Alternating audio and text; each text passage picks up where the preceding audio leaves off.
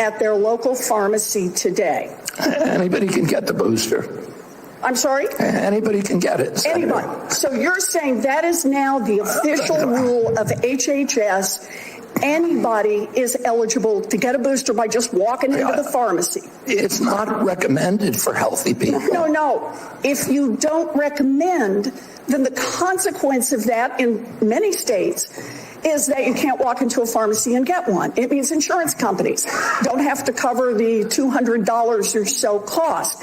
As Senator Dr. Cassidy said, you are effectively denying people vaccines. We're not going to recommend a product for which there's no clinical data for that indication. Is that what I should be doing? What you should be doing is honoring your promise that you made when you were looking to get confirmed in this job. You're going like this. That is, you promised that you would not take away vaccines from anyone who wanted them. You just changed the classification of the COVID vaccine. I'm not taking them away from people, Senator. It takes it away if you can't get it from your pharmacist. Well, most Americans are going to be able to get it from their pharmacy for free. Most Americans will be able to get it from their pharmacy for free. The question is everyone who wants it. That was your promise. I know I didn't. I never promised that I was going to recommend products with which there is no indication. When you said... And I know you've taken $855,000 from pharmaceutical companies, Senator. Did you hold up a big sign saying that you were lying when you said that? Because you are the one who said you would not take them away. The Middle East, though, is not the main event. This is the main event. It's a sideshow. In Israel, the Greater Expansion Project is a sideshow to a sideshow. The defense of Israel is different. And right now, I would argue, as being one of the biggest offenders of Israel and the Jewish people, to argue very simply, the threat, the existential threat to Israel and the Jewish people is not in Tehran. It's not in Tehran. It's going to take them decades to turn that thing around. And if we cut off the oil, it'll happen quicker. The threat is right in New York City. Sadiq, what has happened to London in the last 10 years? Are people asleep? What has happened to Paris? What has happened to Brussels? What has happened to every country except for Hungary and Poland, the ones that said, no, we're not going to do this. We're going to keep our culture. Look at Germany. It's all the same source. Well, I'm afraid this is one thing I agree with Secretary Kennedy on. This is just the start. He and the administration are really destroying the public health infrastructure of the U.S. We've already seen more than 2,000 staff fired from the CDC. We've seen half of the centers in the Centers for Disease Control and Prevention dissolved. And they say one thing, but they do something else. They say they won't take away anyone's vaccines. Right now, today, it is much harder for healthy adults, pregnant women, parents who want their kids vaccinated to get a COVID vaccine in many states around the U.S. Harder for pharmacies to carry it, harder for insurers to cover it, harder for doctors to give it, harder for parents and families to get it.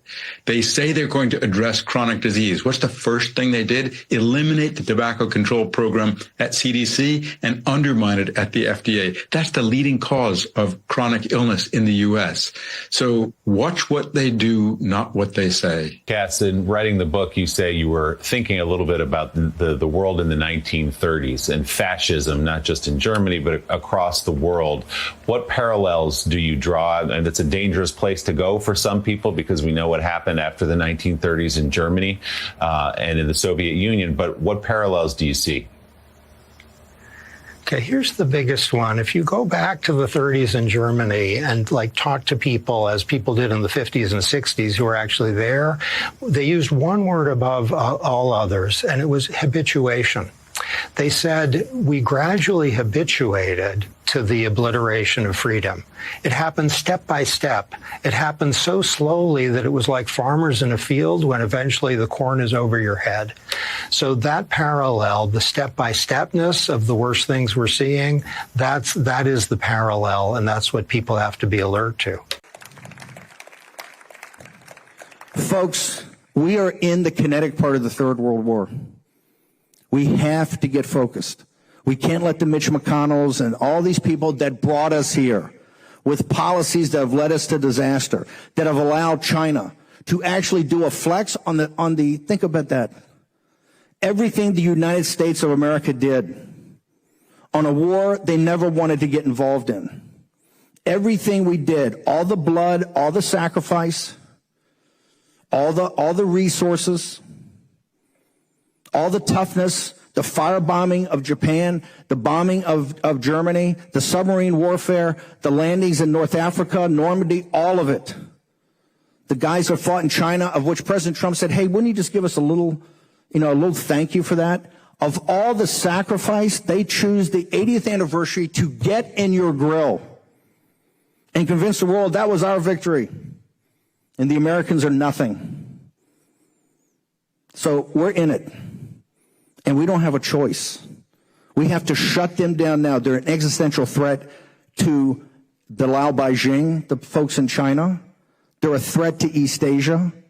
They're a threat to all our allies, and they're a threat to the people of the United States. What they've done in this country to co-opt Wall Street, to co-opt the tech oligarchs, and that's what America First is, putting our citizens, our sovereignty, our country first. If we do that, we're going to win. There's no doubt we're going to win. But if we flinch on that at any time, we could lose this. Because an individual like Donald Trump comes along maybe once in a country's history. We've had three: Washington, Lincoln, and Trump. With all his imperfection, in fact, his imperfections, his rising above his imperfections is his true greatness. Thank you. Make America great again. Thank you. Appreciate it.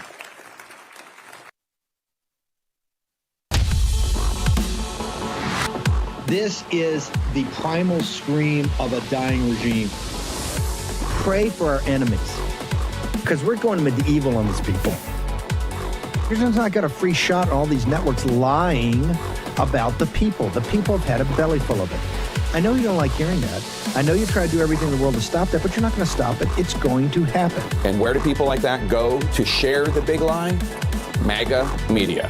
I wish in my soul, I wish that any of these people had a conscience. Ask yourself, what is my task and what is my purpose? If that answer is to save my country, this country will be saved. War Room. Here's your host, Stephen K. Bannon.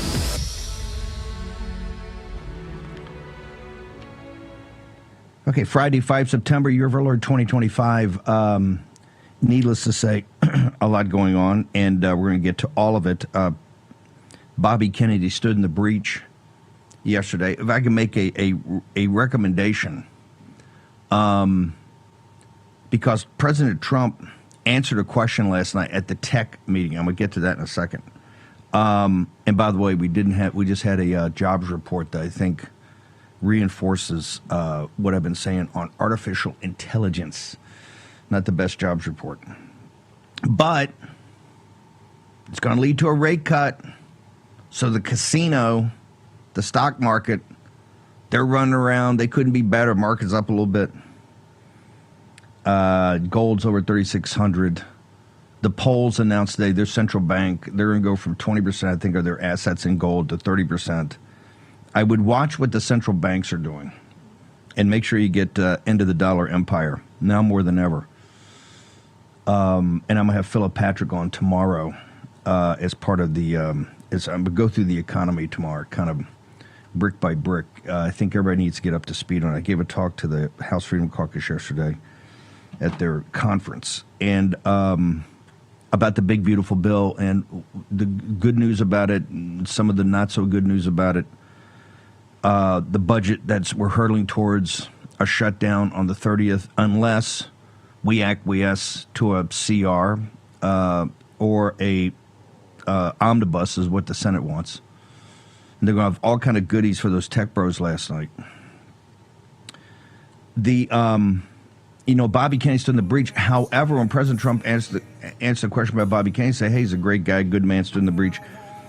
I think we want to get to a place where President Trump can say, hey, I've seen the data. I've seen the analysis. I've seen it. I've weighed and measured it. President Trump's a business guy. He's very good with numbers. I think that presentation's got to be made. Bobby Kennedy stood in the breach and you heard they were like harridans. I mean, they were hectoring the whole time, and they're on the payroll of big pharma. But the data and the math is on our side. We ought to be leading with that. We ought to be overwhelming them. So call them out and call them out what they've done for 20 years, and Bobby Kennedy did a great job of that. But this is a communications problem, not a policy problem. We're in an information war, folks. You know that. You're the hoplites in the information war. You're the force multipliers. You're the ones that actually make it happen. We're also in an information war in the economy. We have to be on offense. President Trump's on offense on policy.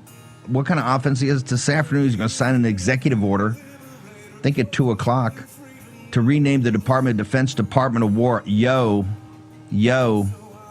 Because he says, hey, I want to go back to the name we had when we won them.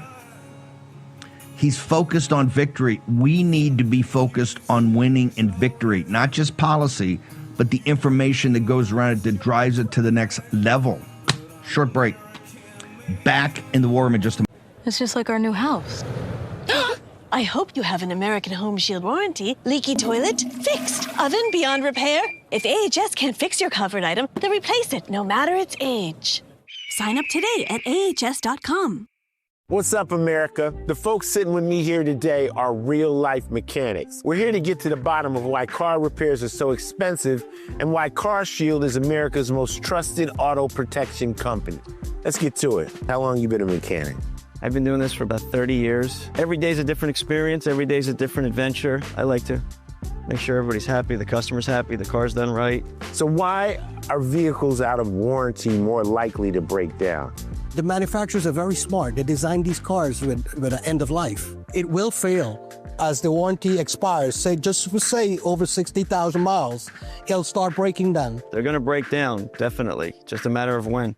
When somebody has CarShield, what's the experience when they come to you? You drop off your car, we verify your concern, we notify CarShield, usually get an instant approval, put you in a rental car, and get you back on the road as quick as possible. I show them what it would cost if they didn't have CarShield versus if they did, and they can't believe how many thousands of dollars they're saving on this repair and how easy it went through, and the deductible is pretty much all they have to worry about. How has being a mechanic changed since you guys started? Most challenging parts about being a mechanic is keeping up with technology these days. That's the hardest part. As these new cars come out, it's new software, new tooling, is a constant evolution. Technology has totally changed from just the basic, everybody could fix a car 30 years ago, to today. You need so much education, background, computer knowledge. And there you have it. No other company protects drivers like CarShield. The bottom line is, if you're driving an out-of-warranty car, you could be putting yourself at risk of paying thousands for car repairs. Call CarShield before a breakdown happens. Get covered repairs paid. Call CarShield now for your free quote and to lock in your rate with their price lock guarantee. Call now. Call 800-202-9188. 800-202-9188. 800-202-9188. Selling your home shouldn't be expensive or stressful. At Ideal Agent, we'll connect you with a top local agent that'll sell your home fast for top dollar, and all this for as low as a 2% commission. Ideal Agent connected me with the best realtor in my market, and I saved $12,500 as a result of it, and I got more than my asking price. Ideal Agent is available nationwide, there's no obligation, and best of all, our service is completely free. Call today or visit idealagent.com. Did you know that thousands of authors across the country have written books and published them with Page Publishing? If you've written a book, Page Publishing can help you through the process. We cut through the confusion of the publishing world to make it easy for you. Call or scan for your free writer's guide today. Hello, America's Voice family. Are you on Getter yet? No? What are you waiting for? It's free. It's uncensored, and it's where all the biggest voices in conservative media are speaking out.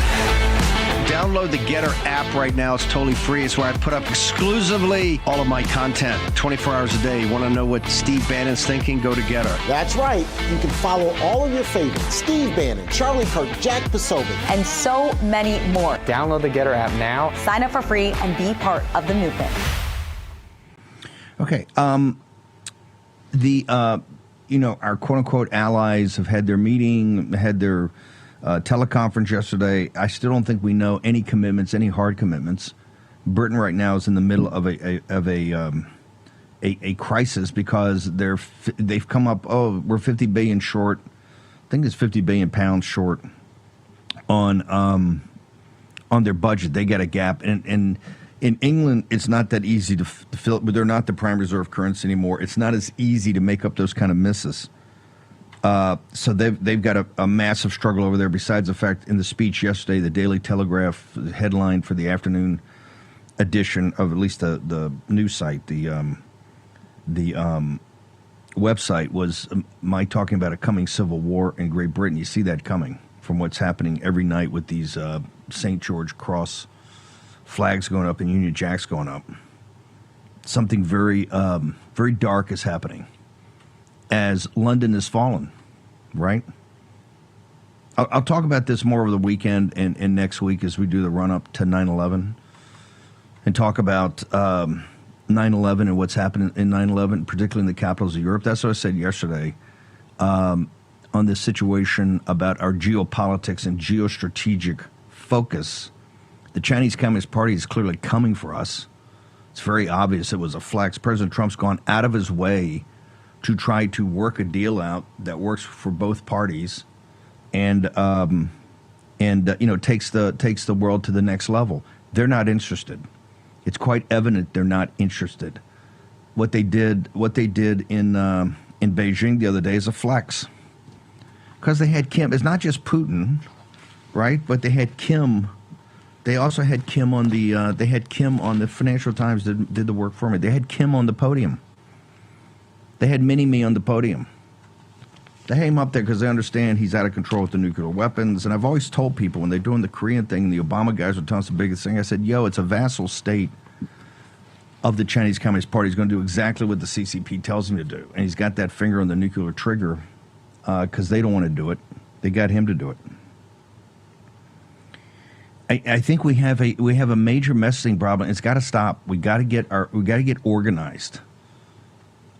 There's got to be a cohesive economic message. It just has to be. There's many great things going on in the big, beautiful bill. This is what I told the Freedom Caucus yesterday. And the White House, you've got different elements of the White House. You got Commerce, you got Treasury. There's good news. We got to bundle it in a package, and boom. First step is to concentration of force and power to give what we call muzzle velocity. That's what Robert Bartley, the great editor of the Wall Street Journal, had two great things for people thinking about information warfare. Number one, it ain't a scoop until you treat it as a scoop. Number two is muzzle velocity on any story. You have to be able to drive through the white noise, and particularly the resistance of the mainstream media is just the propaganda arm for the globalist, for the existing order, the established order. And also, I think we have to have this conversation. We have to have it now, because last night was, quite frankly, an outrage. The day that Bobby Kennedy testifies and is getting grilled and crucified in a star chamber, as we told you, on Inquisition, and look at the inappropriate. They call him a liar. They call him a grifter. They call him a con artist. They called him a shill. They said he should be fired. He should be terminated. And this is the Republicans. Just kidding. But the Republicans were not great. Cassidy was terrible. And later we'll talk about Cassidy. There's no chance he's going to beat John Bell Edwards in a race down there in Louisiana. MAGA can't stand this guy. The Maha movement hates him. They should hate him. His little trick questions yesterday to Bobby Kennedy were unacceptable. But how do you have, on the day that Kennedy's going to testify, how do you have these the tech oligarchs in there with the president, who are the worst? First off, they all hate the president. If for somehow Newsom wins in 28, I know it's remote, but I'm just saying, theoretically, if he wins in 28, they're all going to be on his side. They're all progressives to a person. There's not one MAGA person in that crowd. In fact, they hate MAGA. They hate the American people. They consider you deal baggage. They don't look out for the American people. They don't look out for the country. They don't even believe in the country. They don't even believe in the nation state. It's the worst group of humans on earth. half of them on the spectrum. And you have Mark Zuckerberg. And by the way, the people responsible for this is guy Michael Kratsiosis. I don't even know why he's around the White House, this technology guy. He's a open door to these guys. With on the day that Bobby Kennedy, you have the worst people in the pandemic, in the information warfare, in the lies and information warfare and suppression. You have that crowd there on the day that Bobby Kennedy testifies. Have you lost your mind? See, they have no fundamental basic understanding of our movement. They just don't. They just come in after November 4th. Yes, they throw a little money at Trump in 2024. No doubt. They put some money up. But they're grifting. And David Sachs, I don't even know his role and his conflicts of interest. We're going to have Senator Banks on here in a while talking about it. These lobbyists, the law firms pushing this, it's got to stop. It's got to stop. Here's what's got to stop. You want to have a catastrophe in 2026? Keep going down the road of the tech bros. You want to have a catastrophe in 20, and they're going to bail on you in a second. It's not like, okay, we'll do it because they're in the trenches, they're fixed bayonets. No, the exact opposite. They're all progressive Democrats. Not one of them, maybe a couple of them are libertarians, right? And that's just a phony way to say, oh, I'm a libertarian, which they're really a progressive Democrat. Somebody's got to wake up there. Kratsiosis is, if he's putting these things together, that is an insult to the Maha movement. To see that crowd after Bobby Kennedy gets eviscerated and he stands in the breach hammering, you have the crowd that made the pandemic worse. Yes, Fauci and Collins and all of it, yeah, and CDC, I got it. But the platform they used to basically shut us down. We were deplatforming all those guys after Zuckerberg helped steal the 2020 election. We were shut down by all of them because of the pandemic. And you have those guys there, they're not with us. They're not with the president. They will put the knife in him in a second. And they don't get it. They fundamentally do not get our movement, and they hate the American people. Sachs, the conflicts of interest with this guy, it's got to stop. And he's sitting there right next to Zuckerberg, bouncing around. And the guy at the technology office is setting these things up on the day that Bobby Kennedy they try to do a star chamber and an inquisition on a man that stood in the breach and call him out. They said, hey, how much money are you taking? What have you done in the last 25 years to stop it? Because big tech's in business with big pharma. 100% with them. And on that night, you have a celebratory dinner with the president. And by the way, not briefing the president. Somebody's got to inform the president that, because they're holding it back for that information back from him. As Mike Davis says, the Google lawsuit was dropped in President Trump's first term. Just like the FTC suit against Zuckerberg. I don't even know how you have Zuckerberg next to the president when Zuckerberg's trying to get in the Oval Office to try to work out some deal so we don't break up Facebook, which we want to break up Facebook. We want to break up Google. The headline, Wall Street Journal yesterday, Google ruling shows limits to U.S. antitrust enforcement. There ain't going to be any limits. You got to break these people up. They are evil. They do not support this movement. They're out for themselves. They don't even believe in the nation state. They got all these weird theories, dark enlightenment, weird theories, network effect and networks, and they're going to do this. And they're all going to. You heard.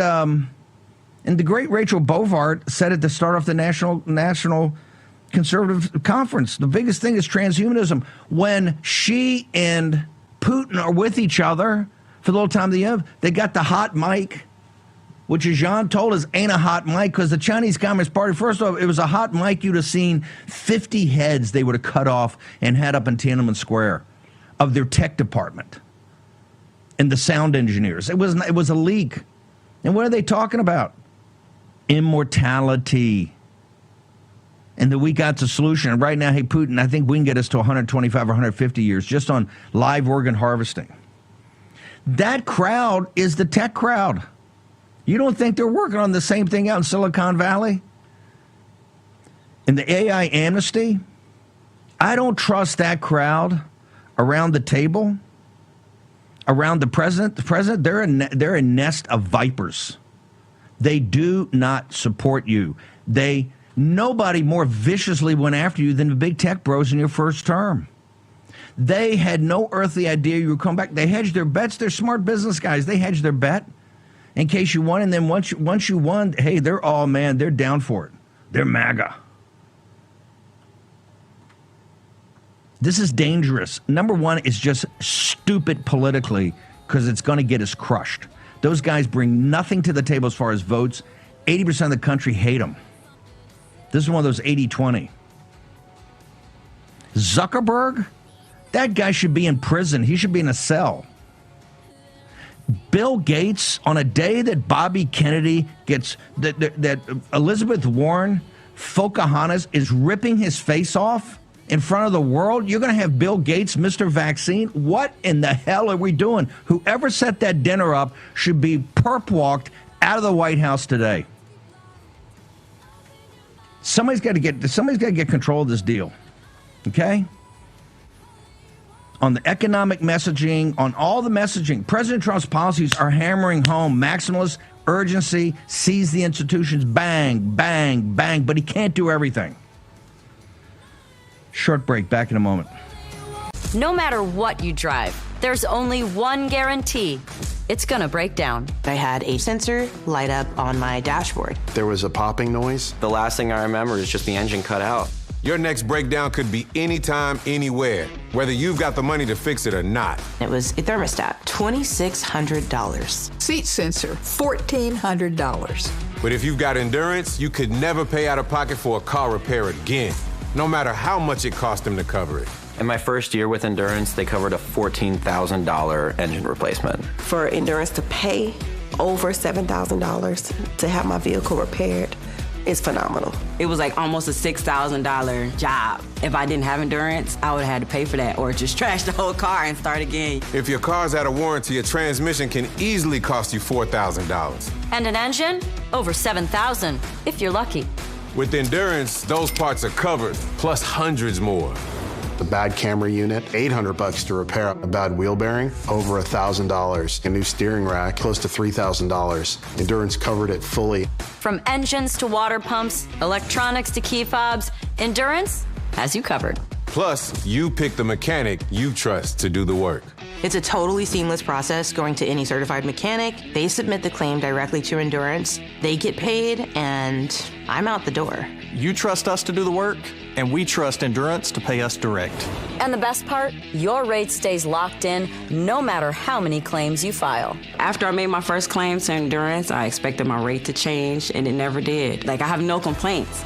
Endurance has been trusted by millions of Americans for nearly 2 decades. I've had 2 claims for over $4,600. Less than 1 year after signing up, Endurance saved me over $7,000. Whether you put 10,000 or 100,000 miles a year on your car, if it's under 20 years old, Endurance has you covered. Plus, your plan includes 24/7 roadside assistance anywhere in the country. So if your ride breaks down, Endurance has your back. They'll jump your battery, tow, deliver gas, change a flat, unlock your car, and more. Call now and we'll upgrade you to a full year of Elite benefits free, a $2,000 value. Endurance just gives me that peace of mind, so I do know that every time I'm on the road, I'm covered. So, who's gonna pay for your next breakdown? You? Or Endurance. Endurance saves drivers thousands, and now you can save even more. Right now, you can get $300 off any plan, plus a year of Elite benefits, a $2,000 value free, all backed by a 30-day money-back guarantee. But you have to act now. Remember, out of warranty doesn't mean out of options. Call Endurance and see how much you can save. Call 1-833-496-5095 for a free quote. That's 1-833-496-5095. Morning. I just want to thank everybody for being here. I want to thank the media. They've been very nice lately, although I'm still here. So we have to. They made a couple of bad predictions. That was not good. I've never had that feeling before. I went to an event and people are coming up to me and saying, "You're still here." I said, "What do they mean by that? I didn't hear about this." But anyway, I do. The press has been great in terms of this industry, and they understand the importance of it. This is taking our country to a new level. We're leading the world. We're leading China, but we're leading the world by a lot, and we're leading it because of the people around the table, and all I can do is implement and make it a lot easier for you, and I'll be doing that 100%. So I just want to thank you all. Mark, would you like to say a few words about the company? Well, thanks for hosting us. And this is quite a group to get together. Thank you, Mr. President. It's a great honor to work here at the White House and to work for you. Very grateful for your administration support. We look forward to working together, and thanks for your leadership. We're so grateful for that support. Thank you so much, obviously, for bringing us all together and the policies that you have put in place. Thank you very much. And also, I wanted to thank Madam First Lady for hosting. I want to thank you for including me this evening.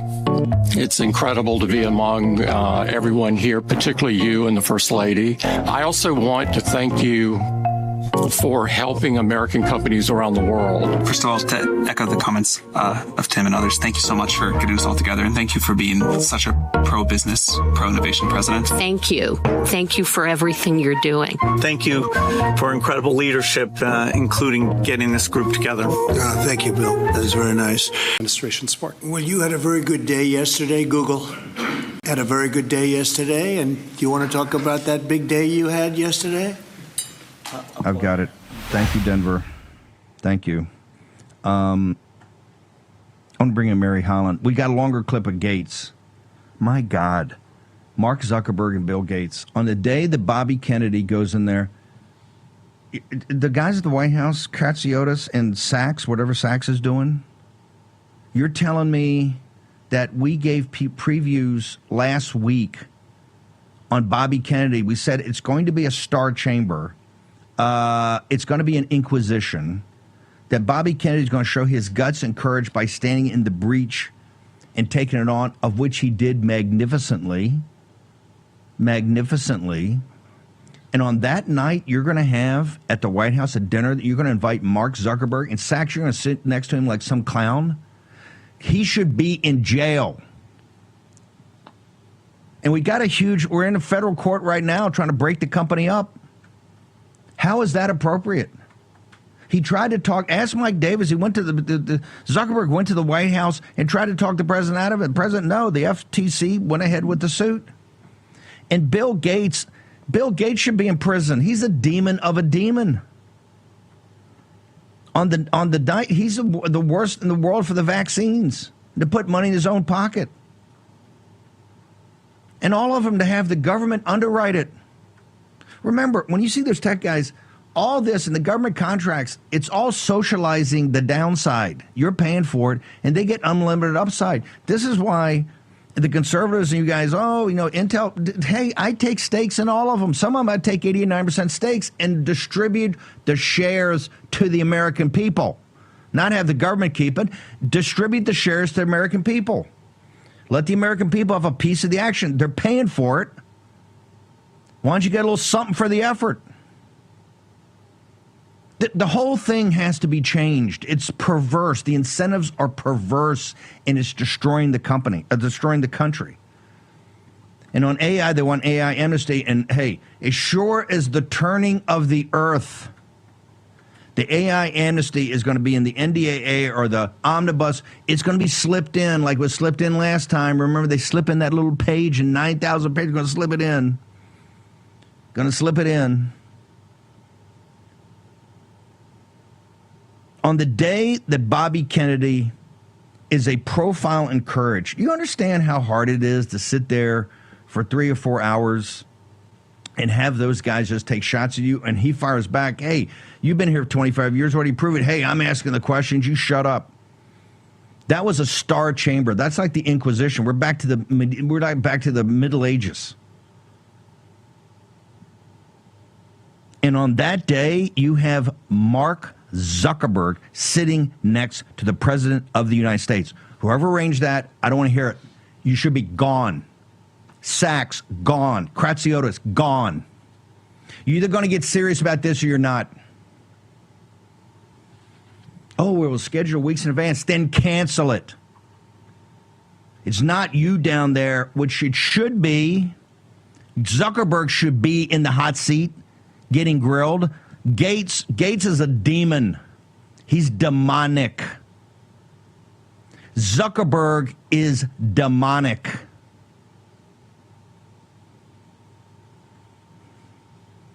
These people bring no votes. The American people hate them. They're all in for themselves. In the day that we stumble, they're going to be on the other side. They're going to be suppressing. This is why the Palantir stuff's so dangerous. It's all going to be used against you.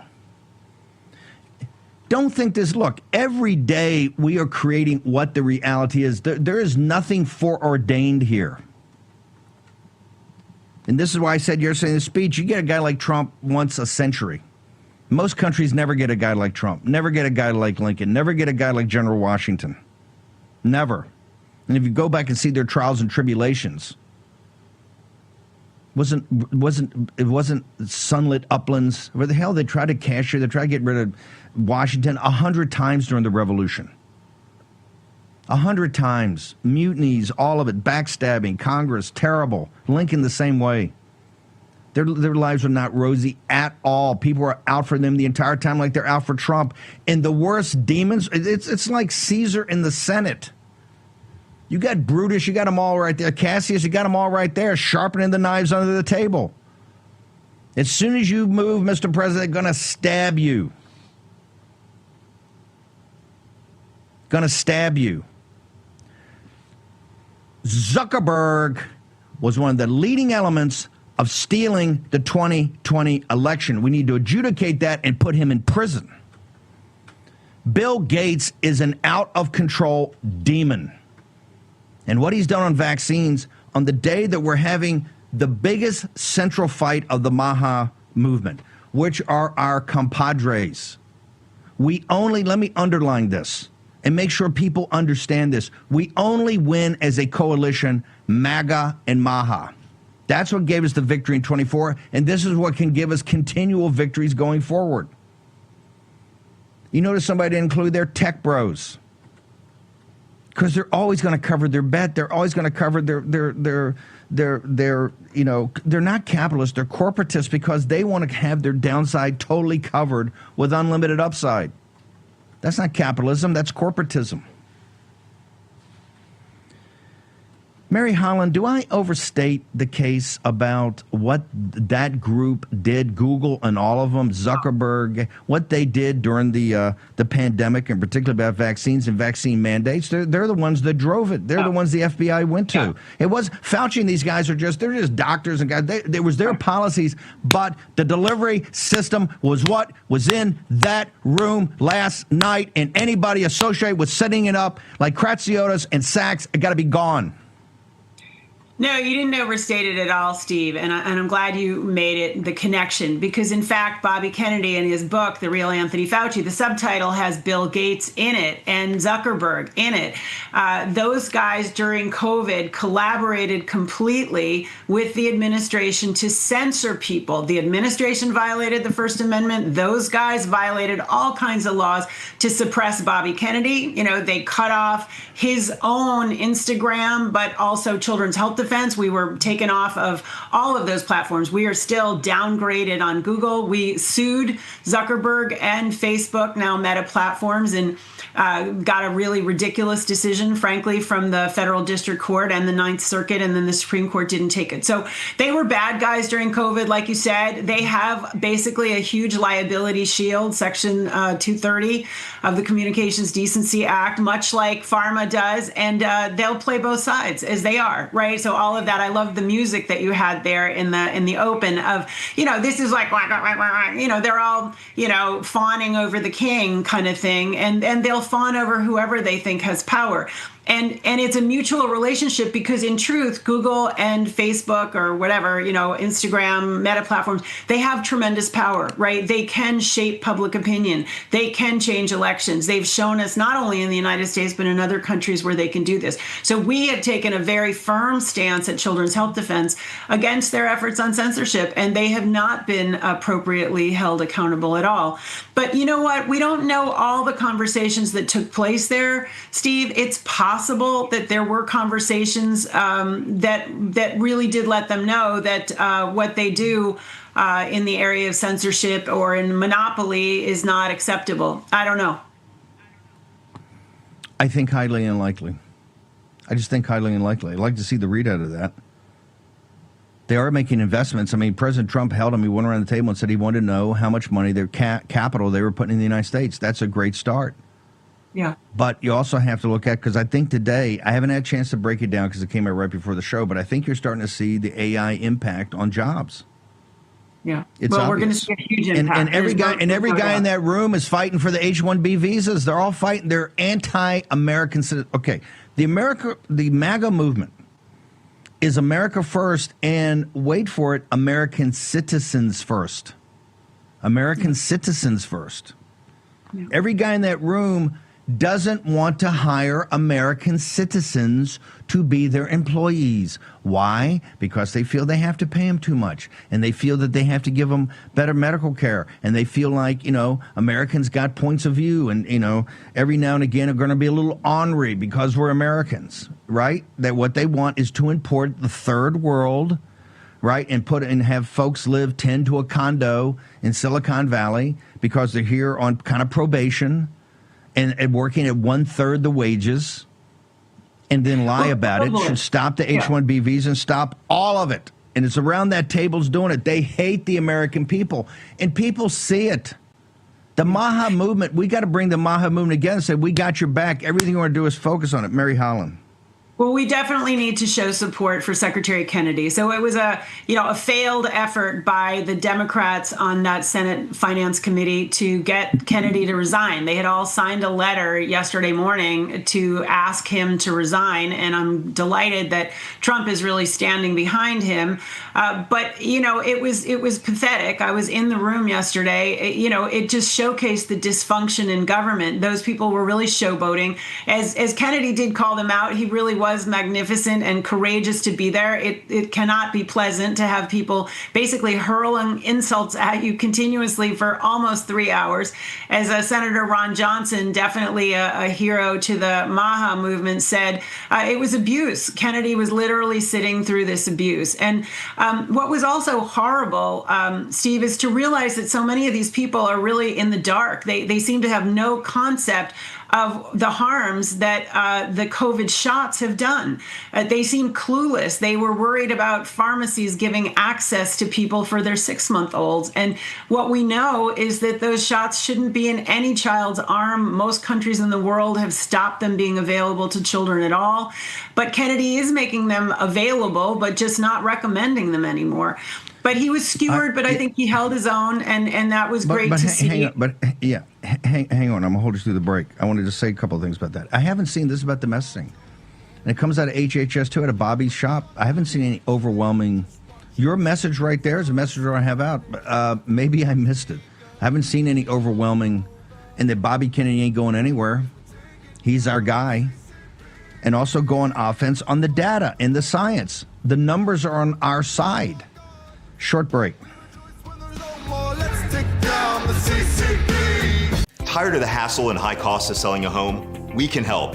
At Ideal Agent, we'll connect you with a top local agent that'll sell your home fast for top dollar, and all this for as low as a 2% commission. We got the top dollar for our house and the lowest commission that I could have imagined. The house sold in 2 days. It was so exciting for us. Ideal Agent is available nationwide. There's no obligation, and best of all, our service is completely free. Call today or visit idealagent.com. Hi, I'm Caleb, and this is my story. I was born with osteogenesis imperfecta, or brittle bone disease. I have broken my bones almost 200 times, and I have had 11 surgeries. But I didn't let that stop me. I love to bike ride, climb, race, and I'm learning how to stand and walk.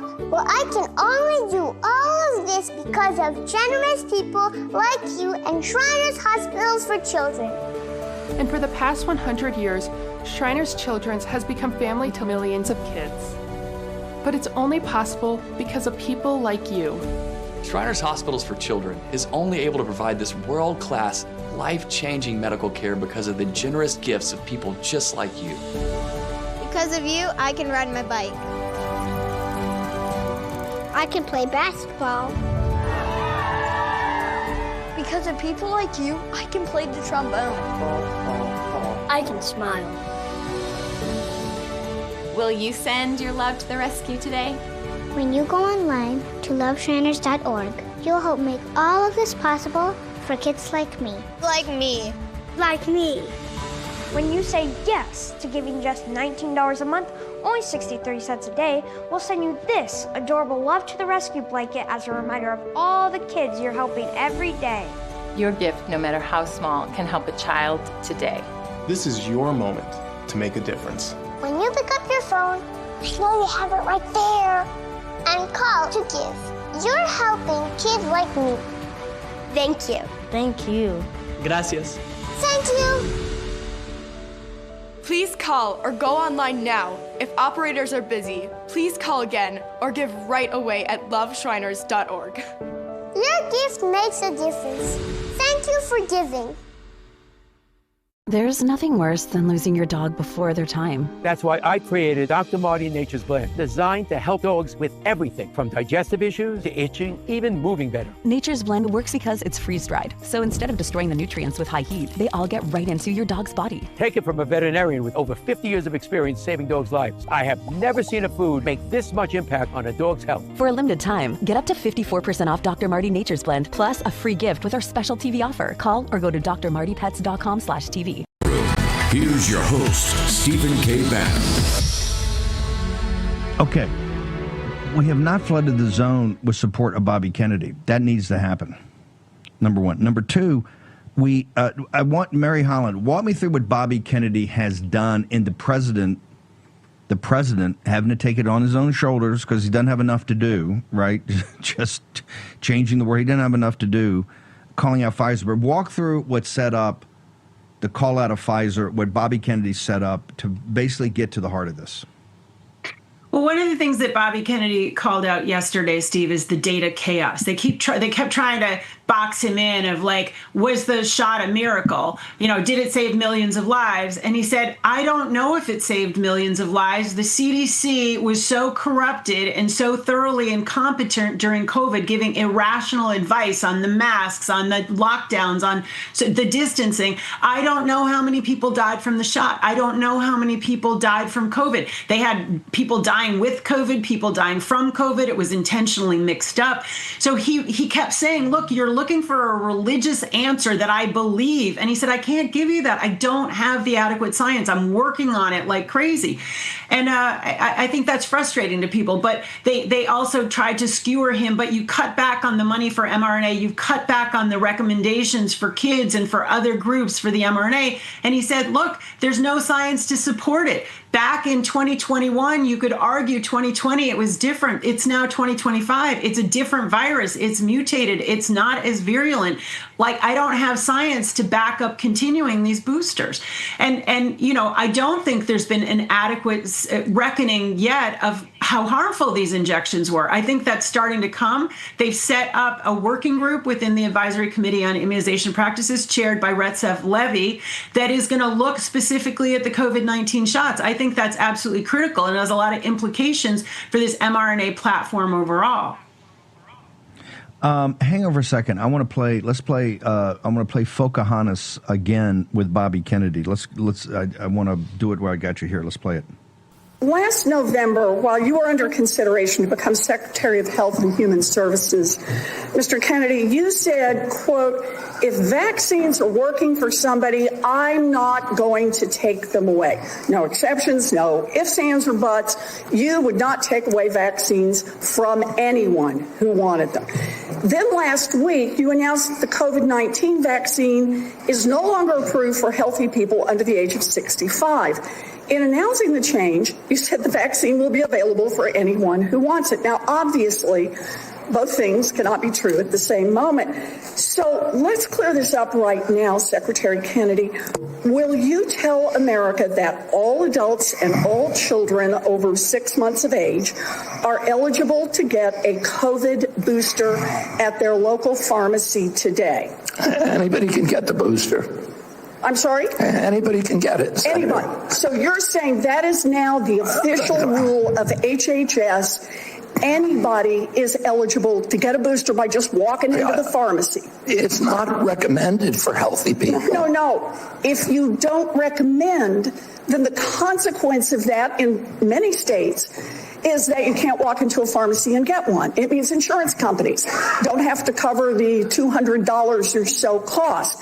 As Senator Dr. Cassidy said, you are effectively denying people vaccines. We're not going to recommend a product for which there's no clinical data for that indication. Is that what I should be doing? What you should be doing is honoring your promise that you made when you were looking to get confirmed in this job. You're going like this. That is, you promised that you would not take away vaccines from anyone who wanted them. You just changed the classification of the COVID vaccine. I'm not taking them away from people, Senator. It takes it away if you can't get it from your pharmacist. Well, most Americans are going to be able to get it from their pharmacy for free. Most Americans will be able to get it from their pharmacy for free. The question is, everyone who wants it, that was your promise. I know I didn't. I never promised that I was going to recommend products with which there is no indication. When you said... And I know you've taken $855,000 from pharmaceutical companies, Senator. Did you hold up a big sign saying that you were lying when you said that? Because you are the one who said you would not take them away. Folks, this is fixed bayonets. This is the heart of it right here. They're all employed by big pharma. She didn't even answer that, and she's taking more than $880,000, taking millions. So is Bernie Sanders. They won't answer the question. And this is why we got to have Bobby Kennedy's back, because he cuts the heart of it. He's not going to recommend something that he believes is and the data. There's no data that shows that it works or it's good for people. Mary Holland. And he's not lying. He's saying, he didn't say it's going to be available for free forever for everybody. He just said it's available. If you want to go pay for it, if you want to go to your doctor, who says it has to be free at your pharmacy in order for it to be available? It's sort of like, apples and oranges. Yes, you can get a booster if you want. But as he said at the very outset, and he put in an op-ed in the Wall Street Journal, under 10% of people are giving this to kids. 2/3 of healthcare providers didn't take the booster.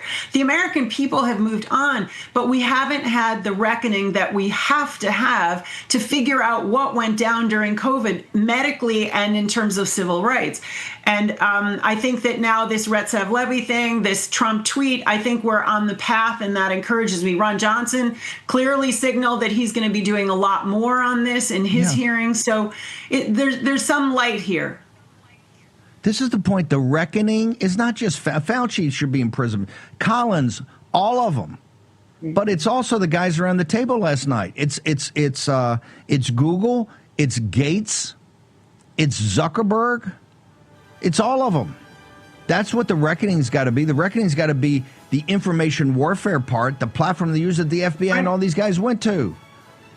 Remember, everybody in this audience, you're all a bunch of nutcases. Now the American people have turned, and they've turned with no media support. You've got shows like this and a handful of these other shows that focus on this. It's monumental. Why you cannot? It's amazing because you can't get around the common sense of the American people. They know they were sold something, and then all the mandates. This is why Dr. Latipo and Governor DeSantis. Good on you. Bless them. It's time to rip the Band-Aid off. Mary, hang around for a second. I'm not finished. I know you're pressed for time, but I want to finish this because we need to flood the zone with Bobby Kennedy. This is a topic where we're winning. The American people are on our side, and they're not on the tech bro side. We're winning. And the coalition of Make America Healthy Again and Make America Great Again, that fusion is unbeatable. It's the politics of today. It's the politics of the future. And if you do not get that, get the hell out of the room. Short break. Back in a moment. Yep, your worst nightmare. Your car broke down. Now you're worried if it's going to cost you a fortune in repair bills. Unless you already called CarShield, the legit #1 auto protection company in the country. When you're protected with a plan through CarShield, the process is smooth like ice and done in as little as 3 steps. 1.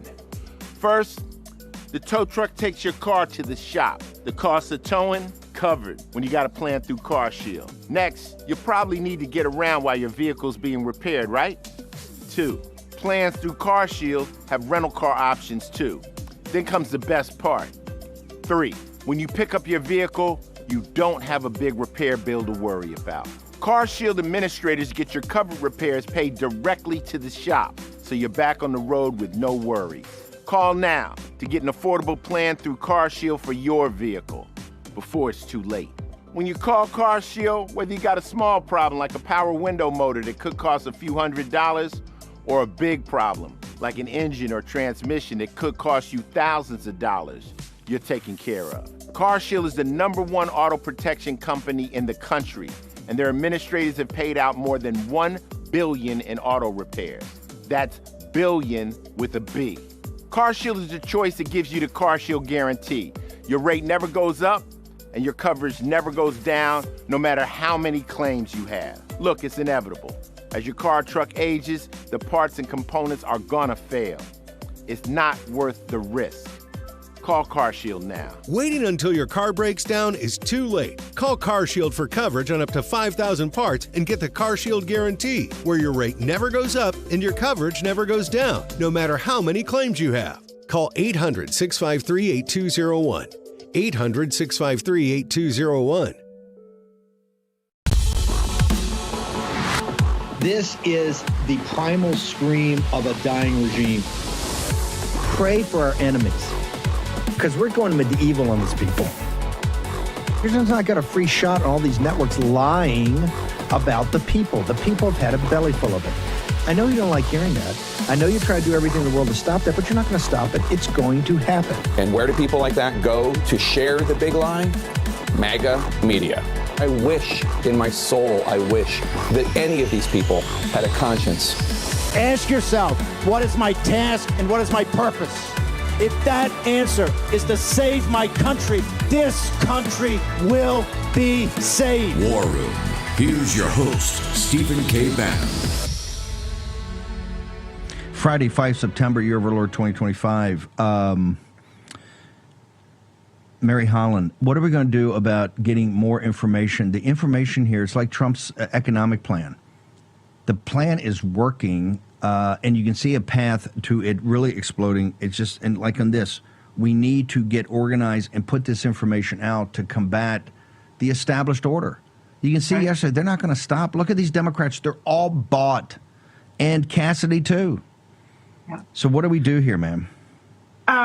You're absolutely right. We have to flood the zone, I think, to support Kennedy in Make America Healthy. And I agree with you. You can't make America great if you're not healthy. That's really what Kennedy is about, is like most Americans have some kind of chronic health condition. It doesn't have to be that way. When his uncle was president, it was a small fraction of the American people. We've just been getting sicker, and pharma's been making more money, and politicians have been getting more bought off, and we've got to change that. So this is a great month to flood the zone. Come to at X Children's HD. That's our hashtag, and it's definitely valuable, or not hashtag, but at Children's HD.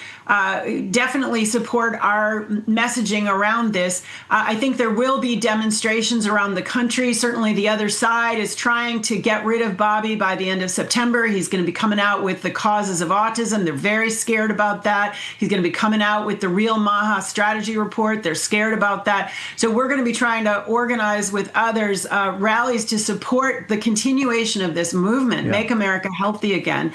Our website, children'shealthdefense.org, is one of the ones that's going to give you truthful information. We have a free newsletter every day, The Defender, streaming every day on these health topics. And there's other places too. ICANN is another one, National Vaccine Information Center, Stand for Health Freedom. There's a lot of pillars in this movement. And I agree with you that together, Make America Healthy and Make America Great are really pretty unstoppable. But they're both really important components. They're different. They reach different constituencies. Bobby Kennedy said yesterday, flat out, we're the most unhealthy country in the world. Advanced, first of all, advanced democracy, advanced, capitalist industrial power, post-industrial power, the unhealthiest. I want to get 2 dates in people's mind as we always go through critical path. I think the 15th, correct me if I'm wrong, there's 2 blockbusters coming out, and this is why they're after Kennedy. They wanted this hearing yesterday. Right. They are going to try to remove Bobby Kennedy in the month of September because of 2 reports. You have the Make America Healthy. Well, first off, the autism, I think, is out the 15th of September, roughly, correct? What causes autism? I think it's going to be the 25th is a meeting of the Maha Institute on Autism. I don't know. I don't think we have a date yet, Steve. I'm thinking that's probably more towards the end of the month. Sooner than that, a draft report of the Make America Healthy Again Commission report, a draft has been leaked. It's not final. Yeah. But this month, those 2 things are coming out, right? The strategy report, how they're going to make America healthier again, and what are the basic causes of autism? Where's the research going to go? Those are 2 reasons why pharma is pretty petrified, and they're pulling out all the stops, right? Wall Street Journal, Okay, they're pulling out all the stops. I might add, we showed Bobby Kennedy's virtually for the entire 2 hours. A couple times it got a little slow there, but Fox, I don't think, showed any of it because they're in cahoots on this thing. The big tech guys around that table are in cahoots. Big pharma, they're coming for Bobby Kennedy's scalp. The autism report is going to rip the mask off of what these guys have been doing. And how they've been making money, and how the doctors are compromised. The whole system's compromised, and the American people intuitively get it. That's why the voting math is on our side, and we have to take leadership of that. We have to push this forward. And hey, the fight over Bobby Kennedy, the confirmation was hard enough. It ain't nothing compared to what's going to happen because they're coming now. Last night, all they spend time on now is Epstein and Epstein and Bobby Kennedy, and they throw in a little that Trump's a dictator for cleaning up these cities. So, ma'am, one more time, social media, where do people go to get this information? Social media, Children's HD, Mary Holland NYC, but Children's HD on X. We're growing, and you'll get all the basic information there. Thank you so much, ma'am. Appreciate you. Thank you, Steve. Dr. Taylor Marshall, I don't know if I get any more controversial than Bobby Kennedy, the tech oligarchs, and Mary Holland, but I think we can. Dr. Marshall, your book's on fire. Your interview over with Royce White, amazing. The book is just about to hit the bestseller list. We just need to push it over the top. Why is this thing so controversial? What are you saying that's so controversial in this book? Are you saying that we are a Christian country? Christian nationalism's got to take over. You're going to be like Ayatollah Khomeini. You're going to be an Ayatollah as we go back to, and all the women are going to be Handmaid's Tale. Is that what you're asking for, sir? No, not quite. I mean, whether you agree that America is a Christian nation or not, and I believe that it is in its founding. You look at the 13 colonies, you look at their constitutions and what they held for holding office. I believe it is. But whether it is or not, you want to live in a Christian nation. Christian nations are the best nations. They are the best for economics. They are the best for liberty. They are the best for healthcare. Every single metric is important. And I think a big is Islam. Islam is taking over Europe. It's coming after America. You cannot fight Islam just by being conservative. If you look at history, the only way that we have been successful against the invasion of Islam is through rallying to Jesus Christ. And, your previous guest was talking about, parental rights over children, and that's becoming a big deal. And we talk about that in Christian Patriot. If we're going to fight these aggressions against us and our children, we have to rally to civilization. I know a lot of people say Western civilization, but living in the West or living in a geography doesn't make you great. What made us great was that we were a Christian culture. Christendom was a federation of Christian nations, and it was the best place to live, and it will be the best place to live. And so I think as conservatives, we just need to rethink, what are we conserving and what are our birth rates like? The second biggest religion in America in 2040. Islam is overtaking Europe. If we don't want to live in an Islamic country, we have to say we want to live in a Christian country. There is no neutral. There is no vacuum. And this is why I wrote the book, Christian Patriot. It gives us a Christian political philosophy. We have a 2,000-year tradition of political philosophy. Most people, including Christians, don't know anything about it. So this is a crash course, Christian Patriot, on historic, traditional Christian theory. And then I set forth 12 strategies, 12 ways that Christians can advance the kingdom and create a beautiful culture, a Christian nation, a Christian patrimony, a Christian inheritance. And that's the only way we're going to be able to fight off, the tragedies we've seen in Minnesota, the growing Islamic threat. And then a big problem is birth rates. If Muslims are having 3 to 4 births per woman globally, and Christians are having 2 or less, which is what we're seeing, it's game over. It's demographics. I mean, you can't argue with the mathematics. And so, this book is a strategy, and it talks about birth rates, and it talks about defining marriage and promoting women and saying being a mother is the most beautiful thing. This is what we have to do, and it's a Christian worldview. This is what I said yesterday at the speech, is that the right now with what's happening internally, that we have to sort out to make sure that we stop the insider threat to the United States for the sovereignty and the sovereignty of our citizens. This aspect of the Chinese Communist Party now in their full flex, which the tech bros around that table help create, and their bankers and the Wall Street crowd that finances them and reaps all the profits and all the high stock price, they're all in together. This is why I said to the Middle East right now, CENTCOM is a sideshow to the main event. And the Israel situation, and particularly the greater Israel, is a sideshow to a sideshow. And for Israel and the Jewish people, your threat, your principal existential threat ain't coming from Tehran. The principal existential threat is coming from what you see Sadiq Khan doing in London, which is now a no-go zone for the Jewish people. Right? Go try to have a pro-Israel rally in London and see what happens to you. And it's coming to New York, and nobody's talking about it. Nobody's talking. In fact, 57 or 60% of young Jewish people under 30 years old are going to vote for him. Are going to vote for Mandami.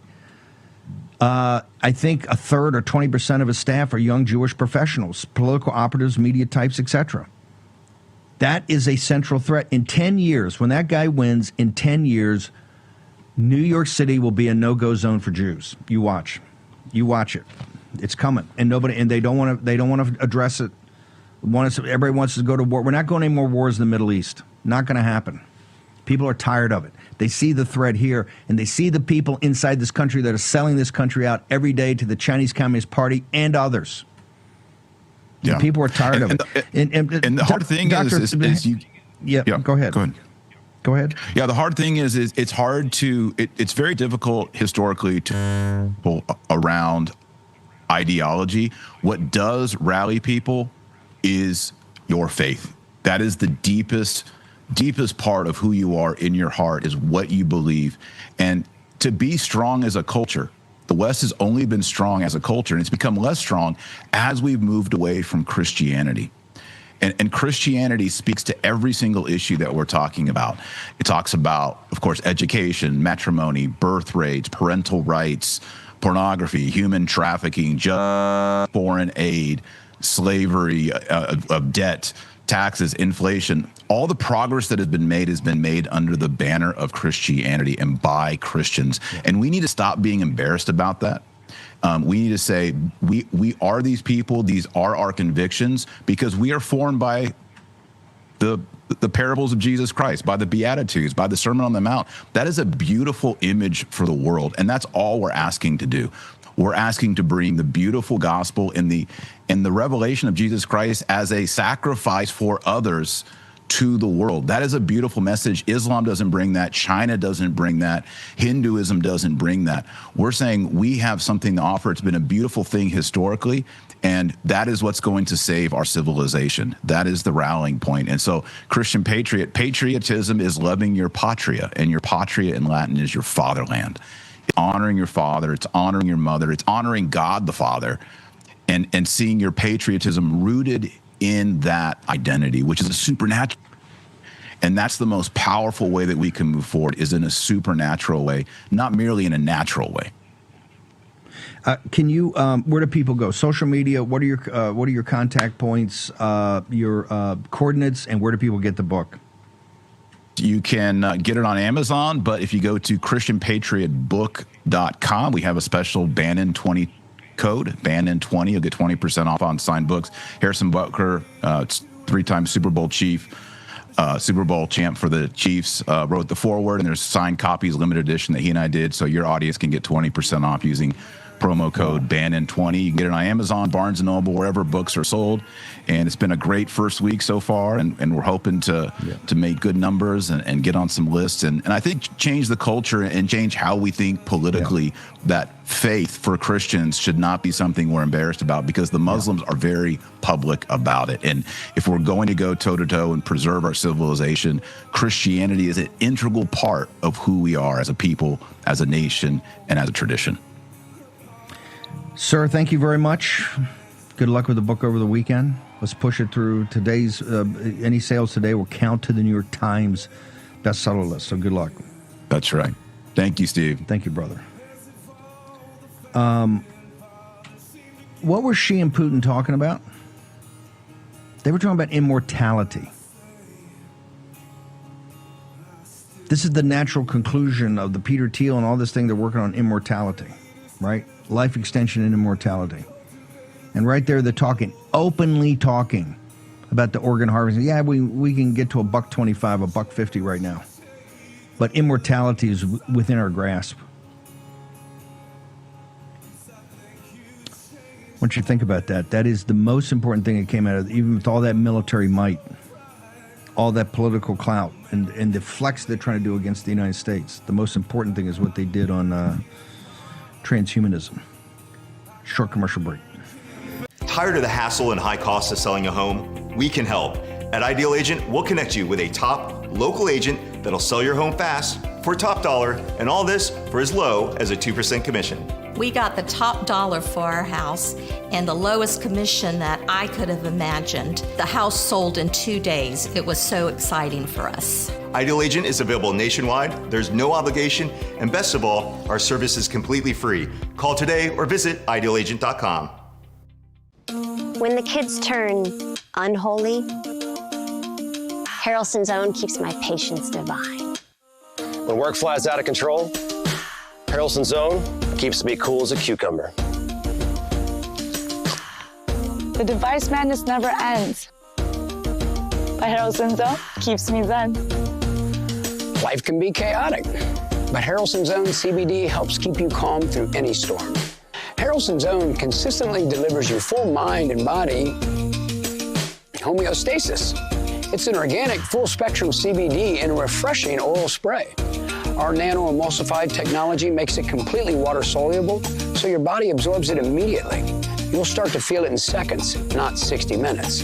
It just makes everything feel better. And it helps me just take the edge off. It helps me relax. It helps me be there with my kids. I swear I'm like a mental ninja. Like nothing can throw me off balance.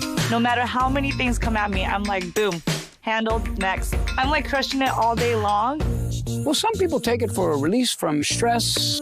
Some take it to get rid of pain. Others just take it for general well-being. For me, Brett Harrelson, it just makes everything about my day a little better.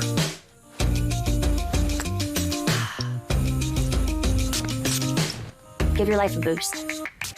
It's just the best you've ever felt in your natural state. My happiness in a bottle is the best. So to sum it all up, you're going to feel the benefits quickly, love the way it feels, and like the way it tastes. Pay a fair price, and you're going to thank us for it. We are so confident you're going to be satisfied that we back every bottle with a 60-day, 100% money-back guarantee. Give Harrelson's Own a try, from our family to yours. Go to HO.com to order Harrelson's Own now. Yep, it's that easy. Just our initials, HO.com. Did you know that thousands of authors across the country have written books and published them with Page Publishing? If you've written a book, Page can help you through the process. We cut through the confusion of the publishing world to make it easy for you.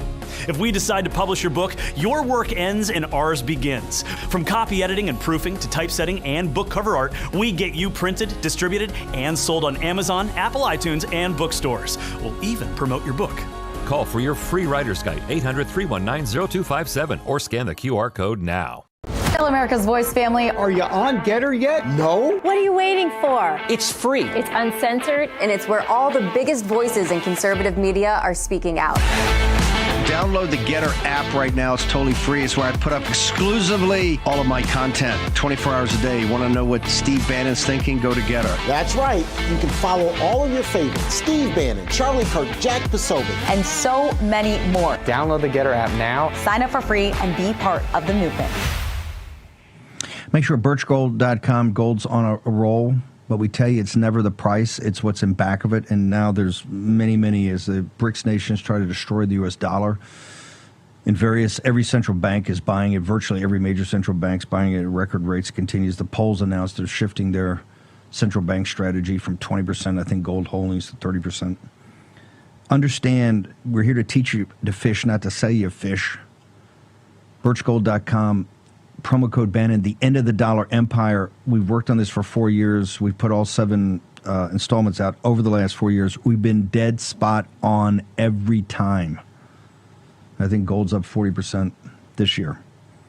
But you have to understand the process and back of it. It's not the price of gold. It's the pattern recognition of the forces that drive the value of gold as a hedge against times of financial turbulence. Birchgold.com, promo code Bannon, end of the dollar empire. 7 free installments were coming out. I'm putting finishing touches on a print edition of this. People want it so badly. And we're also working on the 8th and 9th.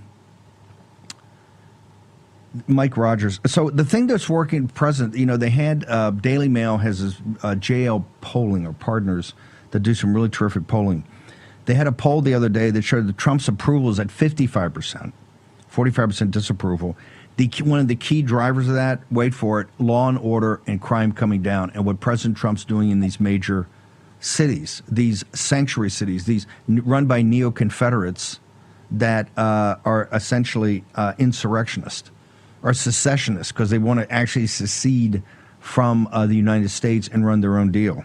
In California, New York City, Chicago, being the worst. But here recently, President Trump's talking about New Orleans. Mike Rogers, former congressman, now the Trump-endorsed candidate, Republican candidate for the Senate in Michigan. You were saying, hey, don't forget about Detroit, because when you get back to the statistics, you actually make the case that Detroit is a hub of violence in this nation. Can you make that case, sir? Yeah, sure. And the statistics show it's the second most violent city in America. And by the way, we've got 4 of those in Michigan, and I'd like to get rid of all of those off of that list.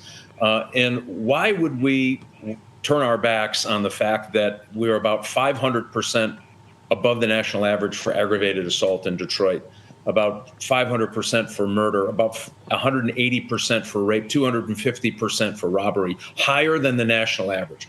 So these are people who are struggling to make it. They're off in a different part of Detroit, so apparently they don't count as much as everyone else. I argue this is a huge opportunity for a city like Detroit to put their hand up and say, come on in, help us out. And what we know, and I'm a former law enforcement guy, is that you can have a huge impact if you get rid of the core of criminality in these communities. It tends to be fewer people doing a lot of the crime.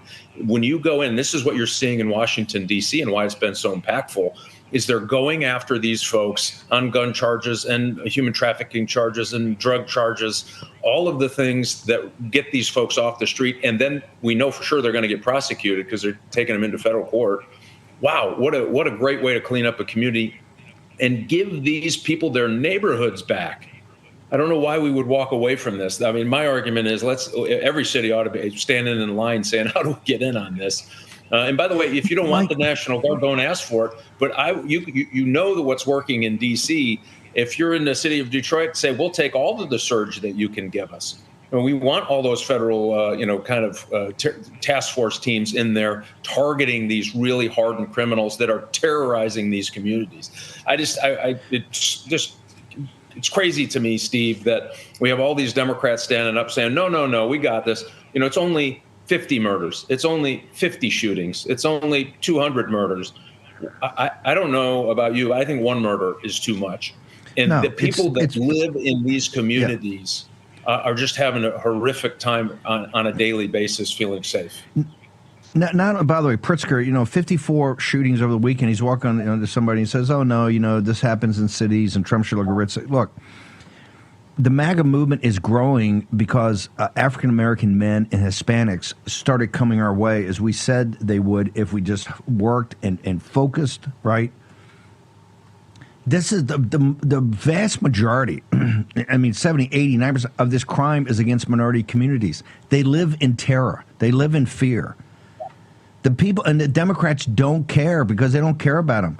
To the degree that we can get President Trump to do this and to come to Detroit, to come to the New Orleans of the world, you're telling the minority community, we're here for you. We understand that you've been terrorized by this. We're here to assist you and to help you take your neighborhoods back. How is that not a winning? How's that not winning policy? And how is that not a winning message, Mike? Well, I think it absolutely is a winning message. And if you get to the heart of it, some people say, oh, this is a political stunt that he's doing. You ask the people whose lives have been improved, where they can now walk to the grocery store or walk to their car without fear of being shot or mugged or robbed or assaulted, or worse, raped, murdered. You ask them what they think just happened in their community. And if you really want to start revitalizing urban centers, and I think Detroit is a phenomenal city and it has so much potential, but you're never going to get there if we are the second most dangerous city in the country. It's not going to ever get there. Who wants to move there? And so they say, well, it's kind of isolated in a community. Well, good. Now we know where it is. Let's clean it up. Why would we ask these people to have to live in that environment when we now have been shown that this policy works in a city like Washington, D.C.? I mean, we ought to stand in line and say, hey, what works is works. If this were a Democrat, I think I'd be saying the same thing. If it works and you're cleaning up crime, problem is the Democrats want to say, well, it's only this many murders. Oh, it's only 5 rapes. It's only, what are you worried about? Oh, I'm worried about 5 rapes or 200 murders. Has the mayor responded to you yet? The only thing that they were doing early is trying to push back on our statistics. But by the way, we got these statistics that they reported to the FBI. I mean, again, it's mostly everybody who's doing the CYA about gosh, it's not as bad as you say it is. I'm not saying it's bad at all. The FBI statistics reported by the city of Detroit say it's bad. And what we're saying is, wow, we have a way to do this. We should do it together. The mayor calls the president. I bet the president would be here in 2 weeks, helping fight crime and giving these people their neighborhoods back. And this is about people. These victims. This affects their whole families. This isn't just a stat on a sheet. Their whole lives are impacted by this. I was just talking to one of the radio hosts. Was a crime reporter, Steve, and he was talking to people who were sleeping below their windows because the bullets might, if the bullets came through the window, it was brick. Unbelievable. Yeah, why do we shouldn't let, this is America. We don't have to have people live that way. American citizens. This is my point. You got to get the crime out here. Have you had a chance? You're the Trump endorsed candidate. You have a chance to talk to Stephen Miller or any of the guys coordinating this for the president? Because I think Detroit ought to definitely move up the list, and particularly all the great Michiganders. I think would greatly appreciate this. Yeah, we made our inquiries for sure, and I think part of it is as the president's doing, he's trying to respect the 10th Amendment. So, in a place like New Orleans that invites him in, it's a much easier case to make. But you could still do law enforcement surges in a way that they did in Washington, D.C. That the National Guard gave the presence on the street to bring crime down, and then you had this surge of DEA and ATF and FBI guys in there catching criminals, illegal criminals, and drug dealers and all of the rest. But I like making the case. I like making the case. I'm an emergency powers guy. I like the fact there's an emergency in Detroit. American citizens can't live like it's in like they're in Gaza. Okay, they can't do that. They're not supposed to do it. They're American citizens. This is an emergency. If the mayor is a corrupt Democrat and is not going to look the other way, and the governor's running for president, so she's never going to allow President Trump to come in, I'm all for, hey, call an emergency and send the National Guard in and federalize them. I understand you're doing the surge that you can do now, and he's being invited into New Orleans, but the people in Detroit, in inner city Detroit, blacks and Hispanics are under siege. It's an emergency in their life. Right, so I would have recommended Stephen Milne, the president. Hell with it. If Whitmer's not going to invite you in, right, and challenge you in the courts, let him come at you with posse comitatus, and let's see where the cards fall. Take it to the Supreme Court. Well, and when they go interview people who are in these high crime areas, the media, if they have the courage to do that, they're sticking a microphone and people saying, hey, I don't know if I like it or not, but I know what I like. I want to be able to feel safe. I like that. And that's a lot. And so you start thinking about what this is doing for these communities. It will empower them. This is what the people don't understand, I think, on the left. They think that this is some kind of horrible thing. You're empowering the good people. And by the way, just because you're poor does not make you a bad person. And to be managed and locked into a section of the city that nobody wants to go. Ridiculous. Every community ought to have a chance. Every child ought to be able to walk to school without fear for getting recruited in gangs or 100%. Sold drugs or shot or assaulted. I mean, this is nuts. I mean, they've lost control of the whole sections of their cities across America. This is the opportunity. And you have somebody's going to answer that phone, Mr. Mayor. Yeah. They'll answer the phone and say, how did we get there and how do we help? Why would you turn that down? Why would you do that? Mike, social media coordinates, where do people go to find out more about the campaign? Rogers, ROGERS, for Senate.com. RogersForSenate.com. We'd love to have you. A lot at stake in this race. This is a state we can actually win for the future of the country and certainly the future of the state. We can see there's a pickup in Michigan right there if we get focused. Mike, thank you so much for coming on. Hey, thanks, Steve. We're going to need Michigan, I'm telling you folks, because Town Hall's got a great article up about Louisiana, and Cassidy ain't going to make it. Not going to make it. Not going to make it. Just flat out. And with his performance yesterday around Bobby Kennedy, no, not going to make it. Obvious. You're going to have John Bell Edwards as a senator down there unless you get fucked. No matter what you drive, there's only one guarantee. It's going to break down. I had a sensor light up on my dashboard. There was a popping noise. The last thing I remember is just the engine cut out. Your next breakdown could be anytime, anywhere, whether you've got the money to fix it or not. It was a thermostat, $2,600. Seat sensor, $1,400. But if you've got endurance, you could never pay out of pocket for a car repair again, no matter how much it cost them to cover it. In my first year with Endurance, they covered a $14,000 engine replacement. For Endurance to pay over $7,000 to have my vehicle repaired is phenomenal. It was like almost a $6,000 job. If I didn't have Endurance, I would have had to pay for that or just trash the whole car and start again. If your car's out of warranty, a transmission can easily cost you $4,000. And an engine? Over $7,000, if you're lucky. With Endurance, those parts are covered, plus hundreds more. The bad camera unit, $800 to repair a bad wheel bearing, over $1,000. A new steering rack, close to $3,000. Endurance covered it fully. From engines to water pumps, electronics to key fobs, Endurance has you covered. Plus, you pick the mechanic you trust to do the work. It's a totally seamless process going to any certified mechanic. They submit the claim directly to Endurance. They get paid, and I'm out the door. You trust us to do the work, and we trust Endurance to pay us direct. And the best part, your rate stays locked in no matter how many claims you file. After I made my first claim to Endurance, I expected my rate to change, and it never did. Like, I have no complaints. Endurance has been trusted by millions of Americans for nearly 2 decades. I've had 2 claims for over $4,600. Less than 1 year after signing up, Endurance saved me over $7,000. Whether you put 10,000 or 100,000 miles a year on your car, if it's under 20 years old, Endurance has you covered. Plus, your plan includes 24/7 roadside assistance anywhere in the country. So if your ride breaks down, Endurance has your back. They'll jump your battery, tow, deliver gas, change a flat, unlock your car, and more. Call now and we'll upgrade you to a full year of Elite benefits free, a $2,000 value. Endurance just gives me that peace of mind, so I do know that every time I'm on the road, I'm covered. So, who's gonna pay for your next breakdown? You? Or Endurance. Endurance saves drivers thousands, and now you can save even more. Right now, you can get $300 off any plan, plus a year of Elite benefits, a $2,000 value free, all backed by a 30-day money-back guarantee. But you have to act now. Remember, out of warranty doesn't mean out of options.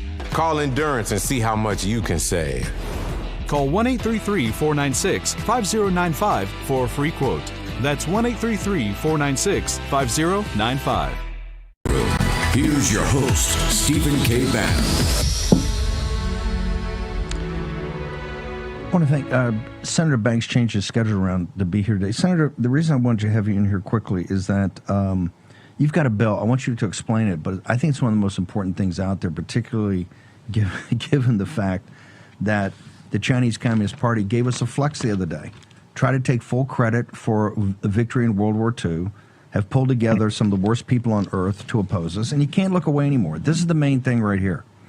We got to get our sovereignty back internally. We got to take care of all of our enemies here that are trying to destroy this country, get our sovereignty back. But you got to take on the main thing, and the main thing is the Chinese Communist Party. Everything else is a sideshow. That's right, Steve. So tell me about your bill, and tell me about your bill and who's opposing it.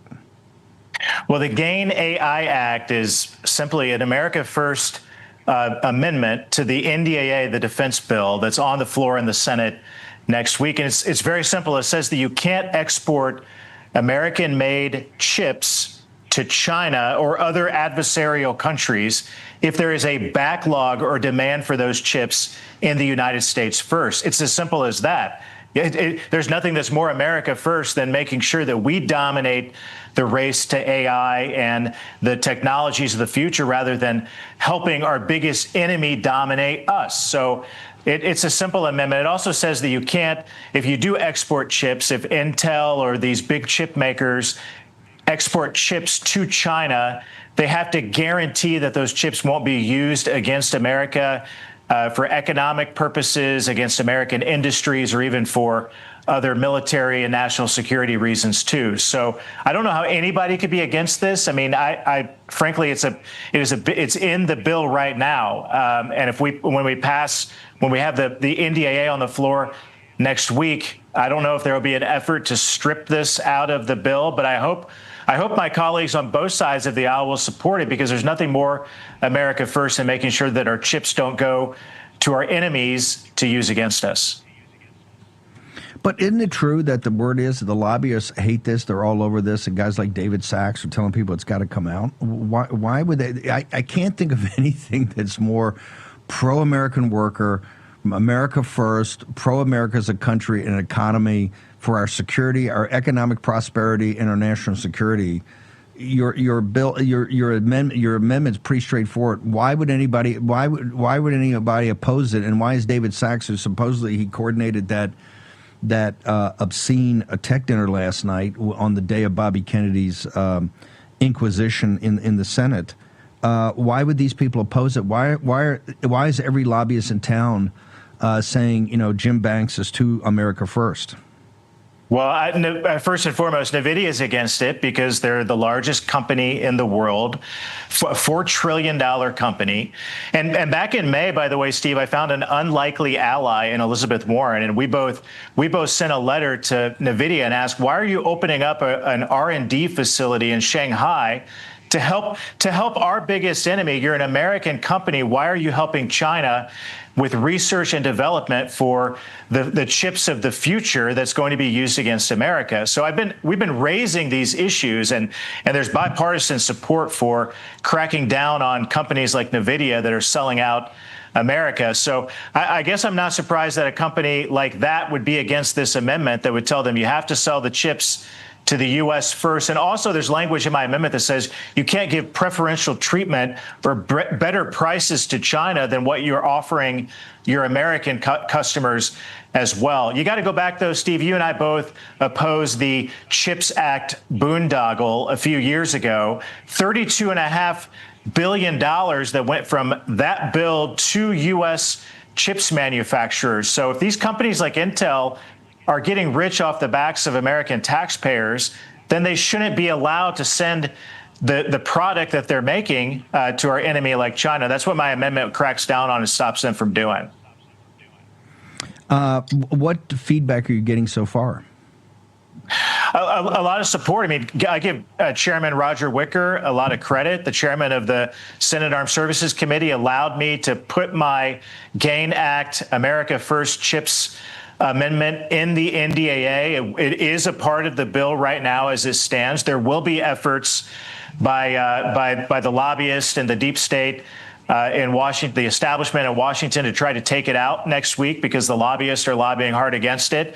But we're going to fight back hard to make sure that doesn't happen. So I appreciate your support and your help. You understand this better than anybody.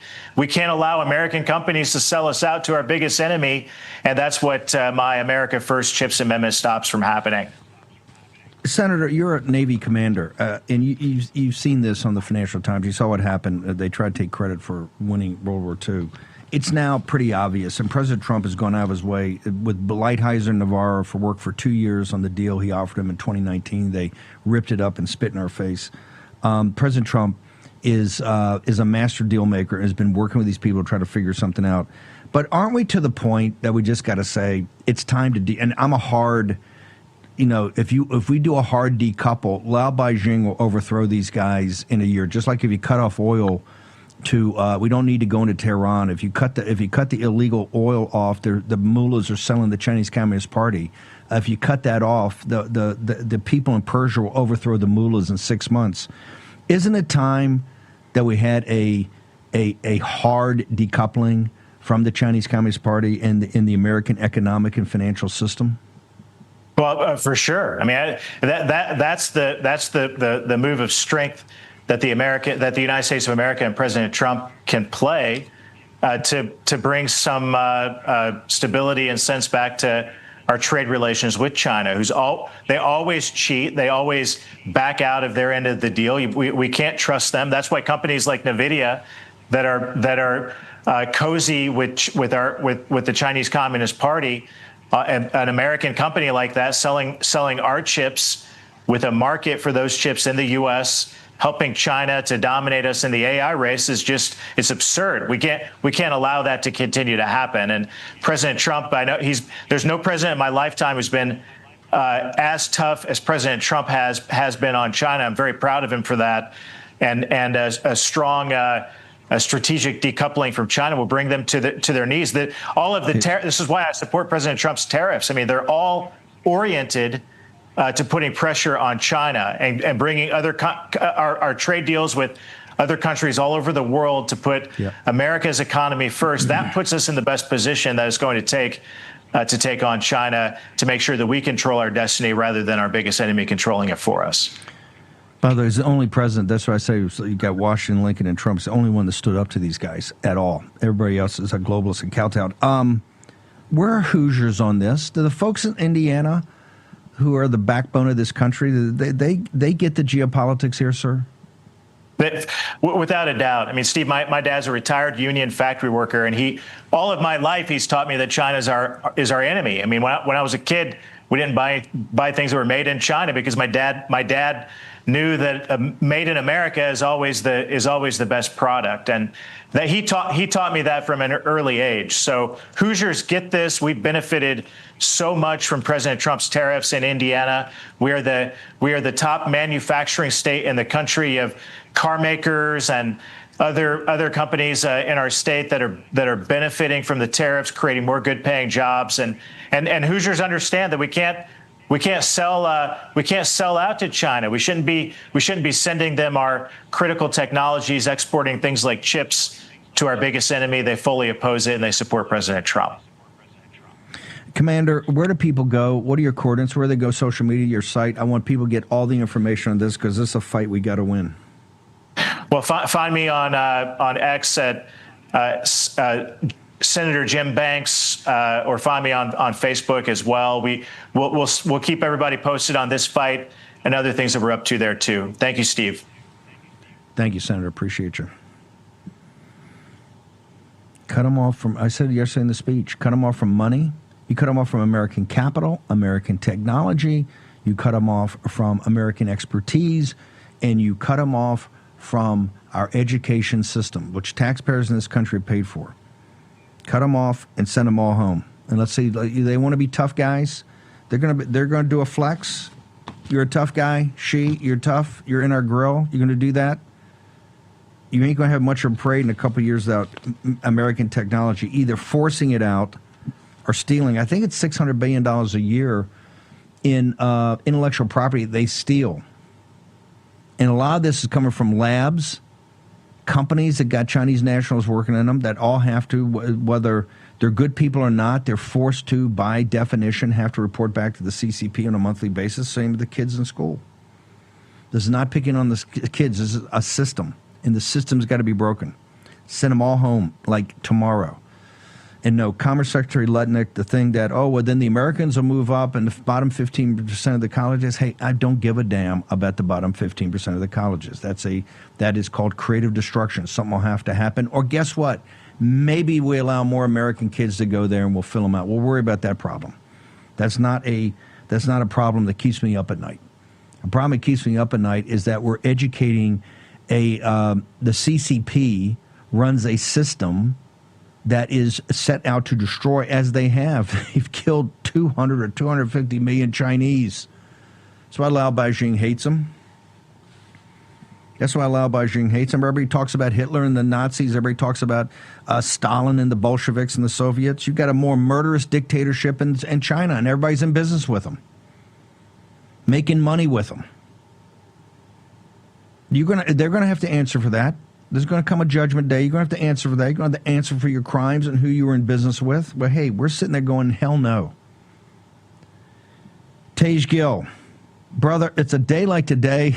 I got my pot of Vorpath in the galley here, and I got jacked up before the show because I knew it was going to be that kind of day. By the way, you had a fantastic. People are still talking to me about on every Labor Day, I get the entrepreneurs on here to talk about building their companies, and people just actually absolutely appreciated you. I want to talk about the success of it. Particularly what I love is that Steve Bannon and Tej Gill don't have to sell this coffee.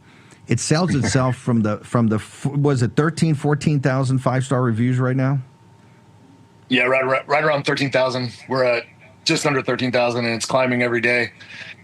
If you haven't looked at the reviews, go on to the website. It's warpath.coffee, and then just click on the review tab. It's crazy. We have, like we just said, almost 13,000 5-star reviews, and they're amazing reviews. People love this. You usually only see these kind of reviews, these numbers on Amazon. So the fact that we have this many reviews on our website is pretty awesome. We have a really loyal following, and that's because we have such a good product. We have amazing coffee. People love it. You can drink it straight black. You don't need milk. You don't need sugar. It's because we don't burn the beans.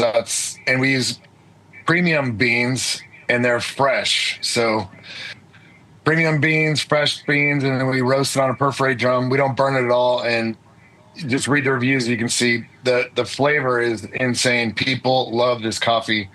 So it's warpath.coffee, and the promo code is War Room. Yeah, that was awesome last weekend for the Labor Day sale when I went on your show. It was crazy. We had so much traffic come to the website. It was huge. It was amazing. I got to give a shout out to the War Room posse for buying up all our coffee last weekend. It was pretty crazy. No, I know your thing. You know, one of the theories, I want you to stick around. I want to talk to you about the Chinese Communist Party and the front page of the Financial Times. When Tej came out of combat and, came out of cycle and decided to start the company and take a couple of years to put together, his theory of the case was coffee is to be enjoyed for its flavor, not just the kick you get from it, but its flavor. And that's what we worked on for so long. The best beans, a process that really enunciates the flavor of the bean. Short break. Back in a moment. Tired of the hassle and high costs of selling a home? We can help. At Ideal Agent, we'll connect you with a top local agent that'll sell your home fast for top dollar, and all this for as low as a 2% commission. We got the top dollar for our house and the lowest commission that I could have imagined. The house sold in 2 days. It was so exciting for us. Ideal Agent is available nationwide. There's no obligation, and best of all, our service is completely free. Call today or visit idealagent.com. What's up, America? The folks sitting with me here today are real-life mechanics. We're here to get to the bottom of why car repairs are so expensive and why CarShield is America's most trusted auto protection company. Let's get to it. How long you been a mechanic? I've been doing this for about 30 years. Every day's a different experience. Every day's a different adventure. I like to make sure everybody's happy, the customer's happy, the car's done right. So why are vehicles out of warranty more likely to break down? The manufacturers are very smart. They designed these cars with an end of life. It will fail as the warranty expires. Say over 60,000 miles, it'll start breaking down. They're going to break down, definitely. Just a matter of when. When somebody has a car shield, what's the experience when they come to you? You drop off your car, we verify your concern, we notify Car Shield, usually get an instant approval, put you in a rental car, and get you back on the road as quick as possible. I show them what it would cost if they didn't have Car Shield versus if they did, and they can't believe how many thousands of dollars they're saving on this repair and how easy it went through, and the deductible is pretty much all they have to worry about. How has being a mechanic changed since you guys started? Most challenging parts about being a mechanic is keeping up with technology these days. That's the hardest part. As these new cars come out, it's new software, new tooling, is a constant evolution. Technology has totally changed from just the basic, everybody could fix a car 30 years ago, to today. You need so much education, background, computer knowledge. And there you have it. No other company protects drivers like Car Shield. The bottom line is, if you're driving an out-of-warranty car, you could be putting yourself at risk of paying thousands for car repairs. Call Car Shield before a breakdown happens. Get covered repairs paid. Call Car Shield now for your free quote and to lock in your rate with their price lock guarantee. Call now. Call 800-202-9188. 800-202-9188. 800-202-9188. Do you suffer in pain? Are you stiff, tense, or less active? Introducing the Easy Well Remedy Massage System, a triple fusion of therapeutic experiences. Full body vibrational therapy increases blood circulation and reduces inflammation. Infrared heat penetrates deep to reduce pain, soothe, and relax. The Ultra Shiatsu pillow with 6 heated nodes mimics a professional massage. Plus, it's detachable for deep relief anywhere you need it. Experience the true remedy for your pain and stiffness. Call now. Here's your host, Stephen K. Bannon. Tej, you spent your career as a patriot defending our country. First of all, the Department of Defense is going to be renamed the Department of War this afternoon. We'll be covering that on Real America's Voice. We'll be back here at 5 to talk about it. It's about time. And the Chinese Communist Party and what they did the other day in this victory celebration, they had nothing to do with victory in World War II, but they're trying to take credit for it. But I said in the speech the other day, this is the main event, and you got to focus on this. The Middle East is a sideshow, and the Israel situation is a sideshow to a sideshow. Your thoughts, sir? Yeah. China's the main game in town, and with their parade saying they won World War II, it's propaganda. But like the old saying goes, if you tell a lie enough times, it becomes a truth. So the Chinese are masters of propaganda. They're partnering up with Russia and Iran and now India, and we've actually pushed them all together through this war in Ukraine. It's going to become a problem. The Chinese military is becoming a powerhouse. They've taken over the South Pacific. They've got stealth bombers, stealth fighters. They steal so much of our intellectual property. And I voted for Trump 3 times, but I don't agree with this 600,000 Chinese students going to American colleges. The Chinese people are great, but the Chinese Communist Party is not great. So in those 600,000 students, there's going to be a lot of spies, and they just funnel our technology back to China, and it goes straight to the Chinese military. And another problem with the Chinese Communist Party is they supply the precursors to fentanyl to the cartels in South and Central America, and then that stuff kills Americans. Like hundreds of thousands of Americans have been killed by fentanyl, and we still... we've sealed the border, but we haven't addressed the root cause. It's coming on container ships to South and Central America. Yeah, that's what I think. They're down around Venezuela. I think we got to get up around the cartels in Mexico. I agree with you 100%. It's the second opium war. Where did they go for this coffee? The champagne of coffee, a coffee that not just has the kick that you need, but also has the flavor that you demand. Where do they go, Tej? Go to warpath.coffee. That's the website. And then for the War Room Posse, use promo code War Room. Right now it's 15% off your entire order. Warpath.coffee, promo code War Room. And if you haven't tried it, try it. Just go there and read the reviews. You have to do just read the reviews. We have amazing reviews because we sell an amazing product. Yeah, go jump on. Read the reviews. It sells itself. Read the reviews. Don't take it from Tage. Don't take it from Steve. Tage Gill, love you, brother. Look forward to having you back. Thank you, sir. Love you too. What a man. Example right there. You can do it too. Tage did it. You can do it. Trevor Comstock did it. Trevor, what do you got for us today? Fantastic job over the weekend. People love having you on the Entrepreneur Special we do every Labor Day. What do you got? Another guy that stepped out, took a risk, and is building one of the great companies in the country. What do you got for us? Hey, Steve, good to see you. So, yeah, I just wanted to quickly mention that our new towel moisturizer is still continuing to sell like crazy since we launched last month, and it's quickly become one of our best sellers. So thank you, War Room, for all the support. It's been amazing. And then also, I'd mentioned that we also just launched our new creatine product, which is amazing for brain health, memory, as well as muscle growth. So I really encourage people to check out those two products specifically, which have been selling very fast. But at least for today, I just wanted to highlight our flagship product, which is our grass-fed beef liver, because I know many people still aren't familiar with the benefits of beef liver, and they don't know just how powerful beef liver is when it comes to nutrition. But it's oftentimes called nature's multivitamin, and for a very good reason, mainly because it's packed with highly bioavailable nutrients like iron, zinc, vitamin A, CoQ10, folate, and many others, which all do things like help support healthy skin, hair, immune support, heart, as well as brain function. And then also, beef liver is amazing because it's has the other critical vitamins that most people are deficient in. So things like selenium, K2, as well as copper.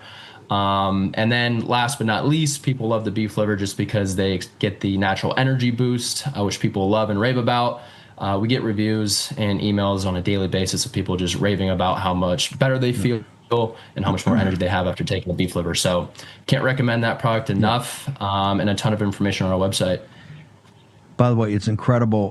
One more time on the brain. Your new brain supplement. It's absolutely incredible. We're on the site. I want everybody to go check that out because you want to be sharp. You got to be sharp to be in the War Room Posse. This will make you razor sharp.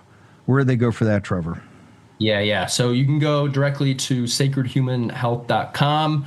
Also use code WARROOM for 10% off. But yeah, the beef liver and then the creatine, which is great for memory health, will make you feel like Superman. So I encourage people to check both those products out. Thank you, Trevor. Great job. Thank you. Tage and Trevor back to back. And to make it Murderers Row, make it 27 Yankees, I got the original MAGA entrepreneur, the Mike Lindell, no longer at the White House. Thank God. I don't know what you were doing. No doubt causing trouble. Talk to me, sir. The War Room Posse looking for a special. What do you got? Well, just real quick, everybody. This is the same weekend 3 years ago. I got my phone back. I got back to Minnesota. The FBI gave my phone back. They broke it, but they did give it back. What a long 3 years it's been. I'm heading down with the same guy I went when they stopped us 3 years ago at that Hardee's restaurant. I'm leaving right after the show, but I wanted to get on and thank you all for keeping us going for 3 years. We now are raising money for our winter products because remember, we're all big. We've been debanked. The My Pillow sheets, everybody, $29.88. Any size, any color. We're doing a closeout special. The Kings are normally $119.98, $29.88. Free shipping too for the War Room Posse. When they're gone, they're gone. We got any size split kings, Cal Kings, queen size, the best sheets you will ever sleep on. And you guys have done us this great favor by keeping us supporting my employees. Go to the website, everybody. There's the closeout special there. Take advantage of the free shipping. That's a War Room exclusive. There's all the My Pillow employee sale on all our great pillows. Our towels, once they're gone, they're gone. These are the bath sheets, they're called, the oversized sheets. And then you got the mystore.com, the over 1,000 entrepreneurs. You guys can click on that, have a way there. You get free shipping with the promo code War Room there. But I've said it before now, if you need a good bed made in the USA or a mattress topper, now's the time. You get all the money off with the promo code War Room and free shipping. That's on us. 800-873-1062. I won't be taking calls today because I'm hitting the road, but the downstairs, these guys love hearing from the War Room Posse. Love you it. guys make their day every time, Steve. Yeah. We want to thank you for your support, and we'll see you this weekend. Let's see you this weekend. Hopefully, maybe even talking at 5 o'clock if you're around. Anyway, we'll track down Mike Lindell. The great Charlie Kirk is next. Post after that. Remember, this afternoon, they're going to have a ceremony President Trump's going to rename Department of Defense the Department of War. I'm back here at 5 p.m. Eastern Daylight Time when you'll be back in the War Room. When the kids turn unholy, Harrelson's Own keeps my patience divine. When work flies out of control, Harrelson's Own keeps me cool as a cucumber. The device madness never ends. But Harrelson's Own keeps me zen. Life can be chaotic, but Harrelson's Own CBD helps keep you calm through any storm. Harrelson's Own consistently delivers your full mind and body homeostasis. It's an organic, full-spectrum CBD in a refreshing oral spray. Our nano-emulsified technology makes it completely water-soluble, so your body absorbs it immediately. You'll start to feel it in seconds, not 60 minutes. It just makes everything feel better. And it helps me just take the edge off. It helps me relax. It helps me be there with my kids. I swear I'm like a mental ninja. Like nothing can throw me off balance. No matter how many things come at me, I'm like, boom, handled, next. I'm like crushing it all day long. Well, some people take it for a release from stress. Some take it to get rid of pain. Others just take it for general well-being. For me, Brett Harrelson, it just makes everything about my day a little better.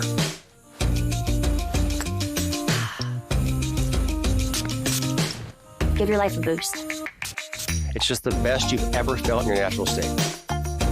My happiness in a bottle is the best. So to sum it all up, you're going to feel the benefits quickly, love the way it feels, and like the way it tastes. Pay a fair price, and you're going to thank us for it. We are so confident you're going to be satisfied that we back every bottle with a 60-day, 100% money-back guarantee. Give Harrelson's Own a try, from our family to yours.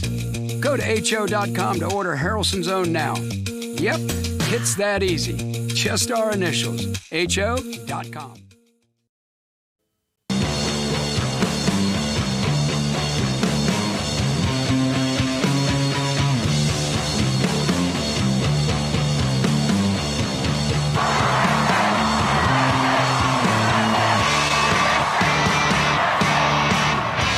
The Charlie Kirk Show starts now. We're going to flood the zone. Sanctuary cities, I've said it 1,000 times. They're going to get exactly what they don't want. More agents in the communities and more worksite enforcement. Because they won't let us arrest a bad guy in the safety and security of a county jail. If we had addressed this by amending the Welcoming City Ordinance several months ago, we would not be in this position today, in my opinion. If we had shown a willingness to work with Donald Trump, Tom Homan, and Kristi Noem to say, look, we know you know where the high priority targets are. Let us help you when we arrest them. We'll let you know. I think we'd be in a very different spot than where we find ourselves today. We have reason to believe that the Trump administration has already begun staging the Texas National Guard for deployment in Illinois. I want to be very clear on this point. And I want to speak directly to the press right now. We know before anything has happened here that the Trump plan is to use any excuse to deploy armed military personnel to Chicago. If he comes to Chicago, he's going to be in court. And he's going to be sued by the state, he's going to be sued by the city, and I believe that there will be private interests that also sue him. This is not about violent crime, and I don't think we should pretend that this manufactured crisis and his attempt to provoke people in Chicago is legitimate exercise of power. It is not. You know, I actually think that J.B. Pritzker should do something radical. I think he should pick up the phone, call the president, and say, let's partner up. These are the most dangerous parts of my state. We would love to figure out how to have a partnership that's constitutional, that respects the sort of balance of federalism between the federal government and the state government. And let's work together to save lives. Because right now, just hey, nothing to see here moving along. No problem here. Hey, Donald Trump, we don't need you. And, you know, the mayor talking about we're going to protect people's dignity in our city. We'll protect their lives. That's protecting their dignity. He's declared 9 emergencies since he's elected so that he can violate all sorts of constitutional norms when it comes to deporting people and all sorts of them. Do you believe it is violating constitutional norms for the president, the head of the federal government, the head of the executive branch to be enforcing federal immigration law? Because a big issue here, there are over 500,000 illegal immigrants in Illinois. I suspect most of them live in and around Chicago. Why wouldn't you surge federal law enforcement resources to the place where that many people are violating federal law? We will never be able to end gun violence in Chicago as long as the president continues to allow tens of thousands of guns to be trafficked into our state and our city. The vast majority of guns do not come from Chicago. They are not made in Cook County.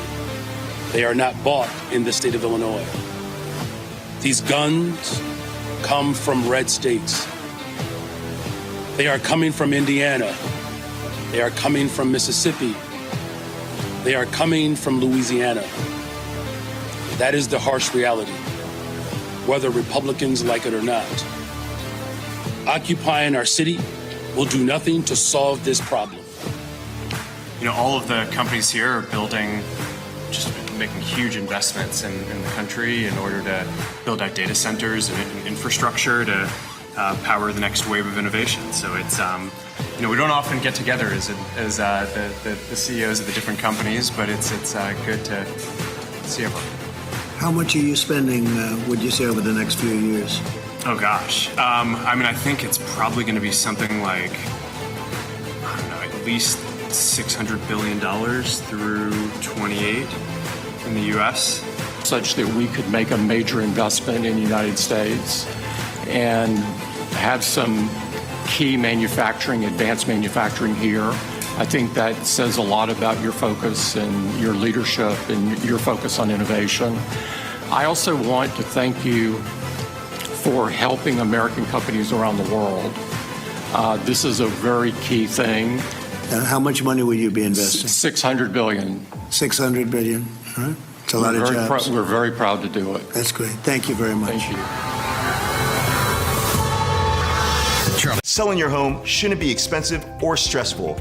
At Ideal Agent, we'll connect you with a top local agent that'll sell your home fast for top dollar, and all this for as low as a 2% commission.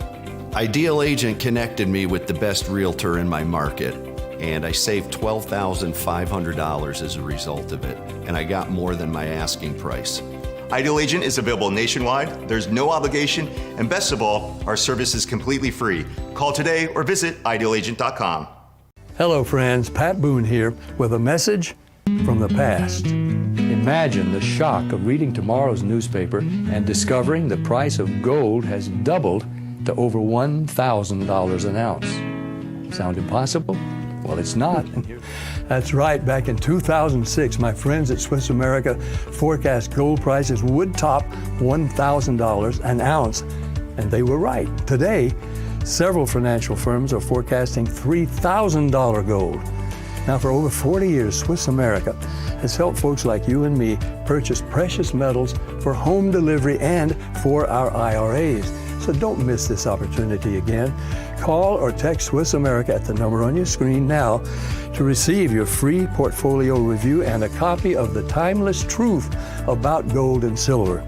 Learn for yourself how easy it is to safeguard your money. Call or text Swiss America today. Every day, there's a battle for your mind raging. Information coming from every angle with the will to deceive. Fear not, you found the place for truth. The voice of a generation that still has the will to believe in the greatest country in the history of the world. This is the Charlie Kirk Show. Buckle up. Here we go. Welcome to the Charlie Kirk Show, everybody. Stations across the coast, from coast to coast, around the country. Real America's Voice, podcasting. Everybody who's listening to the sound of my voice, honored to be with you as always. Charlie Kirk is on assignment. I, as always, am your faithful guest host. Honored to be with you here at the Bitcoin.com mobile studios. We have so much to get to. And by the way, tons of news to get to. But first, I can't wait to talk to my first guest here, Joe Edlow, who is the new director of U.S. Citizenship and Immigration Services for the Trump administration. And they have some breaking news this morning that is just, it almost sounds too good to be true to my ears. But breaking this morning, this is from the Wall Street Journal. Agency that issues visas and green cards is hiring armed agents. And they're not just going to be arresting immigrants who break the law. They are going to be working on arresting the lawyers that help them break the law. And I'm so excited to talk with Director Edlow. Welcome to the show. Honored to have you here. Please tell us about this breaking news. Well, first of all, thanks so much for having me. Yeah, we're really excited about this new opportunity. When I got confirmed, I said that my mission here was to restore the integrity of the immigration system. One of the big problems with the immigration system is the rampant fraud within that system. We already have great officers that are trying to find fraud and ferret it out. We have our fraud detection national security officers right now. However, they can only take a case so far without having to refer it to another federal agency to complete an investigation, maybe bring a case forward for prosecution. No longer. Now, USCIS has the ability to hire special agents, an investigative force that is going to go out there, take these cases to their natural conclusion, which is, in these cases of big types of fraud patterns. We're going to take that, get them prosecuted across the country by U.S. attorneys.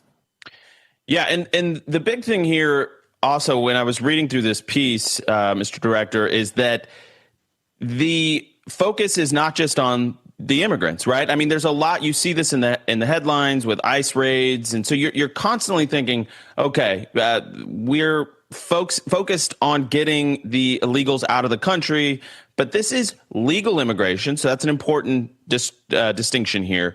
And you are going after the lawyers who are enabling so much of this fraud. And it kind of struck me as, you know, you go after the abortionist rather than the woman that had the abortion. You go after the drug cartel versus the small level dealers. You can, in effect, by targeting the lawyers who are scamming the system, have a much broader and more immediate impact. Is that the strategy here, sir?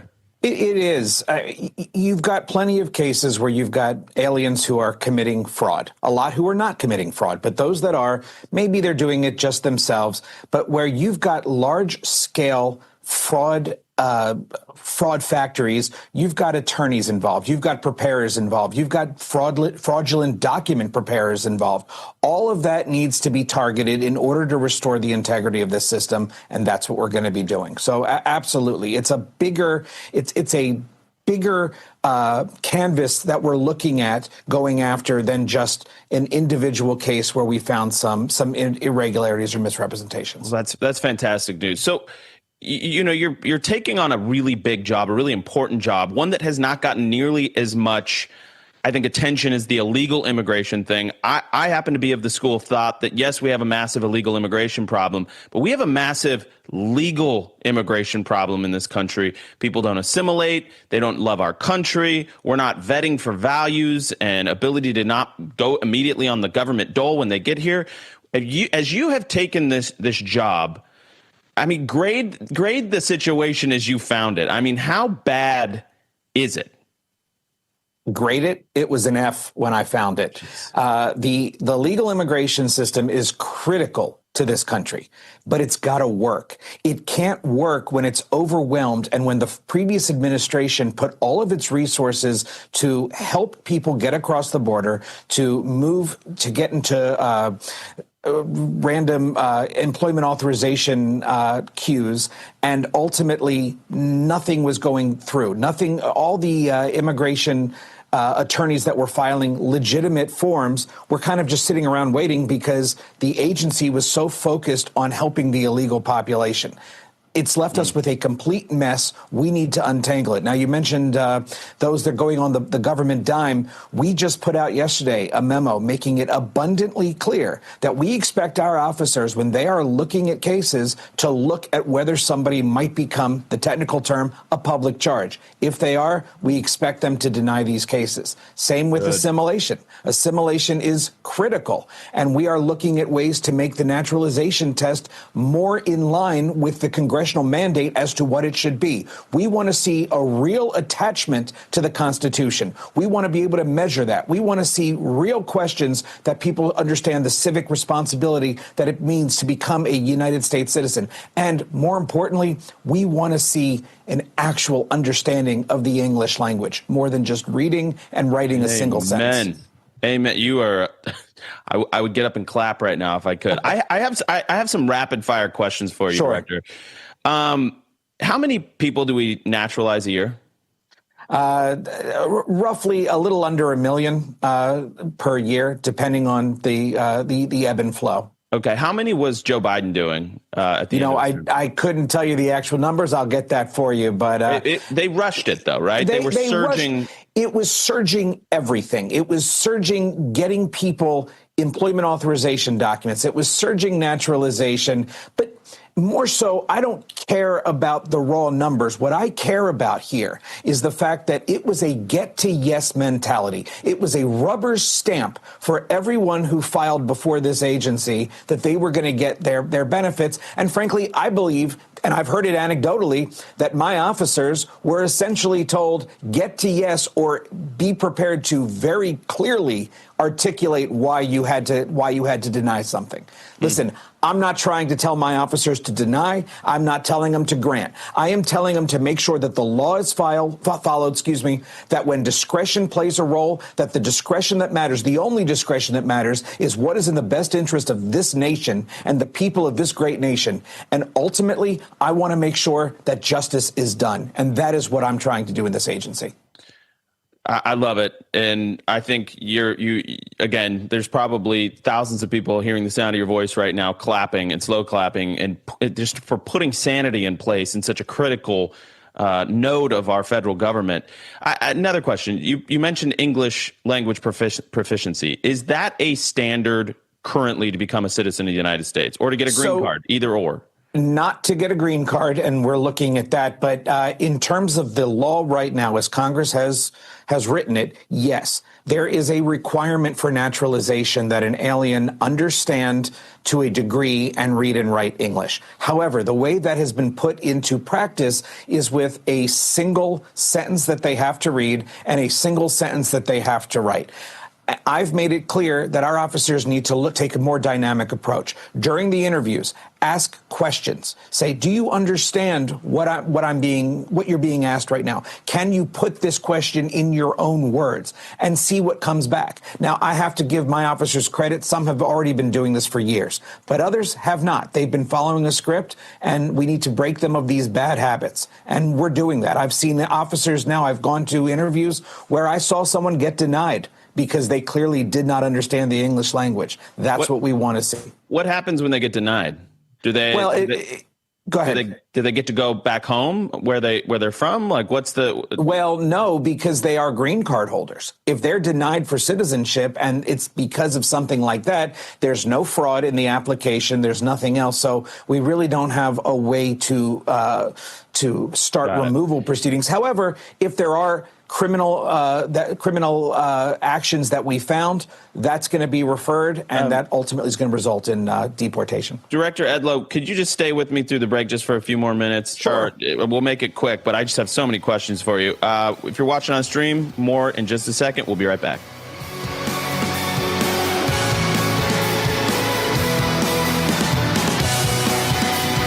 No matter what you drive, there's only one guarantee. It's gonna break down. I had a sensor light up on my dashboard. There was a popping noise. The last thing I remember is just the engine cut out. Your next breakdown could be anytime, anywhere, whether you've got the money to fix it or not. It was a thermostat, $2,600. Seat sensor, $1,400. But if you've got endurance, you could never pay out of pocket for a car repair again, no matter how much it cost them to cover it. In my first year with Endurance, they covered a $14,000 engine replacement. For Endurance to pay over $7,000 to have my vehicle repaired is phenomenal. It was like almost a $6,000 job. If I didn't have Endurance, I would have had to pay for that or just trash the whole car and start again. If your car's out of warranty, a transmission can easily cost you $4,000. And an engine? Over $7,000, if you're lucky. With Endurance, those parts are covered, plus hundreds more. The bad camera unit, $800 to repair a bad wheel bearing, over $1,000. A new steering rack, close to $3,000. Endurance covered it fully. From engines to water pumps, electronics to key fobs, Endurance has you covered. Plus, you pick the mechanic you trust to do the work. It's a totally seamless process going to any certified mechanic. They submit the claim directly to Endurance. They get paid, and I'm out the door. You trust us to do the work, and we trust Endurance to pay us direct. And the best part, your rate stays locked in no matter how many claims you file. After I made my first claim to Endurance, I expected my rate to change, and it never did. Like, I have no complaints. Endurance has been trusted by millions of Americans for nearly 2 decades. I've had 2 claims for over $4,600. Less than 1 year after signing up, Endurance saved me over $7,000. Whether you put 10,000 or 100,000 miles a year on your car, if it's under 20 years old, Endurance has you covered. Plus, your plan includes 24/7 roadside assistance anywhere in the country. So if your ride breaks down, Endurance has your back. They'll jump your battery, tow, deliver gas, change a flat, unlock your car, and more. Call now and we'll upgrade you to a full year of elite benefits free, a $2,000 value. Endurance just gives me that peace of mind, so I do know that every time I'm on the road, I'm covered. So, who's gonna pay for your next breakdown? You? Or Endurance. Endurance saves drivers thousands, and now you can save even more. Right now, you can get $300 off any plan, plus a year of elite benefits, a $2,000 value free, all backed by a 30-day money-back guarantee. But you have to act now. Remember, out of warranty doesn't mean out of options. Call Endurance and see how much you can save. Call 1-833-496-5095 for a free quote. That's 1-833-496-5095. Speaking the truth, no one else has the guts to say. The Charlie Kirk Show. All right, welcome back to the Charlie Kirk Show. What a fantastic discussion. Director Edlow is doing fantastic work at a really, really important agency within our federal government. I want to tell you about YRefi. That is YRefi.com. Private student loan debt in the U.S. totals about $300 billion. About $45 billion of that is distressed. YRefi refinances distressed or defaulted private student loans that others simply will not touch. They provide you with a custom loan amount based on your ability to pay. YRefi, importantly, this is not a debt settlement company. So, YRefi can reduce your monthly payment and guarantees interest rates under 6%, ensuring affordability and financial relief. They don't care what your credit score is. So, again, if this is you, please go to YRefi.com. That's YREFY.com. Please check it out or go to call 888-YRefi-34. They are also great supporters of this show and Turning Point USA. We have our tour starting next week with Charlie on the road again. It's going to be absolutely bonkers. People don't realize this, but the fall tour going into the election was a massive success. There's no doubt. I mean, it blew up. Went mega viral, probably helped put President Trump in the White House. I don't think that is a surprise to anybody here or overstating the case. But the spring tour did 2x the numbers on social media and probably in person. So we hope to see more growth there, and YRefi is a great partner that helps make that happen. So really excited about that. Guys, the next segment is going to be really critical. We're going to go into the AI dinner that President Trump hosted last night, and Melania Trump at the White House. Really important. Don't go anywhere. Lots to cover. And by the way, good news for the economy. Capital expenditures are extraordinarily high and up. Don't go anywhere. We'll be right back.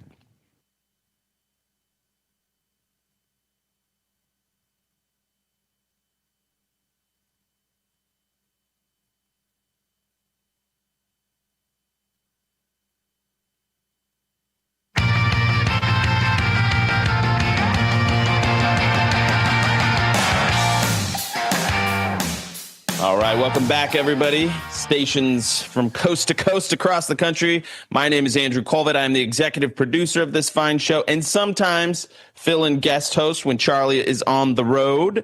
He's on assignment in Asia, and I'm here holding it down at the Bitcoin.com mobile studio. Honored to be with you all, per usual, as always. So I want to get into last night's dinner. It was an AI summit dinner. I mean, this was a who's who of the lords of Wall Street and Silicon Valley, but especially Silicon Valley. We had Sam Altman from OpenAI, Tim Cook, we had Google, we had AMD, we had Meta. There was even Bill Gates. The internet is ablaze in anger and frustration at the president for having Bill Gates there, Mr. Fake Food, and shots. He loves shots. He loves medicine. He loves anything artificial. So I get the frustration. That guy has a lot of money. All right. And when you're trying to increase the economic spend in the country, I think it's justifiable. But he was one of many.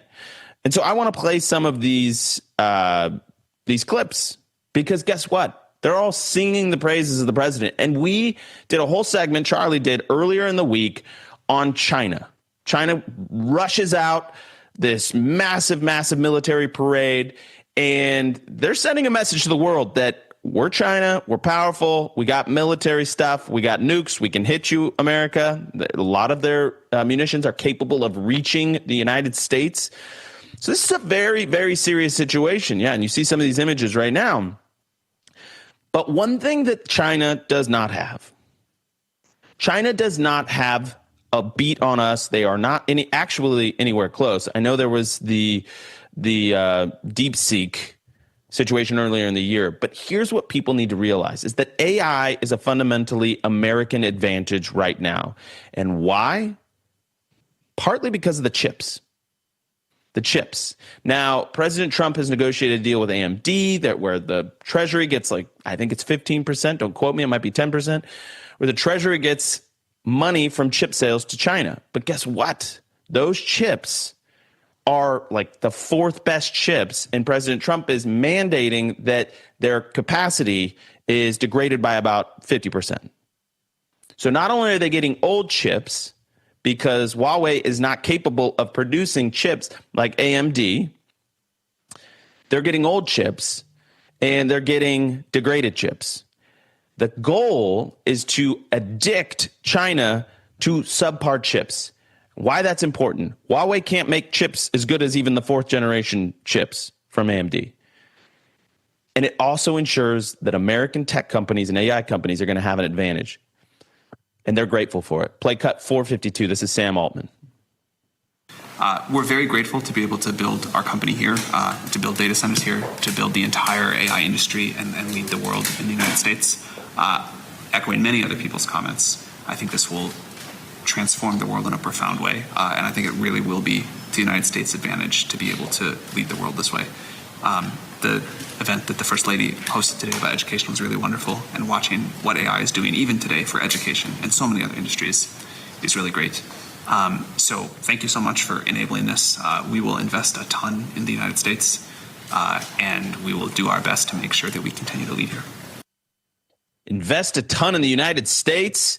He wasn't the only one saying that. Here's Apple's Tim Cook, Tim Apple, as many call him, 453.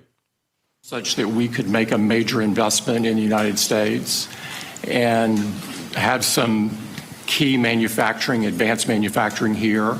I think that says a lot about your focus and your leadership and your focus on innovation.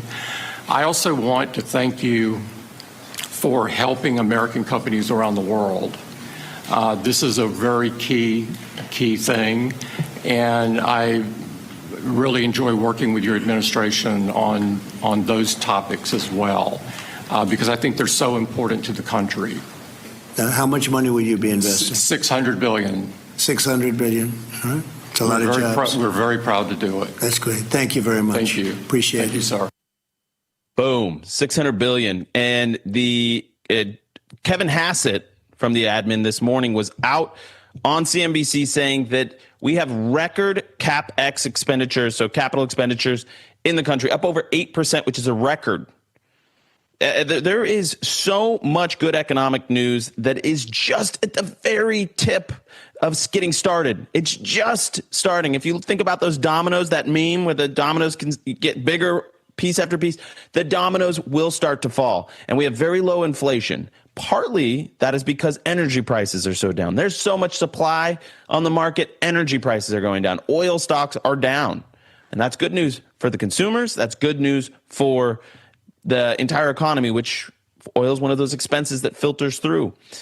So much to get to. Gosh, guys, these segments go so fast. We're going to welcome William J. Kelly. We've got an update from Chicago. Great reporter. Don't go anywhere. Selling your home shouldn't be expensive or stressful. At Ideal Agent, we'll connect you with a top local agent that'll sell your home fast for top dollar, and all this for as low as a 2% commission.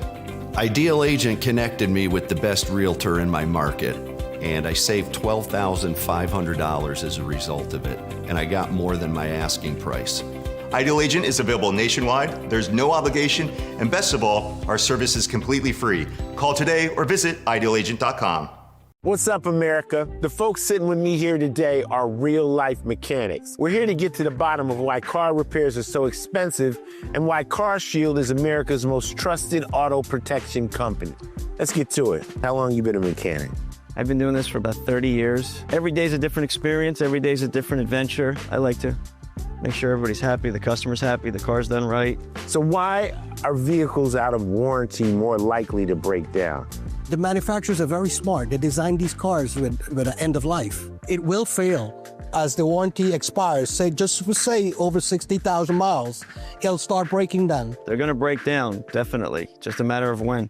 When somebody has CarShield, what's the experience when they come to you? You drop off your car, we verify your concern, we notify CarShield, usually get an instant approval, put you in a rental car, and get you back on the road as quick as possible. I show them what it would cost if they didn't have CarShield versus if they did, and they can't believe how many thousands of dollars they're saving on this repair and how easy it went through, and the deductible is pretty much all they have to worry about. How has being a mechanic changed since you guys started? Most challenging parts about being a mechanic is keeping up with technology these days. That's the hardest part. As these new cars come out, it's new software, new tooling, is a constant evolution. Technology has totally changed from just the basic, everybody could fix a car 30 years ago, to today. You need so much education, background, computer knowledge. And there you have it. No other company protects drivers like CarShield. The bottom line is, if you're driving an out-of-warranty car, you could be putting yourself at risk of paying thousands for car repairs. Call CarShield before a breakdown happens. Get covered repairs paid. Call CarShield now for your free quote and to lock in your rate with their price lock guarantee. Call now. Call 800-202-9188. 800-202-9188. 800-202-9188. Mama, look. It's just like our new house. Warranty! I hope you have an American Home Shield warranty. Leaky toilet? Fixed. Clogged AC coils? Fixed. Oven beyond repair? Ta-da! If AHS can't fix your covered item, they'll replace it, no matter its age. A warranty is smart. Oh, a happy family. Is that us? Too much. American Home Shield. Sign up today at ahs.com. Inflation jumps when you hear the national debt is over $37 trillion. Do you ever think, well, maybe now would be a good time to buy some gold? Whether as a hedge against inflation, peace of mind during global instability, or just for sensible diversification, the Birch Gold Group believes that every American should own physical gold. So they created something special. Until September 30th, if you're a first-time gold buyer, the Birch Gold Group is offering a rebate of up to $10,000 in free metals on qualifying purchases. To claim eligibility and to start the process, request an information kit now. In order to do so, simply text the word America to the number 989898. The Birch Gold Group can also help roll an existing IRA or 401k into an IRA in gold, and you're still eligible for a rebate in free metals of up to $10,000. Birch Gold is the only precious metals company so many Americans trust, and they've got tens of thousands of customers. So make right now your first time to buy gold and take advantage of a rebate of up to $10,000 when you buy by September 30th. Text the word America to the number 989898. Claim your eligibility and get your free information kit. Again, text the word America to the number 989898.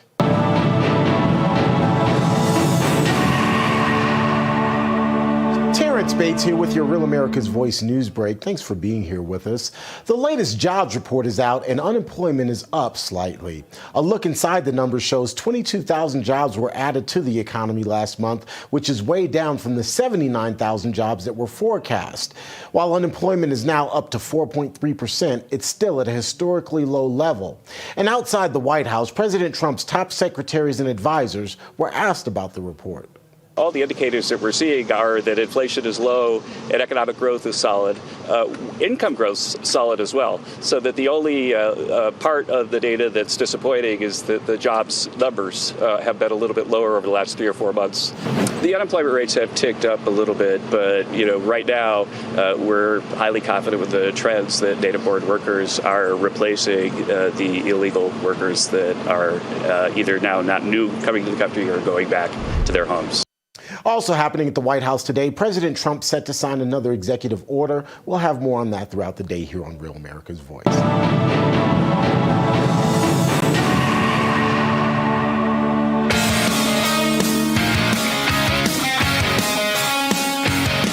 hardest working radio show in the business. The Charlie Kirk Show.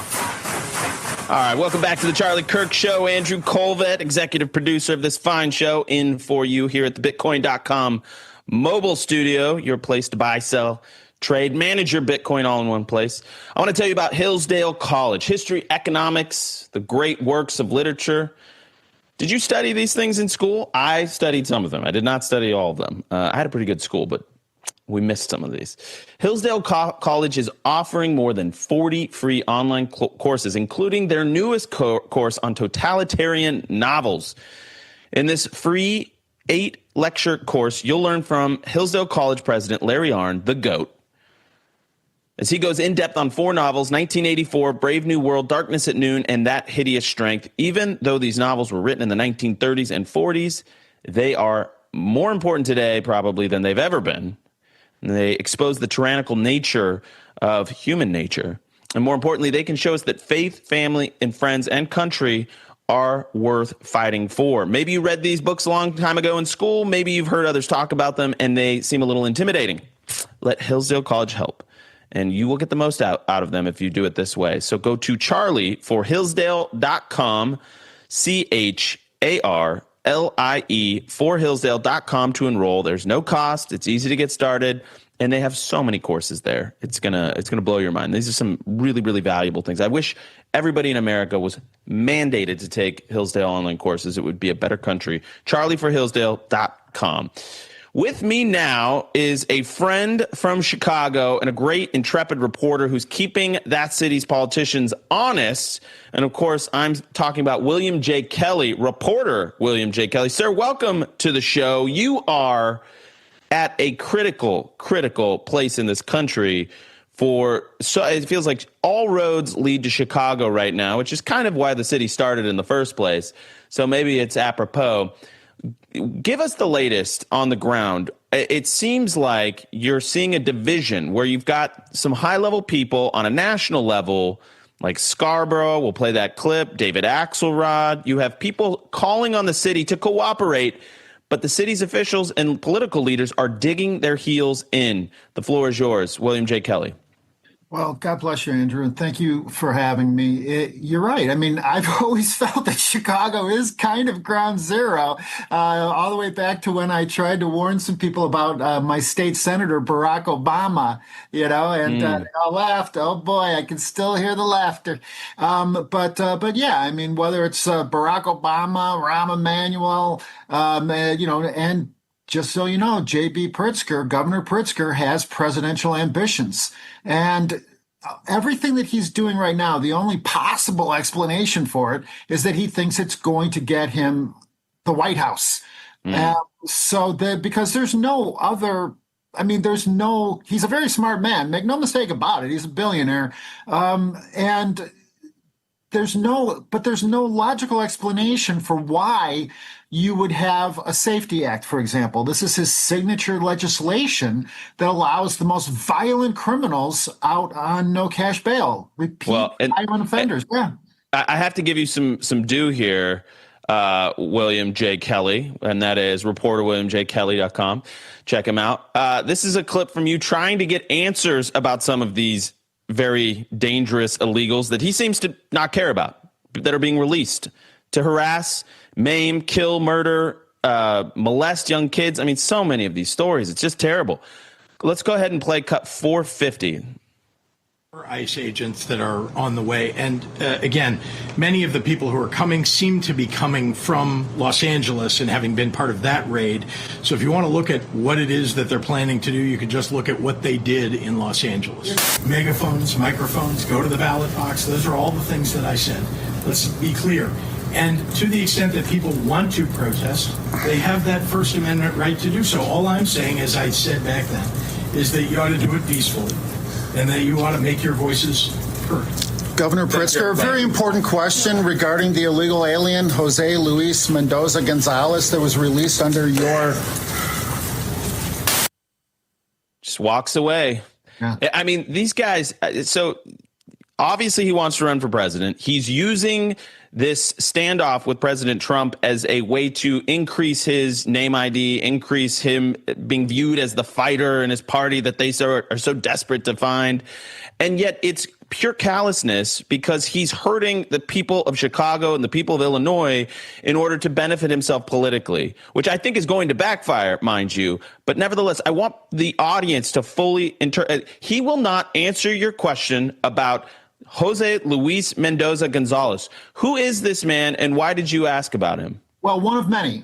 He's an illegal alien. He is charged with concealing and abusing the corpse of an Illinois mother of two. Dear God. Yeah, and he's still under investigation for a variety of other things. But here's the thing: under Pritzker's Safety Act, Jose Luis Mendoza Gonzalez, if that's even his real name, how would we even know, right?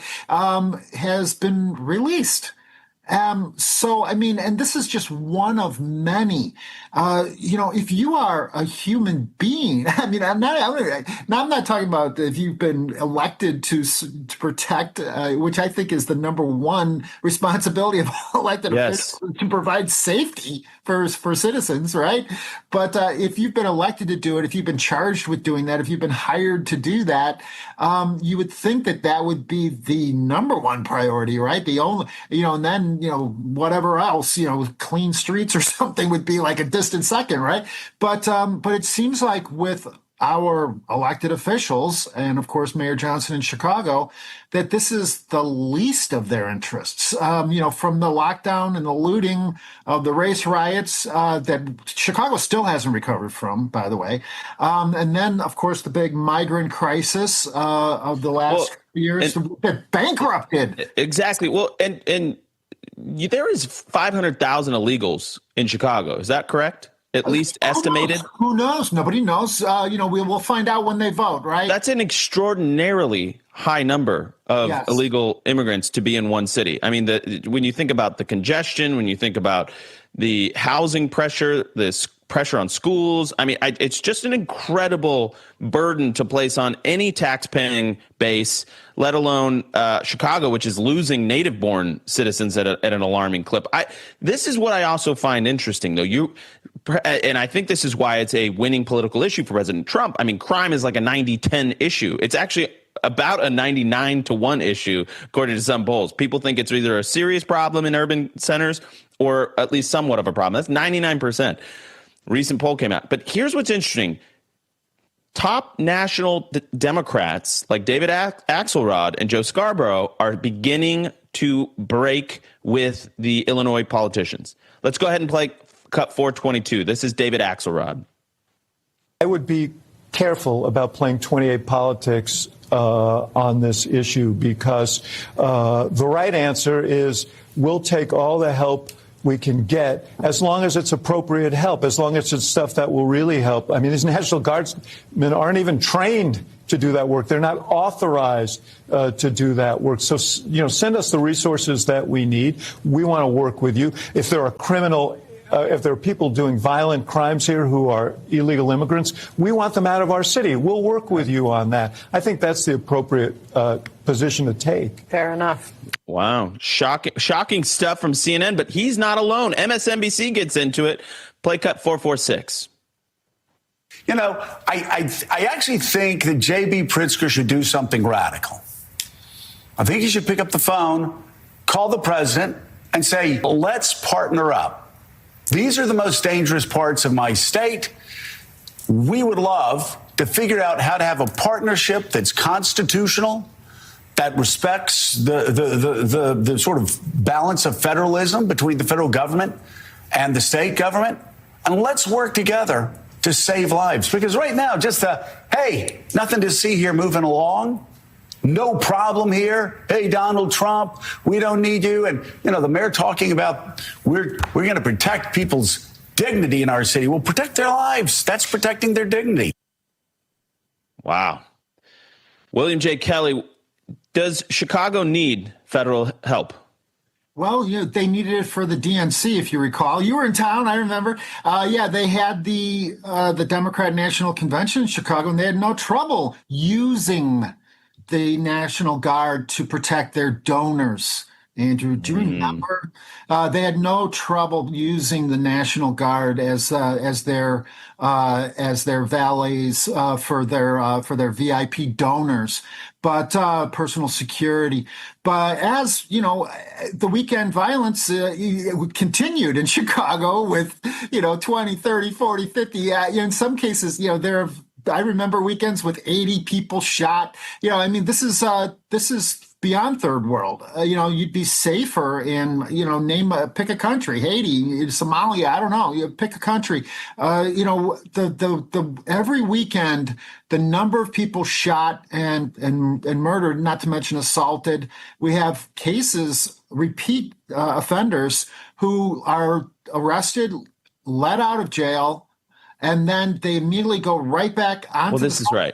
And punch a woman in the face. Yeah, that was a viral story this week, and it's terrible. Yes. Well, but you're zeroing in on something really important. I want the audience to fully absorb this. Most of the violent crime in this country, even most of the petty crime, for that matter, is done by a very small percentage of the population that is continually, like a revolving door, released back onto the streets to maim, hurt, kill, and murder and rape. Okay?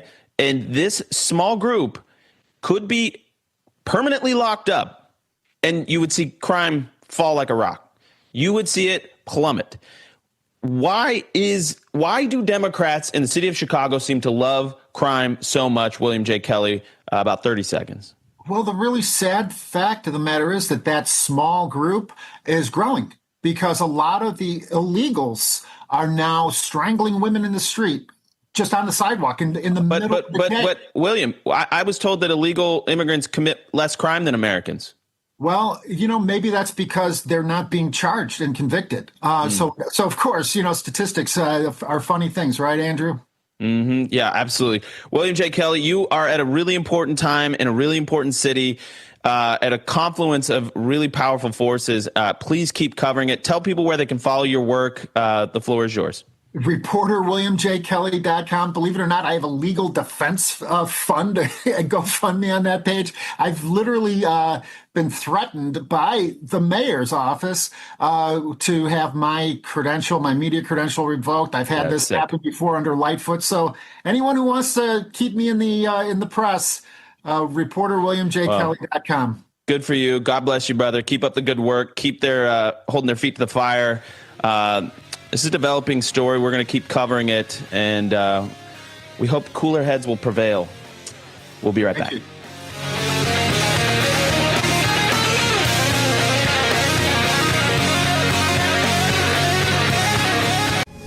The poverty is unimaginable. There are people who are struggling. This is where she washes the dishes. If you're ever going to allow your Christian faith to rise and to do something for God's chosen people, now is the time. This is the home of Galina. She's 96 years old. This is what she had to eat for today. She has one pot with water and wheat. My father was killed by the Nazis, and I was an orphan. I didn't know about God. But now, in the cold, hungry nights, I pray for food to the God I've never known. There are good people that love you. You see the tears.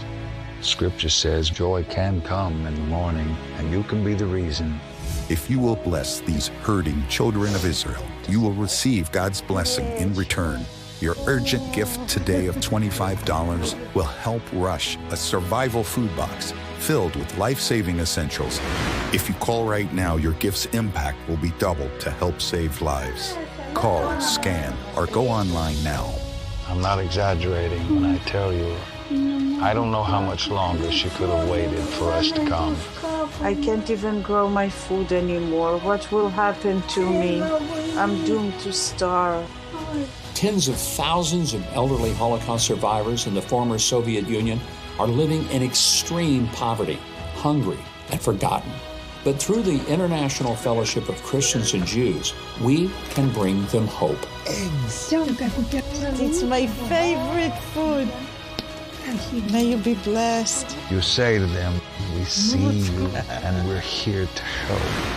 If you call right now, your gift's impact will be doubled to help save lives. Relentless in spirit. You're listening to The Charlie Kirk Show. You guys know how it works. Open mic. We're going to be here for a couple hours, so get comfortable. So you would get rid of all borders. Yes. What species is the baby in the womb? It's a human. But therefore, they should have human rights. No! He's a liar. You're a typical leftist because you only care about yourself, not about the other people. It's very clear by how you're acting. What can I do to save the country? You answer that question every single day. You are doing something that is bigger than you. A lot of people. How are we doing? I'm on the move like a runaway. No turning back, I've been cut to pace. I do not care what the others say. Listen, I told you that I did not come to play. We about to take it to higher heights. History's waiting when I arrive. Today is the dawn of a new, and I'm about to show them that they cannot hold me down. When you will win, then you learn from your losses. We came from the bottom and now we the bosses. The future is yours, so what will you choose? If you give it your all, you got nothing to lose.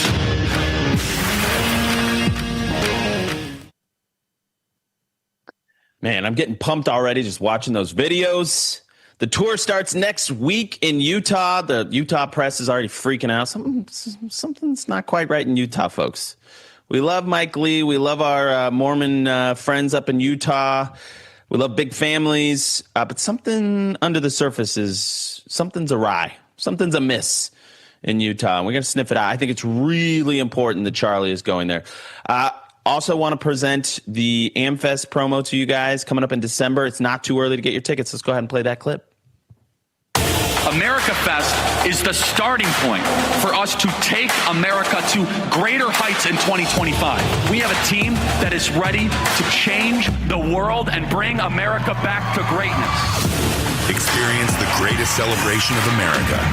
4 days, thousands of patriots, the loudest voices, the strongest leaders, featuring Charlie Kirk, Tucker Carlson, Steve Bannon, Jesse Waters, Greg Gutfeld, Grant Cardone, Rob Schneider, Matt Walsh, Michael Knowles, Glenn Beck, Riley Gaines, Todd Chrisley, Savannah Chrisley, and more.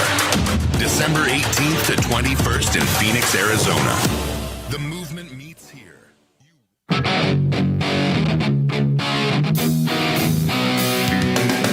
All right, welcome back to the Charlie Kirk Show, final segment of Hour 1.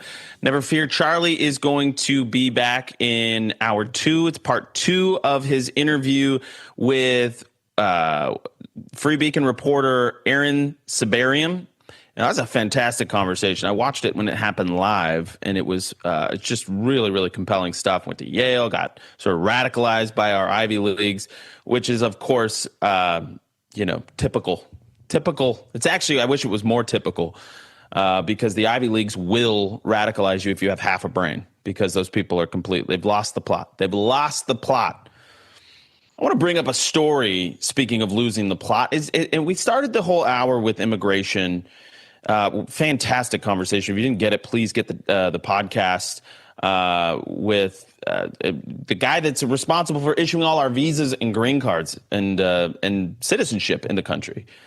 But there's a new piece of news that just broke this morning, and it goes like this. President Trump is considering a proposal to block U.S. IT companies from outsourcing their work to Indian companies, a move that could, quote unquote, wreck Indian IT sector and cost millions of jobs. Now, let me explain why I love this. This is part of restoring the compact that the American government should have with the American citizen. We have outsourced our jobs overseas. We've outsourced our car manufacturing facilities. We've outsourced the ability to make vitamin C to China. Anything where you make something has been outsourced. But guess what? It wasn't just making hard things that has been outsourced. It's been services. It's been tech services. It's been white-collar jobs that are getting outsourced. And why? Because companies that are making billions and billions of dollars, that have market caps in the trillions, have decided that it's worth more compliant labor. It costs them less. They're going to make a few extra bucks, just a few, marginal difference, rate of return, to ship your job overseas. Now, let's remember what's actually going on. And I'm a free market guy, but within reason. And regulations can be powerful and they can be effective. Tariffs can be powerful and effective when properly utilized. But if you are a company that is benefiting from the United States, our unparalleled capital markets, our rule of law, equal protection under that law, stability, a talented workforce, innovation, a history of pioneering not only the West, but technology, landing on the moon, all of these things. If you are going to be a company that benefits by being birthed and seeded out of this country, then you have a moral obligation as one of the elites, one of the moneyed gentry class, to reinvest your wealth, your success in the human capital of this country. And if you choose not to, tariff. We are going to make it so expensive on you if you are a company that's trying to make a literally like marginal more money out of this so that we can talk to a tech worker in India. If that is your company, you have a moral obligation like those in the Gilded Age that reinvested their great wealth that they accumulated off the backs of this country, off the backs of the labor class. If that is you, you have a responsibility to reinvest in this country. I love this. I love this so much. And while we're at it, it is time to reform and possibly abolish the H-1B visa scam. There's about 400,000 visas that are given out as part of the H-1B scam every year, and 75% of those are consumed by one country, and that's India. Now, God bless them. A lot of them are great workers. They're kind people.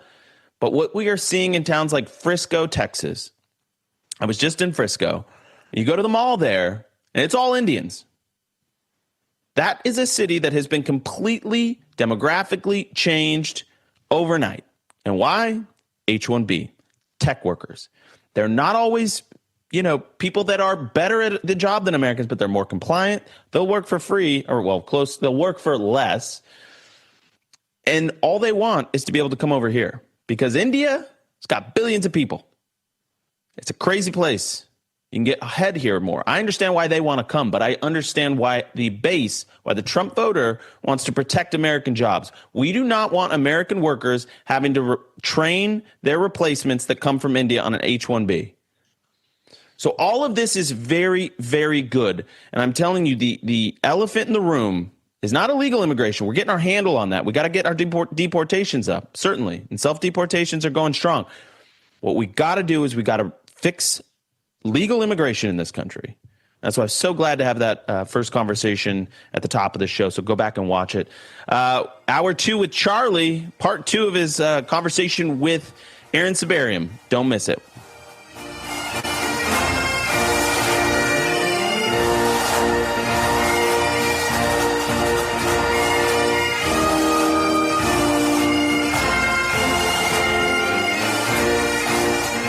Selling your home shouldn't be expensive or stressful.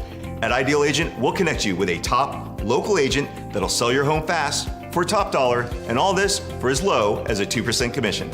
Ideal Agent connected me with the best realtor in my market, and I saved $12,500 as a result of it, and I got more than my asking price. Ideal Agent is available nationwide, there's no obligation, and best of all, our service is completely free. Call today or visit idealagent.com.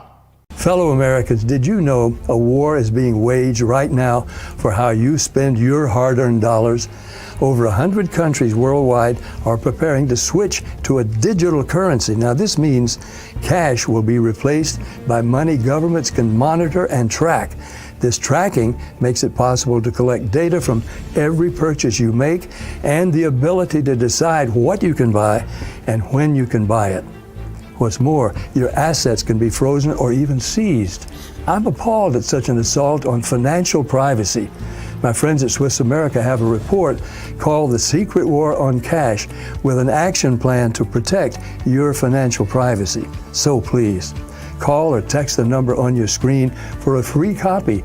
With the growing reality of a government-backed digital currency, the time to act is now. So call or text the number on your screen for your free Secret War report. Did you know that thousands of authors across the country have written books and published them with Page Publishing? If you've written a book, Page can help you through the process. We cut through the confusion of the publishing world to make it easy for you. If we decide to publish your book, your work ends and ours begins. From copy editing and proofing to typesetting and book cover art, we get you printed, distributed, and sold on Amazon, Apple iTunes, and bookstores. We'll even promote your book. Call for your free writer's guide, 800-319-0257, or scan the QR code now. Hey, Real America's Voice family. Are you on Getter yet? No? What are you waiting for? It's free. It's uncensored, and it's where all the biggest voices in conservative media are speaking out. Download the Getter app right now. It's totally free. It's where I put up exclusively all of my content 24 hours a day. You want to know what Steve Bannon's thinking? Go to Getter. That's right. You can follow all of your favorites. Steve Bannon, Charlie Kirk, Jack Posobiec. And so many more. And the best part? You can watch Real America's Voice right there on Getter. Live. So join the conversation. Hop on the Getter chat room. Engage with patriots who are just like you. Good morning, Getter friends. We're breaking news, we're delivering the truth, and we're doing it on Getter every single day. So don't wait. Download the Getter app now. Sign up for free and be part of the movement. It isn't just an app. It isn't just a social media platform. It's a community.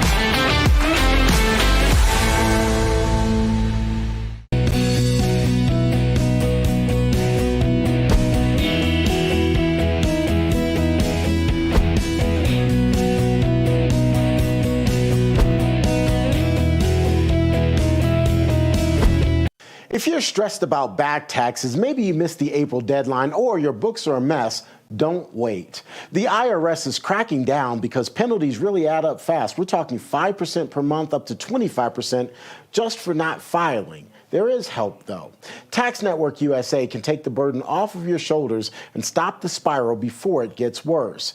They've helped thousands of Americans, whether you're an employee, a small business owner, or if you haven't filed in years. If you've got messy books, forget about it. It's not a problem. They've seen it all, and they know exactly how to clean it up with direct access to powerful IRS programs and expert negotiators on your side. Tax Network USA knows how to win. You'll get a free consultation, and if you qualify, they may even be able to reduce or eliminate what you owe. More importantly, they'll help protect you from wage garnishments or bank levies. So don't wait for the next IRS letter. Call 800-905-8000 or visit tnusa.com/RAV to talk to a real expert at Tax Network USA. Take the pressure off and let Tax Network USA handle your tax issues for you.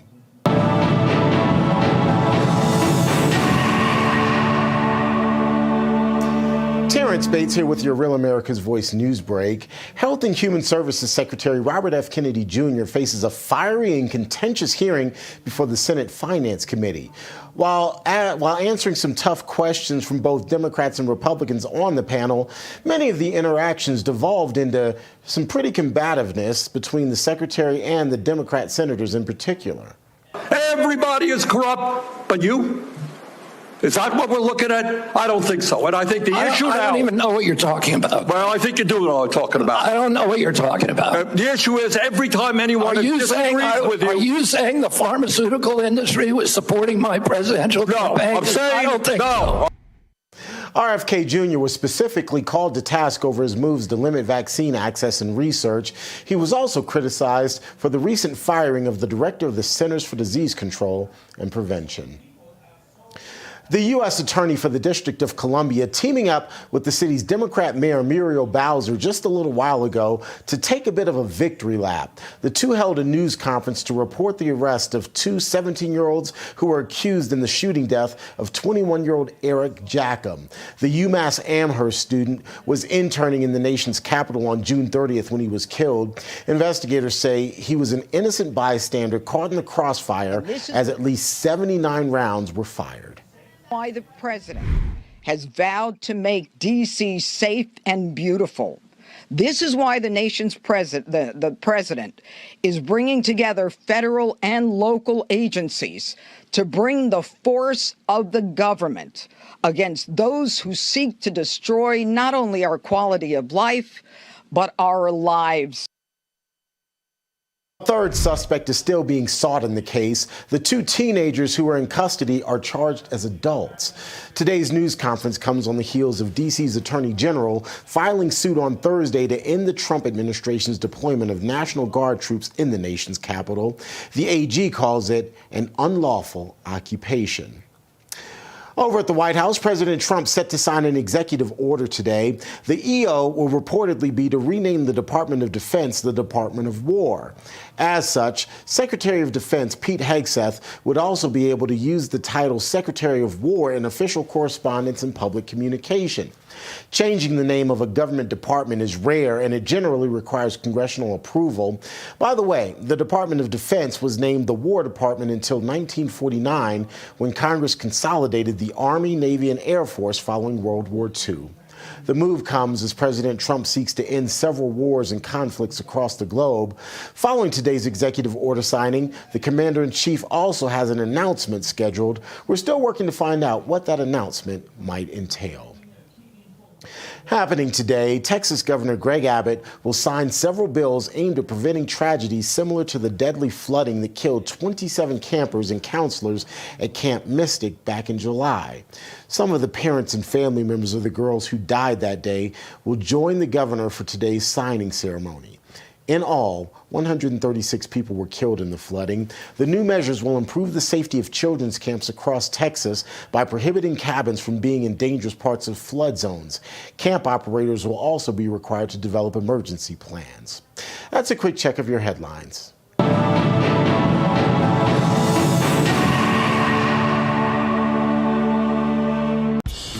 Most men over 40 look into the mirror and see this, when they could be seeing this.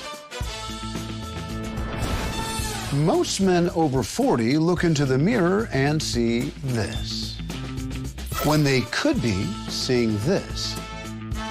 Most men over 40 look into the mirror and see this, when they could be using this.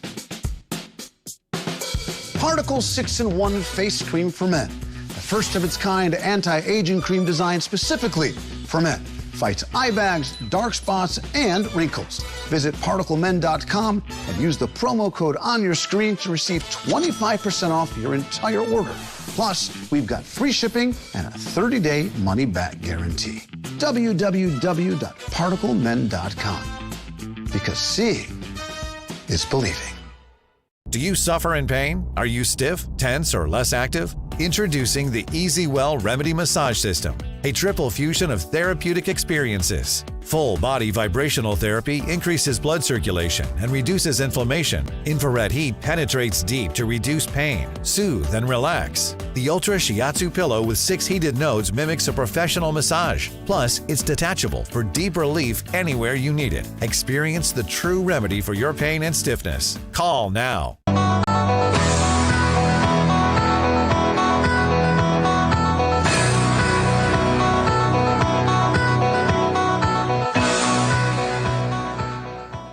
Okay, another huge thank you to Andrew for hosting yesterday. And today, while I travel, I'm back with the second half of our interview with Aaron Sibarium, investigative journalist, for the last hour of the show this week. The full interview is on the podcast already, but in the second half, we continue discussing some of his biggest stories and the most shocking things he's uncovered. Some of the pushback I got on the piece about racial preferences was, you don't understand. They made these changes to their curriculum and they had a little less time in class, so maybe that's why the performance went down, but it's not about the racial preferences. Okay, it's about the curriculum. Well, what did they do to the curriculum? They took time away from the hard sciences to teach them sort of progressive pseudoscience, this is like right? This is literally like mysticism. That's not a good defense. They shouldn't have done that either. Again, we can make fun of it. We should. God forbid someone's going to die because of this, and people die all the time under general anesthesia. Again, anesthesiology, one is someone who's gone under anesthesiology a couple times, like it's no joke. In the anesthesiology department, where Lucero helps rank applicants to the department's residency program, she's rebuffed calls to blind the race of candidates, telling colleagues in January 2020 email that despite California's ban on racial preferences, quote, we are not required to blind any information. So this is a great case for Harmeet Dillon to come swooping in from the U.S. Office of Civil Rights, right? And I believe they're already looking into it. I think it's HHS's Office of Civil Rights that's looking into it. But HHS has opened an investigation, and there was also a lawsuit from Students for Fair Admissions, and that's the same group that did the Harvard lawsuit. She said here, you're right, knocked down a white person and said, quote, white male may be knocked down several spots because, quote, we have too many of his kind. Right. Not a comment. I'm just reading from your piece. Right. Not a comment. It's not Charlie Kirk. No. It's not a comment. It's not a comment you could imagine being said about any other group. Nor should it be said about anything. Yeah, of course. Of course. She told doctors who is this person again? I got to reread this. She's the head of admissions at the school. Delightful. Yeah. Is she still there? Yeah, I believe so. Yeah. Oh, nice. She told doctors who voiced concern that they had no right to had an opinion because they were not BIPOC. For people listening on radio or podcasting, that is not a Star Wars character. What is BIPOC? It stands for Black, Indigenous, and other people of color. Yeah. So you let's say you're a 45-year-old, 45-year-old, you've been there 45 years as a doctor, award-winning, saved lives. You don't have an opinion because you might be a white man. That's according to the admissions director. Yeah, that is what she's saying. Yeah, honestly, this is like real life horrifying if people have to get medical care in the UCLA system.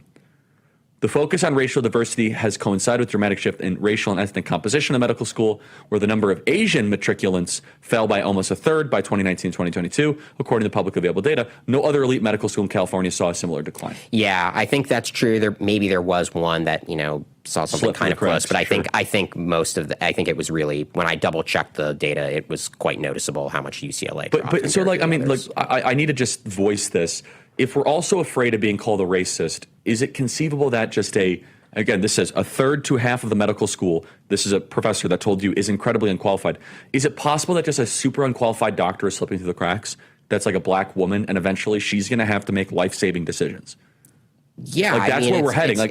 We're all afraid to say anything because she might report you to the racial board. Look, and the way, and I would say too, the way also to avoid having if there's a qualified black female doctor, the way to avoid people questioning her qualifications and the way to avoid sort of placing her under this constant cloud of suspicion is to stop doing racial preferences that sort of rationalize the suspicion, right? I feel bad for anyone who gets into UCLA who really is very good, I totally agree. Gets everyone's always looking at them, right? If you're a super qualified black applicant, now people are going to wonder, and that's not right.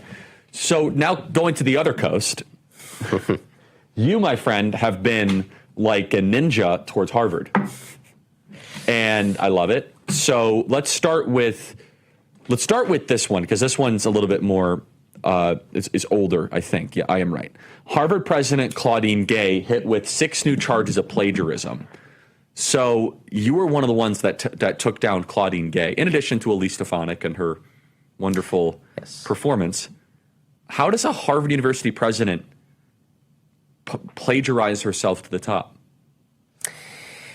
Yeah, I mean, so look, what she did was clearly covered by Harvard's plagiarism policies, which were written in a very exacting way. I think, I don't know, what you were told growing up, but I always had sort of the fear of God put into me when it came to plagiarism. 100%. In high school and then in college, they really would say just, if it's more than a few words, right, that, even if it's not verbatim, but it's paraphrased, that could be plagiarism, and that's a very serious offense. And so I would, in college, read over my papers and think, is it plagiarized? I have to make sure I'm changing enough of the language. I have to be sure I'm putting it in my own words.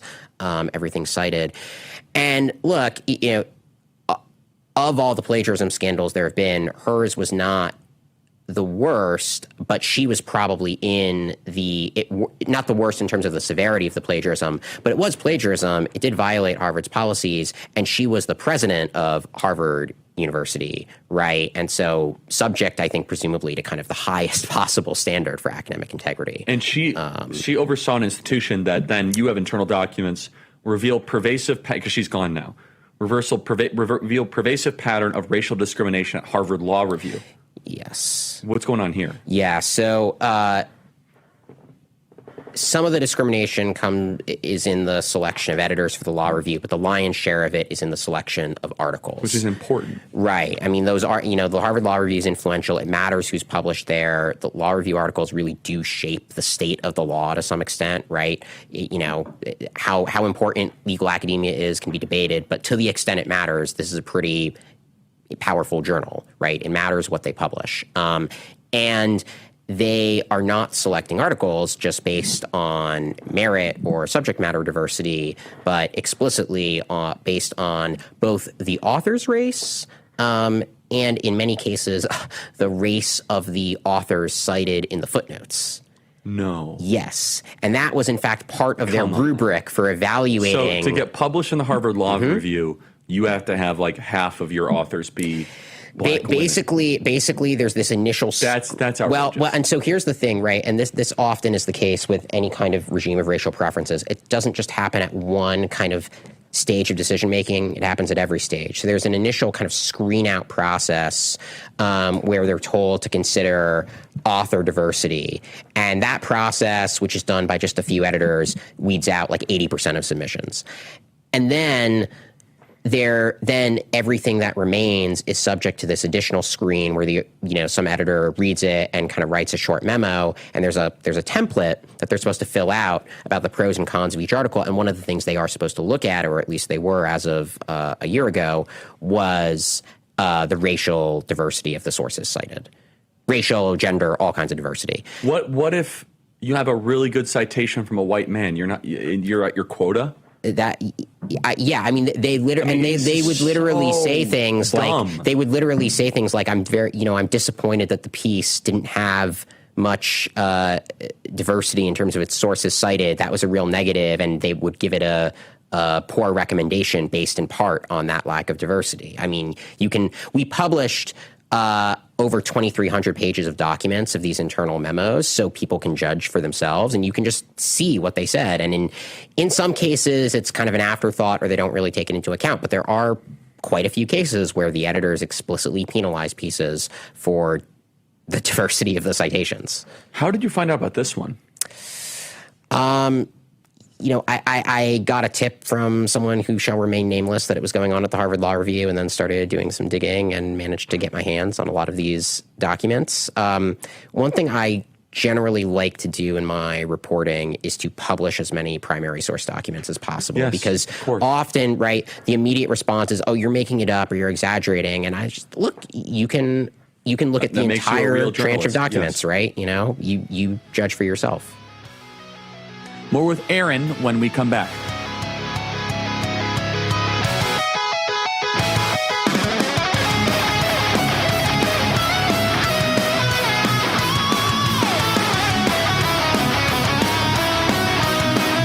Selling your home shouldn't be expensive or stressful. At Ideal Agent, we'll connect you with a top local agent that'll sell your home fast for top dollar, and all this for as low as a 2% commission. Ideal Agent connected me with the best realtor in my market, and I saved $12,500 as a result of it, and I got more than my asking price. Ideal Agent is available nationwide, there's no obligation, and best of all, our service is completely free. Call today or visit idealagent.com. If you're happy and you know it, clap your hands. If you're happy and you know it, ride your bike. If you're happy and you know it, then your face will surely show it. If you're happy and you know it, smile big and bright. Thousands of kids just like me are happy every day. And it's all because of generous people like you who support Shriners Hospitals for Children every month. All you have to do is call the number on your screen or go online to loveshriners.org right now with your monthly gift. Because of people like you, Shriners Hospitals for Children is able to make an everyday miracle happen for kids like me. If you're happy and you know it, dance around. If you're happy and you know it, play a song. If you're happy and you know it, then your face will surely show it. If you're happy and you know it, take your shot.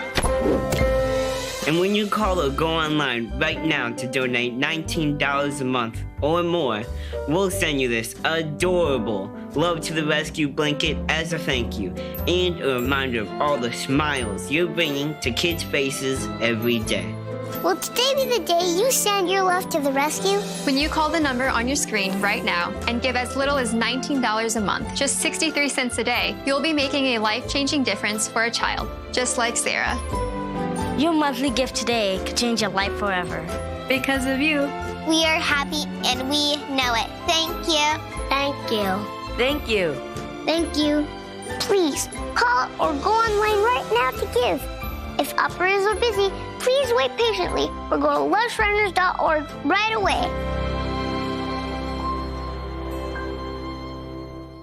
How does the world's most trusted dog expert keep his own dog so healthy? Hi, I am Cesar Milan. In my 20 years rehabilitating dogs, I've seen too many struggle with health problems that no amount of training could fix. Then I discovered it wasn't the dog, it was their food. Fortunately, I found veterinarian Dr. Marty's Anti-Kibble Breakthrough. Nature's Blend is packed with whole foods that are freeze-dried, locking in nutrients. I saw remarkable improvements in my dogs within weeks. Try Dr. Marty risk-free for 90 days. Plus, get a free gift when you call or visit drmartypets.com/Caesar. Learn more in 3 hours than 4 years at a woke university. And it's free. The Charlie Kirk Show. Okay, I need to tell you guys about one of our big partners, Y-Refi. Y-Refi, they are the sponsors of our upcoming campus tour. We're going to Utah. We're going to Colorado. We're going all across the country. It's YRefi.com. That is YREFY.com. Y-Refi, they have just been incredible to us, and I think you guys will really enjoy learning about them if you are in some sort of privately held student loan debt. Let's face it, if you have distressed or defaulted private student loans, nobody is coming to bail you out. You guys can check out why Refi has a 3-minute rate check without any credit impact, and bad credit is indeed accepted. Let me say that again. Bad credit is indeed accepted. You can finally take control of your student loan situation with a plan that works for your monthly budget. Y-Refi can save you thousands of dollars by refinancing and even lowering your total cost. Go to YRefi.com, just call 888-YREFI34 or log on to YRefi.com. That's YREFY.com. May not be available in all 50 states. You can even skip a payment every 6 months up to 12 times without penalty. Go to YRefi.com.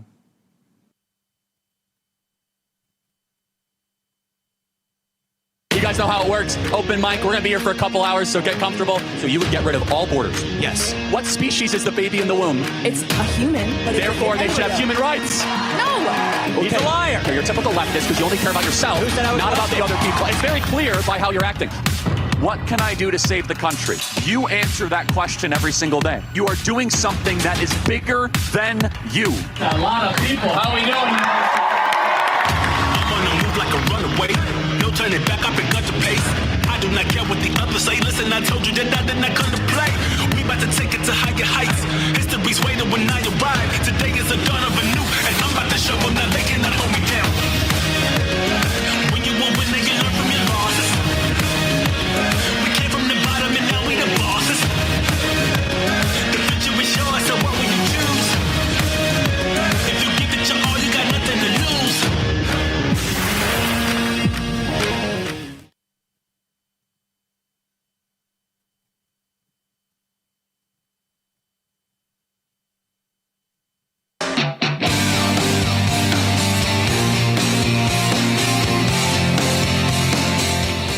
We're back. Email me your thoughts, freedom@charliekirk.com, to let me know your thoughts on this interview and some of your biggest stories, of some of these biggest stories. And subscribe to the Charlie Kirk Show podcast. That is the Charlie Kirk Show podcast page.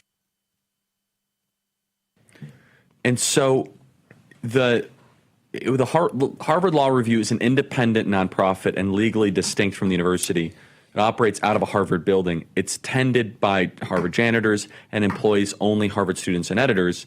It's also advised by administrators, professors at Harvard Law School, including the dean, and some student editors are on federal financial aid. And so someone is planning to sue over this. Is that right? Yes. So Jonathan Mitchell, who's the former Solicitor General of Texas. Bad guy to tick off. Yeah, he's planning to sue. But they're also now under 3 different federal investigations by the Department of Education, the Department of Health and Human Services, and the Justice Department. And obviously the deal that the administration is trying to reach with Harvard could resolve those investigations. We'll see. I mean, I don't know, but until that deal happens, at least, they are under multiple federal probes. Yeah. So what is your instinct? Do you think this is just the tip of the iceberg at some of these elite schools? I mean, there's so much worse stuff that's going on that we don't know about. Yeah, I generally think that's right. Now, again, some of them are probably trying to course correct a little bit just because they're so scared of Trump. But I think that I don't think this is particularly aberrational. How much of it is put in writing may vary depending on the institution. But again, like I said earlier, there's red states, state schools. You can find tons of this stuff in kind of every part of university decision making. And your reporting's so good. I mean, you got a Slack message in here. That's the best because that's really a window. Yeah. This is so good. 4 out of 5 people raised in this message. Mm-hmm. So message, I'm guessing this is a communique. Yeah, they're debating who to publish. Got it. Okay. Like a forum or something. 4 out of 5 people raised in this message are white men, which I find concerning. One editor wrote in Slack, this is an editor of the Law Review. Mm-hmm. Before I go any further, what does it take to become an editor of the Law Review? Well, a few people get on just through the strength of their grades or this kind of competition they do, right? If they're really, really strong students, writers. Most people are chosen or about half of them are chosen through this sort of holistic review process that takes into account their grades, this kind of writing competition, and then also their personal statement and kind of DEI factors. Says, quote, having read the article pretty thoroughly, I think a huge missing piece was that of how race fits into policing and misconduct. Right. And so, keep going. Yeah, well, this is another important point, which is that they don't just screen the articles based on the race of the author or even the race of the sources cited. They also look at just, does the article talk enough about race and gender? So my favorite one actually is this is in another article I wrote about this. They nixed, I think, an article that was a feminist analysis of antitrust law. That sounds as woke as it can get, right? Feminist analysis of antitrust law. Why did they nix it? Well, because it advanced a binaristic conception of gender and didn't talk enough about the experiences of trans and non-binary people. And they put this in writing, right? I mean, and it's just of antitrust law. Yes, and it's like, I mean, this is just you can't make it up. This is the fall of civilization. By the way, why should we even take seriously a feminist analysis of antitrust law? How about this analysis of antitrust law? It doesn't matter. Right. Well, I mean, feminist analysis of antitrust law is almost going to be like the conservative position in 10 years. I was going to say, right? Yeah, it's well said. In a separate exchange, an editor implied that a piece should be subject to expedited review because the author was a minority. This person of color author, the editor wrote in Slack, adding that the scholar had already had a publication offer from Northwestern. We should send for review tonight if we want to move on this. So you get elevated and fast-tracked if you're a person of color. Yes. And in fact, in some of these memos, they explicitly recommend publishing scholars because they say by being published in the Harvard Law Review, they will advance their career. So they basically say we should publish so-and-so because by doing so, we will advance the career of a young scholar of color. That's part of their calculus when deciding who to publish. I mean, it's remarkable. And The law review, you're right, has also adopted several policies, while not racially discriminatory, seem designed to ensure editors toe the party line. One resolution passed in 2023 called for, quote, indigenous inclusive citation practices. You mentioned this. So just so we're clear, I don't know what that means. Indigenous inclusive citation practices. So we need like more Iroquois Indians or something. I mean, yeah, to be fair to them, I think it has something to do with how you cite cases involving tribal law or native tribes. Okay. I mean, you know, there might be something legitimate there, but they obviously package it in the most woke language. They've lost all credibility. Yeah, so. I know. You might be right. I'm not inclined to give them the benefit of the doubt. I don't think they have the benefit of the doubt.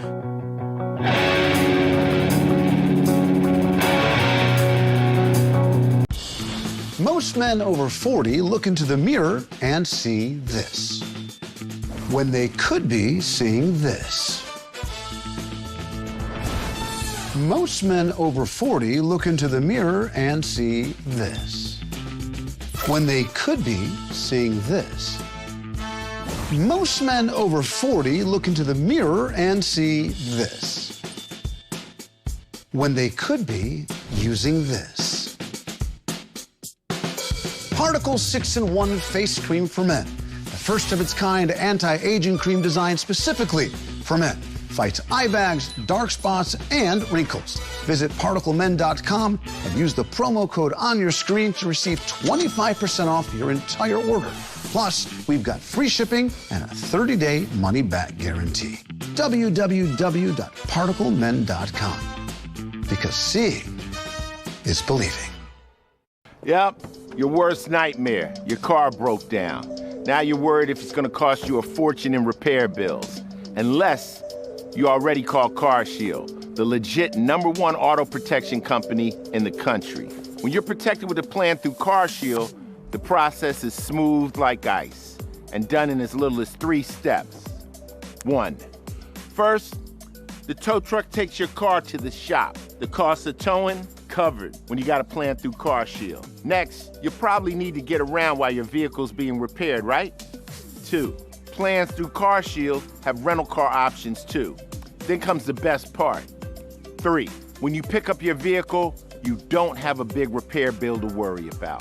CarShield administrators get your covered repairs paid directly to the shop, so you're back on the road with no worries.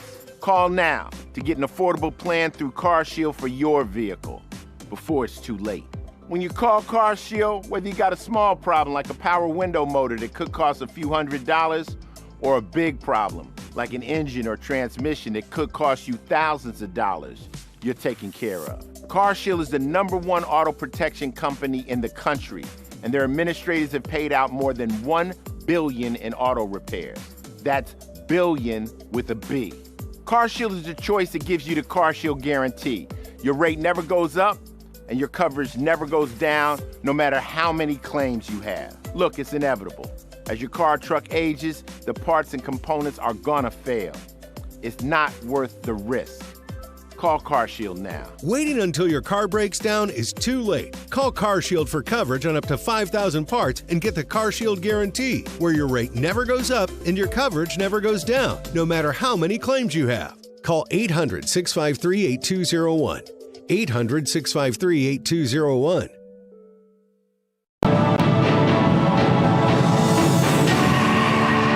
Welcome back to this Real America's Voice news break. I'm Terrence Bates. The U.S. Attorney for the District of Columbia is teaming up with the city's Democrat Mayor Muriel Bowser. All of this happened just a little while ago. The two got together to take a bit of a victory lap. They held a news conference to report the arrest of 2 17-year-olds accused in the shooting death of 21-year-old Eric Jackham. The UMass Amherst student was interning in the nation's capital back on June 30th. Investigators say he was an innocent bystander who was caught in the crossfire as at least 79 rounds were fired.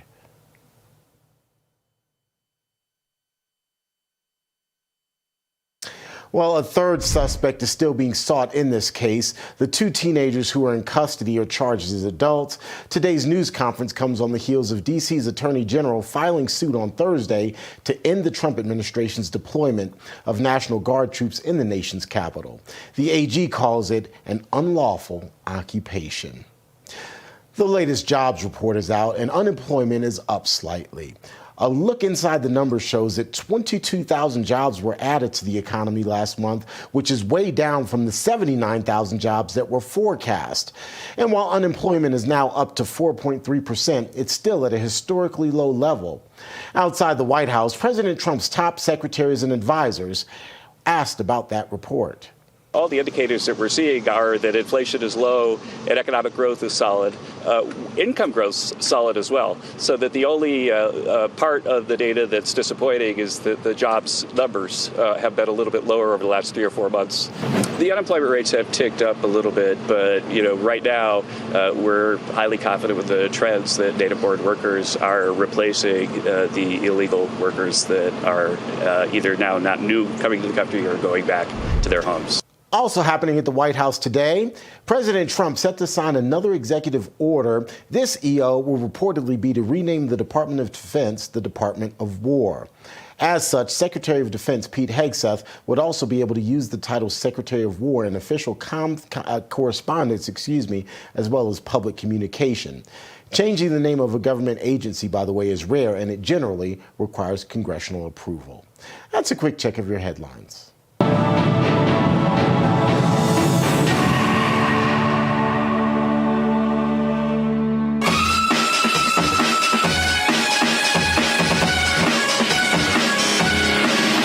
Of the MAGA doctrine and president of Turning Point USA. Here's Charlie Kirk. All right, I want to tell you guys about Patriot Mobile before we get back to this interview. That's patriotmobile.com/Charlie. I know there are many choices when it comes to who you choose for cell phone service, and there are new ones popping up all the time. But the truth is there's only one that boldly stands in the gap for every American that believes that freedom is worth fighting for, and that is Patriot Mobile. Patriot Mobile is one of the only carriers with access to all 3 major U.S. networks. They offer unlimited data plans, mobile hotspots, international roaming, internet backup, and so much more. Switching is easier than ever. Activate in minutes from the comfort of your home. Keep your number, keep your phone, or upgrade. It's time to make the switch today at patriotmobile.com/Charlie or call 972-PATRIOT and use promo code Charlie for a free month of service. That is patriotmobile.com/Charlie. That is patriotmobile.com/Charlie.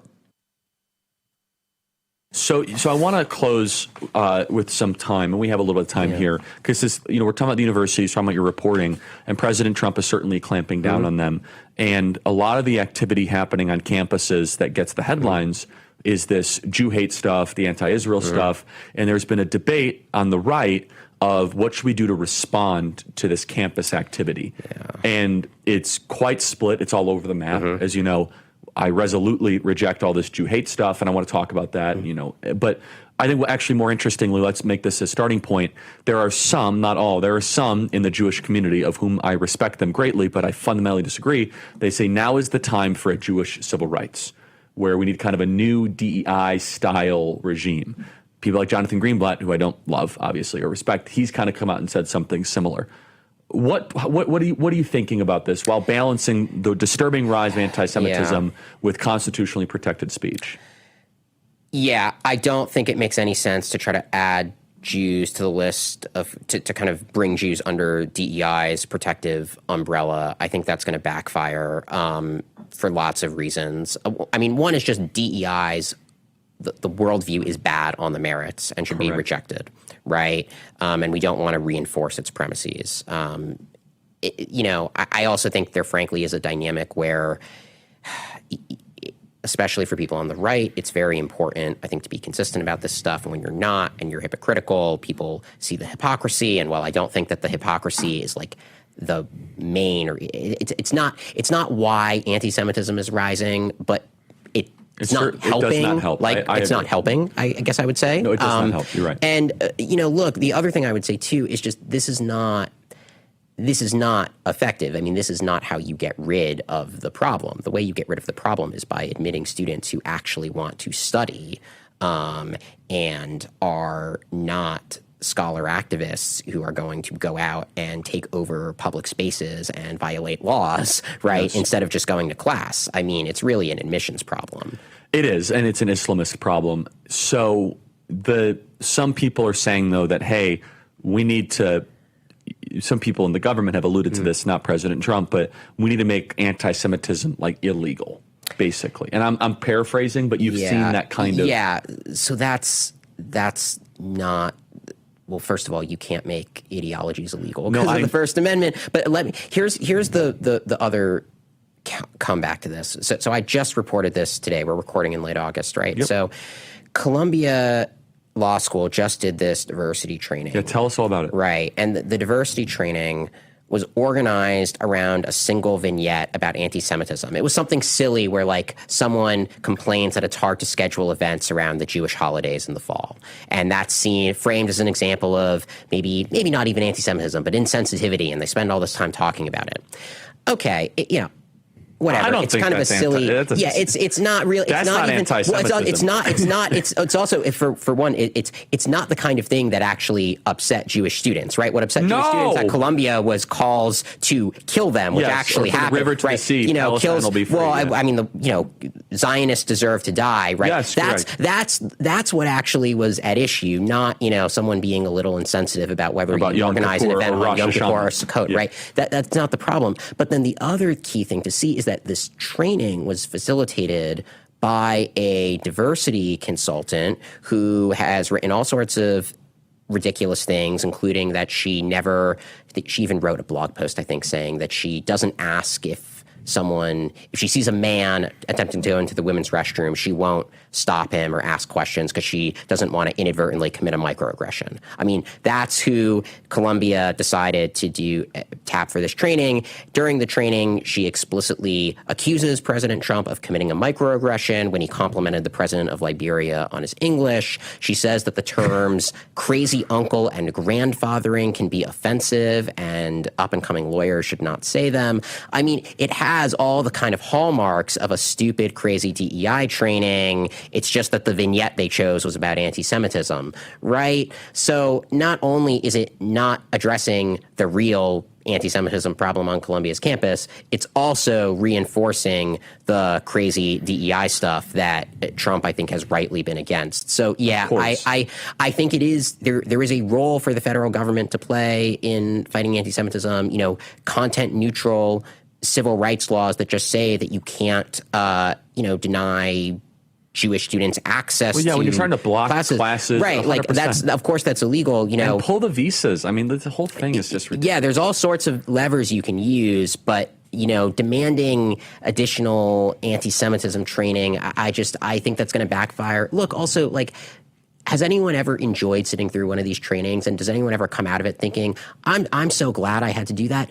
No, everyone hates the trainings. Resentment. So why add Jews to that, right? Because then the Jews are more kind of proximate to the resentment. I think it is very short-sighted. Why are we seeing a rise in Jew hate in this country? Again, another thing we could talk for hours about. I think some of it is just the result of us getting more and more distance away from the Holocaust and this kind of basically philo-Semitic consensus we had breaking down.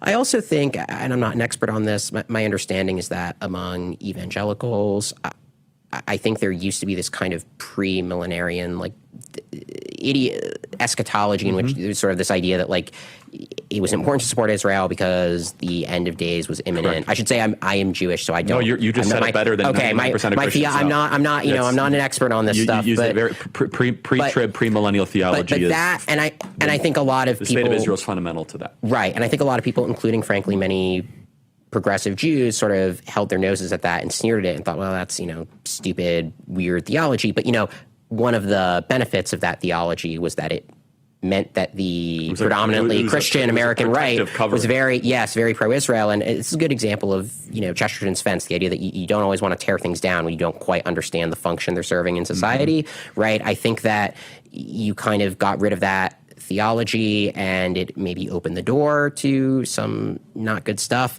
And honestly, look, obviously the war in Gaza has increased the salience of the issue.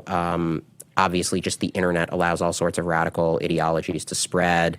But yeah, I have to say I struggle with this because I just fundamentally have always thought that hardcore anti-Semitism is just so sort of irrational and not rooted in reality that, I mean, it rots the brain. Yeah, trying to even you're trying to explain the thought process of the logic of something that is fundamentally irrational. I mean, it is not logical, so it can be hard in some ways to provide a rational explanation. But I will also say though, I do not think the main cause, frankly, is college students at Columbia. I think they are more a symptom and a reflection than a cause. I think the cause is much deeper, kind of demographic. And the Columbia problem is actually really simple. Yeah. It's actually, we've imported a bunch of Muslim students that hate Jews and have many of which hate the West. And then you couple that with a bunch of secular people that are looking for meaning, and they look at everything through an oppression-oppressed dynamic. The assumption that Israelis are white and the Palestinians are brown. Correct. Which if you actually go to the region and look at people, it's like totally not true. I was there last year and saw a one of the darkest skinned. We'll go meet a Mizrahi. But you see even like Ethiopian Jews who have some of the darkest skin you've ever seen, who are wearing the full Orthodox garb in Jerusalem. Like it's an amazing country, right? But just the whole racial imaginary that we project onto that region, it's totally wrong. Yeah. So what would you say are one or two of the biggest lies about what's happening right now? Again, we're taping, so we don't know things can change. But let's just say more broadly with Israel that you wish could be corrected, that are just falsehoods that are spread, that you kind of pound your table and you're like, I can't believe people believe this. I mean, the race thing is a big one in terms of the left, right? That's a big issue on the left, where they project this. They try to basically project American racial categories onto a region that just totally rejects them and resists them. I think on the right, and on the left, people will just take. They'll take something crazy from Israel out of context, like something really bad that one person said, and say, clearly Israel wants to do X, Y, or Z. It's like, well, if some obscure government minister says something nuts, right? Like it's not fair to, regardless of which party's in power, it's not fair to conflate, right? One crazy person in, an obscure government position with an entire political party, or with the entire country, certainly, right? I think that's a problem. The other thing I would say, too, though, is so much, and I think this is more the fault of the Americans who talk about it than it is Israelis, but they're to go back to the anti-Semitism training, there's this impulse to say, well, anti-Semitism, it's another ism, frame Jews as victims and kind of add Jews to the list of victim categories. I just don't think that that's compelling. No. Right? And I think it's self-defeating. Yeah, and I think Israel is actually like a very cool country. And if they talked more about the coolness and the tech and the military, right? One reason I think you do see some of the anti-Semitism percolating on the right in some cases is that, if you think about how to reach like young men who are turning right. Yeah, send them to Tel Aviv for a weekend. Yeah, it probably would make them more pro-Israel, but also, right, how not to reach them. You don't want to do this kind of hectoring school marm, like you have to be, you're a bigot for X, Y, or Z, just because people have been sort of trained, understandably, from all the DEI to react with suspicion to any kind of accusation of bigotry. Again, there is real anti-Semitism; it's a problem, but when you lecture people, I just don't think it works. I think some, and this is where I get some pushback. Yeah. I was just debating the other day privately with a very nice woman who you would know, I'll tell you off camera, and she was insistent that you can't, if you are anti-Israel, you're anti-Semitic. And I said, well, what do you mean by anti-Israel? And she was getting to the place where, like, you must support the Netanyahu government, otherwise you're anti-Semitic. I'm like, you're going to lose people. Here's your reminder to watch this full interview, members.charliekirk.com. This week is super crazy because of all the travel that I'm doing. I'm in Asia. I'm all over the place, but I'm looking forward to getting back to our members call. Be right back.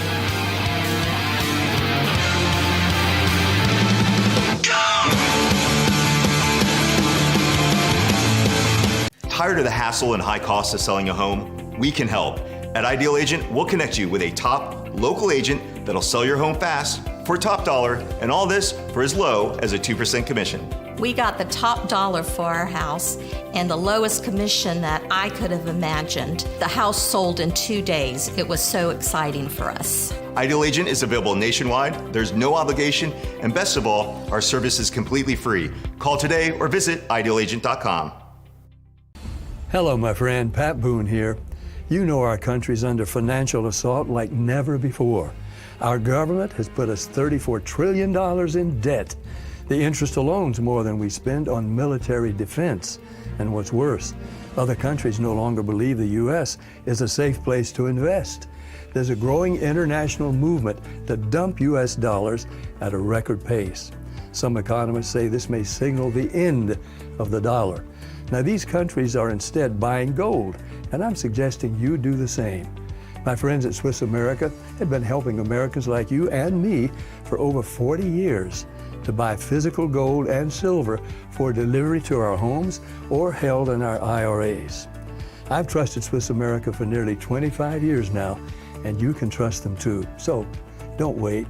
Call or text the number on the screen today for financial peace of mind in these troubling times. Did you know that thousands of authors across the country have written books and published them with Page Publishing? If you've written a book, Page can help you through the process. We cut through the confusion of the publishing world to make it easy for you. If we decide to publish your book, your work ends and ours begins. From copy editing and proofing to typesetting and book cover art, we get you printed, distributed, and sold on Amazon, Apple iTunes, and bookstores. We'll even promote your book. Call for your free writer's guide, 800-319-0257, or scan the QR code now. 100% American made. And darn proud of it. The Charlie Kirk Show. It's time to get your tickets to America Fest, but most importantly, everybody, our campus tour is coming up next week. It's incredible. AmericanComebackTour.com. Take a look. You guys know how it works. Open mic. We're going to be here for a couple hours, so get comfortable. So you would get rid of all borders. Yes. What species is the baby in the womb? It's a human. But therefore, they should have human rights. No. He's a liar. You're a typical leftist because you only care about yourself, not about the other people. It's very clear by how you're acting. What can I do to save the country? You answer that question every single day. You are doing something that is bigger than you. A lot of people. How are we doing? I'm on the move like a runaway. No turning back, I pick up the pace. I do not care what the others say. Listen, I told you that I did not come to play.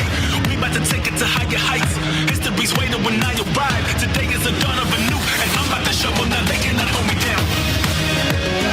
When you a winner, you learn from your losses. We came from the bottom and now we the bosses. The future is yours, so what will you choose? If you give it your all, you got nothing to lose.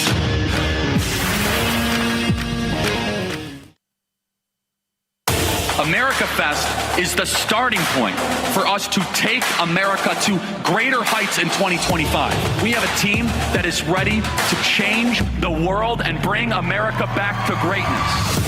Experience the greatest celebration of America.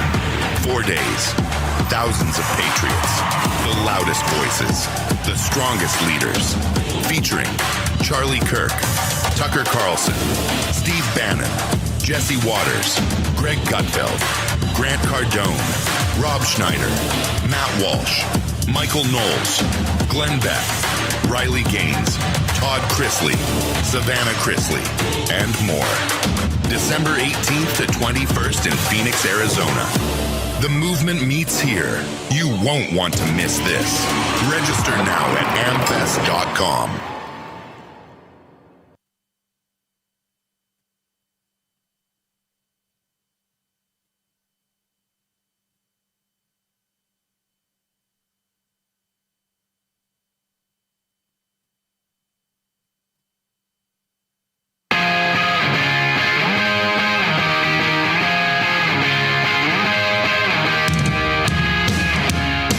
Now I want to tell you guys about our partners at TikTok. That's TikTokeconomicimpact.com, TikTokeconomicimpact.com. We've gone very viral on TikTok, billions and billions and billions of views.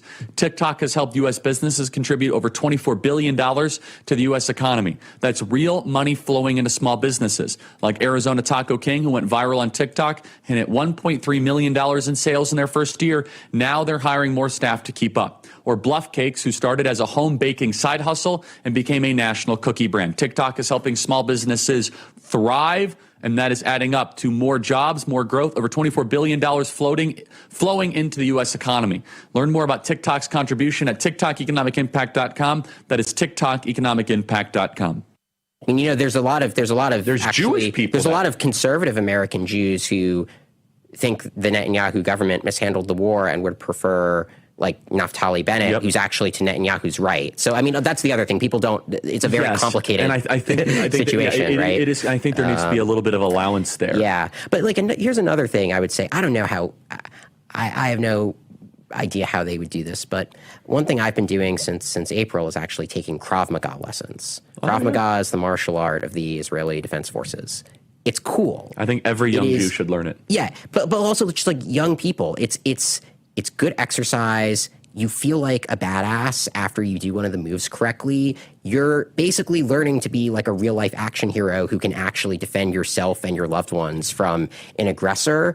And like, I would just think, again, if you're trying to reach, young men who are tired of being scolded and tired of the victimhood rhetoric, right? Don't just talking too much about anti-Semitism. Again, I'm not saying don't talk about it at all, but like, if you want to make people just think Israel's cool, like, talk about Krav Maga.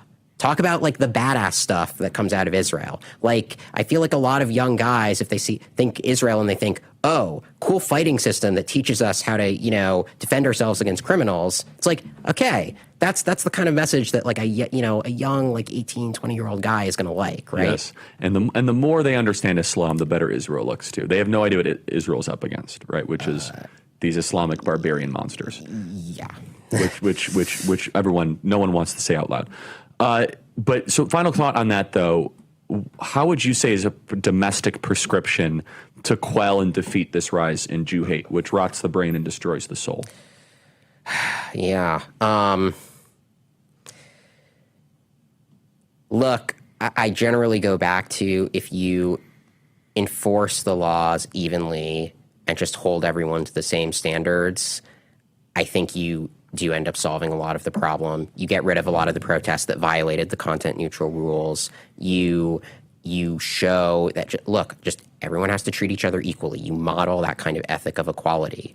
I think just talking about, again, dividing the world into oppressor and oppressed, that's never going to end well for the Jews. So getting rid of DEI is good. It's fundamental. That's very important. Yeah, I mean, that's basically what I would say. Look, and the other thing I would say, though, too, is just, unfortunately, anti-Semitism's always been with us. It's not a rational force, and we no longer enjoy the kind of golden era where you could just take this very pro-Israel and philo-Semitic consensus for granted. It's a new terrain. Yeah, and probably it's not the worst thing for Jews to learn some self-defense. I unfortunately, but how can people follow you, support you, look at your work? I'm on Twitter at Aaron Sabarium. I write for the Washington Free Beacon, which is great, by the way. Yeah, they do important work. Talk a little bit about that. Oh yeah, sure. So we're one of the few outlets on the right that's really dedicated almost exclusively to investigative reporting. Yeah, I know. That's what makes you guys different. Yeah, and I think for young people interested, it's the most important type of reporting. Yes, I would say there's also a temptation on the right in particular to want to go into opinion journalism, which we've sort of over-indexed on.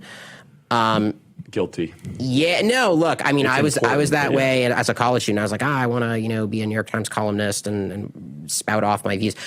The reality is that it's not impossible to be influential as an opinion columnist, but it's very, very difficult. I agree. And it's much easier. You'll get much more bang for your buck if you go into investigative journalism. There's so many unreported stories in this country. And to be honest, it's not all that hard. It's not all that hard to do. It takes a little work, but you interview people, you get people to give you documents, and you report it accurately. You don't have to editorialize. You let the facts speak for themselves. Aaron, thank you for your time. Incredible work. If I was giving out Pulitzer Prizes, you would have got one, especially for the monoclonal antibody story. Thank you. Aaron Sabarium, keep up the great work. You're welcome back anytime. Have a wonderful weekend, everybody. Shabbat Shalom. I'll see you guys on Monday. And I'm traveling all over the world.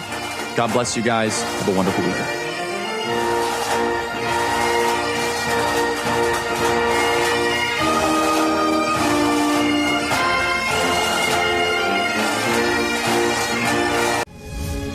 poverty is unimaginable. There are people who are struggling. This is where she washes the dishes. If you're ever going to allow your Christian faith to rise and to do something for God's chosen people, now is the time. This is the home of Galina. She's 96 years old. This is what she had to eat for today. She has one pot with water and wheat. My father was killed by the Nazis, and I was an orphan. I didn't know about God. But now, in the cold, hungry nights, I pray for food to the God I've never known. There are good people that love you. You see the tears. Scripture says joy can come in the morning, and you can be the reason. If you will bless these hurting children of Israel, you will receive God's blessing in return. Your urgent gift today of $25 will help rush a survival food box filled with life-saving essentials.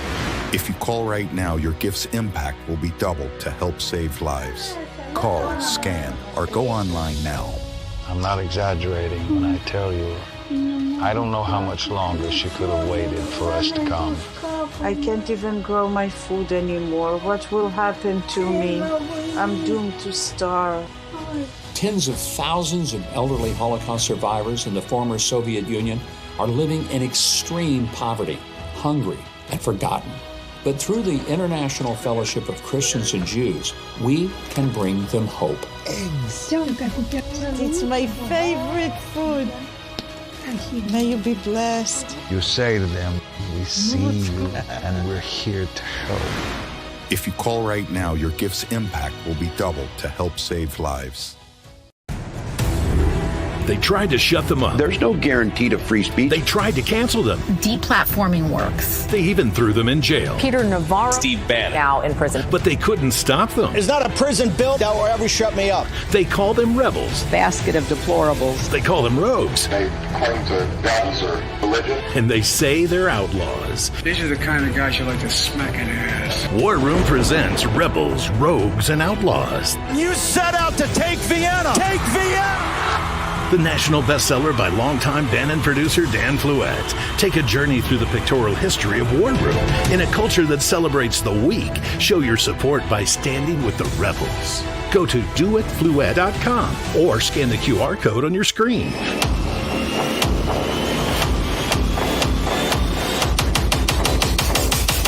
Use the code RAV20 for 20% off your order. Stand with the rebels and never back down.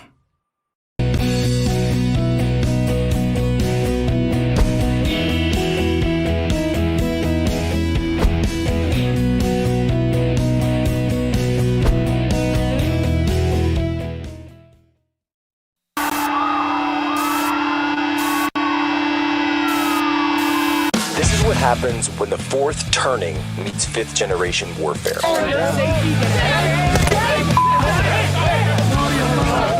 A commentator, international social media sensation, and former Navy intelligence veteran. This is Human Events with your host, Jack Posobiec. Christ is king.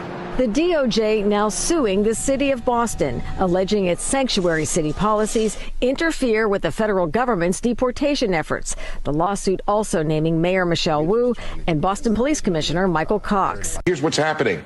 A steady drumbeat of job losses at the federal government level. You can say this is extreme, or you can say the data kind of supports this. We're getting back to a place we were before the pandemic. Right, there was a pretty good surge under the Biden administration, so we're bringing that back down, at least the federal government level. It's I have that number now. I just calculated it. 88,000 jobs lost in the federal government ex-postal service since the beginning of the year. 88,000. Trump planning to sign an executive order today to rebrand the Department of Defense. The Department of War will become the secondary title of the Defense Department. Department of War, by the way, was a title used back in the 18th century, and the president has stated that the name has a, quote, stronger sound. We're following a massive ICE raid at a Hyundai plant in Georgia. Officials say roughly 450 undocumented migrants were apprehended. Now, Thursday's raid was carried out by multiple state and federal law enforcement agencies, including ICE, the FBI, and the Georgia State Patrol. With more than 450 people apprehended, this marks what appears to be one of the largest ICE raids at a single site in the 22-year history of this agency. Now, here's what we know. This happened at the Hyundai Meta plant site. This is in Ella Bell, Georgia. This is just 25 miles or so west of Savannah. And according to the Associated Press, this raid stopped construction of this factory that's being built to produce batteries for electric vehicles. And Jack Posobiec responding to a Trump post on India with this post saying, quote, tariff the call centers, all of them. Well, ladies and gentlemen, welcome aboard today's edition of Human Events Daily. We're here, Washington, D.C. Today is September 5th, 2025, Anno Domini. Reports coming out now that President Trump is reportedly planning or maybe planning to announce a ban or a tax on outsourcing. This comes after I gave a speech at NatCon yesterday regarding this, and numerous calls for tariffs from the president himself, as well as Dr. Peter Navarro, his economic advisor, on tariffs on India, or seeking a way to rebalance this situation. I want to bring on now, we have Senator Bernie Moreno joining us here, Human Events Daily, who's actually got new legislation that pertains directly to this. Senator Moreno, thank you so much for joining us. Thank you, Jack. Thank you for having me, and thanks for your leadership on this issue. Well, it's the leadership is all to the administration and to what you're doing in the Senate. Tell us, why is this issue so pernicious for American workers? Well, we have tariffs on goods, right? So we've done that. We've rebalanced our goods trading relationship with the world. But what we have to do is close the loophole on services. So when you call your credit card company or utility and they've outsourced these jobs that would otherwise be held by American citizens to foreign countries that, by the way, are openly hostile to the United States of America, you're screwing over the American worker. And one of the things I vowed to do here in the United States Senate is to reset this relationship. We need to be advocating for American workers to get ahead, to be able to provide for their families, to have good, high-paying jobs. And the fact that these jobs are being ripped out of this country and shipped overseas, we're just not going to tolerate that anymore. So we're going to put a 25% tax on companies, the value of their contract, to outsource these jobs, to give them the proper motivation they need to hire American workers, employ them right here in the United States, and let those salaries filter through a community. Because obviously you pay the workers, they go visit a restaurant, they go buy a car, they buy a home, rent an apartment. We're losing all that to these foreign countries, and these corporations are chasing cheap labor. We're not going to let them keep doing that with no penalties at all. Well, and this is something that I thought was so interesting because, you know, people were telling me, they said, well, you know, Jack, tariffs are only for goods, they're only for goods. I said, well, wait a minute. I'm looking at the Constitution here. It says regulate all foreign commerce. And it's right there. It's clearly delegated to Congress. And yes, it says imports duty. So, of course, tariff, tax, etc. The proper mechanism, that's left to the legislation. But the point is, this is exactly what the president has called for in terms of the rebalance of this trade relationship. Yeah, exactly. And then what we're going to do with the money, by the way, is invest it in trade schools so we can help American workers skill up, connect them to the good jobs that they need. Ultimately, Jack, this is very simple. What every elected leader in Washington, D.C. should do, and what President Trump is doing, is making certain that we put the American worker at the absolute center of every policy decision that we make. And this is just another example of rebalancing the scales for those workers. Well, it really is. And at the end of the day, I've faced, you know, I've known people who have faced situations like this. I actually have a very close friend who just got laid off over a situation like this, something that, in fact, the White House reached out because I'd been, you know, talking about it, and they wanted to get more information on it. And how many times have we had where people have had to train their own replacements? And that's exactly what happened in this situation. And it's got to stop. Yeah, absolutely. I mean, it's a slap in the face to American workers. It's absolutely idiotic for our country. It's great for these corporate executives that make even more money and pay themselves even more salaries. but it's terrible for our communities, terrible for our country. Look, we want a free enterprise system, but the government's role is to create an environment of incentives or disincentives, right? So we've been incentivizing companies to do these kinds of things. But look, what we did in the big, beautiful bill, Jack, we lowered taxes for corporations. We're giving them a better regulatory environment, better workforce policies. They should, at a minimum. We are coming up on a quick break. Can I hold you over just to finish the thought? Absolutely. Thank you very much. Right back. Human Events Daily, Real America's Voice.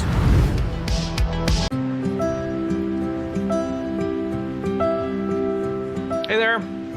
Hey. Hey there, how are you? I'm with Disabled American Veterans. I was wondering if you had a quick minute to thank America's veterans for their service and sacrifices. Of course, why not? Oh, sure. Absolutely. Sure. All right. Hey, well, come on in here. I'm just going to hit record on this. I would like to thank you from the bottom of my heart. I can't even think of the words to say of how grateful I am. I just want to tell you guys how much you appreciate it. But most importantly, I want to thank you for your courage and bravery. Wow. Just thank you. Someone here who'd like to say something to you. Oh my God, you guys are awesome. Someone has something they want to say to you. Goodness, how's it going? Oh. So I just want to let you know how much you appreciate it. How much you appreciate it. I just feel honored for everything you've done. Thank you for myself. Thank you for everybody. I get to live every day, in peace because of you. A lot of people thank us, but we want to take the time to thank you, honestly, for giving back. And when you give to DAV, you are supporting veterans like Dave, myself. So thank you so much for your. Thank you. You guys are amazing. Thank you. Thank you. You can say thank you to our nation's heroes by calling the number on your screen right now and giving your monthly support of only $19. Say thank you by going to helpdav.org right now and give just $19 a month. When you do, we'll send you this DAV blanket as a thank you and a reminder that you support those who served. Please call or go online to helpdav.org right now. Your support says thank you to our nation's disabled American veterans. Tired of the hassle and high costs of selling a home? We can help. At Ideal Agent, we'll connect you with a top local agent that'll sell your home fast for top dollar, and all this for as low as a 2% commission. We got the top dollar for our house and the lowest commission that I could have imagined. The house sold in 2 days. It was so exciting for us. Ideal Agent is available nationwide, there's no obligation, and best of all, our service is completely free. Call today or visit idealagent.com. Nothing will stand in our way, and our golden age has just begun. This is Human Events with Jack Posobiec. Now it's time for everyone to understand what America First truly means. Welcome to the Second American Revolution. All right, Jack Posobiec back live. We're here on with Senator Bernie Moreno from the great state of Ohio. He's got the new bill, 25% tax on companies who outsource jobs. Now, Senator, can you walk us through the mechanisms of this? I mean, it almost sounds this would be similar to, I guess, a payroll tax. So I guess you could do hours worked, you could do per worker, that sort of thing. Yeah, typically these companies have contracts with outsourcing companies. So we would tax the 25% the value of that contract when that contract is serving American citizens, and then take the money from that to invest it in workforce development programs, skill up American workers, to allow workers to do even better and move ahead. So look, like you said, Jack, we're going to put an end to this idea that these corporations can just free will go out and chase the cheapest labor on earth and screw over American workers and American communities. Well, and talk a little bit about this idea of, they call it the multiplier effect, when the money is sent overseas. That means that job isn't affecting the community, and in fact, it's disaffecting these communities. Yeah, that's probably a 6 or 7x fold of the salaries paid. So if some worker gets paid $4,000 a month, that $4,000 probably times 10 gets circulated around the community because they go to a restaurant, they tip the person there. They go to a beauty salon, they go to a grocery store, they go to the gas station, they pay rent. Everybody in the ecosystem flourishes, which is why these countries chase these call centers. And of course, it's phenomenal for those foreign countries and terrible for America, terrible for our communities, Jack. So you're going to see companies move more jobs here to the U.S., and that's exactly what we want them to do. And so when the jobs come to the United States, it's the exact opposite. In fact, it kind of goes back to the way things used to be, where you had a job in your area, you could go and then you're spending the money in that area, which creates those secondary and tertiary knock-on effects that promote the economy, which, of course, that's how communities run. That's sort of the basis of why we have towns and cities and eventually government comes in. It's the very basic bedrock social contract, and yet through technology and through modernity, it seems we've kind of lost sight of all that. Well, we've allowed this to go on for too long. In some ways, we encourage companies to go out and do that, chase the cheapest labor possible. But look, this is the greatest economy in the world. We're more than 25% of the GDP of the world. And so companies, we give them all the reasons why they should do business here. Good tax environment, good regulatory environment, good workforce policy. Now they need to make certain that they take care of their workers and hire American workers and pay them well. You know, in fact, with some of these jobs, these call-in jobs, I know that in the U.S., there's lots of people, I'm sure, that would be more than happy to love the flexibility of a stay-at-home. You're on call, you're working for a company, but you could be at home. There's so many people that are either unemployed or underemployed that it just seems like this would be an obvious move for them. Yeah, and by the way, it's better for the American consumer too, Jack. So when you're calling someplace where you need help or assistance, yes, you want to talk to somebody who speaks your language, knows what's actually going on. You can understand what they're saying. These are real things. Anybody who's ever called a call center and dealt with that, you know exactly what I'm talking about. No, it goes without saying. I brought this up at the NatCon conference yesterday, and got just a huge applause line from the crowd when I mentioned that, and not to mention the customer service, but the scam calls, because it seems that, and I'm sure even you as a U.S. Senator probably deal with this, that these calls just come in and over and over and over. And yet we know so many of them are coming from overseas, whether automated or it seems like one of these centers. And unfortunately, with AI and the auto dialing that people can do now, unfortunately, there are people who get caught up in them and they start giving money or whatever it is over to these scammers. Yeah, and you're exactly right. The legal part of the company, the one that's being the outsourced to the American company, is probably in the same building as the scammers, because that's what gives them scale to do it. So the way we deconstruct it is get rid of the part where we're giving those companies the money and the contracts. And that's what hopefully this bill does. We're going to put it on the floor next week, and we'll know which Republicans are on board and which ones aren't. And we'll make the Democrats take a vote. If they're against the American worker, at least we find out what we already know, which is that they are. Senator, I just have to say thank you. Thank you for standing up for American workers. Thank you for standing up for American families and communities. Thank you for putting America first. Where can people go to find more information about the bill? They can go on our website, marino.senate.gov. We'll have all the details there, or they can go on congress.gov and find it there as well. All right, there you go. Senator Bernie Moreno. God bless. Godspeed. Thank you again, Senator. Thank you, Jack. Thank you. All right, folks, listen to what the senator had to say there. This is becoming rapidly one of the hottest issues in America. It is certainly promises made, promises kept. America first always meant putting the American worker first, the American citizen first. And right now, we actually also have a great guest that I was trying to get him on in person, but he scampered out of Washington, D.C. too quick for me. Ladies and gentlemen, a special Friday treat for you. We've got Aaron McIntyre of the Aaron McIntyre Show on Blaze Media. What's up, man? Doing well, man. Thanks for having me. You scampered away on us. I had to flee the swamp. I had to get back to my own swamp down here in Florida, you know. Yes, exactly. But just, I originally wanted to talk to you because we had done that podcast a couple of months ago now on this sort of what is an American question. But I've got to get you in now on this just the last 24 hours. all of this, I think that's sort of been floating around, and you've certainly been a pioneer in so much of the discourse on it, has really come to a head, I think, in the last 24 hours. This tariff the call centers idea that reportedly is being discussed within the walls of the White House. Then, of course, this huge online pushback scandal that seems to have backfired. This conservative influencers getting busted for spreading talking points to attack any of these ideas and all of this that the president's putting out.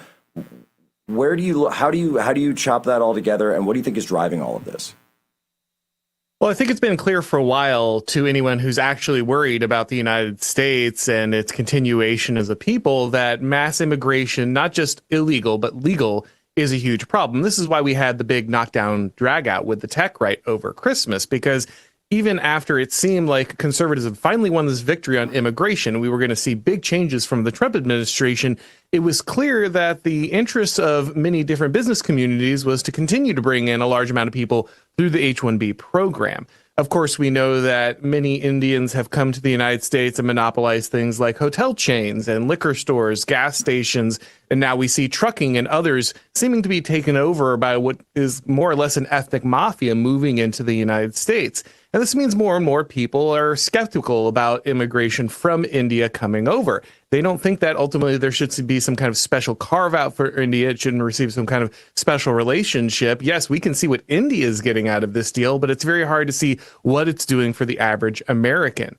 And that pressure building inside the movement has apparently adversely affected some of the interest in Washington, or at least some of India's interest, because apparently some influencers were being compensated to speak in support of them. And, you know, we've seen this from time to time. We've seen people come out and talk about how we need to protect India. They're actually an ally. It's usually people like Nikki Haley, where you can kind of figure out where that motivation is coming from. But now we're starting to see large Twitter accounts who previously didn't seem to have a lot of connections to India using that type of rhetoric. It's very clear that they're scared that America is actually looking at really being nationalistic, actually protecting its own economy, ensuring that its jobs and businesses are operated by Americans. And they certainly don't want to see a lot of sanctions coming from people like President Trump. We've got rumors now that President Trump is considering basically shutting down all IT immigration from India into the United States. No new tech immigration from India. That's, of course, a huge boon to many American workers who would desperately love to have the type of jobs that are currently being given to Indians in the United States. I personally know several people who work in the tech industry and said, look, I just can't advance any further because they only hire Indians for those jobs. And as an American, I'm cut out. I was just talking to Senator Moreno, and who's got this new bill specifically talking about putting a tax on outsourcing. We'll see what happens if President Trump does a ban. I'm sure they'll work together to socialize whatever legislation, whatever moves they want to put together. But I was just telling him a story about a friend I know, a personal friend of mine, who was in a situation where he was in a tech company, and he spent 6 months training these overseas workers who he was originally told were going to be sort of his staff, was going to be his team, and that he would be the U.S. lead on this team. Well, guess what? Once they completed their training, his managers came to him and said, "Oh, by the way, looks like we'll be able to use that center, so we don't really need your services anymore." And suddenly, of course, they find problems with his. It's ridiculous. And so he trained his replacements without even being told that was the plan. They basically just lied to him and then fired him once the training was done. Yeah, we see so many instances of this. I again have multiple people in my real life. This isn't some kind of abstract thing. Oh, somewhere someone is losing a job. No, I literally know people who are actively losing their jobs to this effect. And of course, we've seen major companies like Microsoft lay out large numbers of tech workers and then immediately turn around and start filing for the H-1Bs to replace them. We all know what was going on. And I'm sorry, but Elon and Vivek talking about how they desperately need all of these people because Americans just won't learn to do the job. We have to hear this over and over again, right? Oh, Americans won't do the work. We had to hear this with picking fruit or delivering things or busing tables. It's such but now a we joke. have to hear it with white collar. We've got a quick break. that we are coming up against. We'll get right back on this because this is the issue of our times. Human Events Daily, Real America's Voice. I use Book a Limo on all my trips. They have drivers everywhere. I always feel safe when I travel with their chauffeurs, from hello to goodbye. Checking rates, booking, and managing clients' reservations online is so easy. The confirmations, trip reminders, and car status updates are great when I'm on the go. I want my clients to have the best experience during their trip. That's why I've used Book a Limo for the past 30 years. What's your destination? Book a limo, any car, anywhere. Yep, your worst nightmare. Your car broke down. Now you're worried if it's going to cost you a fortune in repair bills. Unless you already called CarShield, the legit #1 auto protection company in the country. When you're protected with a plan through CarShield, the process is smooth like ice and done in as little as 3 steps. 1. First, the tow truck takes your car to the shop. The cost of towing, covered when you got a plan through CarShield. Next, you probably need to get around while your vehicle's being repaired, right? 2. Plans through CarShield have rental car options too. Then comes the best part. 3. When you pick up your vehicle, you don't have a big repair bill to worry about. CarShield administrators get your covered repairs paid directly to the shop, so you're back on the road with no worries. Call now to get an affordable plan through CarShield for your vehicle before it's too late. When you call CarShield, whether you got a small problem like a power window motor that could cost a few $100s, or a big problem like an engine or transmission that could cost you thousands of dollars, you're taken care of. CarShield is the #1 auto protection company in the country, and their administrators have paid out more than $1 billion in auto repairs. That's billion with a B. CarShield is the choice that gives you the CarShield guarantee. Your rate never goes up, and your coverage never goes down, no matter how many claims you have. Look, it's inevitable. As your car or truck ages, the parts and components are gonna fail. It's not worth the risk. Call CarShield now. Waiting until your car breaks down is too late. Call CarShield for coverage on up to 5,000 parts and get the CarShield guarantee, where your rate never goes up and your coverage never goes down, no matter how many claims you have. Call 800-653-8201.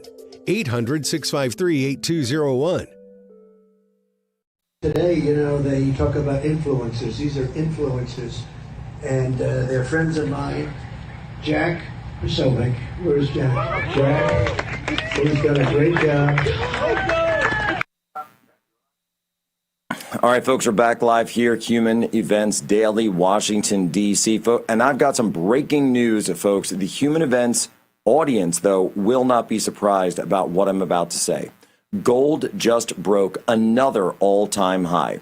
We're talking about $3,600 per ounce. We reported right here on Human Events last month that President Trump would not be tariffing gold. And ever since, gold has been on a historical tear through the commodities market, and there's no stopping the rise of gold. In fact, news out of Poland last night, and we've been talking about Poland so much lately. Well, here you go. This is why it matters. The Polish central bank, which is already the largest net importer of gold in the entire world, just came out and said they are now upping their gold reserves. So they're hoarding gold. They're going from 20% of their national reserves up to 30%. And this is the Polish central bank governor, Adam Glapiński, just put this out. Look, folks, they understand something's coming. They're getting ready for it. They're loading up on gold, putting it out there. We're putting the information out to you. But me personally, I partnered with Allegiance Gold years ago. And I'm talking, this is when gold was under $2,000. So whether you're a collector looking for the best pricing in the precious metal space, or you're looking to protect your family's future, it doesn't matter if it's $5,000 or $5 million. Now is the time to act. Just go to protectwithposo.com to get started. Allegiance Gold has the highest ratings in the industry. I've been partnered with them for years. So when you go to protectwithposo.com or call 844-577-POSO, you can move part of your 401k, IRA, or savings into real physical gold and silver. And you may qualify for up to $5,000 in free silver. And with the way the market is looking, that free silver could be worth a lot more by the time it arrives securely at your doorstep. So give them a call now, 844-577-POSO, or visit protectwithposo.com. That's 844-577-7676, or protectwithposo.com. It's smart, secure, and simple. Call 844-577-7676. So this huge scandal that's going on X right now, and again, caveat, allegedly, reportedly, seems like, and this is what I'll say on this. It looks like a number of conservative influencers were paid to post about India, didn't disclose it. This has to be reported. If this money did come from India or came from entities related to the government of India, it's got to be disclosed on a FARA form. This is a huge problem. It's a huge problem for X. And ultimately, I'm just going to say it right now, if any foreign money is being spent on X, then it should, especially if it's from the foreign government, it should always be disclosed. I think X, Twitter in general, has a huge issue when it comes to foreign influence, not just India. I think there's all sorts of countries that are playing into this and running bot networks. I would even go so far as, and I've said this a number of times, that if you're coming from outside of the country and you're getting X payouts, then those X payouts should only go from advertisers that are from your country. It's really as simple as all of that. So it's blown up. It's been this huge thing. And it really sparks the question that there needs to be some kind of policy shift. But I want to get in. Aaron McIntyre is still here. Aaron, when we're looking at this, these questions, the outsourcing, when I said tariff the call centers and CNN is losing it, and then they start, and I've got all the National Review types. Well, technically a tariff is only on goods and not on services. It's like they're constantly doing the midwit meme of getting so upset about the words that I use rather than look at the situation that I'm talking about. I think they've just kind of already lost in public opinion. I really do. Yeah, nobody wants this, right? Like, again, most people probably know someone of Indian descent in their neighborhood. They like them. They're a nice person, but they obviously do not want to see a large number of people coming into the United States, changing up the makeup of the United States, buying up business chains, buying up hotels, taking over the trucking industry. Remember, Jack, the trucking industry used to be something that the average guy could do if he was blue collar, didn't quite make it to college, but was able to get a good living without a huge investment in something like the trades. And yet these things are being taken off the table. People know that these jobs are not just not being done by Americans who don't want to do them. They know that there are people in their neighborhoods, in their lives, who could use these type of jobs to move forward, to ascend to the middle class. And instead, they're going to India. They're recognizing that most of these jobs aren't even done in the United States. Many are being outsourced to India. This simply hurts everyone, and it's incredibly unpopular. The only people who are shilling for this are people who are, ethnically connected to it, or people who are directly financially benefiting from it, and certainly not the American people or the voters. I remember when the fracking got going in Pennsylvania, out in Western PA, and this is kind of 15 years ago or so, and one of the first industries that was directly impacted by this was the truckers. And I remember going out there. I was working on a campaign at the time, and the truckers were telling me, they used to say, look, because of fracking, and it goes back to what I was saying with Senator Moreno, because of fracking, now as a trucker, I can make as much as I used to do hauling loads locally here in the state, and I don't have to go all the way across the country to be able to make as much as I do, because you have a lot of small operators, people who own their own rigs, stuff like that. And the guy was telling me, now I can take my kid to school every day, and I can be there to pick him up, or at least be there at home for dinner with them. I mean, that's your social cohesion right there that we keep talking about all the time, and yet we then go and bring government in. And let's be fair, or let's be blunt. These programs are all government subsidies to businesses. They have been from the entire time. And we sit there and say, oh, it's just the free market. No, it's the exact opposite.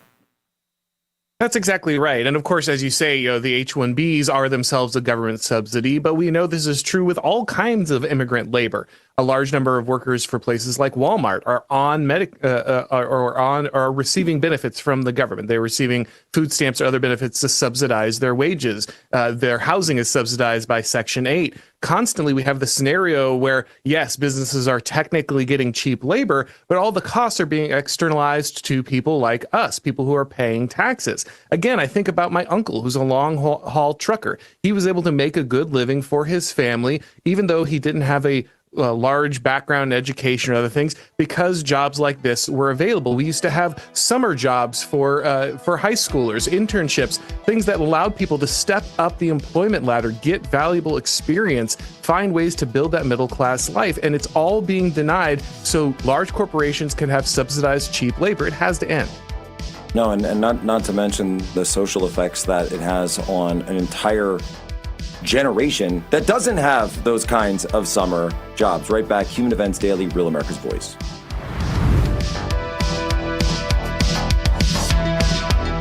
Tired of the hassle and high costs of selling a home? We can help.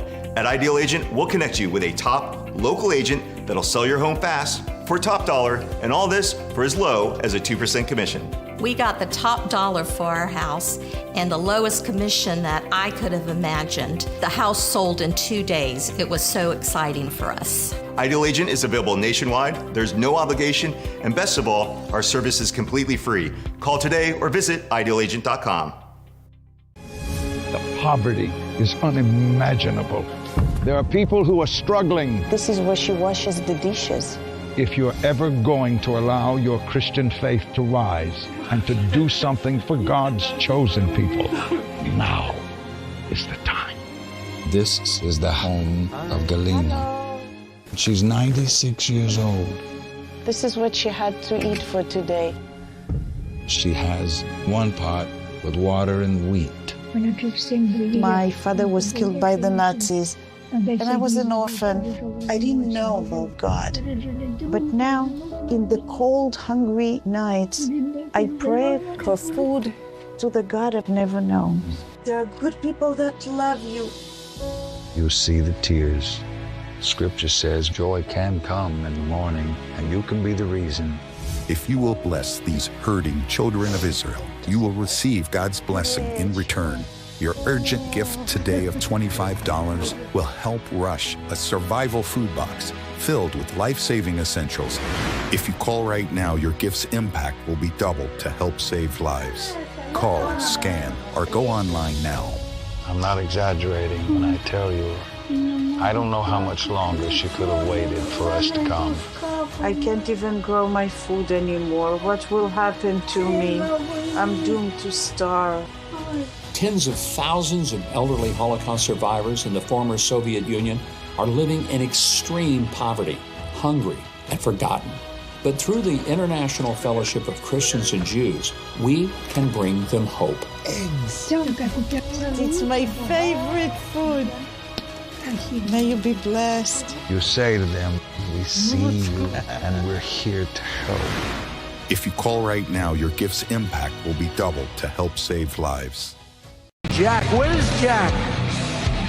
Where's Jack? Where is he? Jack, I want to see you. Great job, Jack. Thank you. What a job you do.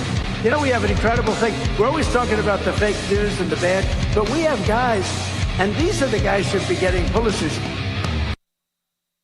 All right, Jack Posobiec back live, Human Events Daily, Real America's Voice. We're here in Washington, D.C. We're talking with Aaron McIntyre. And this question that has really been riling up the internet, I've certainly been putting it out there. Aaron McIntyre and I did a podcast a couple of months ago called What is an American? And then all of a sudden, you know, a couple of days ago, the great Senator Eric Schmidt of Missouri gets up at the National Conservatism Conference and gives an entire full-throated speech on what is an American. So, Aaron, you know, it's amazing to me, but perhaps not surprising, that you've got senators like him, like Schmidt in Missouri, and then Moreno in Ohio, that are really grappling with this issue because they're tying it directly back. And J.D. Vance did, of course, last year as well, in Hillbilly Elegy, and bringing his family out, talking about the the graveyard on the hillside in Kentucky where he wants to be buried one day. And it really does go back to this very idea of who are we as an American. And the one contribution that I gave yesterday was I said that, the right is totally against the idea of gender fluidity, and yet we seem to have a lot of confusion when it comes to nation fluidity, because anybody can just be whatever they want to be. It's totally fine, and it's just obviously not true. And I think the melting pot has boiled over. It's just completely boiled over. I think everybody sort of understands this. But what do you make of senators now getting up and really embracing this? Yeah, it turns out we're having a lot of trans Americans, and in that case, we don't mean Americans who think they're trans. We have other people who think they might be Americans. He said it. I didn't say it. But yeah, no, I think Schmidt's speech was probably the most important one at NatCon. It was powerful. It was important.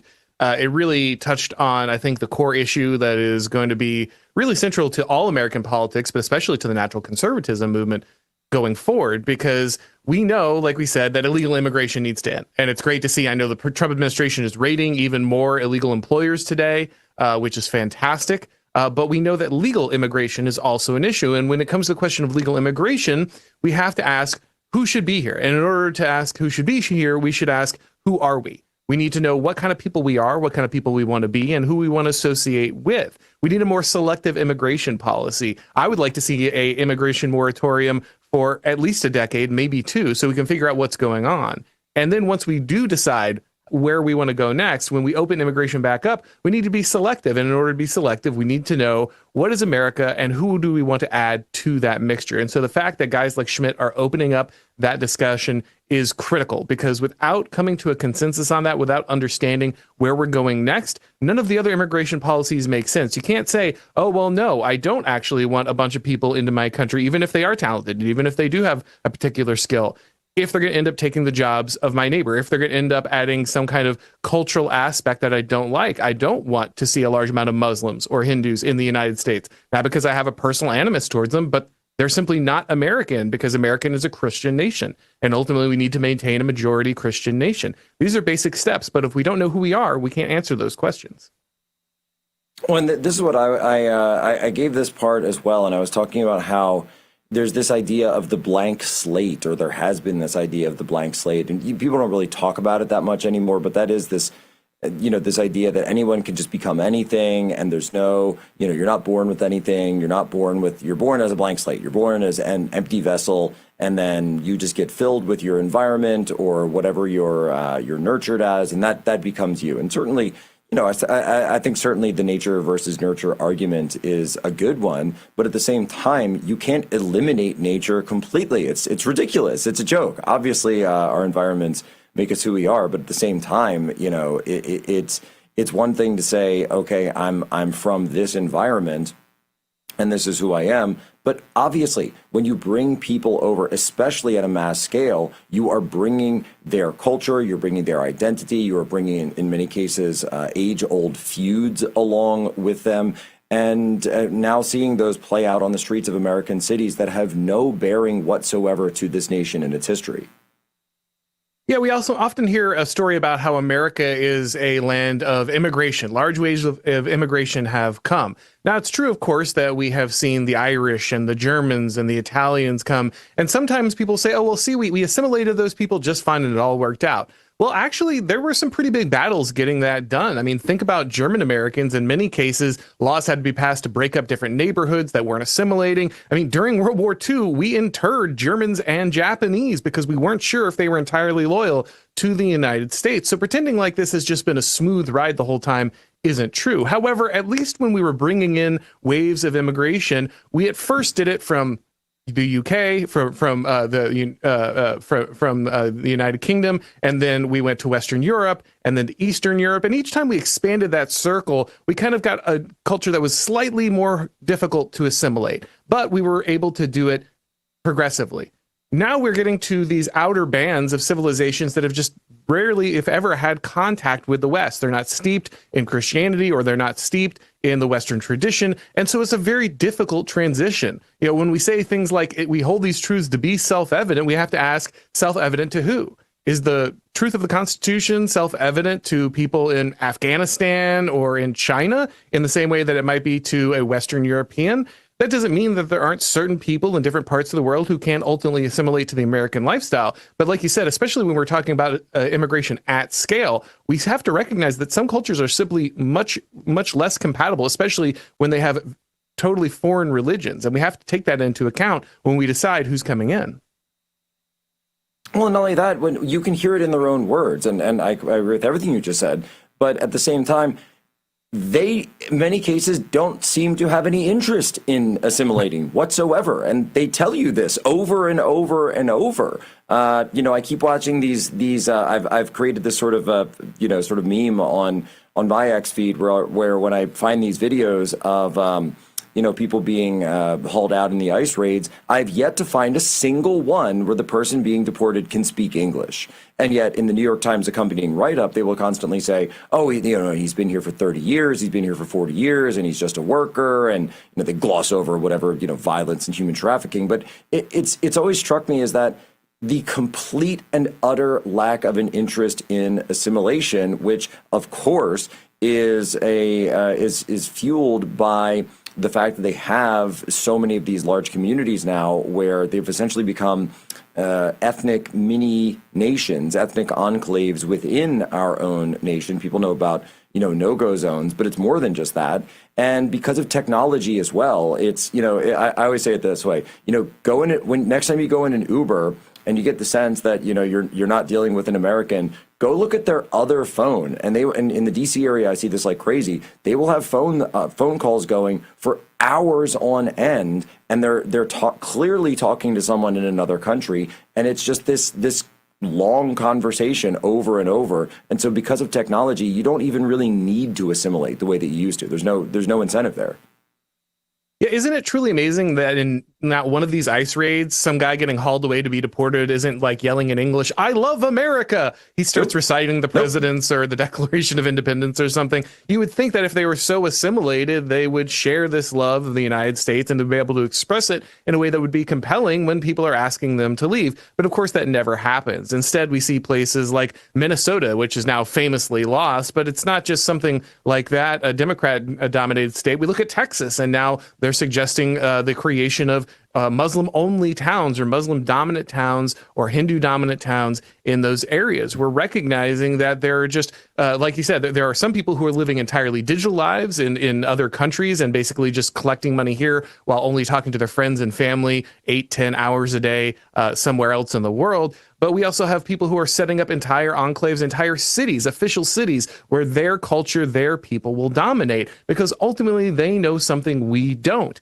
The nation is not just a set of borders or a set of ideas or a flag, it's its people. And when its people are here in mass, this nation becomes the same as their nation, not the other way around. When we had the anti-ICE raids in California, when we had the protests there, people weren't waving the American flag, they were waving the Mexican flag because that's their real country. That's who they really cared about. The Mexican president even referred to the rioters as her people, acting in her interests, because she recognizes that they continue to be Mexicans, not Americans. And if we don't recognize it, these people are going to dominate the areas that they're currently occupying.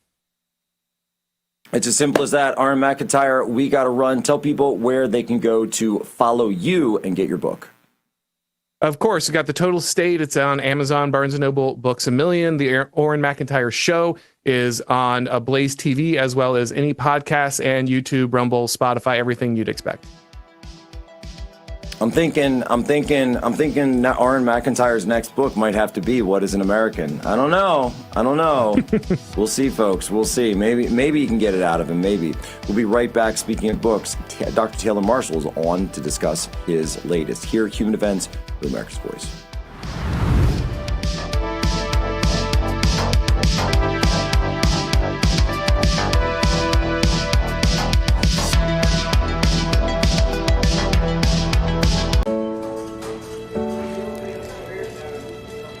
Hey, just want to say thank you for your service. Yeah, sure. I'm sure you've heard that before, but we want you to know that we understand the freedoms and liberties in this country or because of people like you who served and gave everything for the cause of freedom. We don't take that lightly. So thank you for everything you've done and sacrificed for us. Thank you so much. That means a lot to me.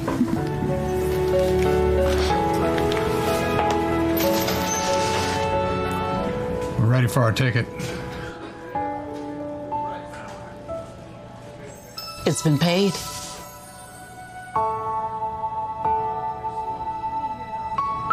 People thank me for my service all the time. But I want to thank you for being someone worth fighting for. You make it all worth it.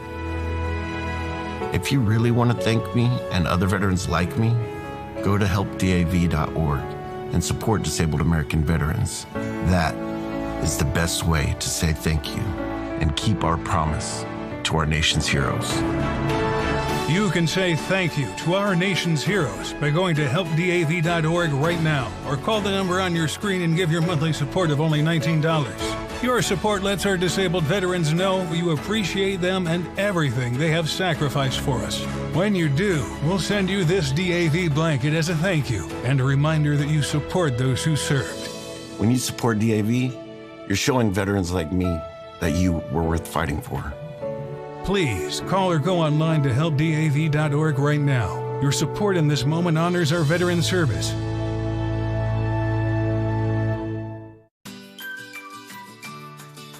When surprise breakdowns happen, American Home Shield will be there to fix or replace parts of the systems and appliances you rely on every day. They help protect your time and money by connecting you with qualified pros and helping pay for covered repairs or replacements.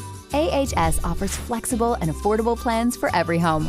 Sign up today and get 50% off.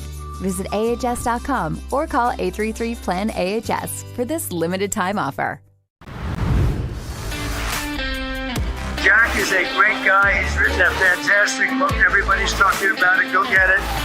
And he's been my friend right from the beginning of this whole beautiful event. And we're going to turn it around and make our country great again. Amen.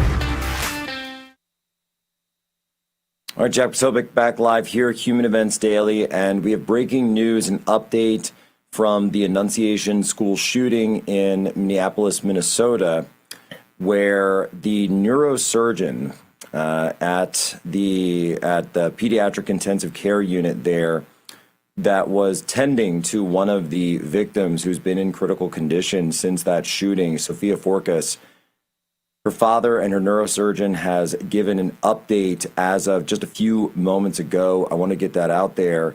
And they've said there will be extensive therapy, rehabilitation needed. However, they are seeing rays of hope that this little girl, although she remains in critical care, that critical condition, that they are seeing rays of hope that she may not be, in fact, the third victim of this horrific shooting. And so hoping that people continue to pray. Her GoFundMe page has raised more than $900,000, almost broken $1 million. This is a little girl who, after she was shot, had to have her skull partially removed to try to remove some of the swelling on one side of her head. Doctors, of course, are working around the clock to try to save her life. That's the update as of now. Rays of hope. Dr. Taylor Marshall joins us now. Dr. Marshall, your new book, all about Christian Patriot. It's there's something about this story of $900,000 being raised from the public to help a little girl who's in a situation like this, who was, as far as we can tell, almost killed, may still be able to survive this anti-Christ, anti-Christian attack. Doesn't this show that America is still a Christian nation despite everything that has been done to suppress it?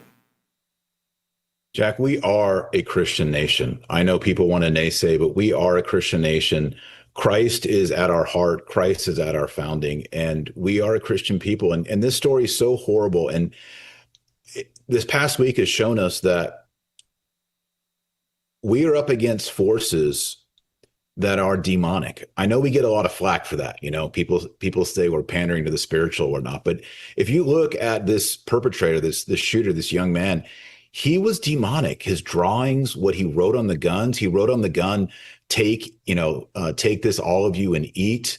Where is your God now? I mean, he was a wicked, evil, demonic man. I don't know if he was possessed or not, but it sure seems like it.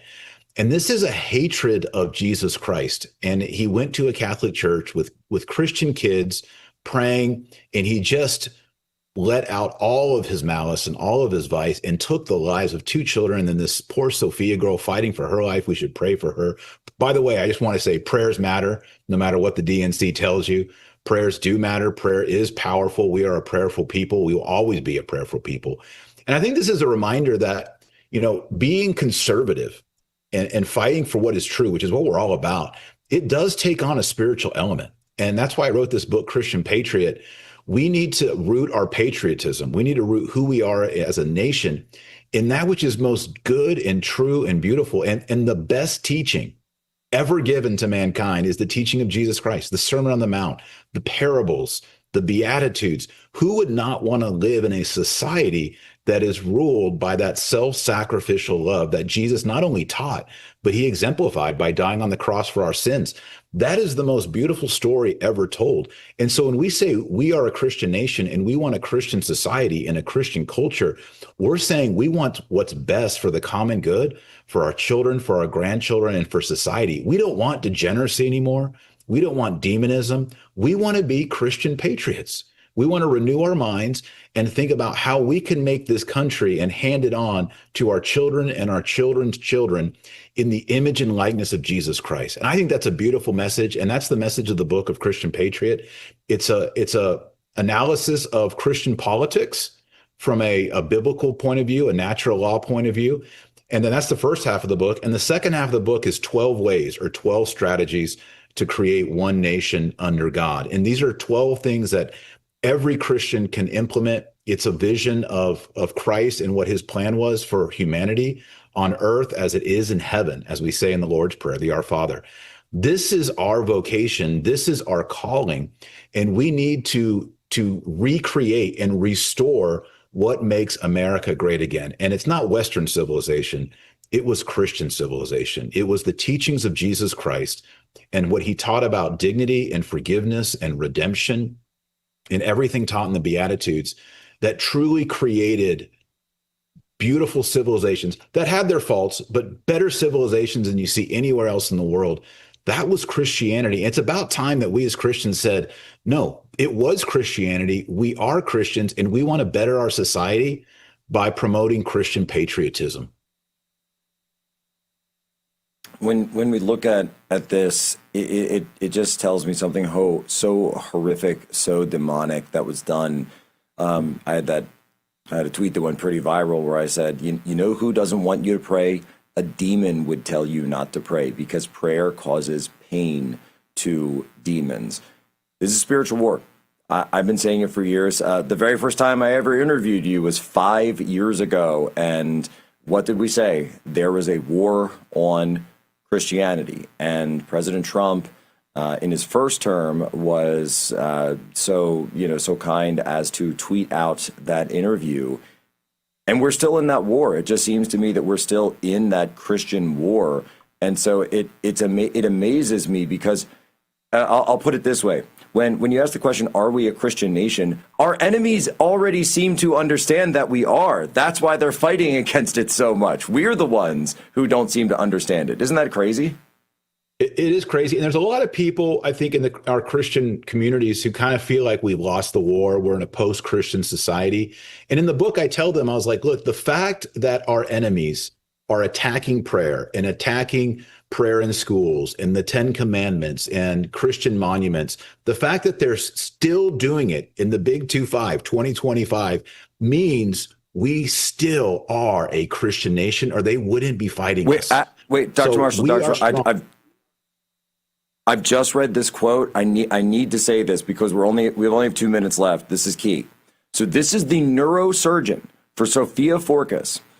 This is a direct quote from him. from, and this is not, he's not the pastor, he's not a priest. He said, she's still in critical condition, but there are some rays of hope shining through. There's a chance that she may not be the third fatality of this event. If you had told me at this juncture 10 days later that we'd be standing here with any ray of hope, and he's referring to when the shooting took place, I would have said it would take a miracle. That's what the neurosurgeon just said minutes ago. An array of hope. Who is the hope of the world? Jesus Christ. She's a little Christian girl. Her Christian parents and the whole world are praying for her, raising money, praying for those surgeons. This is who we are as a people, and we should not be embarrassed about bringing our Christian faith to the public, because the Muslims are out there praying in the streets.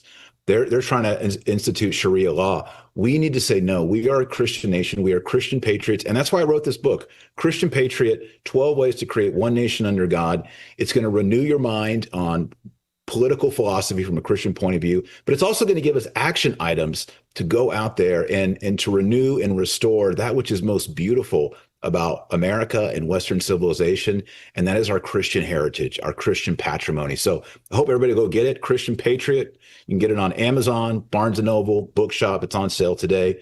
And I appreciate everyone supporting the book, especially you, Jack. You've been a great supporter of Christian Patriot so far. And I just hope it's a blessing to people and it changes the conversation so that we're bold in our Christian faith in the civic sphere. Look, we're under attack. We're under attack. It's time to re-embrace our identity, who we are. Incredible news for Sophia Forkas. I love being able to end the week on something like that. Dr. Taylor Marshall, the book is Christian Patriot. Do not walk, run to go and get this book, read it, and share it with others. Ladies and gentlemen, as always, you have my permission to lay ashore.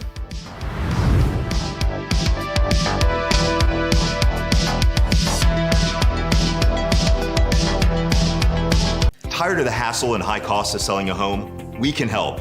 At Ideal Agent, we'll connect you with a top local agent that'll sell your home fast for top dollar, and all this for as low as a 2% commission. We got the top dollar for our house and the lowest commission that I could have imagined. The house sold in 2 days. It was so exciting for us. Ideal Agent is available nationwide. There's no obligation, and best of all, our service is completely free. Call today or visit idealagent.com. Fellow Americans, did you know a war is being waged right now for how you spend your hard-earned dollars? Over 100 countries worldwide are preparing to switch to a digital currency. Now, this means cash will be replaced by money governments can monitor and track. This tracking makes it possible to collect data from every purchase you make and the ability to decide what you can buy and when you can buy it. What's more, your assets can be frozen or even seized. I'm appalled at such an assault on financial privacy. My friends at Swiss America have a report called The Secret War on Cash with an action plan to protect your financial privacy. So please, call or text the number on your screen for a free copy. With the growing reality of a government-backed digital currency, the time to act is now. So call or text the number on your screen for your free Secret War report. If your flow doesn't go like it used to, if it's pee o'clock again, it could be an enlarged prostate blocking the way. The Urolift system is a minimally invasive, non-destructive treatment for men 45 and over that simply lifts the problem out of the way. Ask your urologist about the Urolift system. Most common side effects are temporary and can include discomfort when urinating, urgency, inability to control the urge, pelvic pain, and some blood in the urine. Rare side effects, including bleeding and infection, may lead to a serious outcome and may require intervention. The Urolift system. This is America's Voice Live. And welcome to America's Voice Live. I'm Steve Gurrick. The pulse of the people. We need somebody that's going to hear the people's voice. The truth the mainstream won't touch. This guy is by definition a globalist. And the stories that matter. Rav's own Ben Berquam. Right up over this hill, we got an cartel. I see him. Live. Breaking news right now here on Real America's Voice. Unfiltered. These people are domestic terrorists. And unapologetic. We're here to take a stand for God and country. Does feel good, doesn't it? America's Voice Live starts now. Welcome to America's Voice Live. I'm Terrence Bates, in for Steve Gruber. It is Friday, September 5th, 2025. Let's get right into today's top stories. The Bureau of Labor Statistics is out with the jobs report for the month of August. While the numbers aren't what many were hoping for and predicting, there could be light at the end of the tunnel. We'll discuss. Plus, crime has been a major issue for residents of Chicago, but the city's mayor and the Illinois governor, well, they're pushing back against President Trump's attempts to help out. Our Ben Borkram joining us live from Chi-Town with the very latest. And then later, Florida Governor Ron DeSantis announces that Florida will soon remove vaccine mandates statewide, making the Sunshine State the first in the nation to do so. Those are just some of the stories we're working for you. Up first today, though, President Trump expected to sign an executive order today that will change the name of the Department of Defense to the Department of War. The president recently indicated his intention to change the name of the agency. Today's order will reportedly instruct Defense Secretary Pete Hegseth to propose both legislative and executive actions to permanently change the name to U.S. Department of War. Hegseth recently renamed his Pentagon conference room the War Room. The move is among several initiatives the Trump administration has taken as part of its warrior ethos campaign within the Pentagon. Joining me now is constitutional lawyer and former Green Beret, Ivan Raiklin. Ivan, welcome to the show. Hey, thanks for having me again.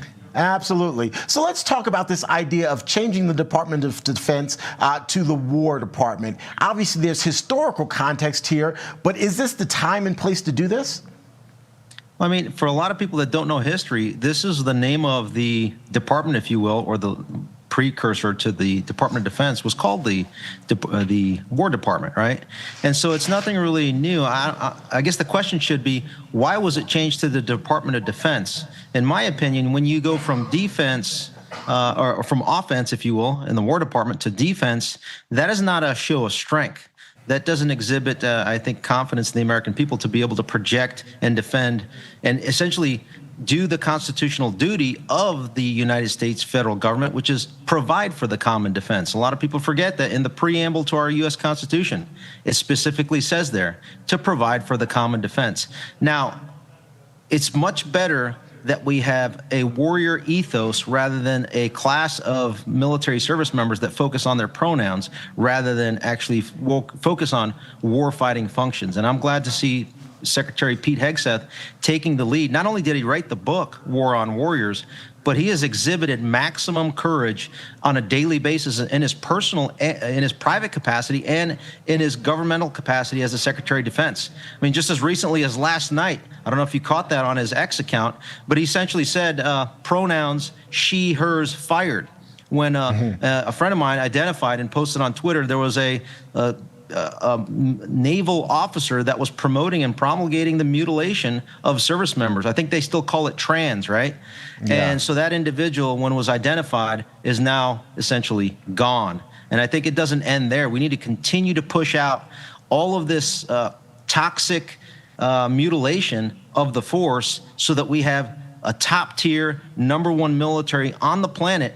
And I think changing our rhetoric from a defensive posture to more offensive posture is very appropriate and timely for the President of the United States to do so. Ivan, to your point, President Trump has been very involved publicly and privately in stopping wars around the country. Of course, Ukraine, Russia comes to mind.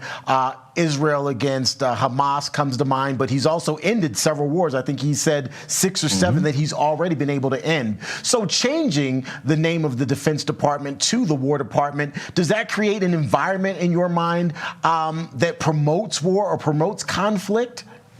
Not at all. I mean, this is for, and here's why. The whole message during the campaign was peace through strength. So you can't have peace with those that don't respect you and try to encroach on your sovereignty. When the enemy or the threat actors out there throughout the globe see that we have a president that is cogent, strong, coherent, unlike the previous, whatever you want to call that administration, they see that we're not playing games anymore. And then not only at the presidential level that we're not playing games, you see a Secretary of Defense on a daily basis practically out there with the troops working out, physically fit. Not only are we need to get the intellectual fitness back in our system by having rational actors in there, but also physically fit actors. And there's no better embodiment of that, in my opinion, than the Secretary of Defense on a daily basis, especially with the challenge that he did. I think it was 100 pull-ups and 100 push-ups that they were doing with the Secretary of Health and Human Services, Bobby Kennedy. So again, to your question, the War Department is to exhibit and exude maximum strength so that those that are trying to be bullies of the American citizens, guess what? We're not going to be bullied. And we have a former Defense Department that is telling you that if you touch an American citizen anywhere on the planet, guess what? You're going to have to get the FO component of FAFO. Okay, I got it. I got it. It took me a minute there, but I got it. Yeah. No, you're quick. Yeah, it took me a minute. I was like, aha, I get it. So look, the other part of this, changing the name is one thing, and it creates an environment, it creates an atmosphere. Get that. The other part, though, is action. And it brings me to Russia-Ukraine. President Trump said it almost a couple of weeks ago. If Vladimir Putin doesn't do something in the next 2 weeks, I'm going to have to make some decisions. Are we kind of at that breaking point where diplomacy is out the window and President Trump has got to put his fist down, if you will? I always say that diplomacy is never out the window because you can wait till the very last minute to essentially pick up the phone and say, hey, here's where we're at. This is our current posture. We are currently in a much more position of strength and leverage, and then explain what that is and say, I would like you to offer you yet another opportunity to come to the negotiating table. So again, we have a lot of cards that haven't been used, in my opinion. A lot of that stuff is things that most people don't know what our capabilities are. But at the end of the day, it's up to the president to decide on what cards he wants to disclose vis-a-vis a international conflict. And I think that we're not close to being there. But I guess the more and more this drags on and the more American taxpayer dollars are consumed by a foreign war, the more the American public is going to be furious with our leadership, both Republicans and Democrats, for perpetuating this, unlimited funded war. I call it essentially a money laundering scheme, which I think more and more people see it as such. Ivan, indulge me for a minute as I lay out the scenario for you. This is a story that one of our sources sent us, basically telling us telling us that an international arms dealer, whose name is Wafiq Saeed, is buying an American hotel chain, the Braemar Hotels and Resort. Braemar Hotels and Resort owns the Capitol Hilton, which is quite literally a stone's throw away from the White House. Saeed is said to have a controlling interest in Al-Sham Investments, which is the buyer of this hotel chain. He's also known for brokering the Al Yama arms deal, which was between United Kingdom and Saudi Arabia back in the 1980s. More context here. Saeed has been debanked by Britain's Barclays Bank amid concerns about his connections to, quote, high-risk countries. So that's kind of the overarching theme here. Is this something that gives you pause? As I read this story, I was like, oh, so it makes me a little uncomfortable. Based on what I described, is this something that would give you pause, particularly from a national security perspective? Great question. It does give me pause, but what gives me greater pause and wakes me up at night essentially thinking about it is that this current Department of Justice has done nothing to a James Comey that has threatened the life of a sitting president of the United States. This Department of Justice has done nothing to those that were involved in the 10 years of treason that we've witnessed, that Tulsi Gabbard is releasing on a daily basis. That more recently as yesterday during his testimony before the Senate, Bobby Kennedy exposed the lies and corruption, potentially mutinous behavior by our very own Health and Human Services previously. I mean, those are greater national security threats that literally, the Department of Defense's unlawful, what they call COVID-19 vaccine mandate implementation pushed out over 80,000 military service members. That is a much bigger threat to our national security that we already saw. And those same individuals are still running the streets freely to do whatever they want lawlessly against American citizens. And they've already done it. and they have the potential to continue to do it. And so I would say that my pause and concern is greater focused on that and addressing that than this individual. But now, having said that, obviously there needs to be a counterintelligence strategy in order to block Chinese from the CCP from buying up land near our military bases, or also from the CCP launching drones to be able to scoop up all intelligence throughout our country, and then also from other nefarious threat actors like you just mentioned that are going after different properties in the vicinity of the White House to create an even greater threat to the White House, the presidency, and our constitutional republic. So that's my long answer of yes, but there are much greater threats out there. But Ivan, it's a long answer, but poignant, because you bring up the whole idea of those bad actors, foreign and domestic. We've heard of, protecting us foreign and domestic. And it seems to me, based on your answer, and I don't want to speak for you, I'd like you to respond, but that there should be more concern, more focus on the domestic part of that equation. Absolutely. I would say that in my lifetime of serving 25 years in the military, just professionally, I'm almost a half century old. And I have never seen and witnessed in my lifetime the largesse, if you will, of the domestic threat and enemy as I've seen over these last several years. And nothing has been done to them. No county sheriffs, no county DAs, no state AGs, not the Department of Justice, not the U.S. Congress, House, Senate. They've done nothing. And yet people like myself and others articulate exactly what can be done simply. I mean, I get it. I come up with strategies and plans that are maybe unconventional in nature and maybe too aggressive for some of those that are cowards. But just do 1 to 10% was what is being discussed, which is how about you arrest those at the highest levels and then start working from there, whether it's James Comey, John Brennan's of the world. There's so many of them out there. Everyone knows about them. And it's pitiful, laughable, embarrassing that this Department of Justice has failed to do a single thing. Meanwhile, they can't even do something as simple as pardon the peaceful January 6th defendants. 4 Proud Boys and 8 Oath Keepers that never committed a violent action, nor were convicted of such, other than one of them for taking a police shield. They still haven't gotten a pardon. Also, additionally, the former Metropolitan Police Department head of intelligence on January 6th, Shane Lamond, he's about to report to be jailed October 1st so that he cannot be a witness before this newly created January 6th subcommittee headed up by Barry Loudermilk to be able to showcase the mayor of D.C.'s involvement in the January 6th fake or Fedsurrection, or the other officers that were involved, such as Michael Fanone, Daniel Hodges, Jason Bagshaw, Lila Morris. Like, I know all these names. Why I, as an individual, already have put together all the evidence of criminality, yet this Department of Justice, 8.5 months in, like halfway through the second semester, if you will, still a failing grade. Wow. We're going to have to leave the conversation there because we'll open up a whole nother book and get to a different chapter. Thanks so much, Ivan. Appreciate you being here, my friend. Thank you. I appreciate you. Yep. All right. Take care. All right, folks, we're going to take a quick break. When we come back, the new jobs report is out, and there's good and bad news depending on who you ask. We'll discuss next. Selling your home shouldn't be expensive or stressful.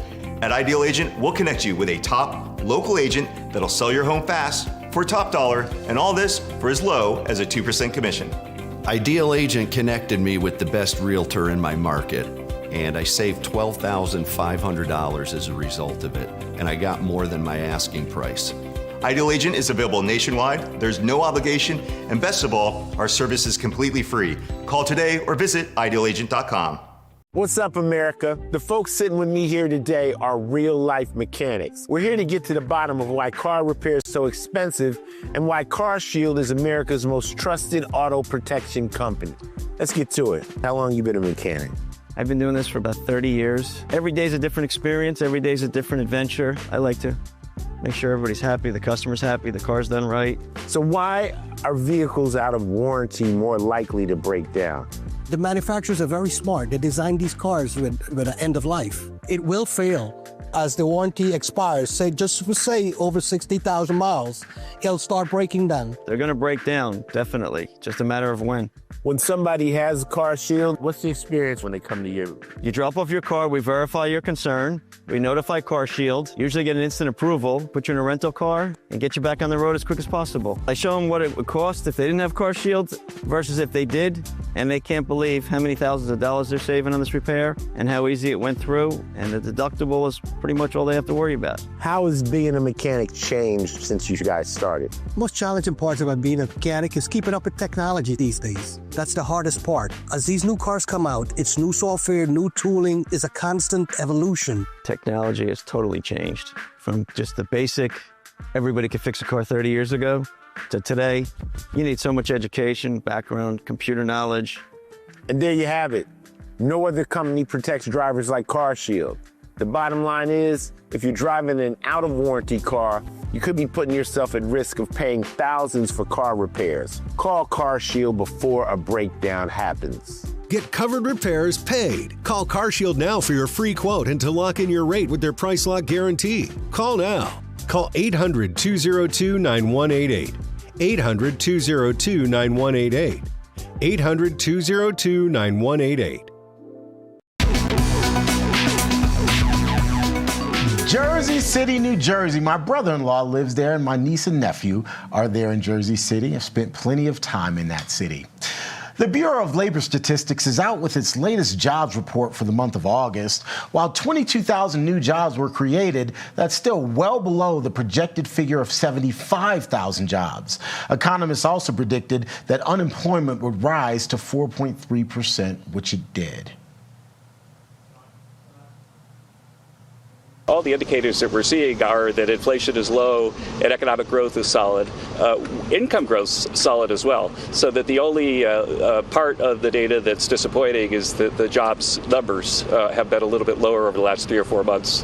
The unemployment rates have ticked up a little bit, but right now we're highly confident with the trends that native-born workers are replacing the illegal workers that are either now not new coming to the country or going back to their homes.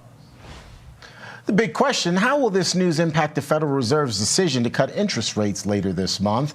Here with me to discuss is the founder of Geltrude & Company, Dan Geltrude. He's also known as America's Accountant. Dan, good to see you. Hey, Terrence. All right, so put into perspective what we just heard. Unemployment ticked up slightly to 4.3%. Anytime you hear of unemployment ticking up, people get a little nervous. But if you look at the bigger picture, 4.3%, it's nothing. Yeah, I guess it's something to people who are unemployed, but in the greater scheme of things, it's not really high. No, it's not. Look, 4.3 is the highest since 2021.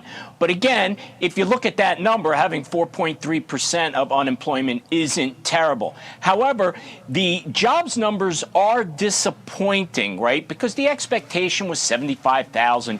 You come in at 22. If we look back at June, that was revised down 13,000. Not a huge number, but still, these are indicators. Now, the Federal Reserve is supposed to be non-political and data-driven.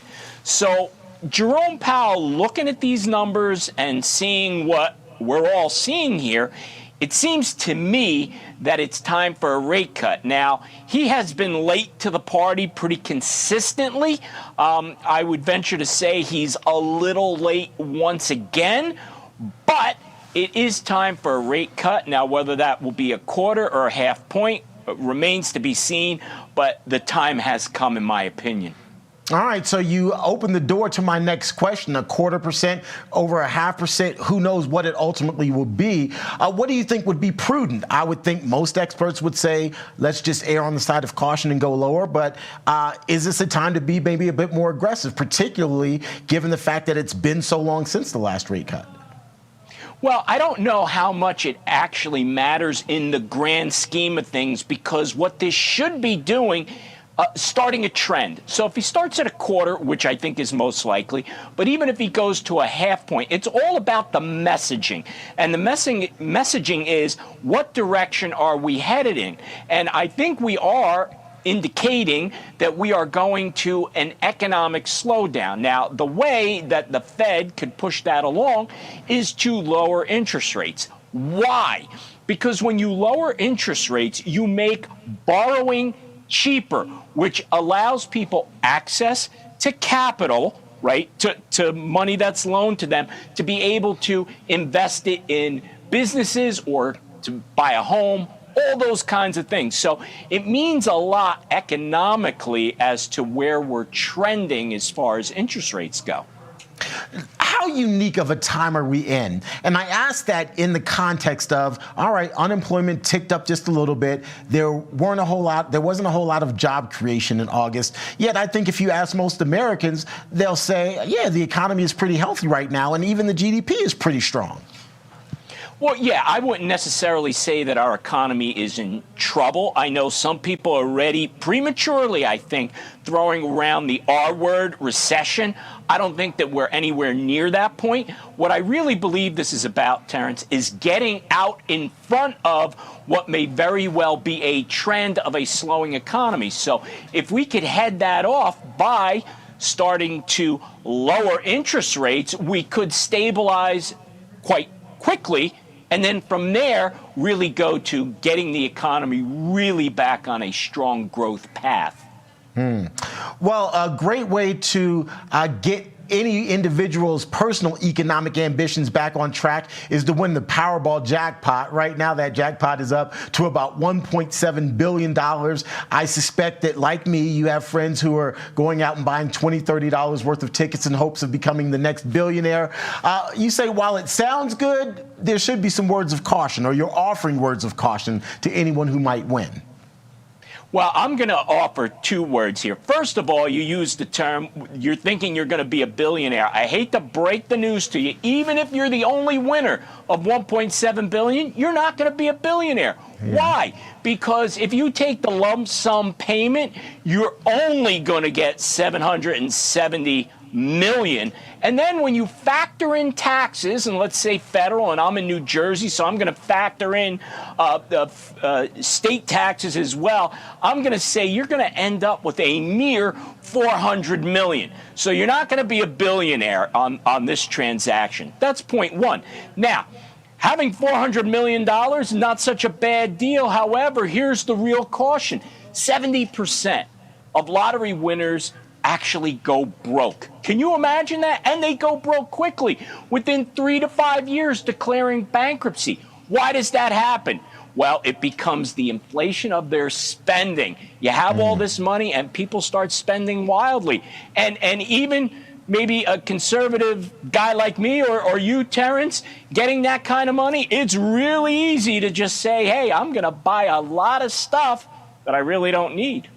See, and I'm not just conservative, I'm outright cheap. I'm a fiscal conservative to everyone else, but I'm outright cheap, my friend, so I'm not spending any of my money. But I get it. You know, the reality is sometimes when you have something that you've never had before, you just act irresponsibly. That's, I guess one could call it human nature. Of course. And listen, having that kind of money and being able to buy all kinds of things really becomes like an addiction. It's like drugs. You can't get enough, and you just keep buying and buying and spending because you want to know something, Terrence? I know you have a lot of friends, but you're going to have a lot more friends after you win this thing, right? So what are they going to do? Hey, I got a great investment, or can you lend me money? And we should do this and that. And the next thing you know, money is just going out and going out. And unless you have the right advisors around you, if you win this thing, the first thing you need to do is put your team together. That's your lawyer, your CPA, and your financial planner. You should not do anything until that team is in place and they can give you sound financial advice, which, of course, you need to listen to. Absolutely. Make sure they're not trying to charge you out the nose for their services either. Dan, good to talk to you, my friend. I appreciate it. Always a pleasure. Have a great weekend. You too, Terrence. All right. Coming up after the break, I'm going to be checking in with Real America's Voice correspondent Ben Berkram. He is currently in the Windy City of Chicago, reporting on the ongoing crime crisis there. Can't wait to chit-chat with him. That's after the break.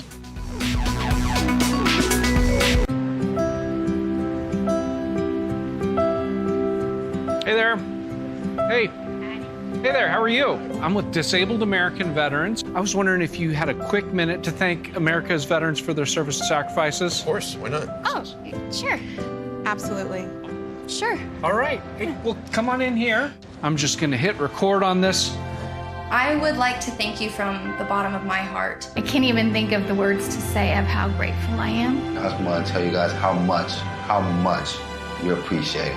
But most importantly, I want to thank you for your courage and bravery. Wow. Just thank you. Someone here who'd like to say something to you. Oh my gosh, you guys are awesome. Someone has something they want to say to you. Goodness. How's it going? So I just want to let you know how much you appreciate it. How much you appreciate it. I just feel honored for everything you've done. Thank you for myself. Thank you for everybody. I get to live every day, in peace because of you. A lot of people thank us, but we want to take the time to thank you, honestly, for giving back. And when you give to DAV, you are supporting veterans like Dave, myself. So thank you so much for your. Thank you. You guys are amazing. Thank you. Thank you. You can say thank you to our nation's heroes by calling the number on your screen right now and giving your monthly support of only $19. Say thank you by going to helpdav.org right now and give just $19 a month. When you do, we'll send you this DAV t-shirt as a thank you and a reminder that you support those who serve. Please call or go online to helpdav.org right now. Your support says thank you to our nation's disabled American veterans. Do you suffer in pain? Are you stiff, tense, or less active? Introducing the EasyWell Remedy Massage System, a triple fusion of therapeutic experiences. Full body vibrational therapy increases blood circulation and reduces inflammation. Infrared heat penetrates deep to reduce pain, soothe, and relax. The Ultra Shiatsu pillow with 6 heated nodes mimics a professional massage. Plus, it's detachable for deep relief anywhere you need it. Experience the true remedy for your pain and stiffness. Call now. Yes, this is my hometown of Chicago, Illinois. Real America's Voice correspondent and host of Law and Border, Ben Berkram, is hanging out there today as fences are going up around federal buildings in preparation for expected protests this weekend. All of this comes after the president, Donald Trump, warned that he may send in the National Guard to fight crime following a violent Labor Day weekend in the Windy City. We're talking 58 people killed. 58 people shot, 8 of them killed. Chicago Mayor Brandon Johnson and Illinois Governor J.B. Pritzker are opposed to the president's plan. Johnson even signed an executive order on Saturday preventing law enforcement from cooperating in what he called escalating threats from the federal government. Ben joins us now from Chicago with the very latest on what appears to be an escalating face-off between local government there in Chicago and the feds. Ben, good afternoon. Hey, great to be with you, Terrence. Always good to have you. So paint a picture for us of what's happening there in Chicago, kind of the atmosphere at this hour. Well, I mean, generally, average person doesn't really know what's going on. Most people go to work. You see that, the commute behind me, the Friday afternoon commute's getting started.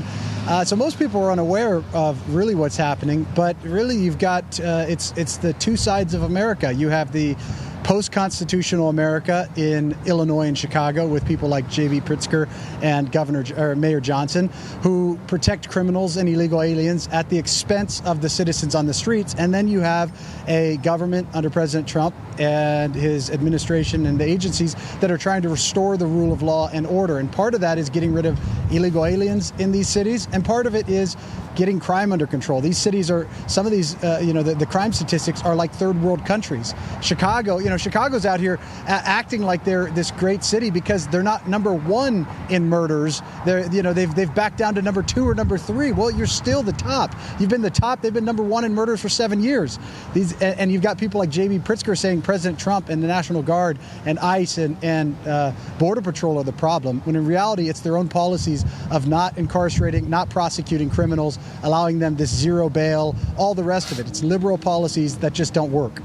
And Ben, to your point, all of these Democrat-run cities, if they just follow the blueprint that President Trump laid out in Washington, D.C., all right, you don't want federal troops there? Well, the blueprint still remains in terms of getting bodies on the street and helping to prevent crime.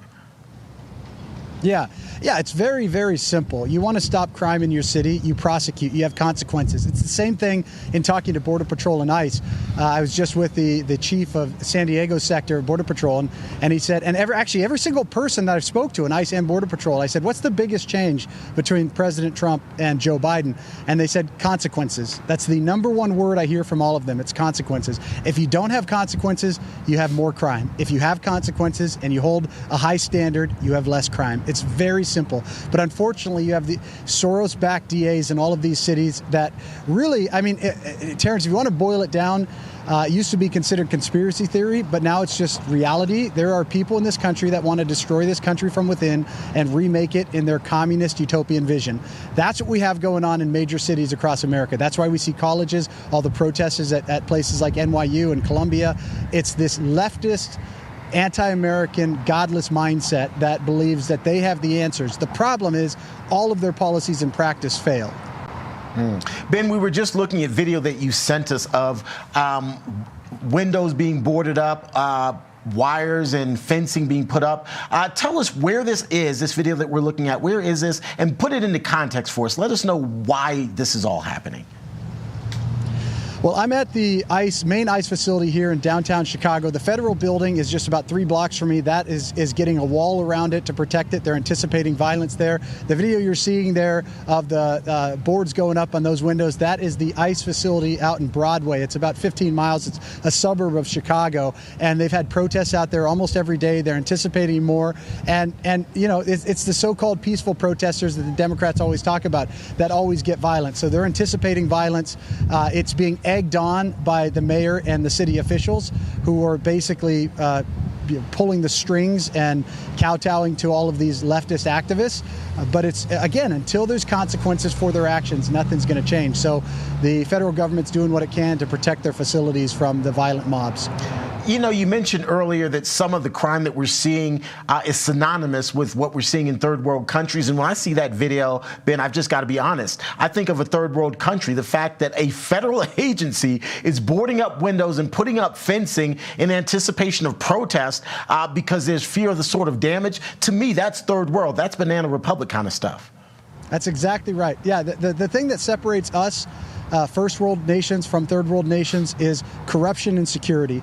If you don't have security, people can't thrive. They don't open businesses. They end up being extorted. And if you have corruption in your government, there's no way to increase or get out of poverty or increase wealth in the population. And so that's what you see in third world countries. And unfortunately, every major city in America is starting to look like that. Ben Berkman reporting for us from Chicago. Ben, please be safe this weekend, and it's always good to see you, my brother. You too, Terrence. Thank you. All right, we'll talk soon. All right, folks, time to take another quick break. When we come back, Florida Governor Ron DeSantis announcing that Florida will soon remove vaccine mandates statewide. This will make Florida the first state in the country to do so. We'll talk more about it next. To avoid digital threats, just turn on NordVPN. Improve your protection against trackers, malicious websites, and malware-ridden downloads. Get the deal now. When surprise breakdowns happen, American Home Shield will be there to fix or replace parts of the systems and appliances you rely on every day. They help protect your time and money by connecting you with qualified pros and helping pay for covered repairs or replacements. AHS offers flexible and affordable plans for every home. Sign up today and get 50% off. Visit ahs.com or call 833-PLAN-AHS for this limited time offer. Most men over 40 look into the mirror and see this, when they could be seeing this. Most men over 40 look into the mirror and see this, when they could be seeing this. Most men over 40 look into the mirror and see this, when they could be using this. Particle 6-in-1 Face Cream for Men. The first of its kind anti-aging cream designed specifically for men. Fights eye bags, dark spots, and wrinkles. Visit particlemen.com and use the promo code on your screen to receive 25% off your entire order. Plus, we've got free shipping and a 30-day money-back guarantee. www.particlemen.com. Because seeing is believing. Did you know that thousands of authors across the country have written books and published them with Page Publishing? If you've written a book, Page can help you through the process. We cut through the confusion of the publishing world to make it easy for you. If we decide to publish your book, your work ends and ours begins. From copy editing and proofing to typesetting and book cover art, we get you printed, distributed, and sold on Amazon, Apple iTunes, and bookstores. We'll even promote your book. Call for your free writer's guide, 800-319-0257, or scan the QR code now. The bathroom of your dreams is only a phone call away with BCI Bath & Shower. We can make your ordinary bath and shower extraordinary. This is not a cookie-cutter design. This is a complete custom build that will fit your every need, and discounts for seniors and military. Welcome back to America's Voice Live. We appreciate you being here with us on this Friday afternoon. Florida is breaking the mold by proposing to become the first state in the country to do away with vaccine mandates. The move would include school vaccines for kids. Governor Ron DeSantis says it's part of the state's new Make Florida Healthy Again initiative. Governor DeSantis also saying the mandates would apply statewide, but many would still have to be approved by the state legislature there. In the meantime, Florida's Surgeon General approaching the potential change from a more spiritual perspective, saying that one's body is a gift from God. What you put into it is indicative of your relationship with not only your body, but also with God, he says. It's wrong. It's immoral. They do not have the right to tell you what you put in your body. Joining me to discuss is TPUSA White House correspondent Monica Page. Monica, so good to see you. Welcome to the show.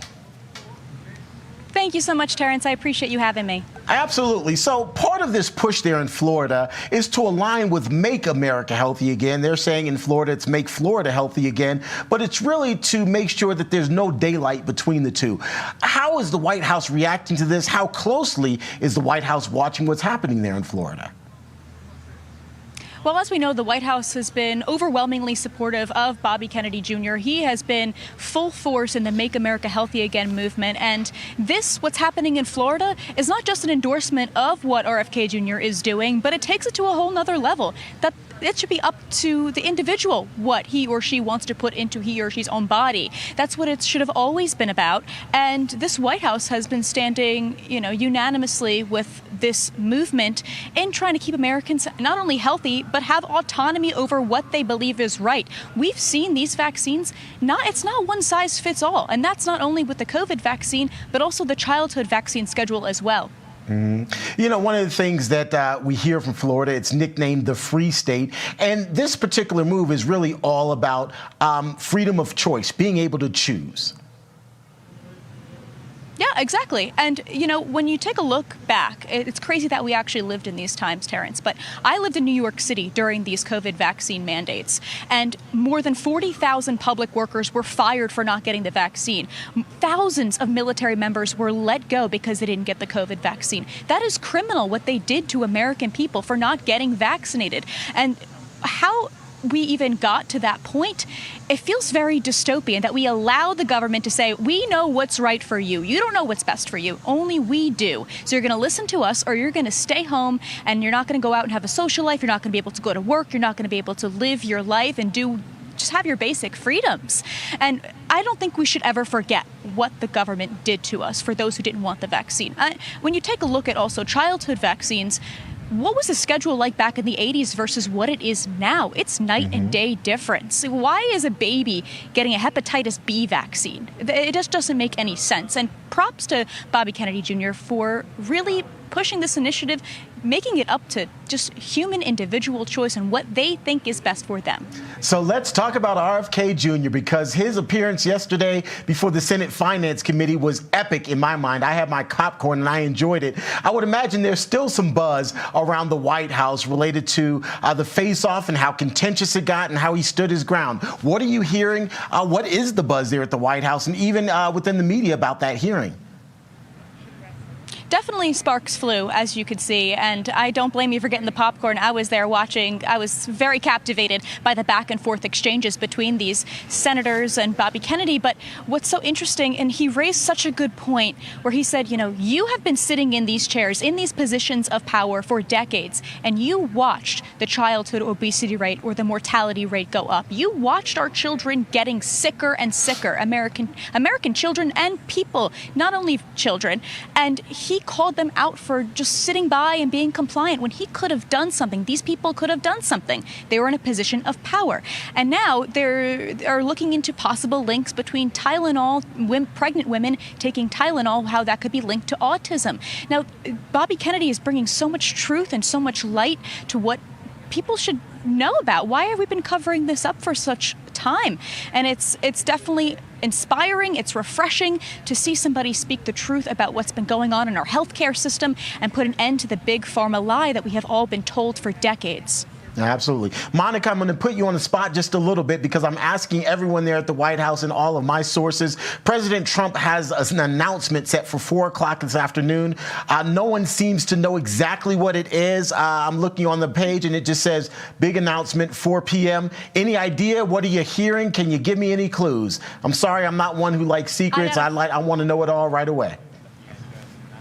I got a feeling that it is renaming the Department of Defense the Department of War. We're reinstilling that warrior ethos within our military, reinstating this patriotism that has been lost over the last 4 years, and just bringing back strength and power back to our military. So this is very exciting. A lot of people are excited about this announcement, and I'm sure Defense Secretary, or soon-to-be War Secretary Pete Hegseth, will be joining President Trump very, very soon. All right. We're hearing some of that as well, so we shall find out. I guess I'll have to be patient and just wait for the big announcement. So good to see you. We appreciate you being here with us, Monica.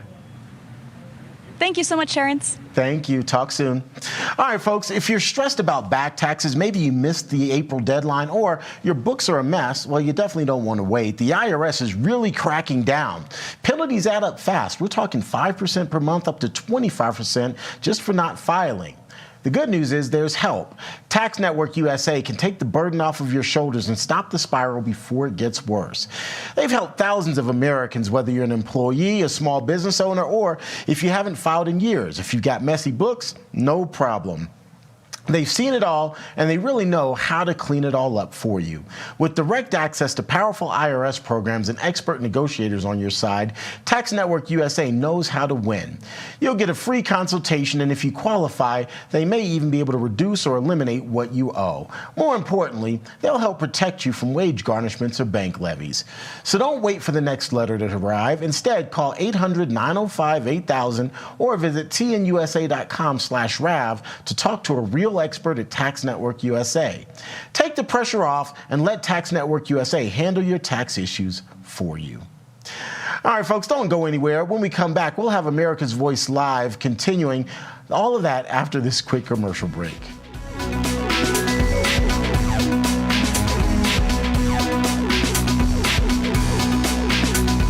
Selling your home shouldn't be expensive or stressful.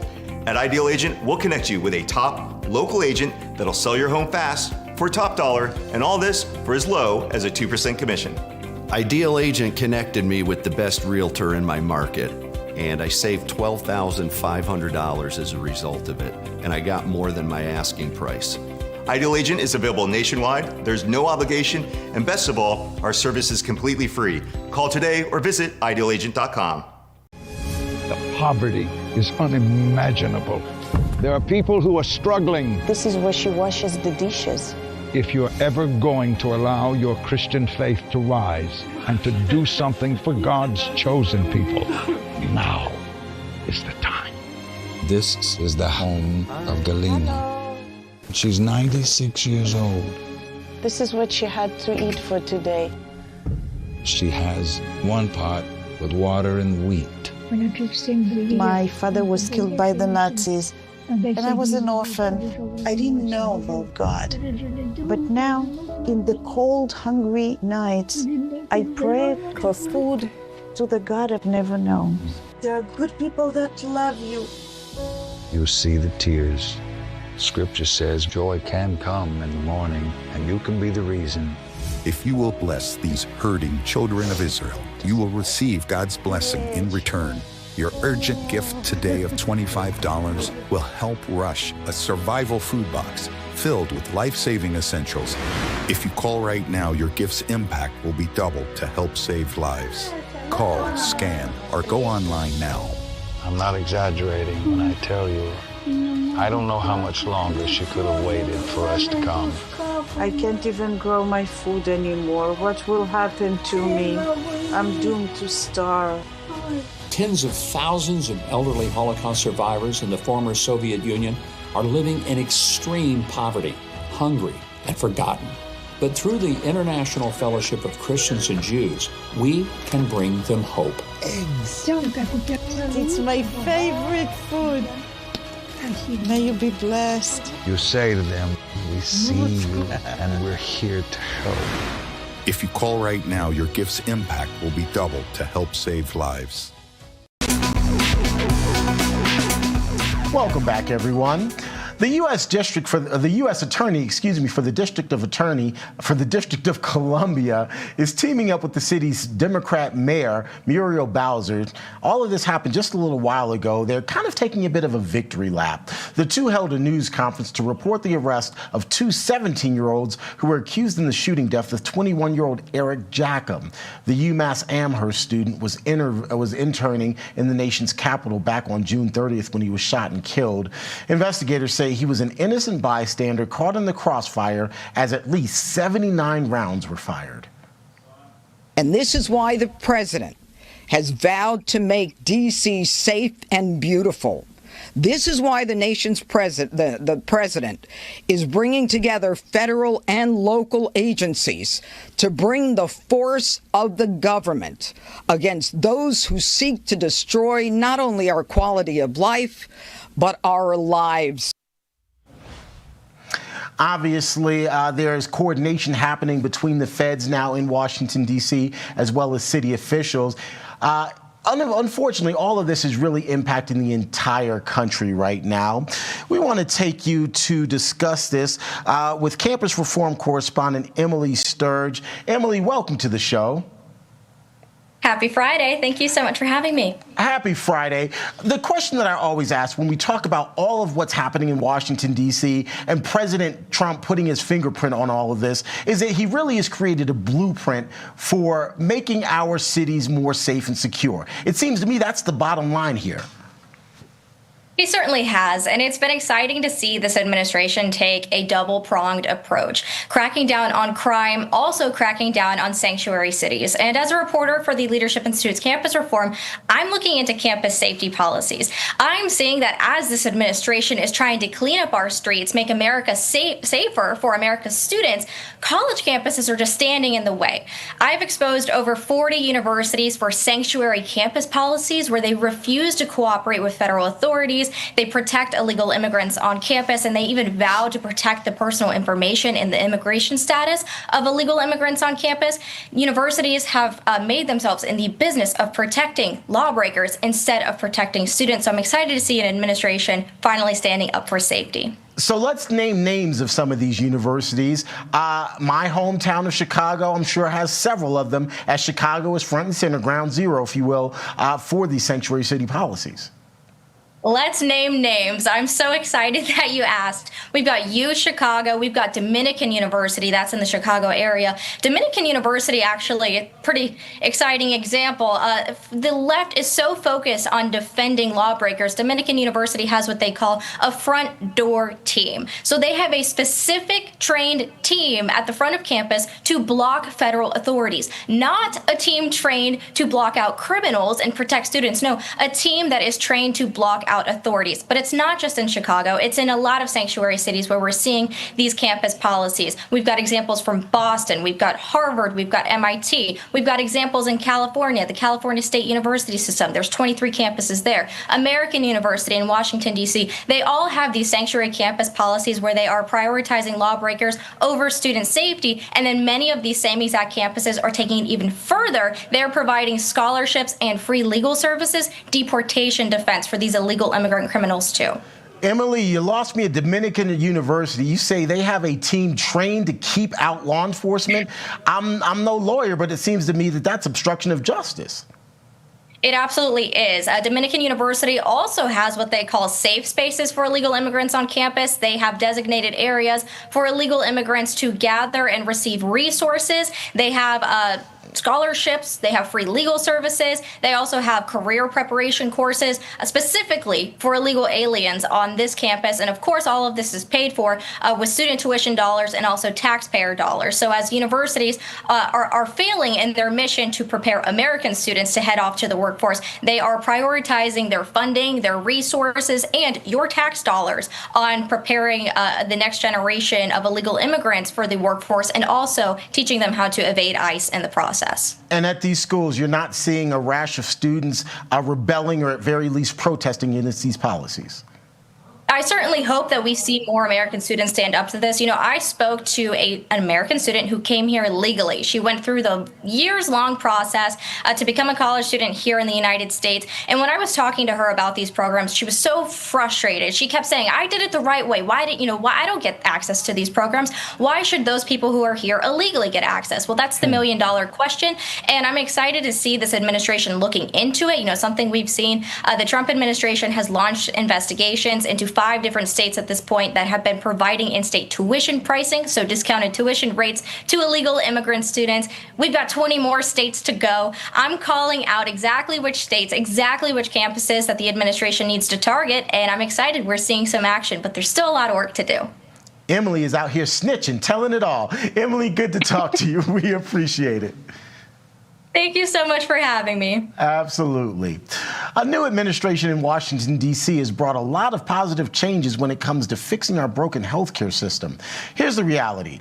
There is only so much that the government can do, and if we really want to make America healthy again, well, we've got to get involved. It starts at home, and it starts with each one of us. That's where the Wellness Company comes in. You see and hear from TWC doctors all the time on this network, and you know that their products are the gold standard for keeping you and your family safe and healthy. The Wellness Company gives you the opportunity to make sure that you're prepared for whatever happens with their series of prescription medical kits. The kits contain an assortment of life-saving medications and guidebooks to assist in the proper use of the medications inside. Additionally, the Wellness Company offers a variety of products from parasite cleanses to methylene blue to weight loss and so much more that can help you stay healthy and live a longer and more meaningful, satisfying life. So make America healthy again because it starts at home. Do your part and protect your family and yourself. Go to twc.health/RAV today and order. That's twc.health/RAV. Use the promo code VOICE to save 10%. After the break, we'll have a story that reminds us of just how wonderful America is. Plus, we'll have your answers to our America's Voice question of the day. Here it is on your screen. What do you think about President Trump changing the name of the Department of Defense to the Department of War? Can't wait to hear your thoughts. What's up, America? The folks sitting with me here today are real-life mechanics. We're here to get to the bottom of why car repairs are so expensive and why CarShield is America's most trusted auto protection company. Let's get to it. How long you been a mechanic? I've been doing this for about 30 years. Every day's a different experience. Every day's a different adventure. I like to make sure everybody's happy, the customer's happy, the car's done right. So why are vehicles out of warranty more likely to break down? The manufacturers are very smart. They designed these cars with an end of life. It will fail as the warranty expires. Say over 60,000 miles, it'll start breaking down. They're gonna break down, definitely. Just a matter of when. When somebody has CarShield, what's the experience when they come to you? You drop off your car, we verify your concern, we notify CarShield, usually get an instant approval, put you in a rental car, and get you back on the road as quick as possible. I show them what it would cost if they didn't have car shields versus if they did, and they can't believe how many thousands of dollars they're saving on this repair and how easy it went through, and the deductible is pretty much all they have to worry about. How has being a mechanic changed since you guys started? Most challenging parts about being a mechanic is keeping up with technology these days. That's the hardest part. As these new cars come out, it's new software, new tooling is a constant evolution. Technology has totally changed from just the basic, everybody could fix a car 30 years ago, to today. You need so much education, background, computer knowledge. And there you have it. No other company protects drivers like CarShield. The bottom line is, if you're driving an out-of-warranty car, you could be putting yourself at risk of paying thousands for car repairs. Call CarShield before a breakdown happens. Get covered repairs paid. Call CarShield now for your free quote and to lock in your rate with their price lock guarantee. Call now. Call 800-202-9188. 800-202-9188. 800-202-9188. Did you know that thousands of authors across the country have written books and published them with Page Publishing? If you've written a book, Page can help you through the process. We cut through the confusion of the publishing world to make it easy for you. If we decide to publish your book, your work ends and ours begins. From copy editing and proofing to typesetting and book cover art, we get you printed, distributed, and sold on Amazon, Apple iTunes, and bookstores. We'll even promote your book. Call for your free writer's guide, 800-319-0257, or scan the QR code now.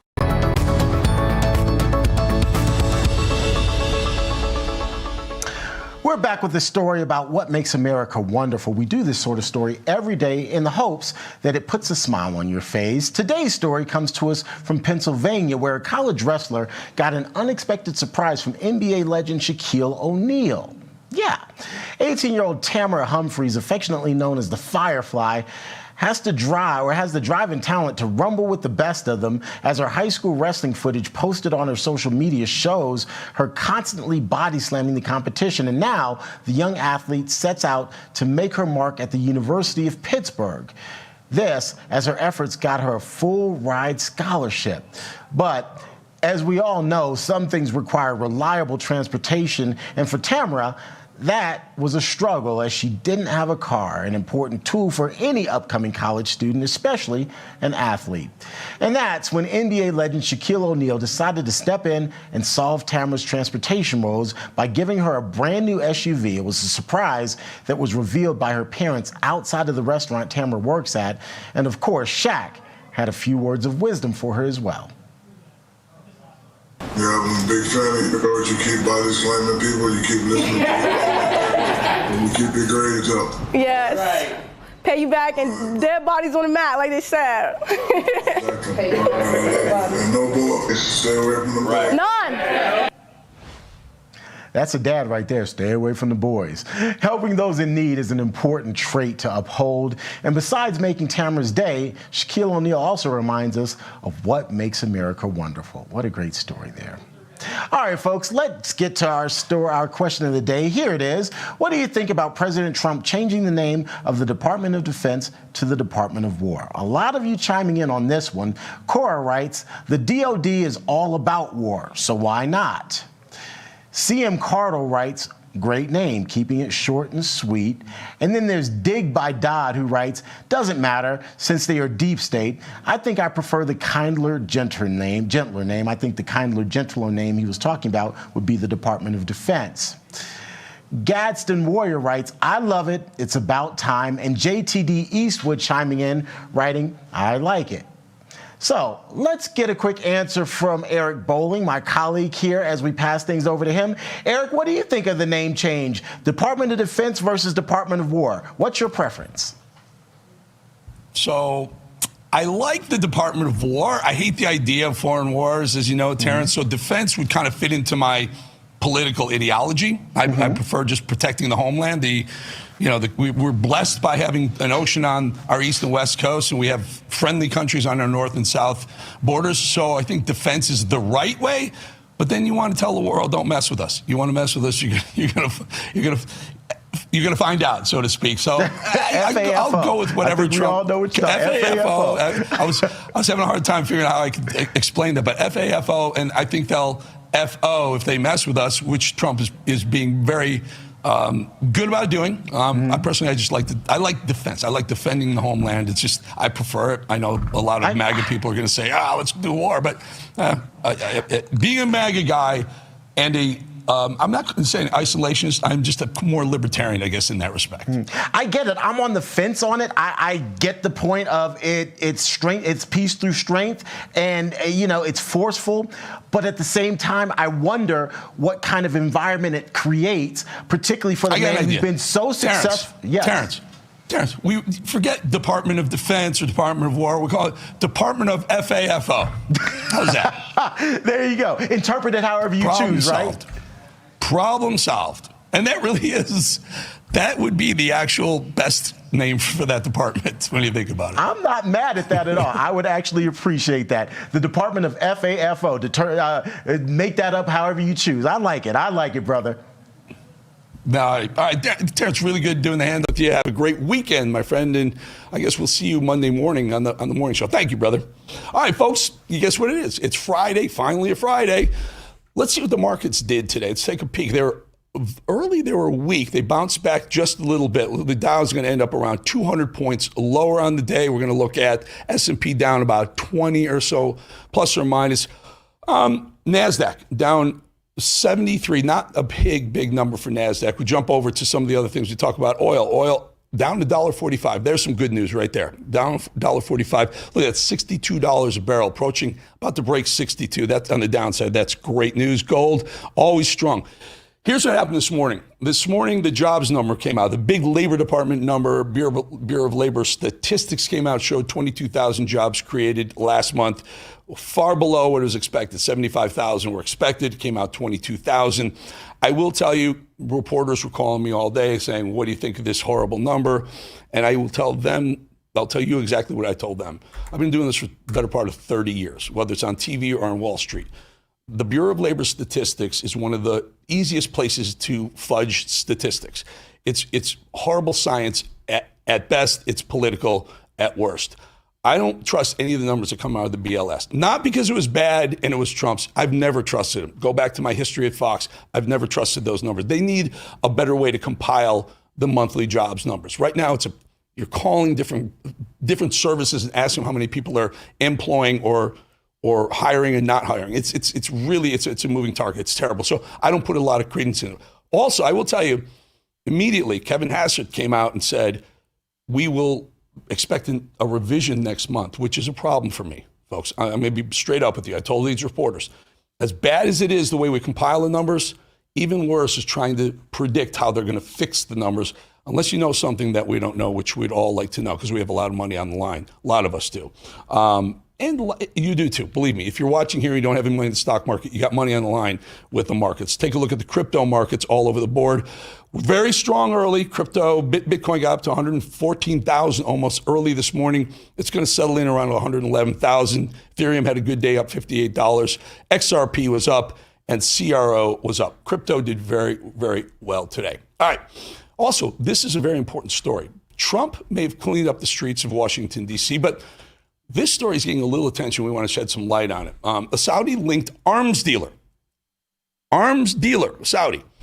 19 Saudis flew planes into the World Trade Center. Let's not forget that. This arms dealer has been named in the Epstein files and has an anti-Trump past.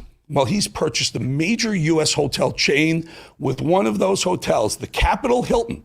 Capitol Hilton is where they do the White House press corps dinner every year, and it's very near the White House. Braemar Hotels is the parent company. They're being sold to Al Shams Investments Limited, which is owned by Wafiq Saeed. Mr. Saeed is a Syrian who left his country, 23 years old, went to the UK where he lives, and the purchase of this hotel chain, particularly the Capitol Hilton, I've been there dozens of times in D.C., is cause for national security concern. That hotel right there is frequented by U.S. officials all the time, foreign dignitaries all the time. So do we now have anything to worry about? I don't know. Could this become a surveillance and influence hub under ownership tied to Saudi interests? Sale raises a lot of questions of how foreign billionaires with controversial pasts, political agendas, and high-risk associations can acquire sensitive U.S. assets without meaningful oversight. not just a real estate deal. It's foreign influence at the doorstep of American power, and we must keep an eye on it. We will here at RAV, absolutely. All right, my first guest is frustrated with Mayor Brandon Johnson and Governor J.B. Pritzker for refusing to work with President Trump and his administration to make Chicago a safer place to live and to work. I'm happy to have Chicago Democratic Alderman Raymond Lopez with us. Good to have you, my friend. Raymond, I'm from Chicago, born and raised in Chicago. I've watched you. I was over at Fox for about 12 years. You're a very good spokesperson. I guess you lean left on the ballot, I guess, but you're a very logical person. Why is Chicago having such a hard time? You go from Lori Lightfoot, horrendous with crime and everything else going on, to Brandon Johnson, maybe equally as bad. Why did the Chicago people continue to elect people who are just not interested in keeping the safety of Chicagoans at heart? You know, Chicagoans, Eric, have forgotten what it means to have a real mayor in charge of the city of Chicago. They've fallen for the okie doke twice now, with people giving the platitudes and speaking to the social justice warrior ethos that everyone wants and thinks that they need to aspire to, while at the same time forgetting that Chicago is a city of neighborhoods, as you know. Chicago is a city of working class, blue collar folks who have the grit within them to lift themselves up and fight and make something of themselves. And what we've seen is a new arrival, a new demographic class of about 40% of our residents who come here from other cities who have this SJW mentality, and they keep voting for individuals like Brandon Johnson, whom they think are going to fix all the social ills, while ignoring all of those broken window things that we know we need to address on a daily basis if you want to keep neighborhoods secure, if you want to keep Chicago beautiful. You're a Democrat, yeah? I think you'll have to be in Chicago. I was there for the Richard Daley years, Richard Daley and then Richie Daley years. The Democrat machine, Chicago was a Democrat political machine. Everything had to go through the Democrat Party. My first job ever out of high school, I had to go to an alderman and basically put money in his coffer to get a construction job. That's the way Chicago worked. It continues to this day. But when you're talking about the safety of the people in Chicago, there are two areas, the southern and the western suburbs, that are just horrendous with crime. Should Trump bring in the National Guard to at least temporarily clean up those neighborhoods? No one should have to live with open air drug markets. And we see that a lot on the west side. No one should have to live with, drug dealers standing on the corners, now fighting with Venezuelan migrants on the south side. Absolutely, Trump should be able to come in and help the city of Chicago alleviate some of the pressures of public safety that our police officers are facing as they fight every single day to try and make our neighborhoods safe. We do not need police officers protecting the Bean, protecting Buckingham Fountain, protecting the Mag Mile, when they could be in the neighborhoods answering the thousands of 911 calls that go unanswered every single day. But yet Governor Pritzker, Brandon Johnson say no. They say we're doing just fine. Our numbers are low enough. We're happy with where they are. So they're basically signaling to all of Chicago that there's an acceptable limit of carnage that the Democratic political elite is willing to accept on the streets of the city of Chicago. I'm not one of those individuals. I had a young man shot in the back of his head walking home through an alley this weekend. I had 2 kids that were gunned down by a Venezuelan migrant that, as the reports say, stalked them coming home from high school. There are real issues that we have to address. And if we save one life, if we prevent one more victim, why wouldn't we do that? Why wouldn't we want that? And it really begs the question now more than ever, who is the Democratic Party's elite serving when they say no to President Trump and the help he's willing to offer? So just to clarify, the question was, are you okay with, you ran for mayor, or you ran for a while, you dropped out, but you would be a logical representative. But you're a Democrat, you get that Democrat vote, but you're also one of the rare instances of a kind of a centrist or moderate Democrat, especially in the city of Chicago. You might get a lot of votes. Would you, as Mayor Lopez, allow Trump to come in with National Guard, at least on a temporary basis, and do his magic on the southern and western suburbs of Chicago? If I were in that role as mayor, yes, I would. But I also think that if I were in that role as mayor, we would not have been in this predicament where we have crime so rampant, because I would have supported my police officers. I would have demanded that judges stop the revolving door of justice in Cook County, which oftentimes sees criminals out on the streets within hours of being arrested. And I would have elevated the voice of the victim over the criminal. And I think that's the most important part of all of this discussion here, is that no one in the Democratic Party wants to talk about the victims. They're always talking about police brutality or over-policing or XYZ in investment, but they never talk about the victims of the violence in our streets. And I think that's the lost voice that needs to be elevated, especially in a city where you have 5,000 shooting victims every year, where you'll have 600 at least murder victims every year, not to mention all of the other crimes that go on underreported and unaccounted for in the city of Chicago. Are the western and southern suburbs of Chicago, are they no-go zones for cops? Because here's what happens. In certain big cities, Democrat cities, where the mayor's office doesn't support the PD, the police department, cops don't want to go into these areas because they put their lives in their lives are at risk every time they walk into these places because they're a target. And then if they aggressively defend themselves or put down a criminal, sometimes the criminals will claim that they were brutalized or beaten or something illegal happened to them. And the mayor's office just doesn't stand up for the police departments. New York, for example, famously, Bill de Blasio went to a police funeral and the whole police force turned their back on the mayor. Yep. What's the relation? Will cops go into these suburbs? And more importantly, does Johnson's office support the police being aggressive when we're in areas where crime is high? Well, on the south and west sides of the city of Chicago, we do have our officers who are doing their best, but they have been videoed time and time again being outnumbered, outflanked by criminals and those who support criminals. You don't necessarily have to be a gangbanger or a drug dealer, but you could be on the corner and then all of a sudden a flash mob erupts around an officer and their partner while they're trying to make an arrest. And now they are fending for themselves, trying to protect themselves in a very dangerous and hostile situation. That is real. And when you have mayors like Johnson and formerly like Lori Lightfoot, who would immediately throw any officer under the bus twice if they could, and when there's an altercation between an officer and a resident, even with the officer being 100% in the right, it makes it very hard for our police officers to feel as though anyone has their back. There's a handful of elected officials like myself who stand in support and solidarity when our officers do things well and correctly and constitutionally, as we should. Overwhelmingly, the rare and likable moderate Democrat, especially in the city as hard blue as Chicago is. I wish you luck.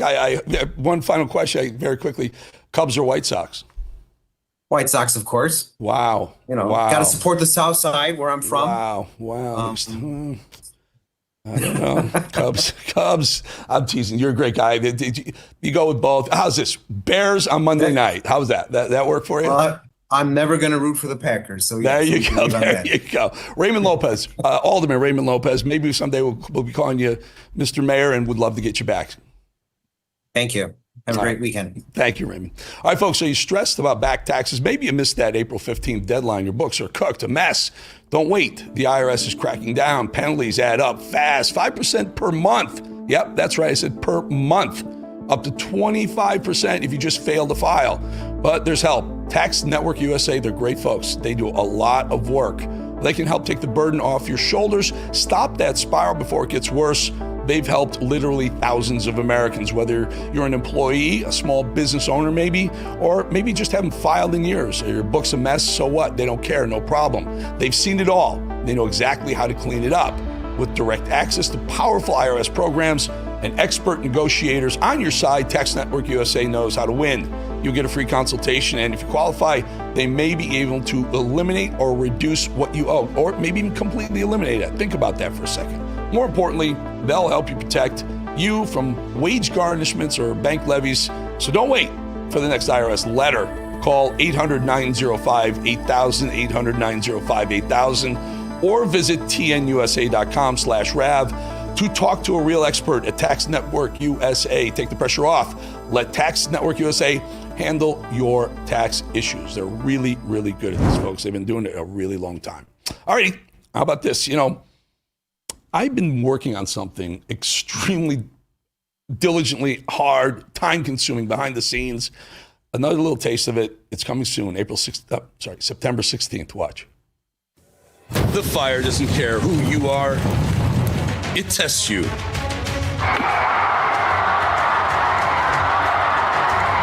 It breaks most men. But if you rise through it,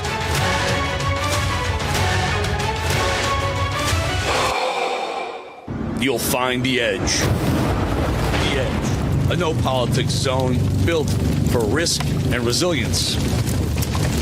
No politics, only pressure.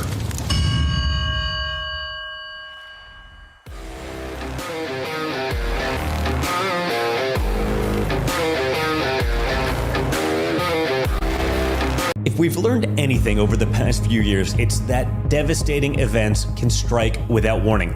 Global pandemics, acts of terror, and even bank collapses that can cause chaos in a matter of moments. And I just want you to be prepared. Hi, I'm Donald Trump Jr., and it's for these reasons that I strongly recommend a gold IRA from my trusted friends at the Birch Gold Group. For thousands of years, gold has protected wealth through every kind of crisis. Birch Gold can show you how to move your retirement savings into an IRA in gold, legally and tax-free. For decades, they've helped thousands of Americans protect their IRA or 401k from unexpected events. To learn more, click below for your free info kit on gold IRAs from the Birch Gold Group, the only gold company I trust. Don't wait for the next crisis to strike. Take action now to protect your family's financial future. Click below for your free info kit on gold IRAs from the Birch Gold Group. Selling your home shouldn't be expensive or... Well, it must be 4 o'clock. The President of the United States. Good job. Good. It's a great honor, John.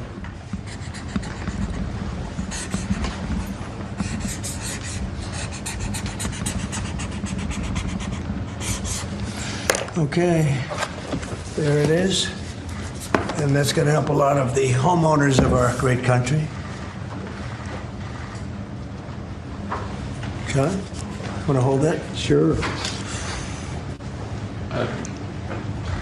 Thank you, John, very much. Thank you very much. Thank you very much. Okay, Will, you go ahead. And I'd like to leave you with this gift from a constituent back in Tennessee. Oh, I could use that at night. It's an American flag. That's very nice. I like that. Thank you, Mr. President. Thank you very much. That's very nice.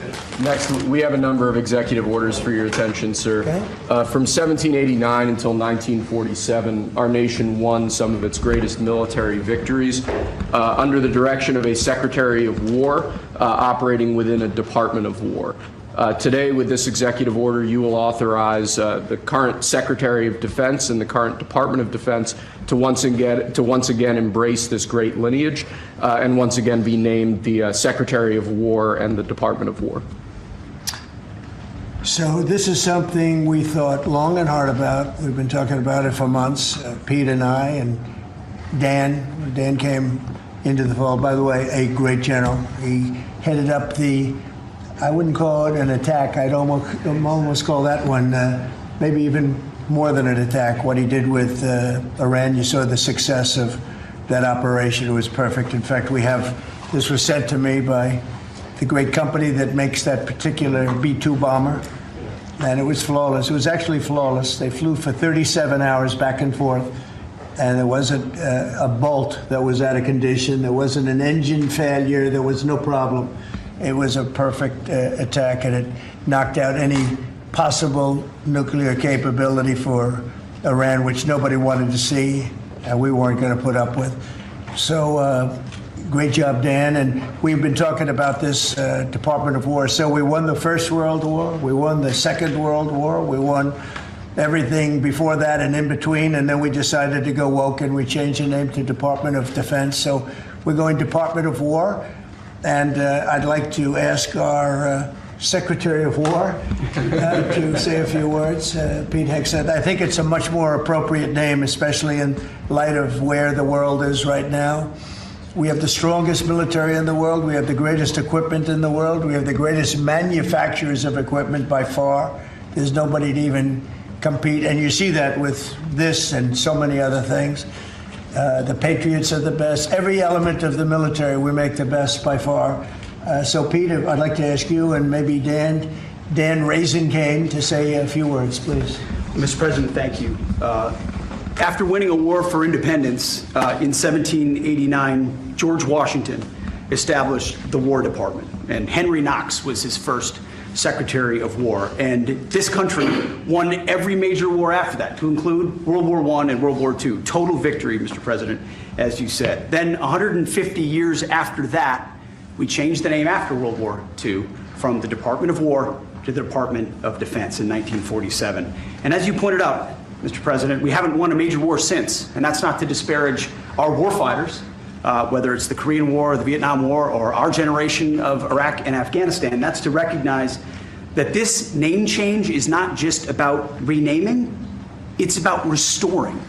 Words matter. It's restoring, as you've guided us to, Mr. President, restoring the warrior ethos, restoring victory and clarity as an end state, restoring intentionality to the use of force. So at your direction, Mr. President, the War Department is going to fight decisively, not endless conflicts. It's going to fight to win, not to lose. We're going to go on offense, not just on defense. Maximum lethality, not tepid legality. Violent effect, not politically correct. We're going to raise up warriors, not just defenders. So this War Department, Mr. President, just like America, is back. Thank you for your leadership and your clarity. We're going to set the tone for this country. America first, peace through strength, brought to you by the War Department. We're back. All right, thank you very much. Very well stated, and really it has to do with winning. We should have won every war. We could have won every war, but we really chose to be very politically correct or wokey, and we just fight forever. And then we'd, win, lose. We wouldn't lose, really. We just fight to sort of tie. We never wanted to win. Wars that every one of them we would have won easily with just a couple of little changes or a couple of little edicts. I was told that ISIS would take 5 years to win. And Dan Kane, when I told him how long would it take, he said, I think about 4 weeks, sir. I said, what do you mean 4 weeks? I was told 5 years by the people in Washington. You know who they were? 5 years. I said, you can't do it in 4 weeks. I actually flew to Iraq to meet with him, and I met him at a big air base. And remember that famous day, right? It turned out to be a famous day for our country because you're now the head of the Joint Chiefs of Staff, which is the biggest deal.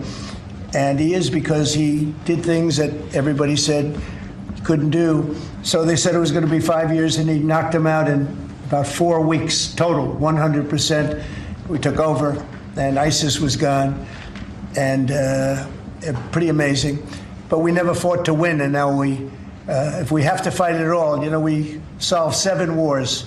We have the one that I thought was going to be probably one of the easier ones, and that's with President Putin and Ukraine. And that turned out to be one that's a little bit more difficult, but the 7 are done. They were supposed to be much more difficult to solve. I solved every one of them, and we're going to get the other one done too. But it turned out to be a little bit more difficult than I thought. And it'll get done, or they'll be held to pay.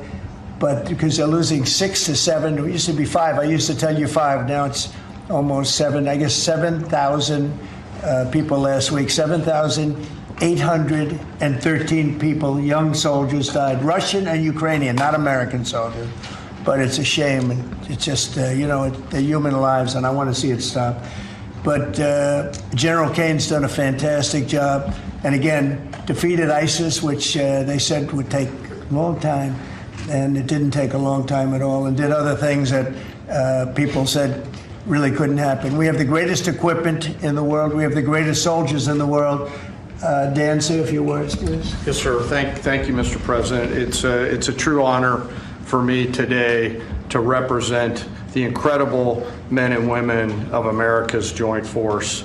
Today and every day, the 2.8 million service men and women stand ready to fulfill our sacred duty to protect America at home and abroad. As the President said, America's military is the single most powerful fighting force in the world. The mission you and the Secretary have given us is clear and unambiguous to deliver peace through overwhelming strength. And I remind everyone that the U.S. military can reach any adversary at the time and place of our choosing. Service to this nation is an incredible gift, and we're grateful and honored every day to do so. Thank you, Mr. President. Well, thank you, and it's an honor to sign this, and we will do that right now.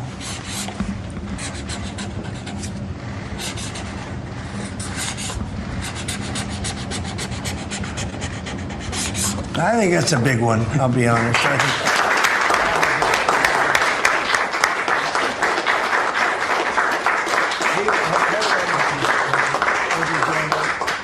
That's a big one. It's a big one, Mr. President. Do you have any questions on this subject? We're going to be discussing the G20 in a couple of minutes, but yes, please. Mr. President, what gave you the idea for this rebrand? And a question for you, the newly minted Secretary of War. What message does this send to our enemies, to our allies, to the American people? And again, what gave you the idea for this rebrand at this moment in history? I think it sends a message of victory. I think it sends really a message of strength. We're very strong. We're much stronger than anyone would really understand. And again, you know, having the great equipment, we have just so much better. You look at all of the, just any of it, submarines as an example. We're 20 years ahead of anyone else. Nobody even compares. And I let a lot of this happen in my first term. You know, we totally rebuilt our military. And then, of course, you had that catastrophe in Afghanistan, where they gave up a lot of the equipment, but a relatively small amount, but a lot. It was a lot in Afghanistan. I think it was the most, General, I'd say it was the most embarrassing day in the history of our country, the way that happened, the way they went to the wrong airport. They should have gone to Bagram, not the local little airport with no security, with tight quarters, etc. You know what happened. I think it was the most embarrassing moment in the history of our country, frankly. That was under the Biden administration. That was terrible. And we were going to be leaving, but we were leaving with strength and dignity. We were going to keep Bagram, because Bagram's 1 hour away from where China makes its nuclear weapons. We're going to have that all to ourselves, a big, beautiful place built many years ago from money that today would be the equivalent of, you know, many, many billions of dollars. You couldn't build it. The longest runways, the most powerful runways in terms of load capacity. And we just walked away from it. So stupid. And they were fools. The people were fools. No, we have the strongest military, and I think that indicates we have the strongest military. And, you know, we had it, and we won World War I, we won World War II, we won everything before, and as I said, we won everything in between. And we were very strong, but we never fought to win. We just didn't fight to win. We didn't lose anything, but we didn't fight to win. We could have won every one of those wars quickly, but they went a route that I think was probably politically correct, but not correct for our nation. So I think the Department of War sends a signal. Yeah, please. Mr. You alluded to this a little while ago, but you said that this rename is a, quote, a good reflection of where the world is at right now. How do you square naming it the Department of War when you've been pursuing peace in so many different parts of the world? Well, I think I've gotten peace because of the fact that we're strong. If we weren't strong, those 7 deals I told you about, the 7 wars, a majority of them wouldn't have happened. They happened for 2 reasons, trade and our strength. Those are the 2 reasons. And probably strength may be more important than trade. So if we, I was very proud of all those wars. Those were wars that could not be settled, and I settled all of them. And we'll get the other one settled also. That'll get settled. But without the strength, we wouldn't have settled any of them. Yeah, please. Mr. President, is it your expectation that Congress will codify this name change in the law? I don't know, but we're going to find out. But I'm not sure they have to. We're signing an executive order today, but we're going to find out. We're going to see. If they do, we're going with it, and we're going with it very strongly. There's a question as to whether or not they have to, but we'll put it before Congress. Do you know how much this rebrand will actually cost? And are there any concerns about, you know, the Pentagon's mission of actually cutting back on spending? Yeah, but not a lot. You know, we know how to rebrand without having to go crazy. We don't have to recarve a mountain or anything. We're going to be doing it not in the most expensive. We're going to start changing the stationery as it comes due and lots of things like that. We're not going to be doing Things like have been done in the past when they changed the name of forts that shouldn't have been changed. Those names of the forts should not have been changed, at least for the most part. And as you know, many of them have been changed back already.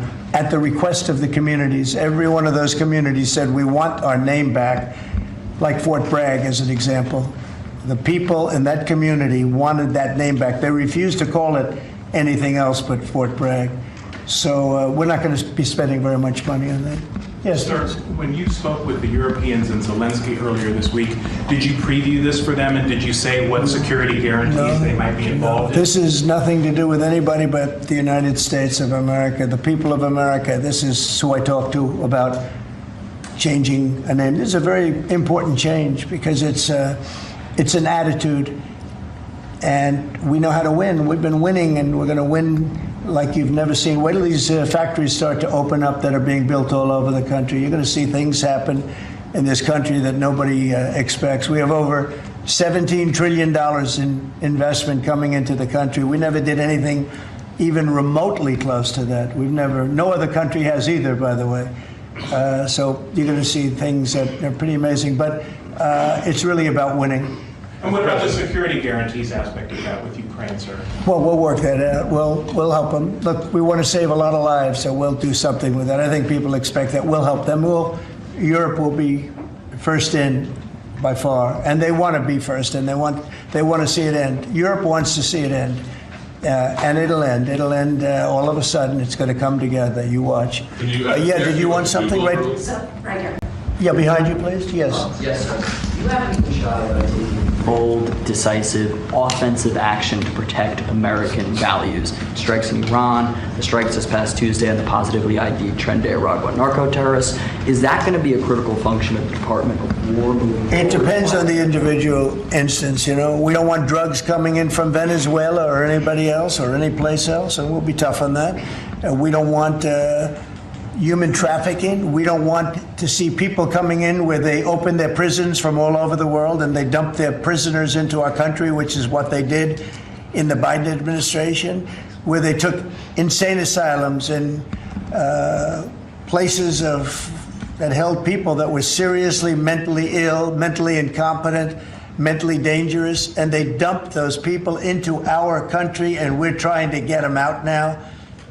What they've done, what the Democrats and Biden have done to this country will go down in infamy. What they have done to our country, and especially that, they created the worst inflation we've ever had.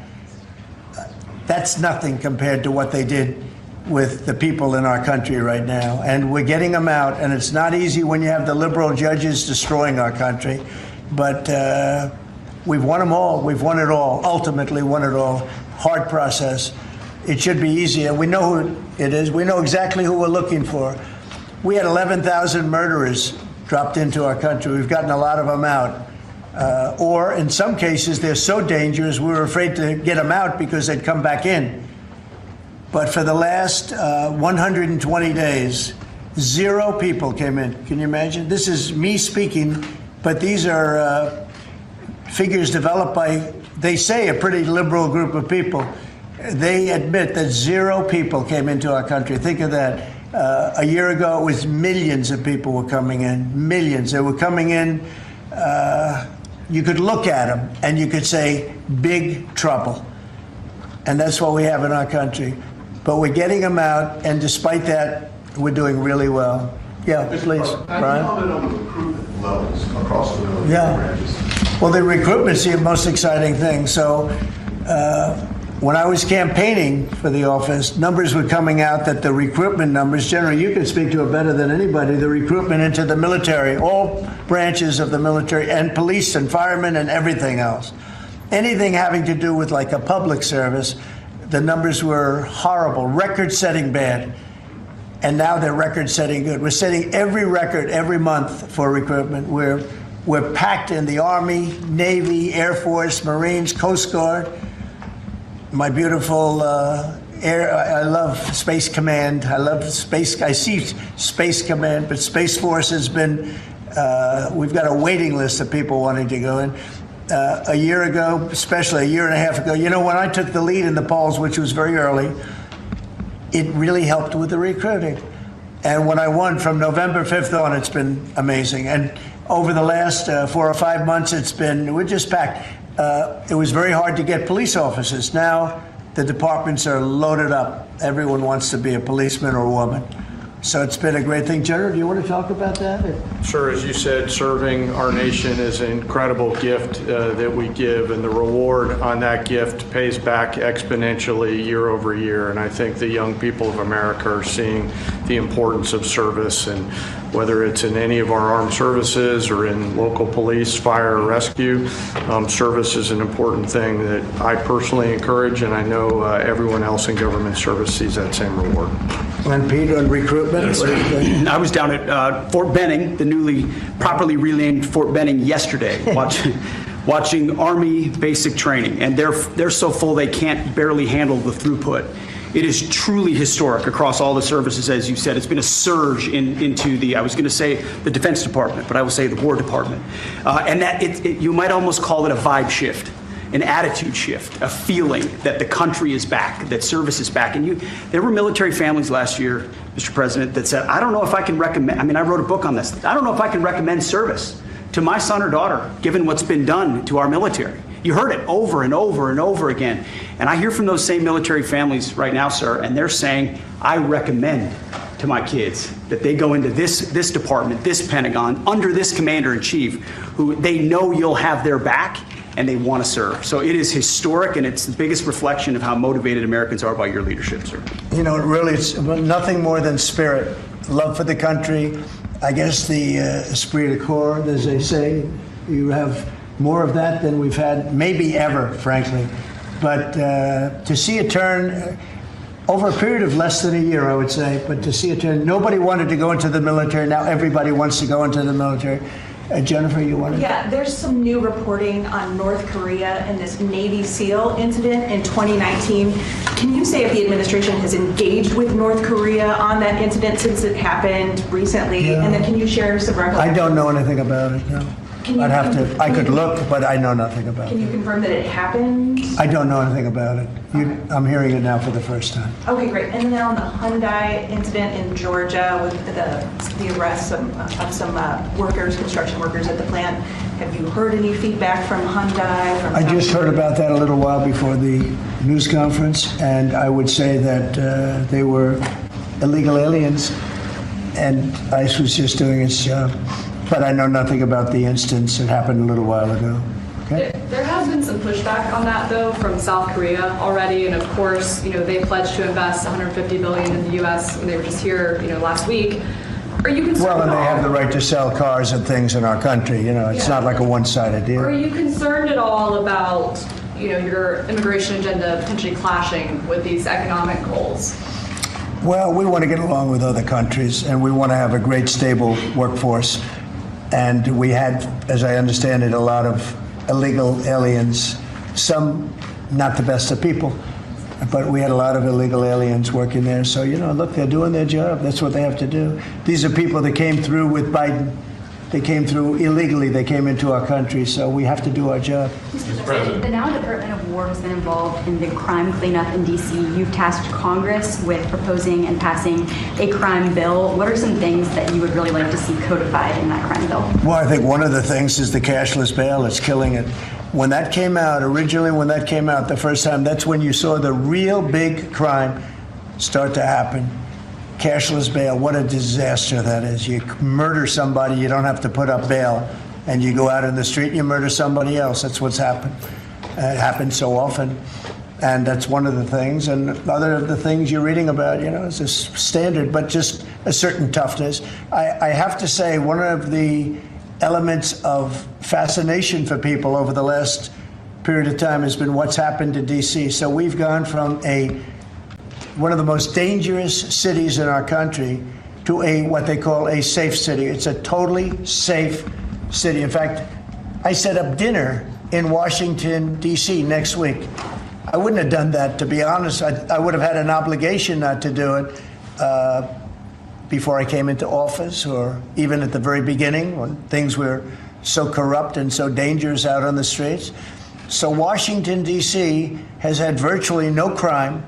We even have a mayor that's admitting to it, and she's a, liberal Democrat, in all fairness. She's a person that hasn't gotten exactly along with Republicans over the years. And she said she's never seen anything like it. So Washington, D.C. is a totally safe city. We have virtually no crime.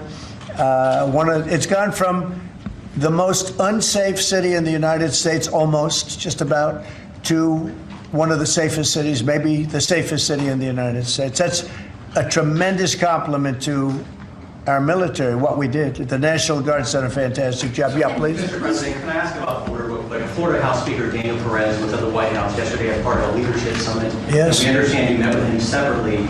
Mr. President, what did you talk about? And also, did you explore him running for Florida Attorney General? I didn't. We didn't talk about that, but he's done a fantastic job. He's respected all over the country, really. He's a leader, and he's done just a fantastic job. We didn't discuss anything having to do with his future. I'm sure he'd be very good at that. My second question, Alligator Alcatraz, sticking with Florida, a major ruling appeals court blocked a federal judge's order to close it and it can remain open for now. Your reaction? I think they've done a fantastic job in building it, the governor and everybody else that's been involved. It's an incredible facility. It's housing people for usually a very short period of time before they get brought back to their countries. As you know, we focus on criminals before we focus on anybody else, and we're taking thousands and thousands of criminals out every month out of our country, some of them murderers. And I think Florida's done a great job by building it, and whether it's Alligator Alcatraz or anything else you want to call it, I was there. I visited with the governor, with other people. I guess Nikki was there. Tom Homan's been there a lot. A lot of people have been there from. It's an amazing facility for what it is. It's not a hotel. It's not supposed to be a hotel, but they've done a great job with it. And I'm very happy with the judge's decision. You also mentioned Venezuela. I want to ask one more follow-up question on that. On the U.S. strike on a vote tied to the Venezuelan drug cartel, the Maduro regime is pushing back today. In fact, they say the U.S. seeks regime change through military threat. Your reaction to those words, and also, would you like to see regime change in Venezuela? Well, we're not talking about that, but we are talking about the fact that you had an election which was a very strange election, to put it mildly. I'm being very nice when I say that. I can only say that billions of dollars of drugs are pouring into our country from Venezuela. The prisons of Venezuela have been opened up to our country. They've taken their prisoners, the worst prisoners, murderers, Tren de Aragua. The worst prisoners that you can ever imagine are now happily living in the United States of America. Now, many of them we've gotten out. It's not easy to get them out because of the liberal system that we're working with in many cases, not in all cases. But millions and millions of dollars and billions of dollars of drugs are pouring out of Venezuela and other countries. Look, China, what they're doing with fentanyl is a terrible thing. It comes through Canada and it comes through Mexico, but a lot of it's coming through Venezuela. Venezuela's been a very bad actor, and we understand that. And when you look at that boat, you see the bags of whatever it is there. Those bags what those bags represent? Hundreds of thousands of dead people in the United States. That's what they represent. Yeah, please. Mr. President, your reaction to the jobs report this morning? Well, I'm going to talk about that in a minute. We have our great people here, so I'll talk that in a minute. Let's talk about this. We'll give a couple of because these two people want to get to work on the Department of War, so let's keep them first. Mr. President, the DOJ is reportedly considering a ban on transgender people owning guns after the Minneapolis shooting.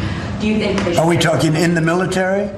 In general. Okay, I thought you were talking about in the military. I'll refer to that then differently. Because it's not a military question, I'll be able to pass on that very nicely unless you'd like to talk about it. Now, Pete doesn't want any part of that question. Yes, please. Mr. President, who do you blame for losing India to China? In your post earlier today in the morning, you did put that out. I don't think we have. I've been very disappointed that India would be buying so much oil, as you know, from Russia. And I let them know that. We put a very big tariff on India, 50% tariff, very high tariff. I get along very well with Modi, as you know. He's great. He was here a couple of months ago. In fact, we went to the Rose Garden, and it was The grass was so soaking wet. It was such a terrible place to have a news conference. I said, well, let's use a beautiful white stone emblematic of the White House, okay? And it's been very well received. But we had a news conference on the grass. That was my last news conference I had on the grass because everybody sunk in. You probably sunk in. Every reporter out there, they ruined their shoes. We made that change. It's been a really well-received change. Yeah, please, go ahead. On Venezuela, you've sent F-35s down to Puerto Rico. You've sent naval vessels into the Caribbean. You're concerned about drugs being illegally sent into the Yeah. How do you describe this buildup, this situation? Well, I just think it's strong. We're strong on drugs. We don't want drugs killing our people.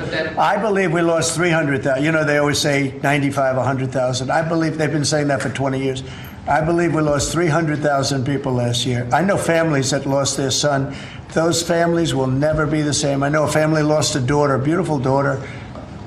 In fact, it was like she took something that she thought was like a minor deal, and it turned out to be riddled out with fentanyl, the size of the head of a pin, and you're dead.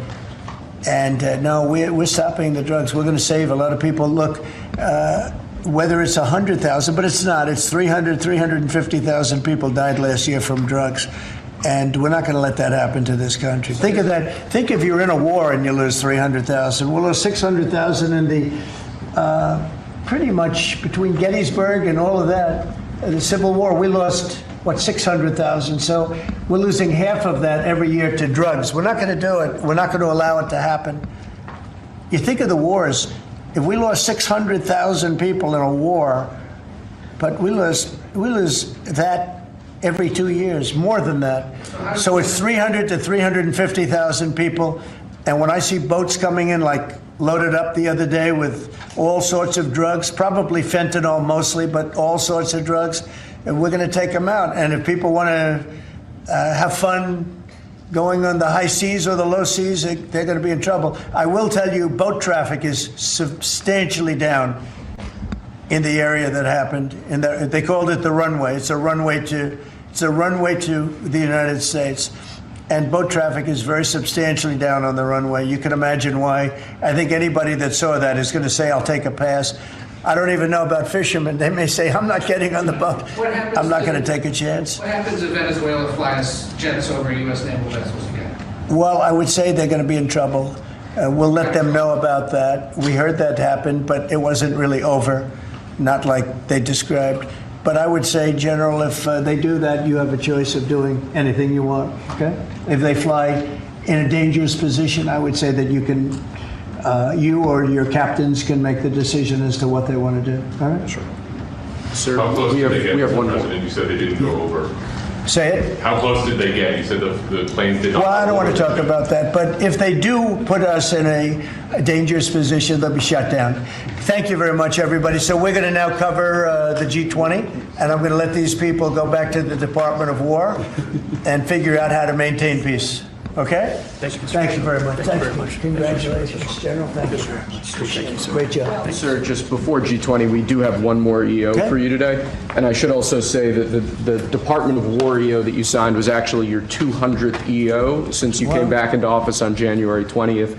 That's more than Joe Biden did in his entire term in office, more than Obama did in either of his 2 terms in office. So it's a momentous accomplishment, and congratulations. That's good, but Biden never signed one. No, you've done every one up in here. They've been signed by the auto pen, right, didn't he? So we really beat him by much more than you think. The 201st executive order, sir, this relates to hostages and wrongfully detained Americans. This provides a new legal mechanism to declare foreign countries to be countries that engage in those sorts of practices and gives your administration powerful tools to get American hostages out. This has been a focus of your administration this time around. Adam Bowler's here, and he's done incredible work already. This will give him even more. I think it's great, and Adam's amazing. So, Adam, do you want to describe how many hostages we've gotten out together, you and I, and you and a couple of other people that we know, and me and a couple of other people that you don't know, but we've gotten a lot of hostages. Do you want to describe it? Mr. President, you brought back 72 hostages since your term. If we compare that to President Biden, he has gotten 20 taken. So he is negative 20 taken. 20 taken. They don't take our people so often. So, Mr. President, That's great. when we spoke, you said that that was a primary focus, and I'll tell you the job is easy because of you. And we paid nothing, too. We pay nothing. We They don't pay $6 exchange. billion. They always paid $6 billion for 5 people. $6 billion. It was just a number I kept hearing. Not only that, $6 billion plus we'd get like one person, and they'd get 6. They got one, the Prince of Doom, they call him. He was the #1 arms merchant anywhere in the world ever. And they got him out. And on top of that, we paid money. So, no, we don't do that. You know, once you pay money, and then a lot of people start disappearing. They start grabbing reporters, too. They think the reporter is going to get a lot of money. And to me, they would.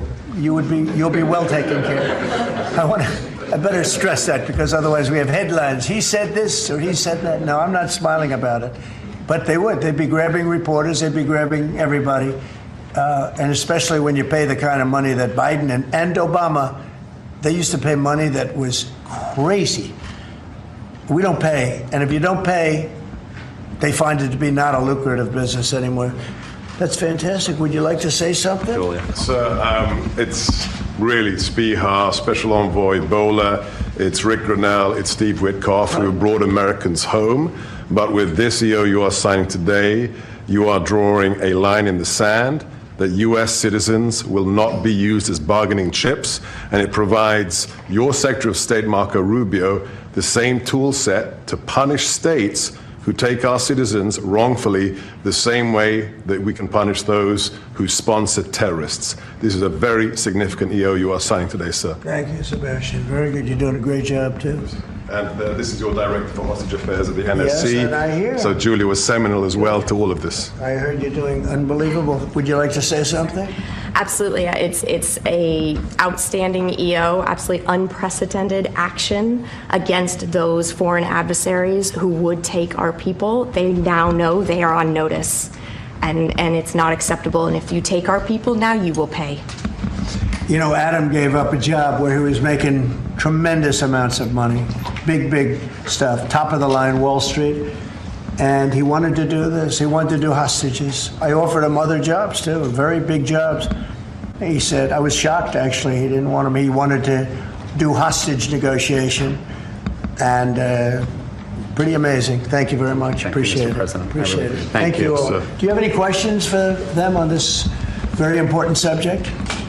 I think it shows a lot of your leadership as far as fighting for Americans and fighting for humans, and to think that, Joe Biden went in negative territory. Oh, he went way negative. Way negative, and you're actually making progress on this. I think this does send a message to the world that we don't negotiate, we're going to stay strong in that type of what they call business. One little anecdote that may be of interest. We were told by numerous families who had missing loved ones during the Biden administration that this building, Biden's National Security Council, told those families not to talk about their missing loved ones, to be quiet, not to create any pressure on Biden and on Jake Sullivan, the key propagator of the Russia hoax. This administration has met with those families on a weekly basis. Right. People like Adam, yourself, sir, your envoys are doing everything to get every single American home. Not to tell them not to talk about their loved ones, but bring them home. Well, I can tell you one story that was amazing. A few weeks ago, very little written about it, but there should have been. But it was a very nice gesture. The head of Belarus, who's a very respected man, strong person, strong leader, he released 16 hostages. And John Cole, a lawyer who works for me, great lawyer actually, one of the greatest lawyers. But John Cole was over there, and he heard that they had hostages. And you know about this. 16 people he released. And I just want to thank the head of Belarus. But while John was over there, they had, I believe, another 1,400 hostages. Now, not from us, from places all over the world. And just pretty tough place, in all fairness. But they had 1,400. And I believe they're going to be releasing a lot of those 1,400. They're not I think very few, if any. We got pretty much ours back, and we didn't pay anything. But I very much gave my respects to the leader of the country. Was again, he's a very strong man, but he's got 1,400 or 1,500 or a large number, and we're talking about releasing them. Some are political, I guess. A lot of them are political. And looks like they're going to be released at some point in the pretty near future. So it's a great thing. They have to respect your country. If they respect you and they respect your country, they release it. If they don't, then you have to pay $6 billion. I mean, $6 billion. Can you imagine that, paying $6 billion? Kind of related, but not really. But did you comment on Tina Peters, who's been locked up behind bars from Colorado within the election? I think you put out a truth a couple days ago about it. We have a wonderful woman who was an election official, and she saw cheating in Colorado, and she viewed it as horrible, and she said, "What's going on here?" And she went to the machine and she tried to open to find out whether or not it was cheating, and they went to her and they said, "Did you touch this machine?" "Yes." And they arrested her. They arrested her instead of the people that did the cheating. It's a state charge, so it's hard to do anything with, but we're gonna do something. What they did in Colorado, look, Colorado just went to all mail-in voting. That means they cheat. That's why they lost, that's one of the reasons, but that's a big reason why they just lost the whole Space Command situation that is going to Alabama. But when you have mail-in voting, you have nothing but cheating. But this woman is a real patriot, and they put her in jail for a long time. She's 72 years old, 73 years old, and she wanted to find out. She didn't do anything. She touched the machine. She looked at the machine. She's trying to find out what was going on, and they went and arrested her for doing that, and it was supposed to be the other way around. I'm glad you brought that up. They should let her go, let her out. Thank you. Yeah, please. This is clearly a subject that gets talked a lot about, Mr. President, but what about your team's strategy has made them so effective at getting a record amount of these hostages, many of whom have been forgotten about home? I think they respect us. I think they respect us. They know we're not going to pay. Adam is a great negotiator. Steve Witkoff is a great negotiator. Seb is a great negotiator. They're all smart people. They're a little bit natural negotiators. Some people aren't good negotiators. Nothing you can do about it. And they're afraid of you, sir. Yeah, well, maybe. I don't know. I hope so, or whatever. We have the best. I'd like to say respect, but whatever it takes. Yeah. I actually say whatever it takes. But we've gotten a lot of people out, and we'll continue. We don't have too many in. How many are you working on right now? There's not a lot left. A handful. Yeah, we got most of our people out. We got them mostly back. Mr. President, do you have an update on the negotiations to release the rest of the hostages in Gaza?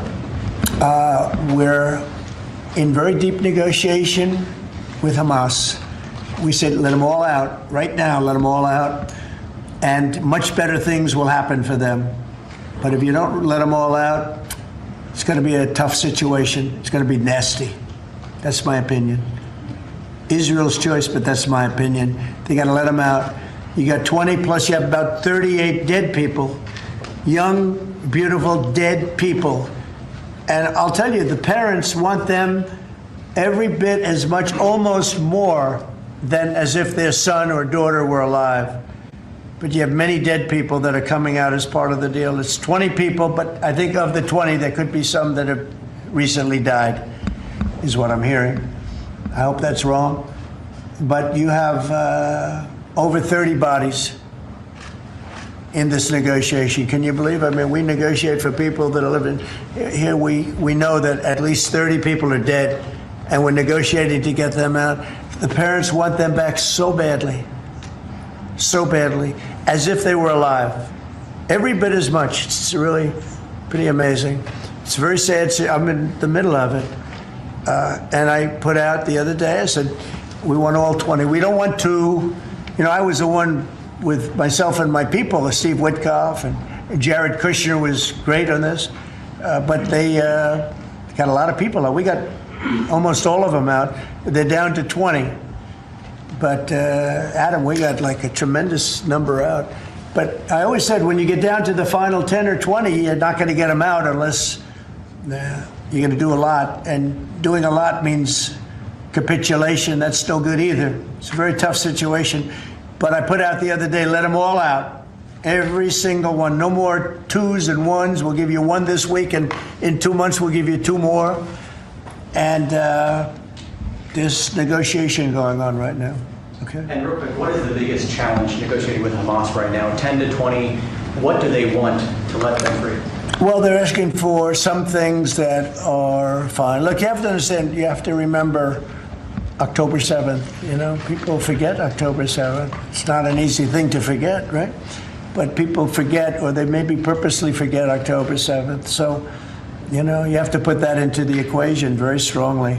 It's amazing. Some people even deny it. They deny it. They're crazy.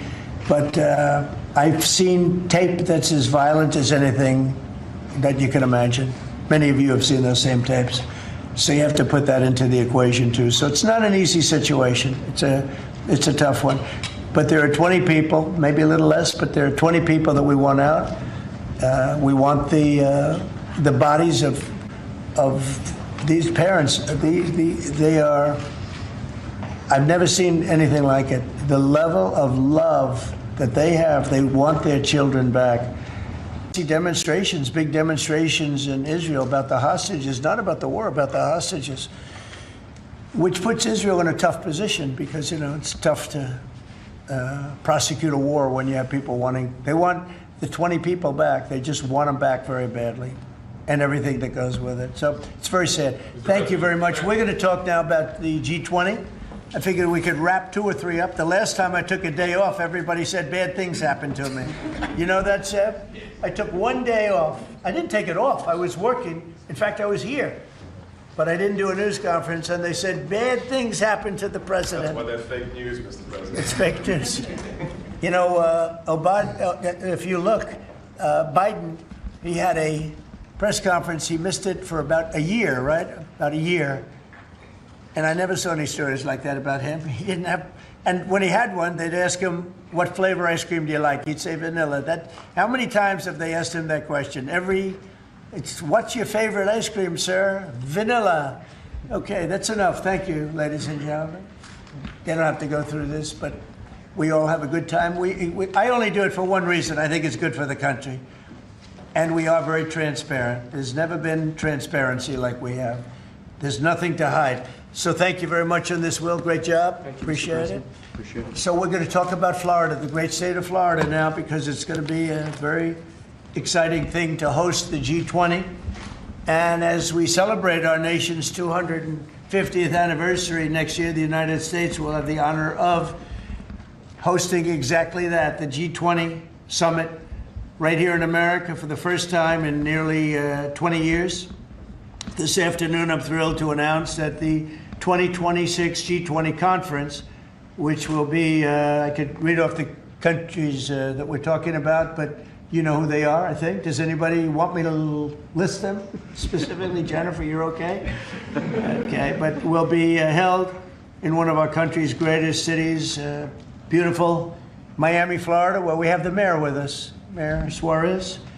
And I want to thank Francis for being here. I thought he might be in this office. You know, he almost got there. There's a couple of votes. Right? A couple of votes. It's not as easy as they think. Right? It's not that easy. But he's an amazing guy, very popular in Florida. The agenda for next year's summit is being organized by Treasury Secretary Scott Bessent, who is right here. Hi, Scott. I saw him standing over there, nice, tall, good-looking guy, but he moved very quickly. Carolyn, you did a good job. Does Caroline do a good job, would you say? Is she a star? How do you compare her with the last administration's person? No? You don't want to get into that. Yeah, I think we're very happy with Caroline. But Scott Bessent is talking about a good job. He's done a fantastic job, and we're very proud of him. He's very much involved with the G20. And the NEC director, Kevin Hassett, who's truly a talented guy. And he's certainly being thought of to go to a different position, and we'll find out about that pretty soon. I don't know. Would you like to be there? I won't ask you that. I think, who wouldn't want it? I think it's the greatest position in the world. You know, you come out, you make a speech, and then you go away for 30 days or 40 days, and you come out, make another speech, the market goes up or down, depending on what you want to say. I've never seen an easier position than that. Unfortunately, you need good instincts, so we have somebody in there now that doesn't have them. We call them too late. But it will focus on unleashing economic prosperity by eliminating the burdensome regulations, unlocking affordable energy, and pioneering new technologies. And it's going to be very important. The United States is already leading by example, and America is the hottest country anywhere on earth. We have more being built under construction now than they think anybody that they've ever seen. I mean, literally, some of these places are just really unbelievable what they're building, the size. You know, if you spend $50 million on a shopping center someplace, it's a big building, pretty big building. But when you spend $50 billion on essentially a building, they have buildings going up for $50 billion. They're going to be building their own electricity. And many of them have been given permits already to go, and they're starting construction. Some have started construction quite a while ago, and very early in the administration. We let them do that. You know, we have a grid that's obviously an old grid. It's been around for a long time. We could never handle the kind of numbers that you're talking about in terms of electricity, and we're letting them build their own plants. They build their own plants with their structures.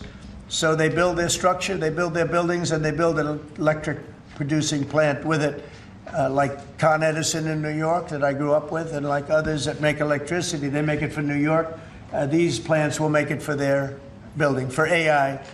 Then you have a lot of the car plants going up. Most of them won't need that kind of electricity, but they have the right to do that also. So we're allowing companies to build electric plants. They become, essentially, Scott, I guess they become utilities, right? If you think about it.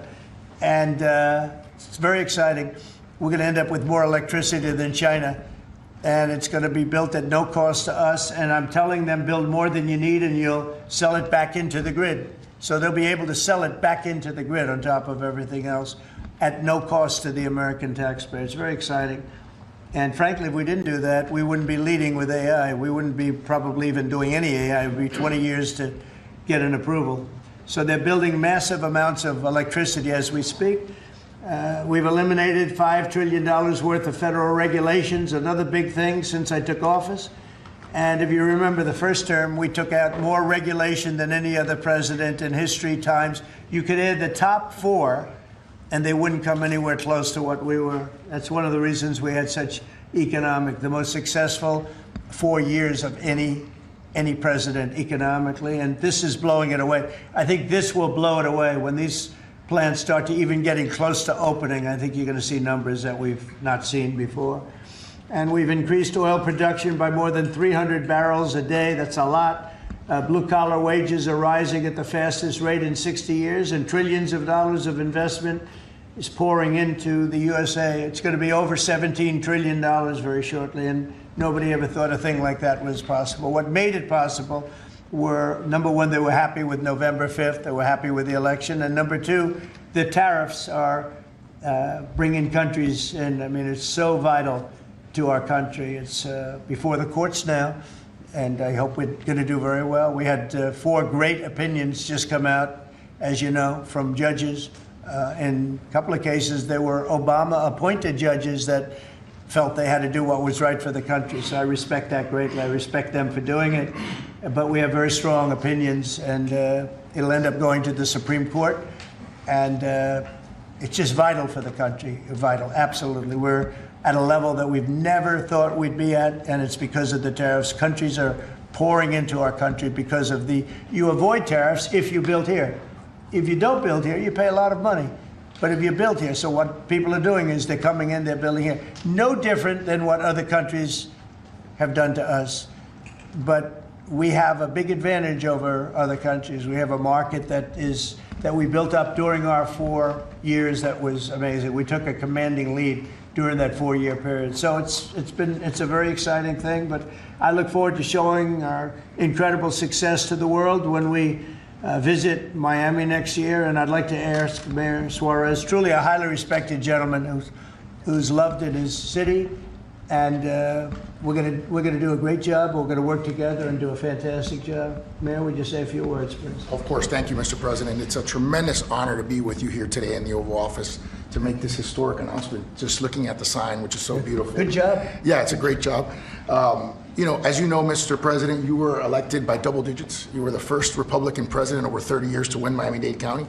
And you did it because you followed through on your promises. And in Miami, what we're doing is we are following through on those promises as well. We've kept taxes low, we've kept people safe, we've leaned into innovation, we've grown 150% in the last 10 years.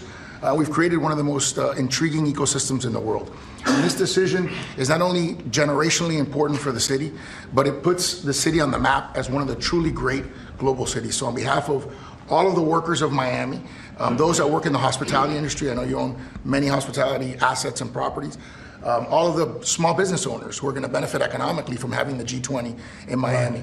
Tremendous benefit. It's going to bring in millions and millions of dollars. We just say thank you. We thank you for believing in us. We thank you for highlighting our city in a time when we have the lowest homeless rate in 11 years. We're on the precipice of having the lowest homicide rate in history, and with the lowest taxes. So we're following your America First agenda, and we're creating success in, Miami's the greatest city in the world, we believe. Thank you, Mayor. We'll see you down there. We'll see you down there before then, but we'll see you down there. Scott, would you like to say a few words? Yes, sir. So we're excited to have the G20, and what's important about the G20, President Trump's America First initiative does not mean America alone. It means America leads. So we will be holding the G20 in the capital of the world, Miami, next year to showcase the beginning of President Trump's second term. Will be a year and a half into it. We will have done peace deals, tax deals, trade deals. We've made the U.S. the best place to come, start a business, have tax certainty, energy certainty, and regulatory certainty. And it's going to be an exciting event. And the U.S., just as the president was saying earlier about the Defense Department of War, the U.S. is back on the international stage as a leader. We have whittled down the G20 back to basics. We are making it work for the American people better than ever. We have the G20 had become basically the G100 this past year. So it will be a concentrated group in Miami seeing the best America has to offer with American leadership, thanks to President Trump. Thank you very much. Great job, and a great job you're doing. Kevin, would you like to say a few words? Mr. President, I think this G20 meeting, where the world leaders will come to the great city of Miami, is going to be viewed as one of the most important meetings in global history, because what's going to happen is the golden age is going to be documented so well in the data by next summer that you're going to have one of the best speeches written for you that you've ever seen, because we're just going to be talking about the accomplishments of the next year. I think so. A lot of these plants are going to be open by then. Yeah, exactly. And a lot of jobs are coming in, like I think we've never seen before. It's going to be great. Monica, would you like to say something? Thank you, Mr. President. We're so looking forward to having the United States of America host the G20 in Miami in December of next year. And we're also looking forward to having this as a showcase of American strength, vision, innovation, and power under your bold leadership, Mr. President. It is going to be the G20 in the Trumpian golden age. Okay, thank you very much. Any questions on the G20? Could I just... G20. You just said a moment ago that you were very complimentary of Kevin's work, and I was just wondering if he's your man for the Fed. Of Kevin? Yes. Yeah, I am very complimentary. I think he's fantastic. And for the Fed, he's your man. I didn't say that. I said he's fantastic, but no. I sort of know who I'm going to pick, but no, I didn't say anybody in particular. But Kevin is certainly one of the three. They say four, but probably three. That he's a highly respected person. He's great. He's great. He believes in low interest rates, and we all do. But sometimes you have to raise them to stop inflation. We had the worst inflation, I guess, essentially that we've ever had in the Biden administration, and it really hurt people. Costs are way down. Our energy costs are way down. And, when energy comes down, everything comes down. And we brought down the price of groceries and specifically the price of eggs. You remember that first week when you were screaming about eggs? I said, I know nothing about them. I just got here. That's Biden's problem. But we got the cost of eggs down to really low numbers. So we brought costs down for people. And, it's something I said. And The Democrats have this false narrative. They say, oh, costs went up. They just say things that it's just like incredible. If you look at energy, I think you're going to be at $2 a gallon with cars very shortly. $2. It was $4, $5 under the Democrats. That's a huge, it's like a massive tax cut. And speaking of tax cuts, we gave you the largest tax cut in history in the bill that we just approved. The largest tax cut in history. And there'll be no tax on tips, no tax on Social Security, no tax on overtime.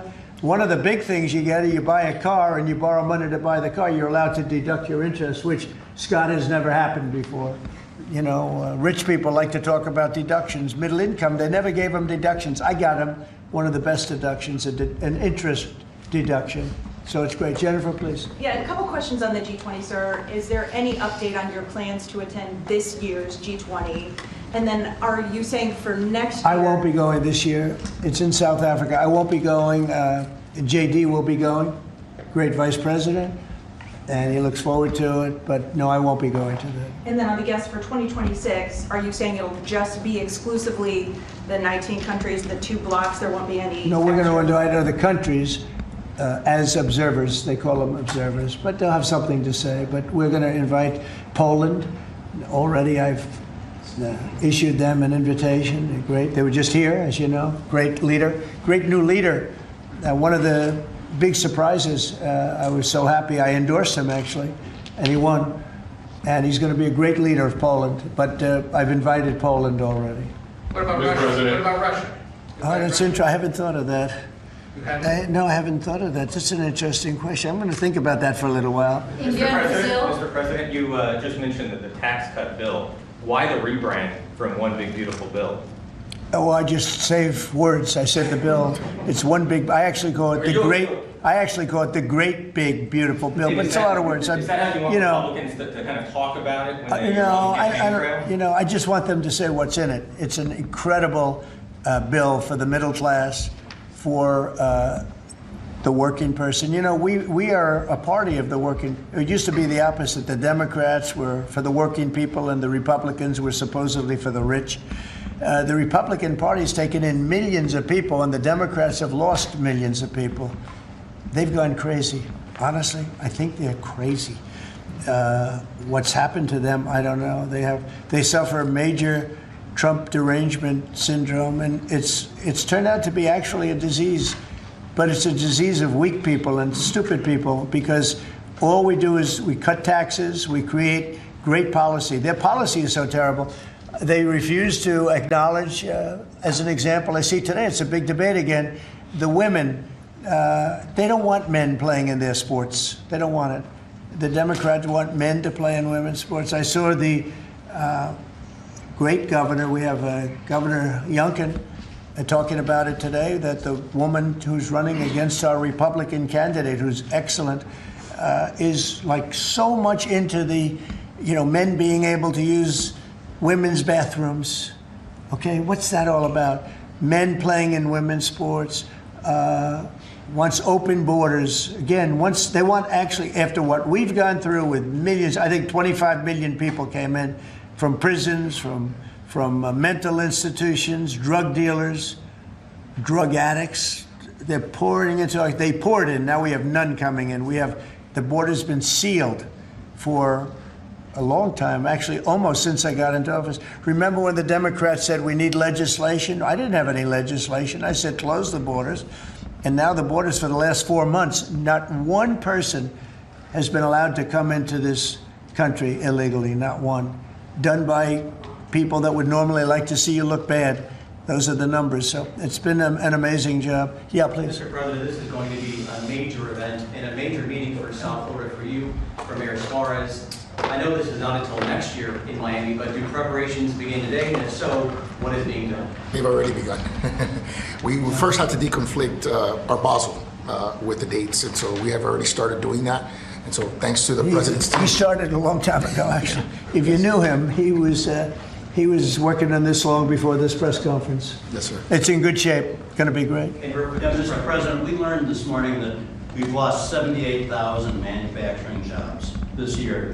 How do you explain Well, one thing we have is, we have the interest rates are too high. That was, a matter of the Fed. But the other thing is, so many different elements aren't included yet. And one of the things we've learned, and we learned that the hard way, watching over the last few months, are the corrections that people have been making. They'll say you're losing jobs, and then they'll say, by the way, we have a correction a month later of, 100,000 jobs are missing. They actually had a correction once of 850,000 jobs. But I'll let Kevin just speak about that a little bit, because I heard him speaking about it this morning. I thought he did very well. Please. Thank you very much, sir. Well, I think that if you look at the indicators, there's capital spending boom, industrial production at an all-time high. The Atlanta Fed says GDP now is north of 3%. And so all the indicators are saying that things are really strong. And what we've also seen is that Goldman Sachs put out a study yesterday that said that the August number tends to be really messed up because of seasonal adjustment things, and they tend to be revised way up. And so I think if they were revised up, which has happened on average over the last 15 years by about 60,000, then everything else would make sense. But right now we're puzzled about the BLS numbers and looking forward for new leadership there to make it so that the numbers are more reliable. And again, we're building, they've started building all of these factories and plants, including car factories. Car factories are coming back. We lost more than 50% of our car production over the years. And I think we're going to get all of it back. It's coming back in really rapidly. Really, we're building a lot of car plants. Indiana, places that you don't think of it so much are taken, but also Detroit, lots of places it's coming in where I think we're going to get everything. We've lost it over a period of 40 years, and I think we're going to get it all back in a very short period of time. And big ones, big plants, incredible plants that were never going to come back. Without the tariffs, they wouldn't have come back. And I think without the election on November 5th, they wouldn't come back either. The election was very important also. Yeah, please. As we've been here, Mayor Adams of New York has announced that he's staying in the mayoral race there. Can you react to that, but also tell us? No, I mean, he has to do what he wants. I mean, he's free to do what he wants. It would seem to me, and everybody in this room, including you, that the only way you're going to beat the communists, because you have a communist running, which is fine. I'll have to deal with a communist in New York City. I never thought that was going to happen. This is something I didn't think was going to happen, Scott. You're going to have to explain this one, because we're going to have a communist mayor. It would seem to me that if he stays in, if you have more than one candidate running against him, it can't be one. If you have one candidate, if he's the right candidate, I would say that Cuomo might have a chance of winning if it was a one-on-one.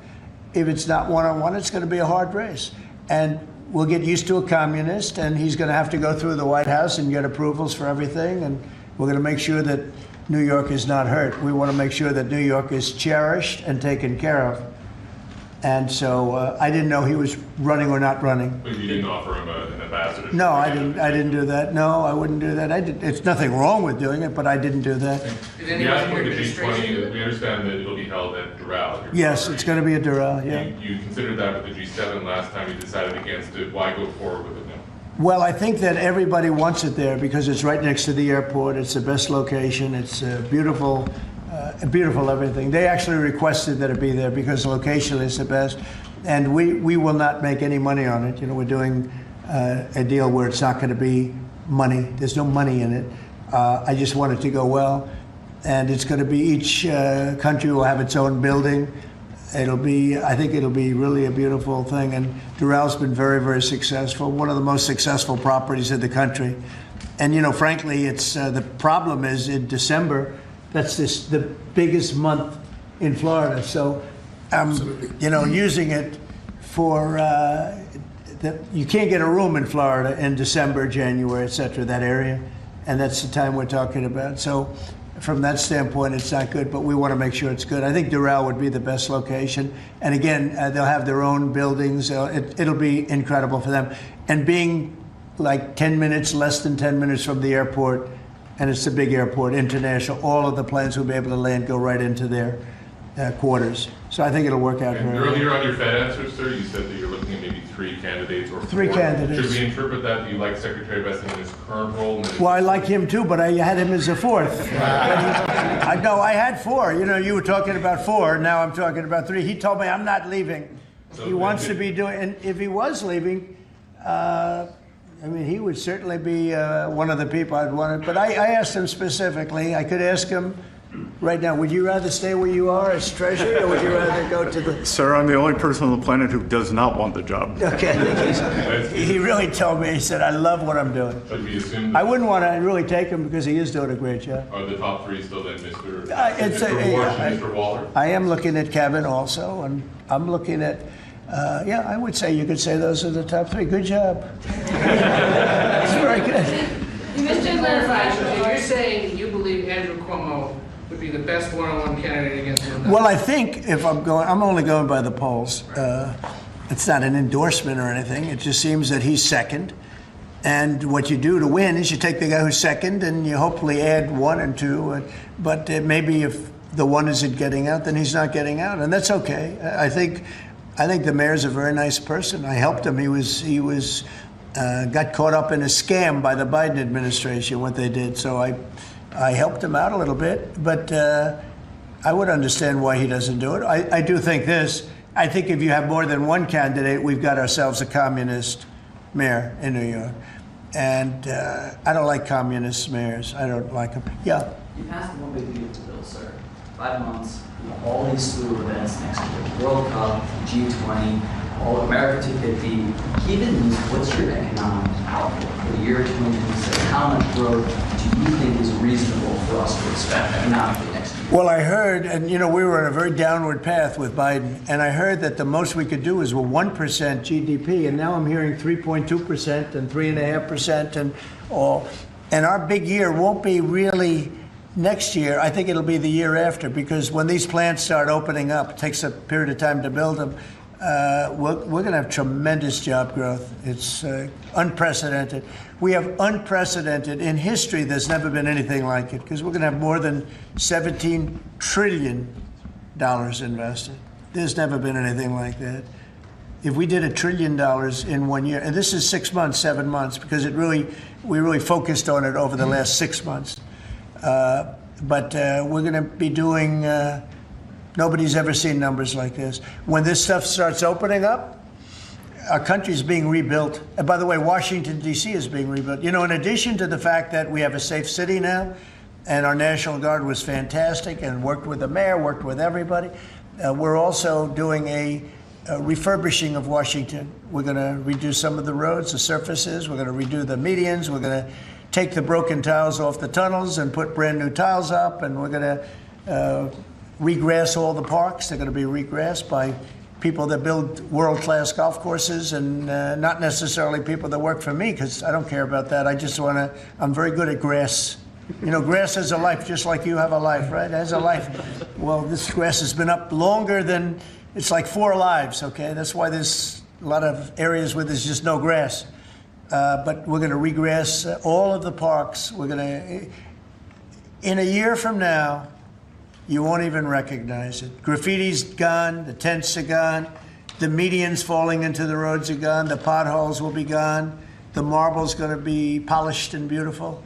It's all going to be beautiful. We're working with Clark Construction, who's one of the, well, definitely the biggest here, one of the biggest in the country, and they've been great. And we're going to do about a 10-mile radius from the White House, from the Capitol. Looking sort of at both of them, go right in the middle of both of them and start drawing circles.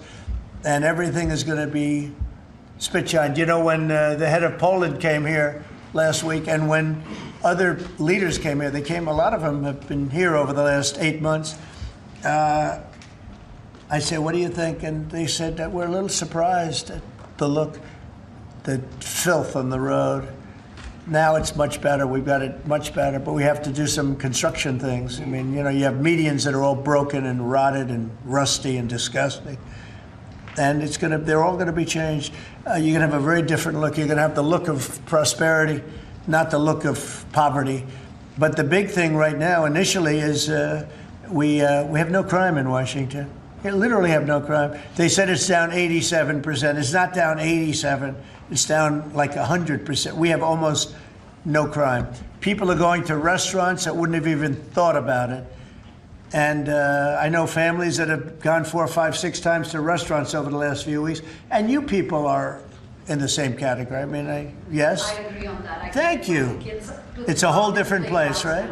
That's very nice. And you're so tough usually. I like her now, right? No, because she was truthful. Is that a correct statement, Brian? Yes, sir, it is. I heard you were actually mugged. You're a big, strong guy. I can't do anything when you have a gun. No, you can't. You know, you say, thank you very much, right? Can I follow up on the beautification of D.C.? Yeah. An amazing job of crime. Yeah. Just out front of the White House is a blue tent that originally was put there to be an anti-nuclear tent for nuclear arms. It's kind of morphed into more of an anti-American at sometimes, anti-Trump at many times. Where is this blue tent? Right in front of the White House on the North Lawn on the other side of the Black Gate in Lafayette. I haven't known this. All of us in here walk right by it every day. It is an eyesore. Oh, I didn't know that. Well, let me explain a little bit further. Take it down. Take it down today, right now. Nobody told me that. So you're saying there's a blue tent? It's been there for 30 plus years. It was originally a peace tent, but it's kind of morphed into something. Yeah, morphed into radical left. Okay. Well, but I've heard. Is it in the Ellipse? Where is it? No, it's in Lafayette Park. It's actually Lafayette Park. Take it down. Okay. Okay. What's interesting about it is that I've had people tell me it's a public health hazard because people sleep in there, they eat, there's rats, but also it could be a national security risk because people can hide things in there, they can have weapons in there. We're going to look into it right Yes, now. We have removed over 50 tent sites, not 50 tents, hundreds and hundreds, maybe 1,000. I think it's over 1,000 tents, but 50 sites. So I'm a little surprised to hear that, but we're going to look into it right now. Lafayette. On the National Guard, Yes. DC mayor has, of course, gotten on board with your cleanup of DC, but the DC Attorney General has said that he plans to, that he's suing you for your federalization of the police. What's your response? Can you imagine we have an attorney general who's not related at all to the mayor, by the way? You know, it's a totally separate department. We've got so many separate departments. You have the district attorney has nothing to do with the mayor. The whole thing is crazy. But how about this? We just set a record on low crime in Washington, D.C., and we have a man suing us to let us go back to high crime. We're going to have to be here for a little while to make this really work long term after we're gone. And so we're going to meet that head on, and I suspect we'll be very successful. And I can always declare a national emergency because this was a national emergency. But right now we have the safest city. We have now one of the safe cities in the country. We had almost the worst. I mean, a city that was as bad as some of the horror shows that you've heard about for years. And we're going to fix some of those horror shows, too. Yeah. President, the Google ruling today that you posted on Truth Social about the Europeans fining Google. Can you address So that? Google What is a great specifically company. Yeah, Google is a great company, American company. Apple is a great American company, and so many others. And the European Union, I don't know why they do it, but they have been finding them numbers that have been astronomical, more so before I got here.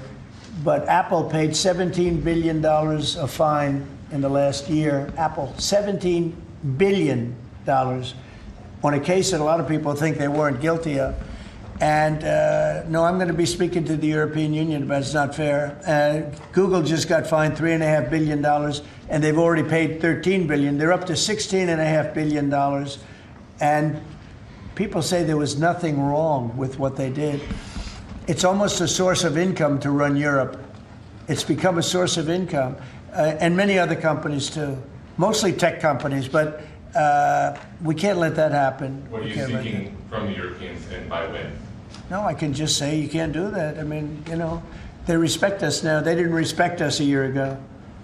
European Union respects us. Look, they're paying us $950 billion, right?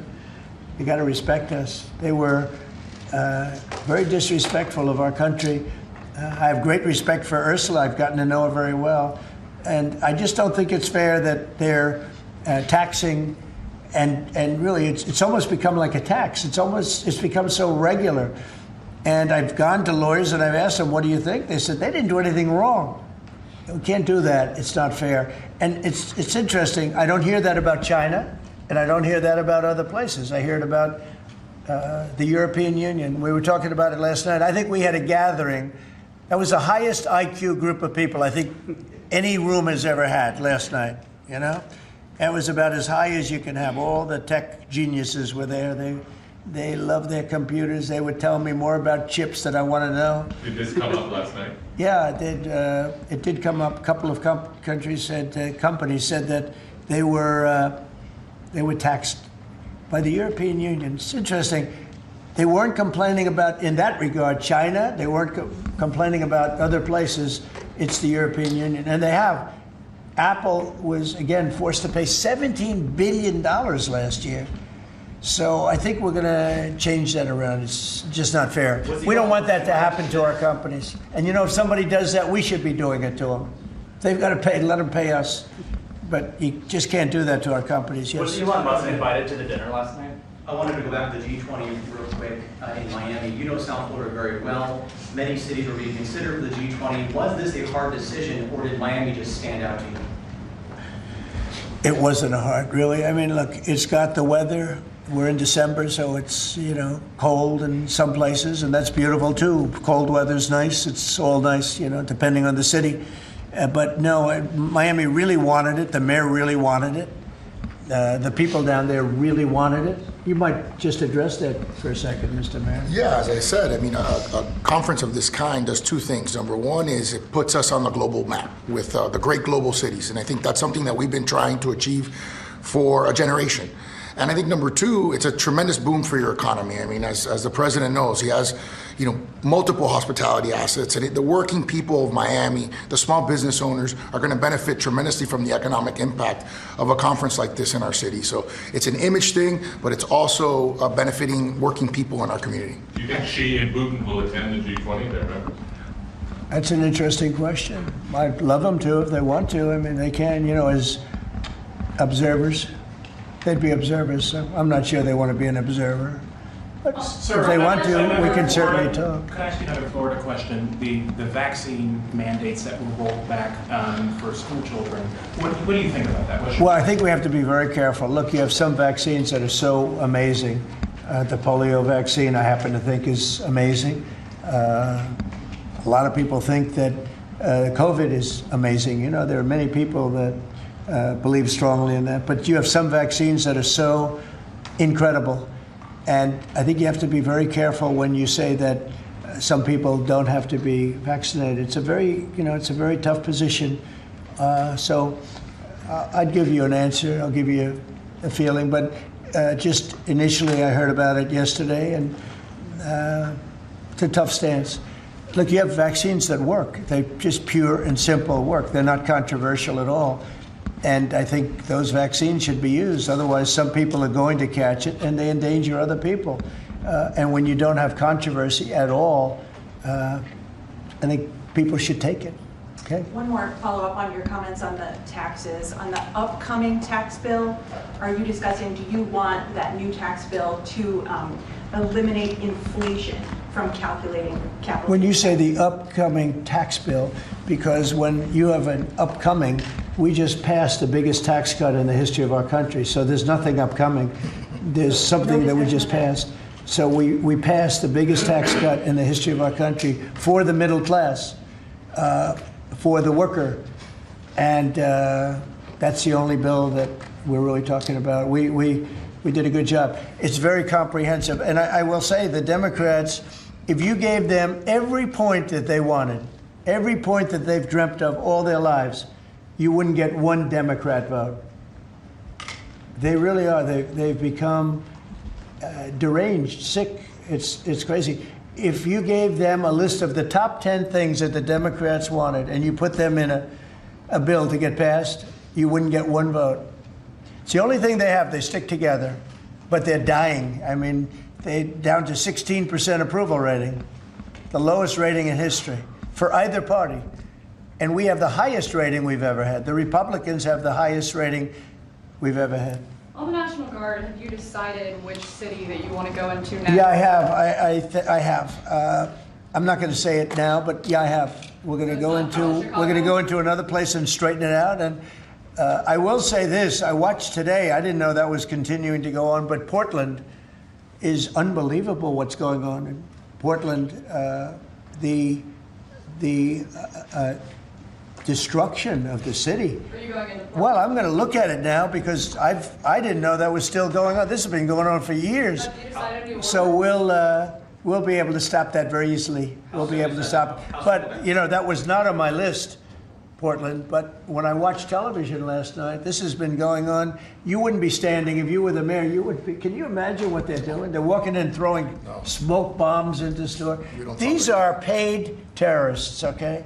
These are paid agitators. These are professional. I watched that last night. I'm very good at this stuff. These are paid agitators. They get paid money by radical left groups, not radical right groups, radical left groups.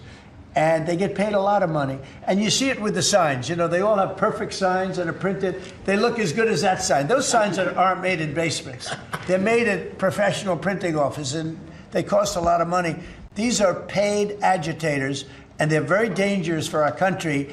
And when we go there, if we go to Portland, we're going to wipe them out. They're going to be gone, and they're going to be gone fast. They won't even stand the fight. They will not stay there. They've ruined that city. I have people that used to live in Portland. They've left. Most of them have left. But what they've done to that place is it's like living in hell. Yeah, go ahead. Thank you for your statement before. AP is reporting that you would be banning visas to delegations who will be attending the UNGA, the UN General Assembly, including Brazil. Your reaction on that, sir? That who's banning them? The Trump administration. Well, we are talking about things. We're very upset with Brazil. We tariff them very high because of the fact that they're doing something that's, you know, very unfortunate. I love the people of Brazil. We have a great relationship with the people of Brazil, but the government of Brazil has changed radically. It's gone very left. It's gone very radical left, and it's hurting Brazil very badly. They're doing very poorly, very, very poorly. So we'll see. And are you ready to reset relations with India at this point? I always will. I'll always be friends with Modi. He's great. Prime Minister, he's great. I'll always be friends, but I just don't like what he's doing at this particular moment. But India and the United States have a special relationship. There's nothing to worry about. We just have moments on occasion. How are trade talks going with India and with other countries that you haven't reached a trade deal with, Secretary of Esther? They're going great. Other countries are doing great. We're doing great with all of them. We're upset with the European Union because of what's happening with not just Google, but with all of our big companies. They just, you know, hit them with these unbelievable fines, you know, $17 billion and $14 billion. And they use that money to run Europe. It's almost become like common. It's almost become a yearly occurrence, like it's a tax. So it's very unfair. I want to thank you all very much, and we'll see you around. We're going to see you in Florida, but we'll see you a little bit before that, I suspect. Okay? What are you having for dinner? Thanks, guys. Thank you, Well, I'll be having something good here. I'll be at the White House. Thank you. Thank you very much. Thank you, guys. Thank you. Thanks, guys. Thank you.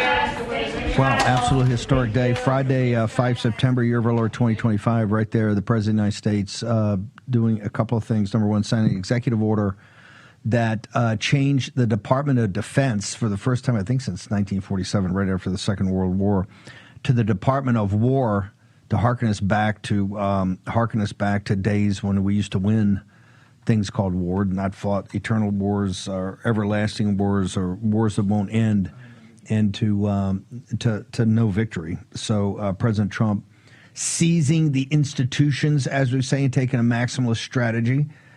Pete Hegseth said that the Defense Department today is maximum lethality, not maximum legality or lethargy or whatever he said. We're going to get that clip in a second. Pete was on point here. No, he's been advising the president about this.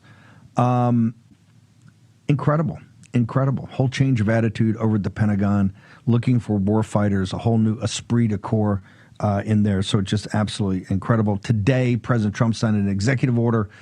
Congress has already told him they would go along with it. Of course, the Democrats are outraged. In addition, signed a very technical and complicated executive order about hostages, letting people know that we're not going to negotiate. You're not going to be able to take Americans overseas and hope to get massive payments from it. You saw Dr. Seb Gorka right there, my old colleague at Breitbart and in the White House, Dr. Seb is kind of head of that team, and they got that through. And then the last was the announcement. This had kind of been rumored, the announcement that the G20 meeting is going to be next year in Miami. We haven't had the G20, I think, in 20 years. The G20 is going to be in Miami, and it's going to be at Doral. So I know the president will get a kick out of hosting that, because that means he's really hosting not just in the country, not just in the city, but at his own place. And he's very proud of Doral. Particularly proud of not just how he's put money in to take the basic facilities, but he's taken a classic American golf course, what is known as the Blue Monster, and he's refurbished it to back to standards where now the big Live tournament on the Live Golf Tour, I think it's the end of season tournament, is played there, but he's brought it back to the standards of what it was. So very active day. A couple of other things. Number one, Scott Bessent has written a piece in the Wall Street Journal, and then he's come out with a 27-page piece in a journal called International Economy. You talk about the deconstruction administrative state, and, Scott Bessent's not a guy that runs around with his hair on fire. It literally is a takedown of not just Powell, deeper than Powell, really Bernanke and even Greenspan. Of what the Federal Reserve. So if any of you guys have ever said we got to end the Fed, if any of you are Ron Paul or Rand Paul people, if any of you have gotten into the end of the dollar empire as we've gone through and talk about central banks and seen gold on a tear, Scott Bessent, who is a steady Eddie, that's how he got the job. That's why he recommended you. I remember as a contributor here on all the time over a number of years, and we pushed hard to make sure he's Secretary of Treasury. He's been a great, safe pair of hands. He literally takes the Federal Reserve apart. It's called the gain-of-function Fed. He compares it to what Fauci was doing over there with viruses, to make to weaponize viruses. He says the Fed's been weaponized, and he goes through how it's expanded its power to now being everywhere, regulating banks, setting their profitability, lending to them. It's a takedown. And so President Trump right there said on the Fed, Warsh, Hassett, and Waller. I think Warsh is going to be the favorite there. He was the cover bid Mnuchin when Mnuchin pushed Powell, and Powell was a disaster, as we all told the president at the time. Pushed by the Secretary of Treasury, Mnuchin, very hard. Warsh was the cover bid. Kevin Warsh was the cover bid then. Looks like Hassett and Waller's over at the Fed right now. One of the governors, I think. Good guy, but the president knows Warsh. I think if you're looking at it that way, given the relationship the president has, it'd probably be Warsh. But the blueprint for taking it apart. Oh, and by the way, I went over and gave this talk yesterday to the, I guess it was 2 days. No, it was yesterday. God, it all blends together when you're back here. To Polish media with Jack Posobiec and Darren Beatty. We had a couple of we gave some remarks. And I came by, and I had not been. I've seen the Fed on Constitution. I had not seen it from the side of the new construction. It's outrageous. It is. First of all, it's one of the most beautiful buildings in D.C. And what they've done and what they're doing to build it. I mean, Powell ought to be fired just for that. I saw the money, but I didn't see the scale of what's doing. It's outrageous. Anyway, short commercial break. Back in the war room in just a moment. We will fight till they're all gone. We rejoice when there's no more. Let's take down the CCP. Hi, I'm Dr. Ron Paul. Something shocking is happening with gold that the mainstream media won't report. Paper contracts for gold rarely result in physical delivery. But today, billionaires and major banks are demanding actual gold bars at 10 times the normal rate. Why the panic for physical gold? These institutional giants understand our $37 trillion debt means we're on a path to currency collapse. The good news, you can make the same move. A gold IRA from my trusted friends at Birch Gold Group lets you move your IRA or 401k into gold. To learn more, click below to get a free info kit on gold. Throughout history, gold has endured where currencies fail. Right now, the biggest players in the finance industry are proving this time won't be different. Click below for your free info kit from Birch Gold and diversify your savings now.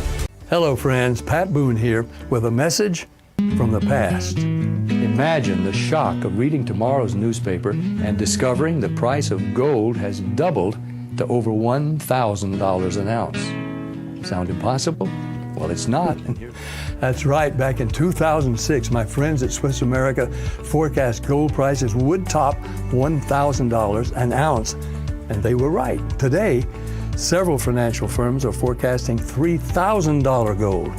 Now, for over 40 years, Swiss America has helped folks like you and me purchase precious metals for home delivery and for our IRAs. So don't miss this opportunity again. Call or text Swiss America at the number on your screen now to receive your free portfolio review and a copy of The Timeless Truth About Gold and Silver. Learn for yourself how easy it is to safeguard your money. Call or text Swiss America today. Did you know that thousands of authors across the country have written books and published them with Page Publishing? If you've written a book, Page Publishing can help you through the process. We cut through the confusion of the publishing world to make it easy for you. If we decide to publish your book, your work ends and ours begins. From copy editing and proofing to typesetting and book cover art, we get you printed, distributed, and sold on Amazon, Apple iTunes, and in bookstores across the country. We'll even help you promote your book. That's right, we do all this for you. Biography, self-help, mystery, novels, sci-fi, even a children's book. No matter what genre, Page Publishing can bring your book to life. Call today for your free author submission kit and find out how you can be the next published author at Page Publishing. Call for your free writer's guide, 800-319-0257. That's 800-319-0257, 800-319-0257, or scan the QR code now. Hey, Rav family and War Room Posse, mark your calendar. September 12th and 13th, the Rebels, Rogues, and Outlaws Tour is coming to the America First Warehouse. I have never seen anything like this. 2 unforgettable days filled with patriots, barbecue, and live shows straight from the most amazing place, the America First Warehouse.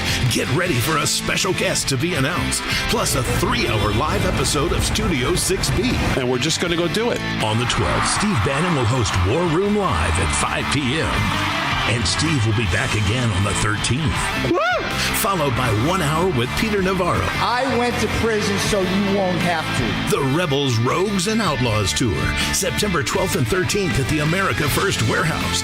Scan the QR code to see pricing and availability. Don't miss this opportunity. Tickets won't last. Okay, next Friday at this time for the 5 to 7 show. And then, and that's going to be live. And then the next morning, 10 to noon. And then we're going to go a little longer on that day, maybe an hour or so, even longer. Peter Navarro is going to be with us. So we're going to have, it's going to be incredible, insane. 2 live shows, one Friday evening and the other Saturday morning going into Saturday afternoon. We'll have a whole, I think we're taking a whole hour, at least an hour with Peter Navarro after the morning show. And he'll be with me for the morning show. We're going to do meet and greet. We'll get to meet and do photos of everybody there. It's going to be food trucks, all of it. We're taking the show on the road this year. We're starting here this year. Well, we're back from summer vacation, so we always figured this is the close of the year. We're going to take it on the road in the fourth quarter, and I'll add September to that too. It's September, October, November, December. It's all one piece. Really excited about this, and have never been up to the America First Center, but people rave about it. Rudy raves about it. Bernie Carrick raves about it. Just absolutely fantastic. So looking to do this. By the way, I might have done something with Bernie. I might have done something years ago with Bernie and with Rudy. I might have stepped in. I think I might have. I think I stepped in and co-hosted a show, but I was in and out. I think all blends together. It's going to be fantastic. We couldn't be more excited. Go to americafirst.com. Get your tickets right now. Obviously, there's limited space, and we all want to see you in the greater New York area, so make sure you go check it out today. So much going on. And Scott Bessent, and I'm trying to get the Secretary of Treasury, maybe tomorrow, if not sometime next week. Oh, this is what he put out on the Federal Reserve today, and so many huge things are going on all day long. Bobby Kennedy, we were going to have Naomi on. We're going to have a whole defense of Bobby Kennedy, numbers coming out in support of Bobby Kennedy. And remember, he's got he's got the Make America Healthy Again report of the path forward.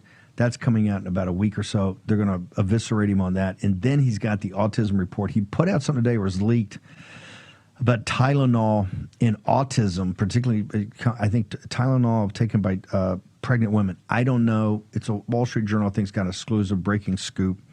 We'll get more to that. I want to thank Birch Gold, and I've got Philip Patrick. Since you couldn't get him on tonight, you're going to get him on tomorrow morning.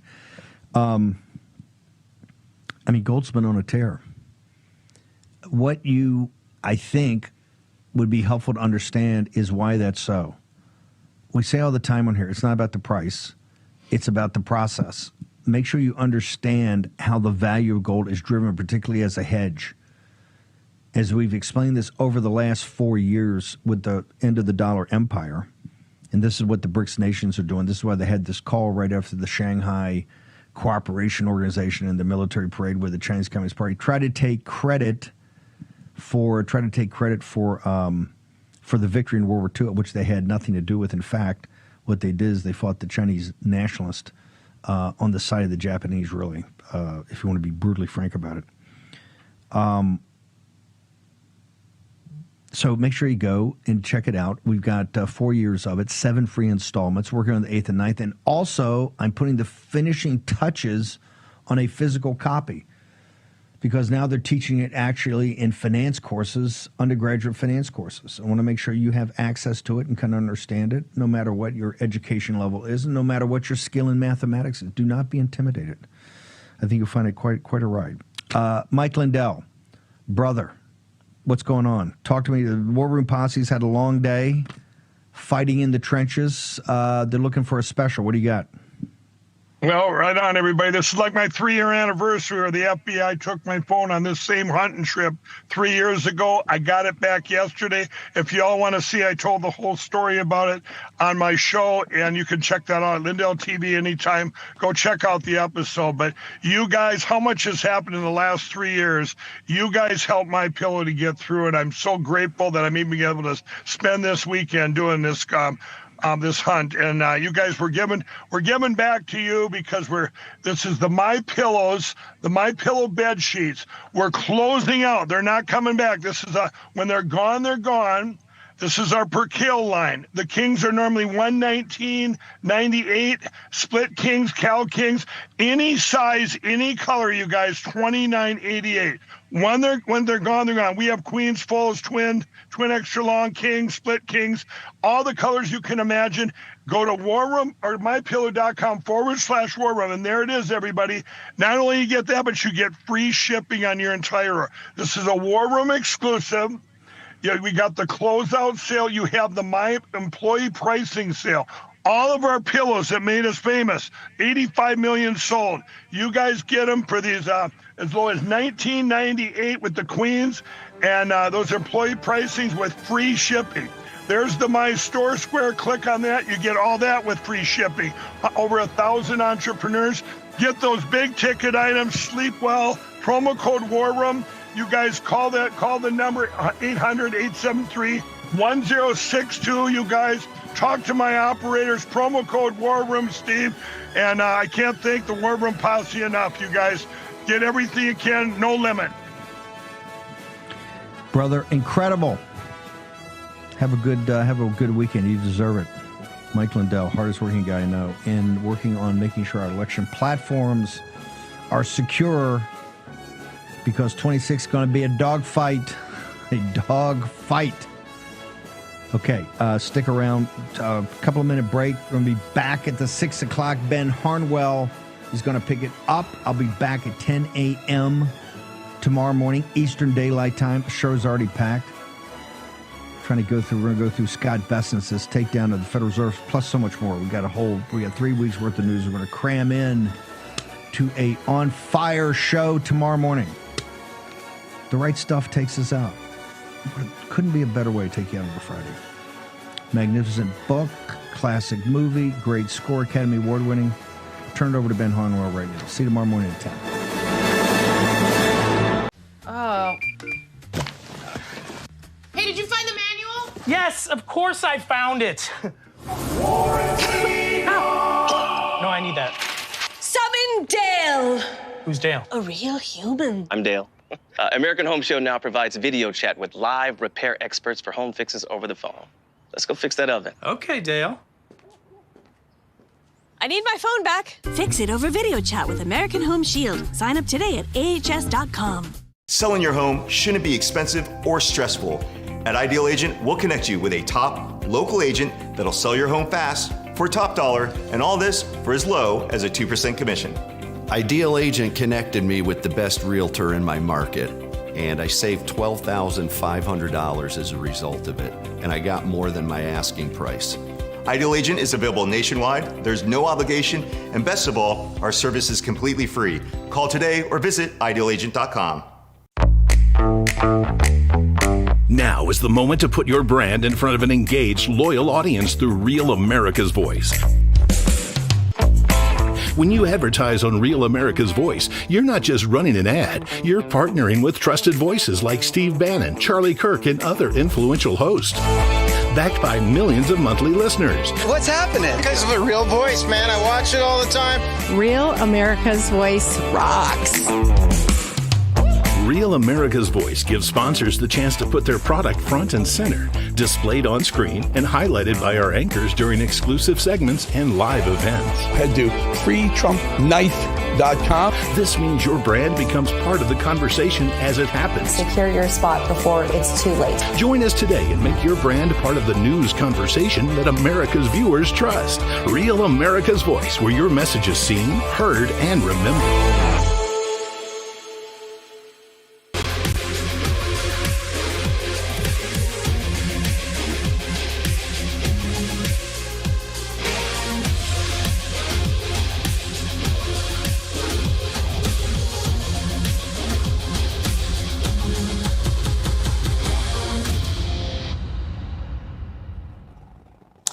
Hello, America. Happy Friday. Welcome to the latest edition of Just the News, No Noise. I'm your host, John Solomon, alongside the amazing Amanda Head. We're going to do something a little different tonight. We're going to let you worry about the breaking news headlines. Steve just took care of you for now. You're going to get more from Grant in a little bit. Just the News has got you covered all the way through. We're going to go back and take a second or third deep dive into, I think, one of the most important subjects facing our country, the critical condition of our pharmaceutical supply chain. It has been left in tatters by the Biden administration. Donald Trump jumping in. Right after we did our first special on this, Amanda, Donald Trump's folks started announcing executive orders, major innovations. Now we're putting the supplies into a strategic reserve like we were supposed to legally, but weren't under Joe Biden. And we're beginning a manufacturing renaissance. But in between those two extraordinary solutions, there's a window of time where America has to produce generic drugs without large factories capable of doing that. Tonight, we're going to let you peer into the future a little bit with an all-star cast of guests tonight. We're going to show you what's going to be possible. Soon, a room about the size of this studio, what we're in right now, midnight, can turn out a whole year's supply of a generic antibiotic because of these new innovative technologies. We're going to show you what that means and how it could radically change the next 2 or 3 years of medicine in America. We have the perfect guest to kick us off on that venture today, Amanda. I can't wait to get started. All right, joining us now, the point man who's made all of this extraordinary progress happen inside the Trump administration. He's the Principal Deputy Assistant Secretary for Preparedness and Responses at the Health and Human Services Department, John Knox. John, great to have you on the show, sir. Thank you. Thank you for having me on again. It's kind of funny because over the last 4 years, we watched the Biden administration accomplish nothing in this clear problem that we've had, a critical condition in our pharmaceutical supply lines. You guys are in just a few months, and there has been such enormous progress. The executive order, obviously, a signature moment, but almost daily, your department is moving this down the road so that we get to a full manufacturing capability, a full supply chain. Bring us up to speed on what's just happened since the last time we had you on the show. Well, as you know, the president has definitely made it clear that he wants to bring manufacturing back to the United States, and that includes critical medications for the American people. As we talked about last time, one of the issues is that over 70% of the APIs, active pharmaceutical ingredients, and the key starting materials that are used for manufacturing medications are produced in China and India. And the other critical issue is that over 90% of all of our antibiotics are produced there as well. And so they've looked at that, both Secretary Kennedy and President Trump, and they have, tasked us with bringing that back onshore and strengthening our manufacturing capacities as it falls under a national security issue. Absolutely. Yeah. Sir, look no further than yesterday and Secretary Kennedy's hearing up on Capitol Hill to know that Democrats are standing against a lot of the good work that you guys are doing at HHS. But this might be different. This, Republicans get sick, Democrats do too. Does it feel like this is bipartisan? We have, it's for our organization and what we're doing, we have, support from both the House and the Senate regarding, fiscal year 26. They did indicate funding to continue to support these efforts, though modest, but it's still going to allow us to help push this forward. So they understand that it's important that we as Americans be strong in the field of medicine. And so they've tasked us, like I said, to really come up with creative solutions to be able to solve those problems and start onshoring medications. Yeah, so important. All right, so we've done a lot to understand the bookends to this great strategy that you put into case. We've got the big, beautiful bill that creates all these incentives so that we start building the big, beautiful factories that will make the making, particularly of generic drugs, more common in America and more regular, and take away the vulnerability. In the short term, you filled the strategic stockpile back up. That's starting to happen. That is a big moment. In between, we've been just doing some reporting, we're learning a lot. There seems to be some innovative solutions that your administration is looking at where you can produce a certain amount of generic drugs pretty quickly in like a one-room factory, sort of almost like virtual printers of very clean, safe drugs. Tell us a little bit about some of the innovative ideas that are being thought about to fill the gap before those big factories that got their assembly lines running. Well, I think that's really crucial when we look at onshoring medications, right? We here in the United States have a completely different labor force than what they do in China and India, right? Yeah. We don't have slave labor here, and competing at those levels with huge bulk factories, we don't have the capacity or the ability to do that. So we have to look at new and innovative ways, like you mentioned, on how to strategically come up with ways to make things simpler and faster. And so by, reaching out to our private partner industry, having public-private partnerships, we have the ability, there's a lot of ingenuity here in America. There always has been. It's just been stifled for years. And so really our task right now is looking at what those innovative technologies are and how we can apply them to, like you said, we can do 3D printing of medications in pill form. We're working on projects that we don't have to have the key starting materials. It completely bypasses that to make the active pharmaceutical ingredient. So we're looking at these ways how we can jump ahead of the curve using technology, sound technology, to be able to bring that onshoring back here to compete with those companies, in China and India. This is pretty big stuff. Absolutely. Sir, when it comes to the KSMs and the APIs, the things that, I think that it is very conceivable that we can onshore those very, very soon. How many different drugs can you make from those? Are we talking a few, dozens, hundreds? How many can we make from those? So you have the key starting materials, and those are all the pieces that go into the API that make the active pharmaceutical ingredient. Each medication has usually a specific API that it uses. So there are some that use, multiples, but primarily it's, whether it's atropine or lidocaine or whatever the drug is that you're looking to manufacture, you have that API for that. So it's usually on a one-to-one per basis.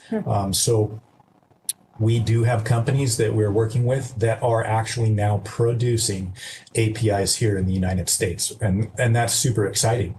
And we have some fantastic technology and other companies that we're working with that are in the process of bringing this to market.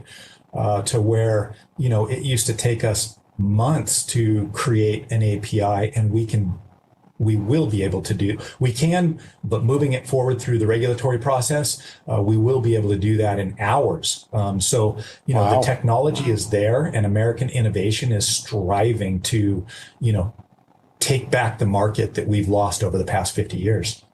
So amazing. When you, some of the people I've talked to over the last few days compared this to putting man on the moon, that what's going on is so innovative. It's so advanced technology. It's so groundbreaking after 40 years of malaise and letting this incredible industry gravitate to an enemy or to a country that has some quality control problems with its drug supply chain.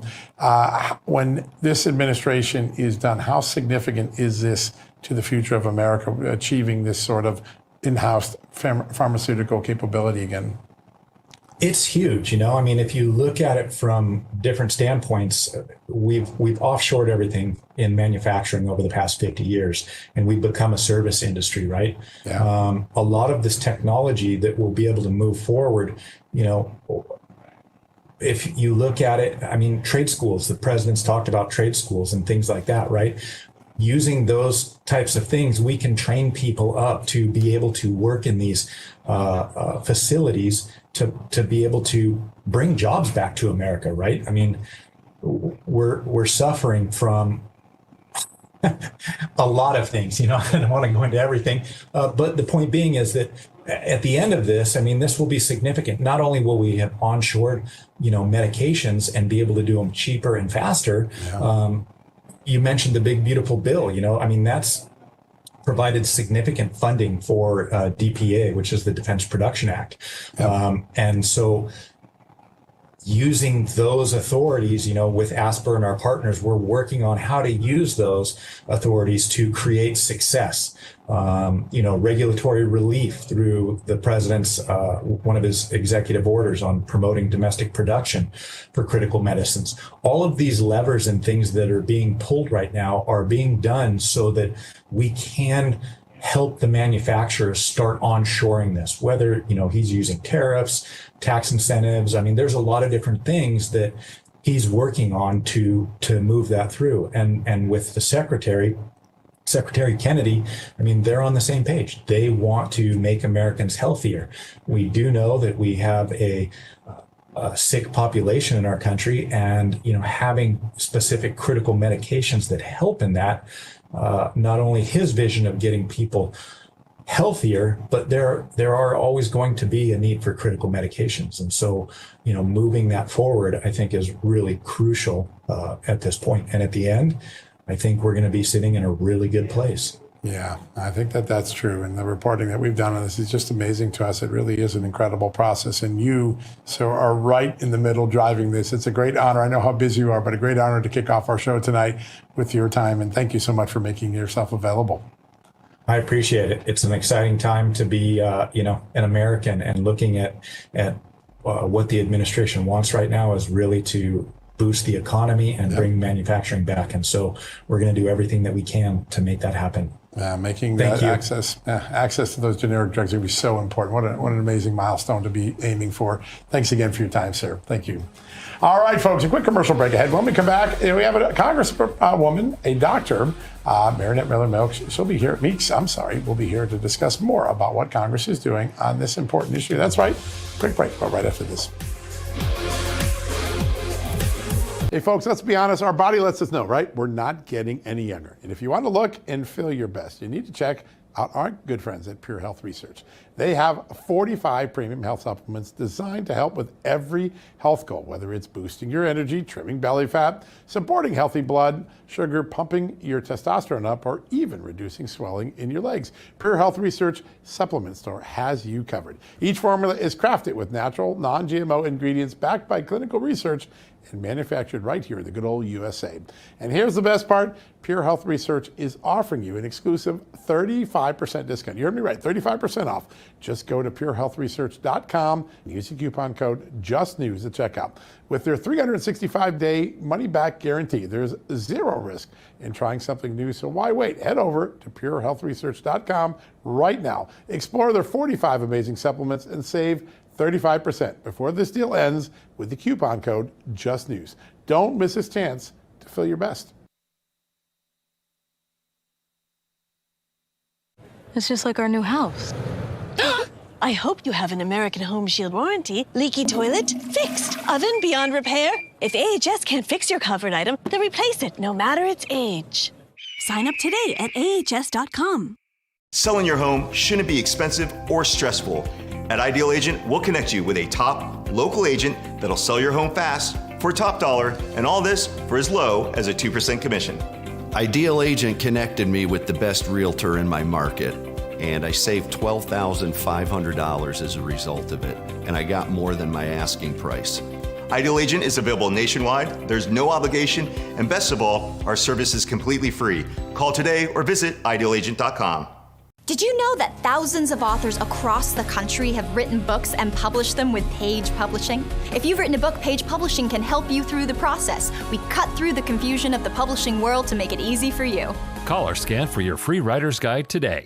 This right here is confidence in a bottle. It makes me feel so much more confident than I've ever felt. They are some of the hottest videos on social media. Those videos claiming to instantly get rid of bags under your eyes. Annette Figueroa is here to tell us why she says this one is for real. This one is for real, and I'm so excited. We even have a video, and all he uses is a small amount on a clean, dry face. And what it does is it tightens and lifts the appearance of bags underneath your eyes. And I did this to my father. We were at home, so we applied it to his under eye bags, and let me tell you, we were so excited. In under 10 minutes, they visibly disappeared from view, and now it is literally part of both of our daily routines. And not only does it work on the bags, it works on the appearance of crow's feet, fine lines, and wrinkles. At our $14.95 price, it's the best way to try Plexiderm and see it work after your first application. Call the number on your screen. Call 1-800-854-0295.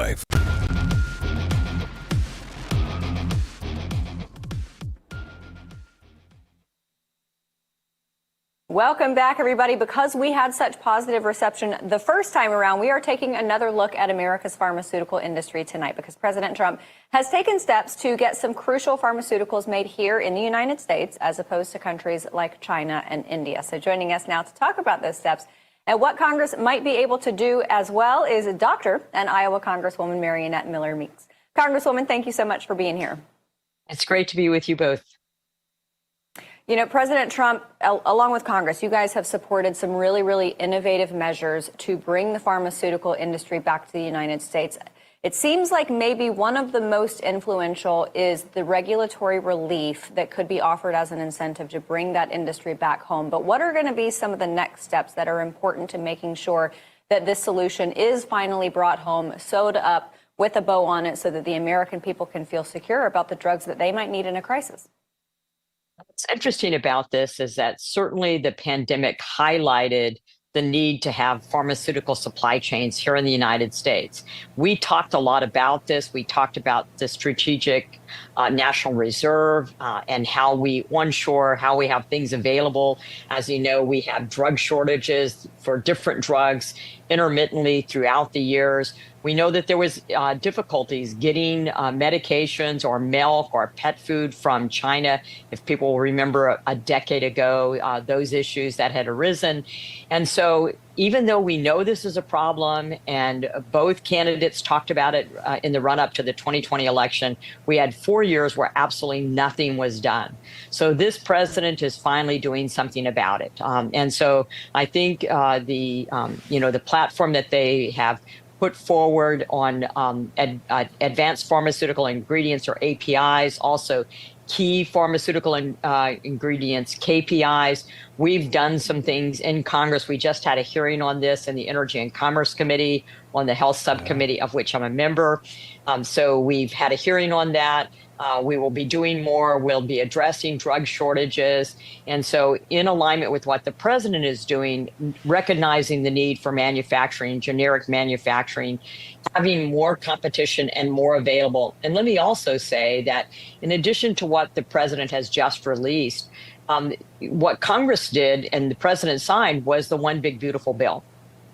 So when it comes to manufacturing and support for manufacturing, All of those provisions, the tax provisions, the capital expensing, the keeping the corporate interest rate down, the bonus depreciation, immediate expensing 100% for research and development or R&D. All of those are things that help us to build manufacturing here in Iowa and in the United States. But more importantly, it helps any kind of company, and pharmaceutical companies are one that's going to benefit.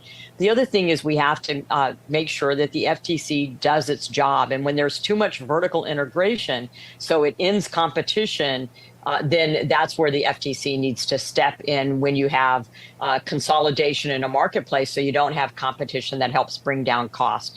And then thirdly is the work that we're doing on pharmacy benefit managers and looking at the entire supply chain, looking at this opaque middleman and helping to bring supply costs down. But it also helps support pharmaceutical industry, including generic pharmaceuticals.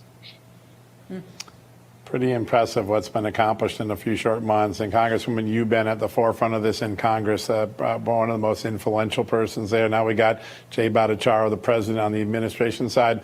It seems like the bookends are built. We've got the supply chain now bringing in the ingredients, and we're finally filling a strategic reserve that Joe Biden left empty. And we've got the incentives to build these big manufacturing facilities that are maybe 2 to 5 years out. A lot of people are wondering, what are some of the innovative ideas to fill the gap when you have the ingredients but not the manufacturing capability? I know there are some new technologies where basically you can build a factory in a room, and you don't have mass scale, but you can start making some of the drugs in their entirety.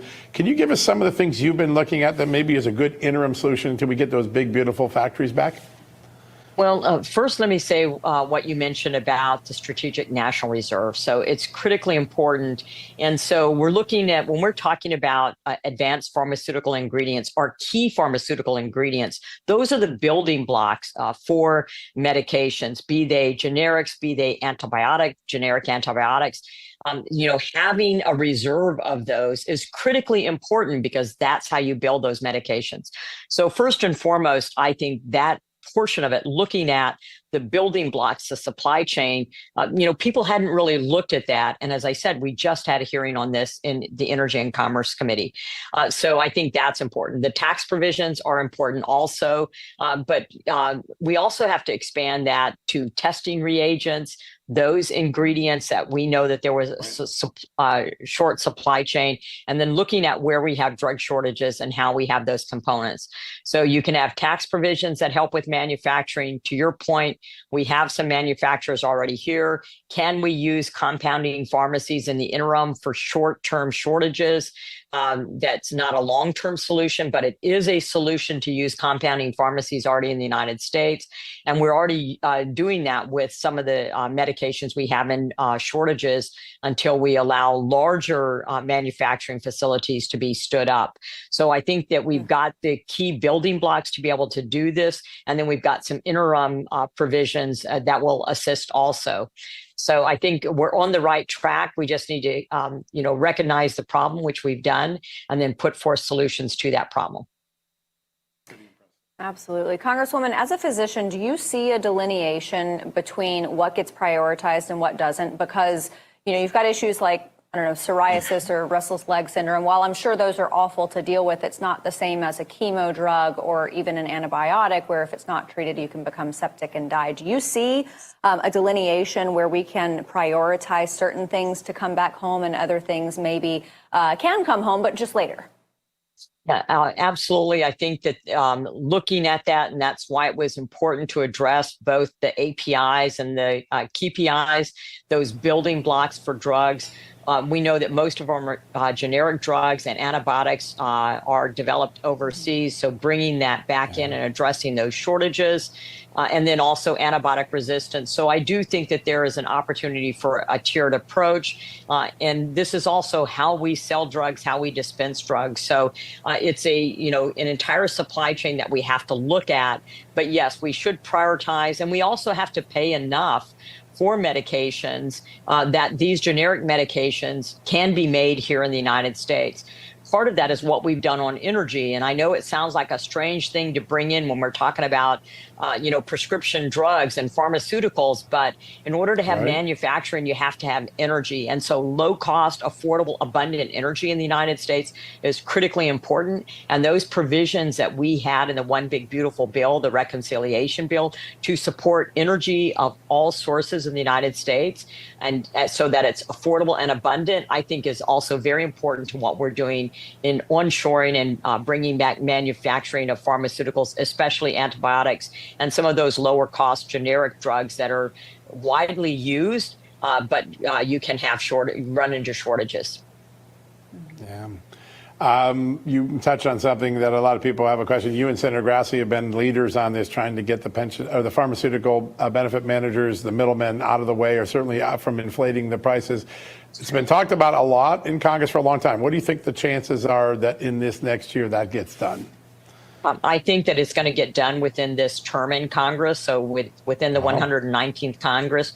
Remember when I passed my first PBM reform bill in 2019 as a state senator, I had to convince people to vote for it. It was on the transparency part of it. And pharmacy benefit managers have a place in the whole supply chain, but right now they have an outsized role, and there is, consolidation within the industry, which the FTC is now looking at.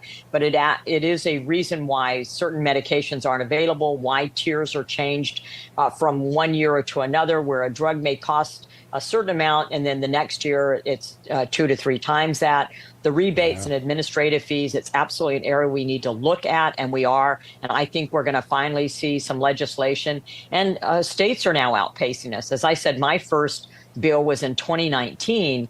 And we see a lot of work on the states, but it needs to be federal legislation that addresses this issue. And I think it's going to get done before the end of 2026. Yeah, making America generics great again, a new form of MAGA. Yeah, how about that? Congresswoman, before we let you go, I want to ask you about how most favored nations affects this, because President Trump wants to bring prescription costs down for the American people. You said we have to make sure that we're paying enough. So if those costs get brought down for the American people, but they are raised for other nations, does it even out and neutralize any detriment that it could be to the efforts that you're talking about? So I think that you're correct in most of the things that we do, that there's a balancing act. So we know that the U.S. has been subsidizing lower cost drugs in other places. And the message to the pharmaceutical industry is to renegotiate those contracts with foreign countries. We want to have robust pharmaceutical development here in the United States. That is, as you said, the immune suppressing drugs, the drugs that for rare diseases, orphan diseases, which the Biden administration had some unfavorable regulation around. We want pharmaceutical industries to be located here in the United States. All types of medications and prescription medications. We need to keep energy costs low so we can have manufacturing here. We're not going to lower labor costs, which is one of the things that makes it detrimental. Having a favorable tax structure, keeping that corporate tax rate at 21% instead of it having gone up if the Tax Cut and Jobs Act expired at the end of the year. All of those things, they're all small components which are going to help us do that here in the United States. And then that balancing act on, having costs raised in certain other countries and lowered here in the United States, but then also continuing to have a robust pharmaceutical market in the United States for both, other drugs that are less commonly used, but also for generics and antibiotics here, and then testing reagents. Those things I think are all critical. They're all critically important. We should not be dependent upon other foreign nations in a crisis. And we found that we were during COVID, and that's some practices that we want to end and make sure we have that here in the United States. We can do it. We innovate, we improvise, we adapt. We have a work ethic like no other country. And I think here in the United States is where we can really get things done. Congresswoman, I tell you what, whether it is the legislative side or the medical side, you are such a wealth of information. We are so lucky to have you here. Congresswoman Marionette Miller Meeks, thanks so much for being with us tonight. Thank you. Absolutely. All right, everybody, we're going to have much more for you on this very important topic on the other side of these commercials. Hey, folks, if you're a homeowner like me, you need to listen to this. In today's AI and cyber world, scammers are stealing home titles and your equity is their target. Here's how it works. Criminals forge your signature on one document, use a fake notary stamp, pay a small fee with your county, and boom, just like that, your home title has been transferred out of your name. And that's when the problems begin, because they start taking out loans using your equity and even sell your property. And you're not even going to find out it's happened until you get a collection or foreclosure notice months later. That's a nightmare, right? So when's the last time you checked on your home title? Well, if you're like me, the answer is never, right? You need to do something about that right now. That's why I've partnered with Home Title Lock, so you can find out today if you're already a victim. Use my promo code JTN at HometitleLock.com, and you'll get a free title history report and a free trial of their $1 million triple lock protection. That's 24/7 monitoring of your title, urgent alerts to any changes that might happen, and if fraud does happen, they'll spend up to $1 million to fix it. That's a good deal. Find out why I trust Home Title Lock. Go to HometitleLock.com and use the promo code JTN. That's HometitleLock.com, promo code JTN.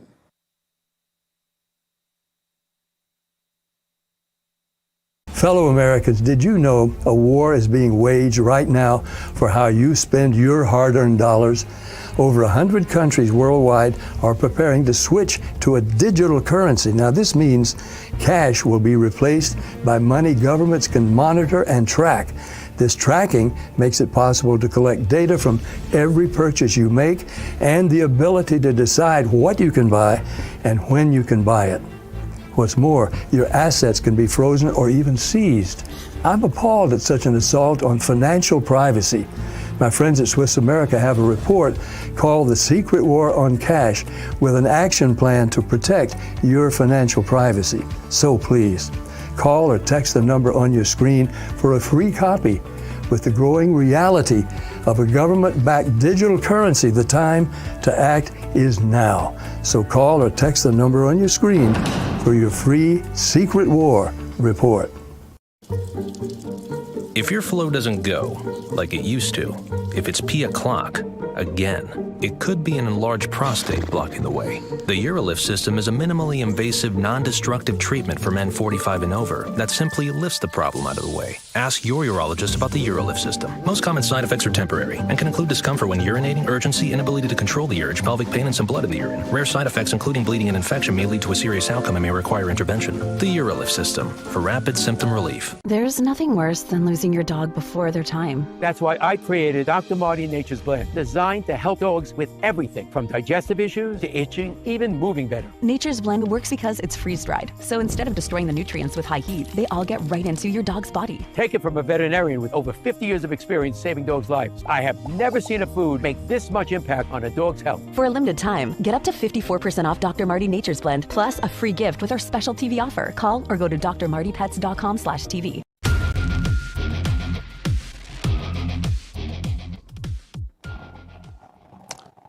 All right, folks, welcome back from the commercial break. I promised at the start of the show we'd give you a little taste of the future. We're going to gaze at the horizon to show you what's possible in the next few months, even in America, to solve this extraordinary crisis that we have for reshoring American drug manufacturing. Joining us now, David Schick, co-founder of Argentum, a company looking to address the challenges of that reshoring of those important drugs that we all take, the antibiotics and antivirals, and Craig Heenahan, a board member and senior advisor to Argentum, and also the founder of Red Oak Sourcing, the largest buyer of generic drugs in the United States. Gentlemen, welcome. Good to have you on. Thank you. Craig, I want to start with you. You are in a fascinating position because you're on both sides of this very important solution. At one side, you're consuming and buying the generic drugs. On the other side, you're helping to create a short and long-term solution to make sure we can reshore this important manufacturing line to America. Tell us, how did we get to this point where the most common drugs we all use, the generics, the antibiotics, were basically outsourced out of our country? Well, if you think about it, 90% of all prescription drugs in the U.S. are generic pharmaceuticals. And the sourcing of generic pharmaceuticals is really a global endeavor. And so it's highly complex in the sourcing of it, with a number of processes, whether it be around the approval process, right, the manufacturing process, or the distribution process. And if you want to think about it this way, like if we were sourcing a drug outside the U.S. that was a single source generic pharmaceutical, and that country, for whatever reason, halted the shipment of that product, I would estimate that within 8 to 16 weeks, we would be out of stock of that product, and that patients trying to get the medication would be having a very difficult time. Wow. So a lot of the manufacturing, as well as the API manufacturing, is all done outside the U.S. Whoa. Wow. That's scary. 16 weeks. That's scary.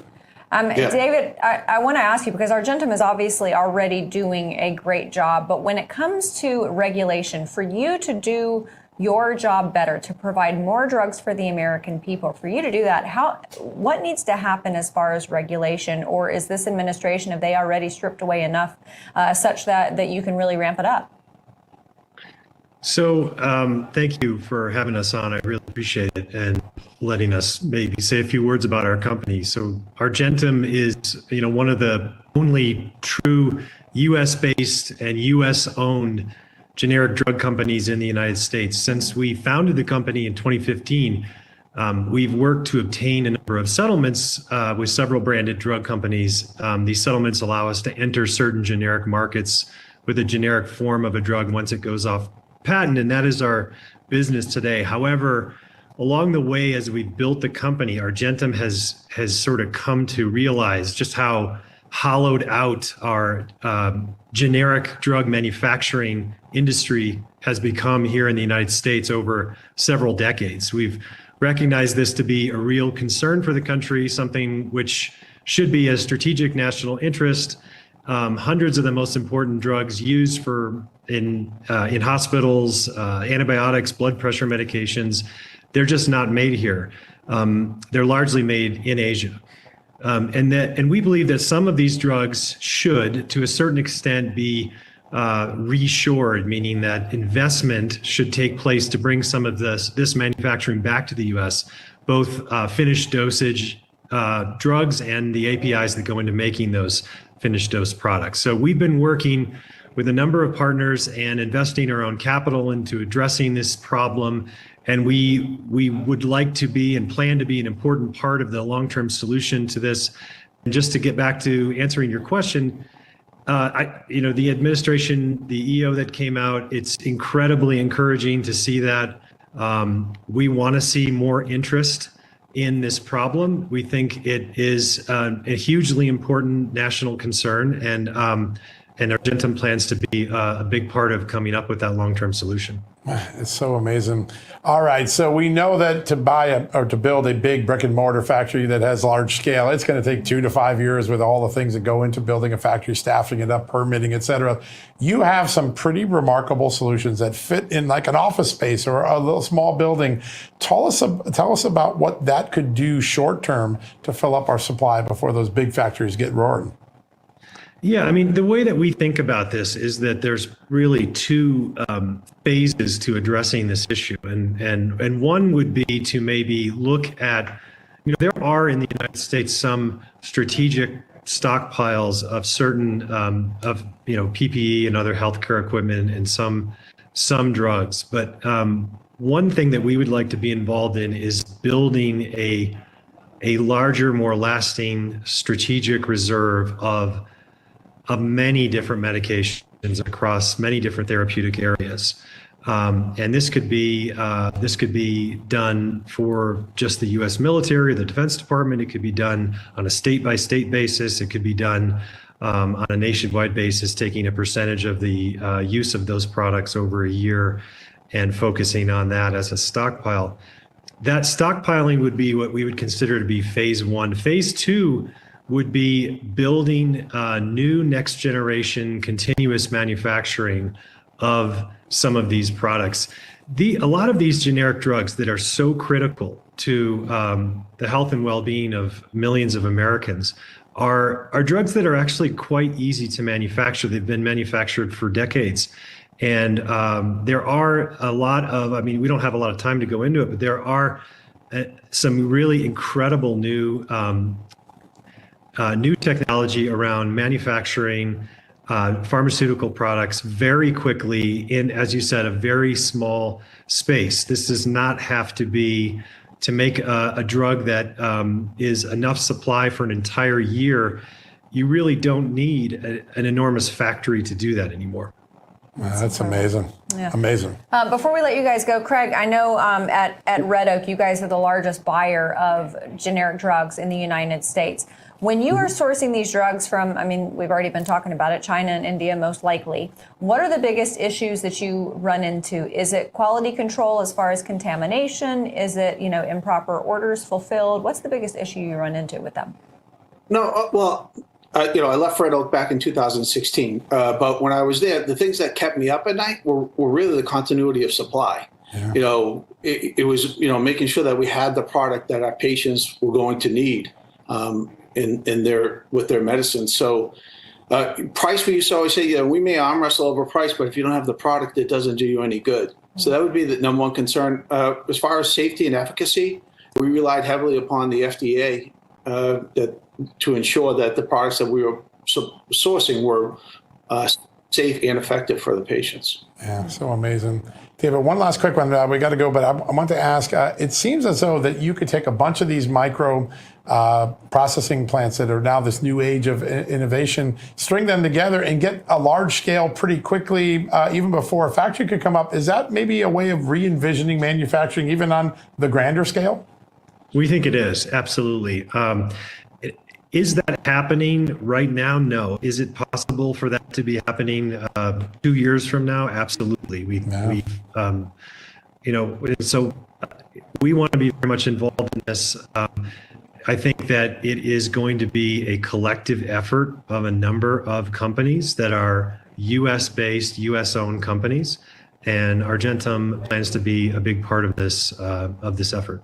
That's so huge. I think both of you gentlemen are going to play a major, major role in what's going to be a history-changing, innovative moment in American manufacturing. It's a great honor to have you on the show, gentlemen. Thanks for joining us today.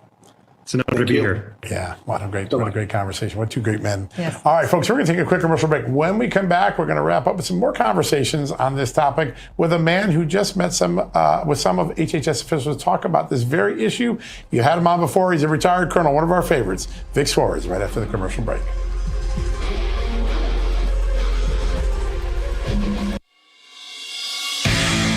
Hey, Rav family and War Room Posse, mark your calendar.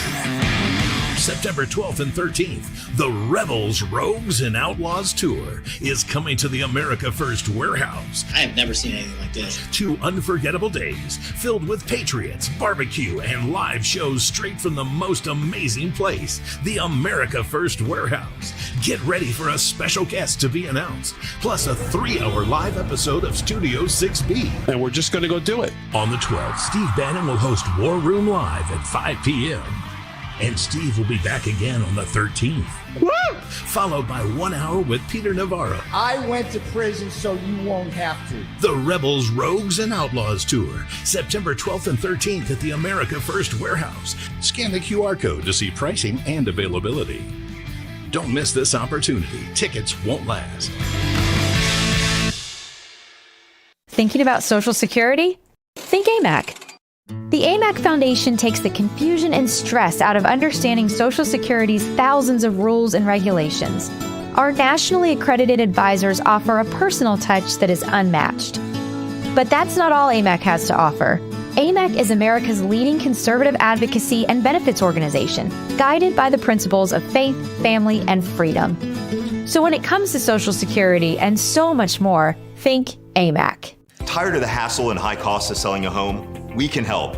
At Ideal Agent, we'll connect you with a top local agent that'll sell your home fast for top dollar, and all this for as low as a 2% commission. We got the top dollar for our house and the lowest commission that I could have imagined. The house sold in 2 days. It was so exciting for us. Ideal Agent is available nationwide, there's no obligation, and best of all, our service is completely free. Call today or visit idealagent.com. Did you know that thousands of authors across the country have written books and published them with Page Publishing? If you've written a book, Page Publishing can help you through the process. We cut through the confusion of the publishing world to make it easy for you. If we decide to publish your book, your work ends and ours begins. From copy editing and proofing to typesetting and book cover art, we get you printed, distributed, and sold on Amazon, Apple iTunes, and in bookstores across the country. We'll even help you promote your book. That's right, we do all this for you. Biography, self-help, mystery, novels, sci-fi, even a children's book. No matter what genre, Page Publishing can bring your book to life. Call today for your free author submission kit and find out how you can be the next published author at Page Publishing. Call for your free writer's guide, 800-319-0257. That's 800-319-0257, 800-319-0257, or scan the QR code now.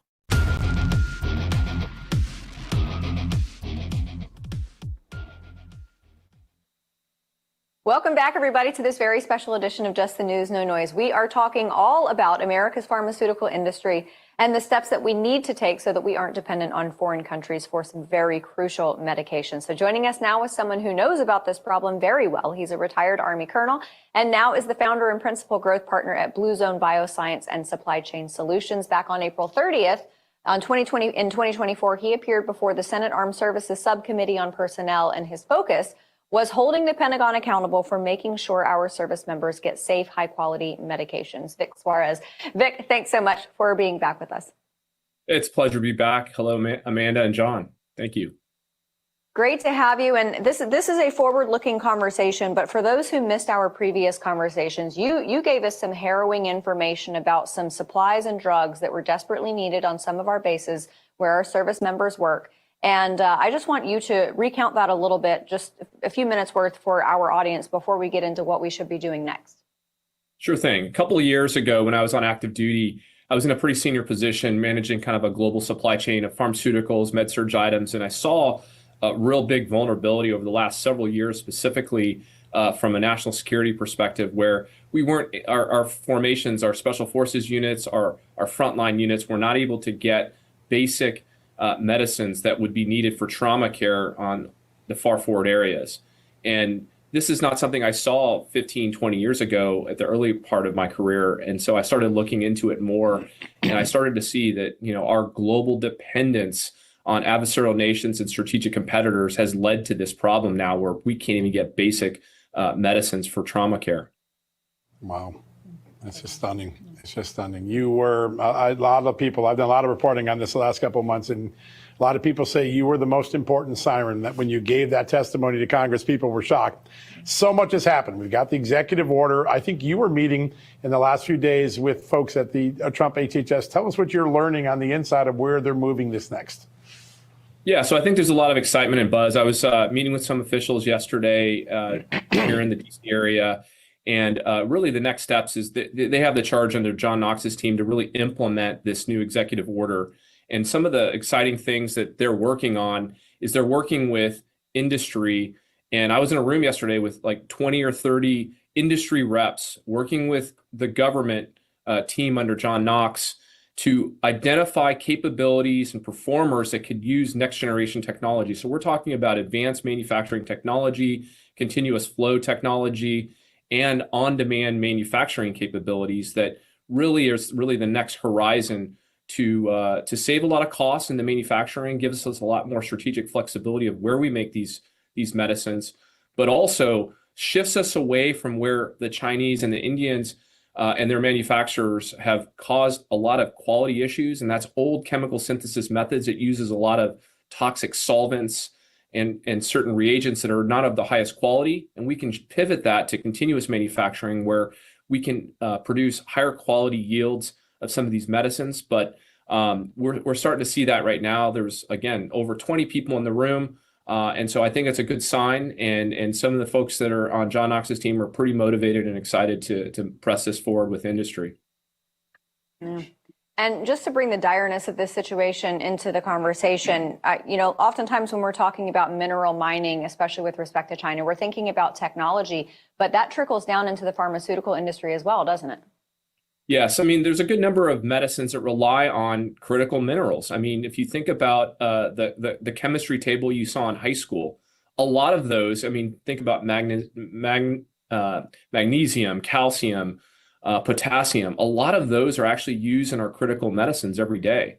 And if they're not purified, or we can't access them in their most purest form, or we can't even access them to begin with because we don't have any access to the mines, that becomes a critical choke point upstream in the pharmaceutical supply chain. So there is a lot of crossover between the topic of, critical mines and minerals and what we have for our health system here in the United States. Huge. That's amazing. Last time you were on, you gave us a little vision of what's over that horizon for us with artificial intelligence. It's possible that while we build these super-sized manufacturing and make generic production, again, large scale, in the short term, there are small footprint manufacturing facilities driven by technology and AI that can get the process going before those big plants are operational. Tell us a little bit more about what you're seeing develop on that front. Yeah, so what we're seeing, and I can tell you, we're seeing this at the university level, which is exciting in some of the, pharmaceutical sciences programs. We're seeing it in industry now with a couple companies that are focused on on-demand manufacturing devices. Think about this, something the size of like an HP printer, chained together in a closed system that can fit on a typical desktop, that can make a critical medicine within hours, and for quantities that could be as small as for individual patient care in what we would call precision health or precision medicine, all the way to small scale for the thousands. And do this in places that would cost only a few $100,000 to install versus hundreds of millions of dollars to build in a manufacturing capability. And so one of the things we saw yesterday was a call out from the federal team to also not only make this, from a generic pharmaceutical standpoint for small molecule drugs like the chemical drugs, the tablets and the pills that most people are used to, but also a program to launch to make this for biologics, protein type, biologics for critical therapies or even vaccines in the future. So that's some of the things that are right on the horizon right now. And there are companies out there that are going after this technology. Yeah. Talking to one of them, that's pretty exciting. Vic, it sounds like this HP printer that you were talking about is basically a compounding pharmacy on your desk. Is that right? Typically, that's what it is. It's taking what you would see in a compounding pharmacy that's done manually. Okay, the old methods of kind of crushing the medicine and then putting it in a capsule. We have machines now by the aid of computers that can be very precise with a lot of the process, what we call process analytic technology, that can actually measure the quality and the actual content of the drug that's in there in real time. Thank you so much for blowing the whistle on this. We have loved having you on. We'll have you back on again, I'm sure, to stay on this topic. Vic Suarez, retired Army colonel and the founder and principal growth partner over at Blue Zone Bioscience and Supply Chain Solutions. Thanks so much for being with us again tonight, Vic. And some final thoughts from the both of us after this break. People are being given 20 days to move their savings out of bank accounts just because of their political views. In fact, a conservative billionaire in Washington, who you know very well, was forced to transfer hundreds of millions of dollars. Hi, I'm Dr. Ron Paul. If they can debank billionaires for their politics, what's stopping them from doing the same to you? This is why I've always advocated for the one asset that can't be debanked: gold. Click below for a free info kit on gold IRAs from my trusted friends at Birch Gold Group. For thousands of years, while paper currencies and banking systems failed, gold has preserved wealth. Even billionaires are learning this lesson the hard way. Don't wait for your own 20-day notice. Click below for your free info kit on gold IRAs. This right here is confidence in a bottle. It makes me feel so much more confident than I've ever felt. They are some of the hottest videos on social media. Those videos claiming to instantly get rid of bags under your eyes. Annette Figueroa is here to tell us why she says this one is for real. This one is for real, and I'm so excited. We even have a video, and all he uses is a small amount on a clean, dry face. And what it does is it tightens and lifts the appearance of bags underneath your eyes. And I did this to my father. We were at home, so we applied it to his under eye bags. And let me tell you, we were so excited. In under 10 minutes, they visibly disappeared from view. And now it is literally part of both of our daily routines. teens. And not only does it work on the bags, it works on the appearance of crow's feet, fine lines, and wrinkles. At our $14.95 price, it's the best way to try Plexiderm and see it work after your first application. Call the number on your screen. Call 1-800-854-0295.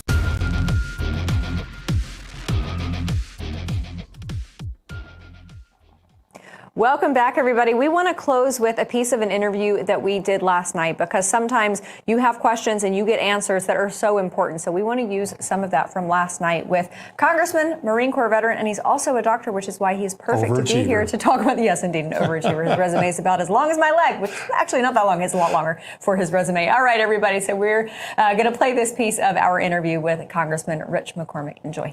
We knew coming out of COVID that this was a weakness. We saw it in real time during the pandemic, and then Joe Biden's team did nothing. Now President Trump's gotten in, he's got an executive order, they're ramping up, they're refilling the supply chain. It seems like the next big opportunity is figuring out how to ramp up manufacturing in phases. It takes a while to build a big factory, but there are these micro factories in technology now that can make some drugs quicker and faster. Tell us what Congress is doing to try to push that along. Well, first of all, the kind of Made in America initiatives that President Trump has been pushing to get production here in the United States so it can't be cut off, so that we are in control of our own destiny, is really important. It doesn't mean we only supply here, but that we have the ability to ramp up very quickly. I know U.S. Antibiotics is, for example, a company that produces amoxicillin, Augmentin. There's not too many companies that do that, and it's a basic drug, not a huge profit margin. What happens is China supplements their industry with government supplementation so they can undersell the rest of the market and put everybody else out of business. Then they control the market. They also control the basic elements for these drugs, and that causes us a problem too. So basically, we need to make sure that we are prepared so that when the day comes, first of all, that we're able to transition to a hardier production scale, but also we have the basic elements to produce the medications to begin with. Yeah. That Strategic Active Pharmaceutical Ingredients Reserve, or SAPIR, I guess as everybody calls it, that was created under President Trump. But as John cited, the Biden administration didn't do anything about it. Did they just have a blind spot when it came to putting America first? I mean, that would have been really dangerous if there had been another pandemic, because then they would have had egg on their face. Why didn't they? You know, the good question why they did a lot of things, especially when it comes to healthcare. These guys didn't prep for anything. They didn't do anything to save any money. Becerris was probably the worst Health and Human Services Secretary of all time. He lost he was a lawyer, first of all, a lawyer in charge of healthcare who lost 4 Supreme Court issues to Texas when they sued him over and over again because he was representing basically big insurance instead of healthcare. This guy was totally sold out to special interests, like a lot of the Biden administration. They didn't care about controlling costs. They're totally bought into the Affordable Care Act, aka the Obamacare, which has not been anything to recognize to affordable. Matter of fact, we had an increase of our premiums of about 30% since that time, with the reduction of reimbursements to physicians by about the same when adjusted for income for inflation, which has forced us into a hospital system that's way more expensive for everybody, is the single biggest cost to Americans out of your pocketbook, out of your taxes. It's about a $5 trillion industry here in America, over $5 trillion now. Think about that. That would be the size of the 3rd largest GDP in the world, just what we spend on healthcare per year.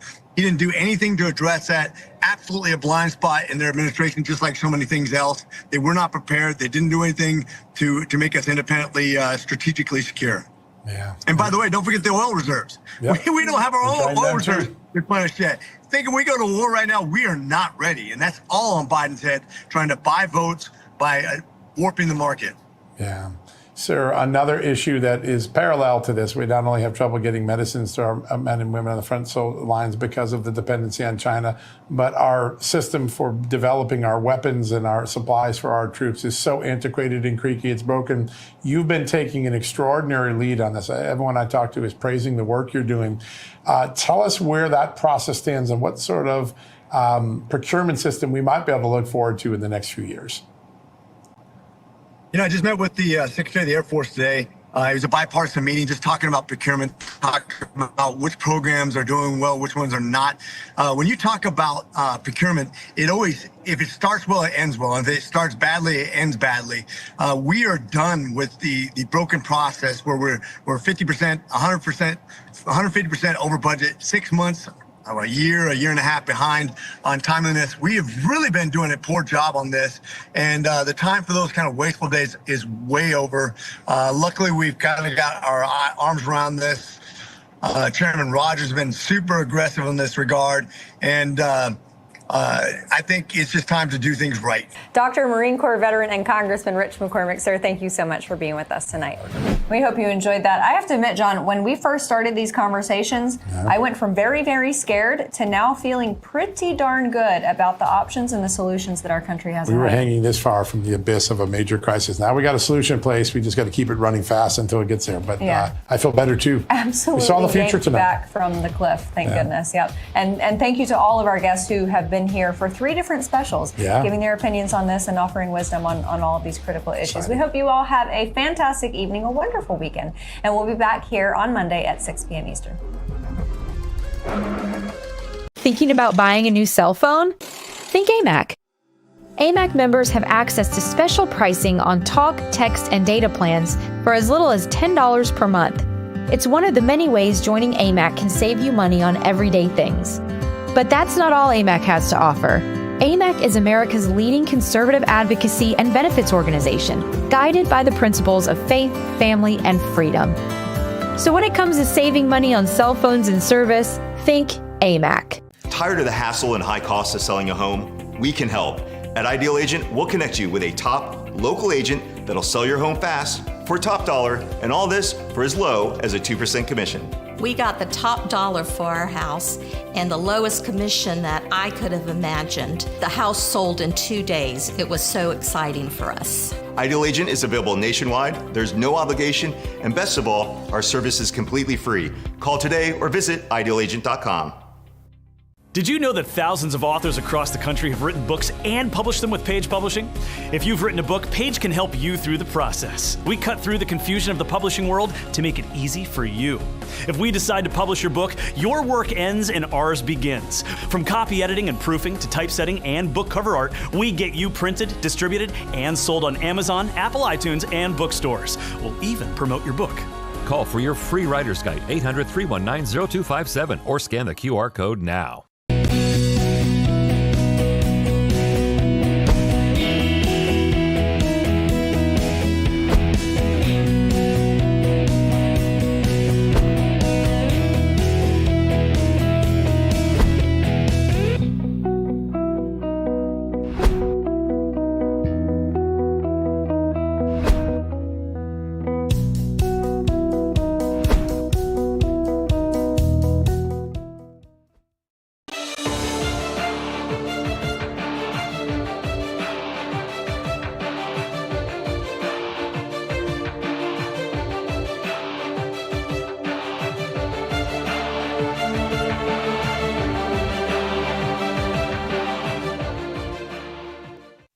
Well, good evening, everyone. Welcome to Stinchfield. I'll tell you what, radical Islam wants America. In fact, radical Islamists have infiltrated America at all levels of our government, from the halls of Congress to state houses and city halls across America. Now, apparently, radical Islam is also infiltrating our police forces across America. I want you to take a look at this patch. This was texted to me numerous times by 8 a.m. this morning. People outraged that Dearborn Heights, Michigan, would put Arabic writing, Dearborn Heights in Arabic, on one of its police patches for officers to wear in the field. Now, let me remind you, we live in America. There should be no other language on a police force patch other than English, but especially Arabic, representing Islam, that represents Sharia law, that has nothing to do with the equal treatment of all kinds of people. They hate women, they hate gays, they hate anybody that doesn't agree with their radical way of thinking. You can put that on a patch representing law and order, my Lord. So if you don't think that they want America, let me remind you of this. Well, guess what? Now we're in Congress and we're every corner of the United States. Y'all, they just don't get it. They just don't get it. They will never truly comprehend, even after 7 decades, that we aren't going anywhere. We are just getting started. I want to say to all of them, every genocide enabler, look at this room. We ain't going anywhere. That, of course, is Congresswoman Rashida Tlaib. Now, I want you to listen to her words and take her at her word. She means every bit of that. So when you see Arabic writing on a police patch, do not take this lightly at all. And here's what I'm so bothered with. The people of Michigan, specifically in areas like Dearborn and Dearborn Heights, they have been indoctrinated by a mainstream media to take all of this so lightly. The meekness that they want from the public, taught, of course, by the mainstream media. Tolerance of everything. Now, with all due respect, and I say that as a warning to the people I'm talking about, this is what's wrong with the sheep in America today. I mean, like I said, it's different. I don't agree with it, but I don't disagree with it. It is the first one in the country to have Arabic on it. What do you think? Wow. Awesome. I wish I knew how to say awesome in Arabic. Do you think there's probably some haters out there? Of course. That's everywhere, though. First off, the media. How about the reporter? You think there's haters out there? We're going to try to get you to just drum up trouble with all the Make America Great Again conservatives that put America first, especially when it comes to law and order. And we want people to assimilate into this country, not change this country. That's not about hate. It's about protecting the values and society that we created that make this country the greatest nation on earth. And how about the first gentleman? I don't support it, but I do support it. I don't mind it, but I do. It's okay. It's not bad. What? Come on. Get a backbone. But this is the problem with too many in America today. Not all you watching this program. I promise you, if you're in Stinchfield's army, you got backbone. I know it. But we've got to make some changes around here. And we've got to get the rest of the public to get clued in to all of this. So when I say assimilate, we need to assimilate. You know, radical Islam, when you talk about Sharia law, it is the opposite of tolerance. They hate women. They want to cover up all of women's skin.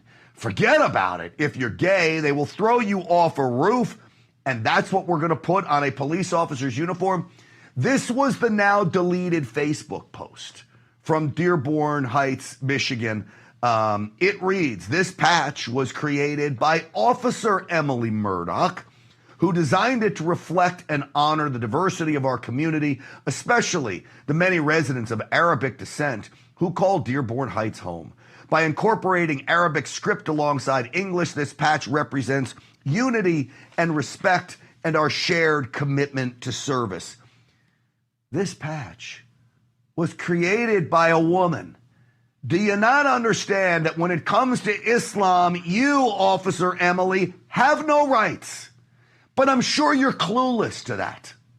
And it's sad because that's where we are in society. So the people that support this are probably the same people that love the gays for Gaza nonsense, right? Again, I want Islamists to ingratiate themselves into our culture, not try to change our culture like this imam in Boston. Islam is America's future, or without Islam, America will meet its demise. Islam means submission to the will of God. This is one nation under God. I believe that even if you lied, and even if you lied about this, we hold these truths to be self-evident, that all men are created equal, and you never believe that. Now you tell me, does that mesh with our Constitution, with our values based off of Christianity and Judeo-Christian values? No. So do I think that all Muslims in America are bad and want to take over America? No, I don't. But I do believe there are those inside the Muslim community that do, and I do believe those people are among us in very great numbers and are doing everything they can to do that. This is in New York.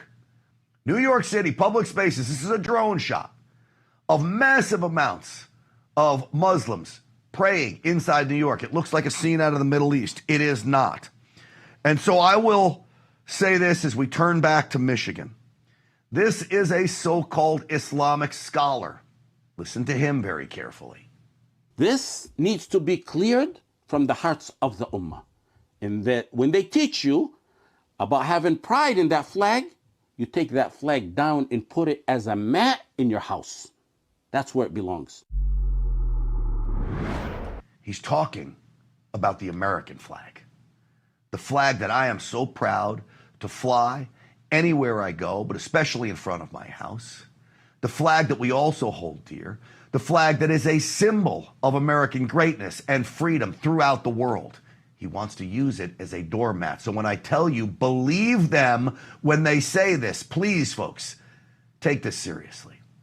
I want to bring in now Rabbi Michael Barclay, who is always such a great, strong voice when it comes to things like this. Rabbi, it's great to have you on the program.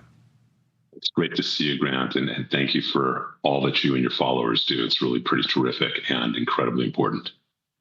Well, I appreciate you, Rabbi. What do you make of Dearborn, Michigan? Now, I will say, they've said, oh, now, first it was going to be optional, which they never told us. Now they said, no, this has to go through an approval process. They're backtracking from this, but I think the damage was done and the tip-off was done as well. What do you make of it? I think the first place to start is just, I'd like to correct you if I can. There's no such thing as radical Islam. What we are calling radical Islam is actually authentic Islam. It is the Quran, it is the Hadiths, it is their theology. The Quran is less a document. It's not a document about spirituality. It's a document about world domination to create a worldwide caliphate through Sharia law. So I think that's the first thing to recognize. I think we need to remember when Menachem Begin said, if someone says they want to kill you, believe them. We should believe this. And this whole issue of being on a police patch is beyond disgusting to me.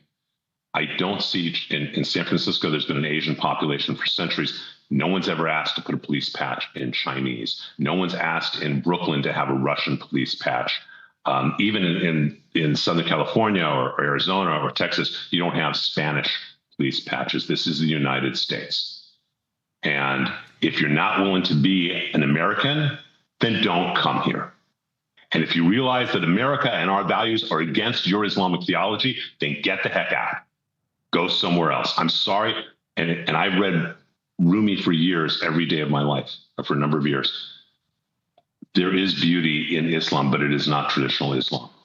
There is hate and war, and they worship death, as Douglas Murray so beautifully said. You make such a great point, Rabbi, because I would be just as staunchly against a police patch in Spanish or Chinese or Russian or Italian or whatever. I would be against it. We live in America. I don't even like Spanish signs that are on our streets in America that are public signs. Look, we live in America. Learn how to speak English. That's what people need to do. Let me ask you this, though, as a rabbi, how would you counsel your flock? Because I do have Muslim friends, and I don't think they want me eradicated from the world. They seem to be reasonable people. How do you tell your flock to deal with Muslims who I believe are probably well-intentioned, but you have this other set, as you mentioned, authentic Islam? What do you tell your people about dealing with Muslim folks around the country? I think that, what I tell people is, first of all, meet a person where they are as a human being, because below and above everything, we are human beings first. We were all created by God. And if God can accept how we all pray, then we should accept each other. And as I said, the teachings of Rumi, the great Sufi mystic from Islam, there is some beauty. What needs to happen, and what I tell congregants, is number one, to point out and ask these people, well, how do you feel about this statement from the Quran, this statement from the Hadith? And I've given handouts to congregants about that. So they can ask their Islamic friends, and I have many Islamic friends, and say, look, do you just reject this? Because what really needs to happen, the only way this is going to end in peace is when there's a reformation within the Islamic Church. And the 80 to 90% of Muslims who we would consider more moderate say, you know what? We are separating off. What's happened in the Catholic Church, what happened in Judaism at different points. And so I suggest to people to educate. Even most Muslims, even most devout Muslims that we consider moderate, have either not read the Quran, or they've decided to pick and choose like it's Chinese menu. And it's not. It says in the Quran, it's perfect and complete word. You need to do all of it. And to confront them from a very honest place of love, saying, look, is this really what you want? Do you really want my wife raped, God forbid, do you really want me beheaded? Is that who you are? Then how can you be part of this tradition? How can you change it? And why do you accept those crazies who are preaching it, like that cleric that you just showed? And that's the conversation that needs to happen. And I agree with you. It's going to take Muslim voices to speak out against this kind of nonsense we're seeing across the country, including Arabic on police patches. Rabbi Michael Barclay, I appreciate you coming on. As always, such great insight. Thank you, my friend. Thank you, brother. God bless you, and God bless your audience and family, and especially your dog.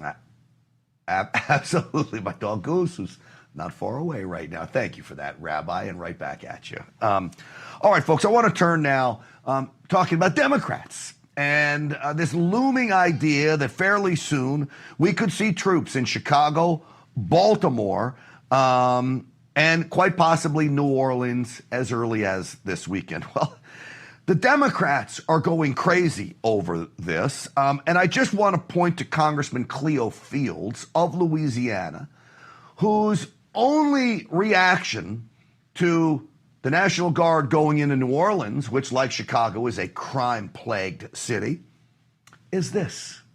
If the president was serious about solving crime, he would have started 4 years and 7 months ago when there was an insurrection at the Capitol, right there. And you had a bunch of thugs and ruffians who invaded the Capitol and tried to steal the Constitution.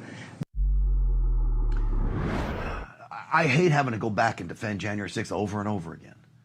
But very few people were hurt. Most of those people, January 6th, were taking an unorganized tour around the Capitol. That's been proven now.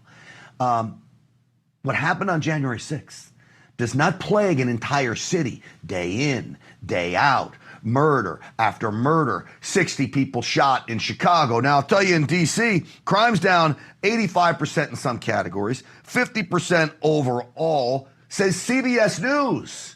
What does Cleo have to say about that? Do you feel safer here in D.C.? No, I don't feel safer. In fact, most people, look at the restaurant business here in D.C., 30% a drop in participants. People are not going to restaurants. People don't want to be in a city with their National Guards, with rifles. I mean, that doesn't make people feel safe. Let me just say this. He's comparing it to Restaurant Week last summer in D.C., okay? Which is not this week and when the Guard was in D.C., so it's not a fair comparison, Restaurant Week. And two, the National Guard does make people feel safer. It is about perception. I'll ask you this. How many arrests do you think the National Guard has made in D.C.? Crime's down. Like I said, some categories 85%. How many arrests the National Guard made? What have I told you? 0. So yes, perception matters, and it matters most with the criminals. The criminals have the perception that, you know what, I'm not going to make a move with the National Guard there, okay? But this, of course, is Jasmine Crockett from Texas. Listen. Yeah, I mean, clearly the White House, they are the hostile actors, whether we're talking about the Epstein files and them not coming out, or whether we're talking about him unlawfully going into various minority-controlled cities. And honestly, the list goes on. So we know where the hostility is coming from. Going into minority-controlled cities, yes, Chicago, Baltimore, New Orleans, the 3 that he may go into now, L.A., you already went into. Can I ask you, how are those cities doing? Now, I don't care that they're minority run. What I care about is that they're Democrat run. And they're disasters. They're hellholes, as President Trump says.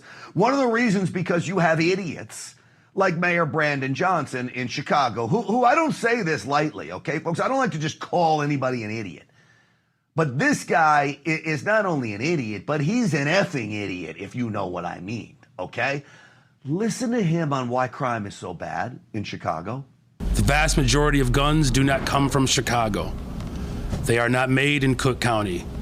They are not bought in the state of Illinois. These guns come from red states. They are coming from Indiana. They are coming from Mississippi. They are coming from Louisiana. And that is the harsh reality. Well, you take a look at this chart, please.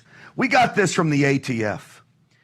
18,000 recovered guns in Illinois Okay? Where did they all come from? 9,000 of them plus came from Illinois. He mentioned Mississippi. Only 419 came from Mississippi. I'm sorry we don't have the chart. Trust me on this. And Louisiana didn't even make the top 15. So I don't know what he's talking about. The vast majority of guns on the streets are coming from Illinois, and they're in the hands of bad people because those bad people steal them, most likely from good people. I want to bring in now RAV border correspondent Ben Berkwam, who is in Chicago with a community leader there with the organization Save Our Community Coalition. His name is Bob Israel. Ben and Bob, welcome to the program. Hey, Grant, great to be with you. Thanks for the invitation as well. Ben, first off, let me ask your friend you're standing there with, how do you feel about the National Guard coming in, and when do you hope they get there? It's kind of debating when do I want National Guard, because I don't know how they're going to act, but I know it couldn't hurt. If it could save one life, it'll help. And I just heard somebody say something about deterring the bad guys. I think the bad guys would think twice if they knew a couple extra police officers was watching them. So, you know, I don't think it's a bad idea. Ben, what have you found amongst the community there? Are most people supportive of this? Because the mainstream media is telling us, oh boy, nobody wants this.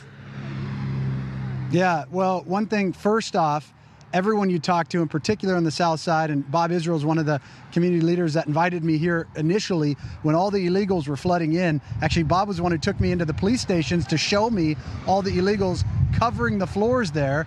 And, you know, one of your comments that you made is when we first met was that they're giving all this stuff to illegals when we still can't get 40 acres and a mule. And you think about that, there's a sense, Grant, that the inner city, the South Side of Chicago, has just been lied to for decades by the same people, the same Democrats, promising all this stuff, the same NGOs, the same nonprofits, promising all this stuff, getting millions and millions of dollars of funding, and then doing nothing to actually help the community. In fact, hurting it with the millions of illegals. And now doubling down where you have people like Mayor Johnson and Governor Pritzker going out there and protesting against ICE, protesting against our own federal government, and saying there's nothing wrong here. When, as you mentioned, we had 60 shootings this last weekend, eight fatal, and every weekend. That's not an anomaly, Grant.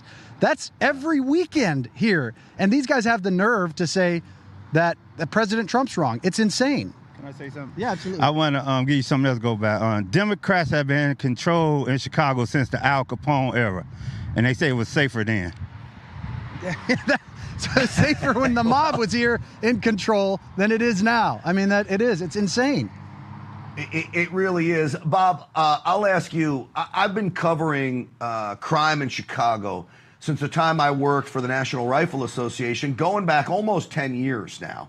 And every weekend we would report on the number of shootings. Nothing seems to have changed in 10 years. The media will focus on mass shootings. Every shooting is bad. They'll play it out for days. Nobody ever focuses on Chicago. I would imagine you know children that have to go to sleep at night, put their head on a pillow hearing gunshots outside and not knowing if their brother or sister is going to come home at night. Have you felt ignored, and what is that like, Bob?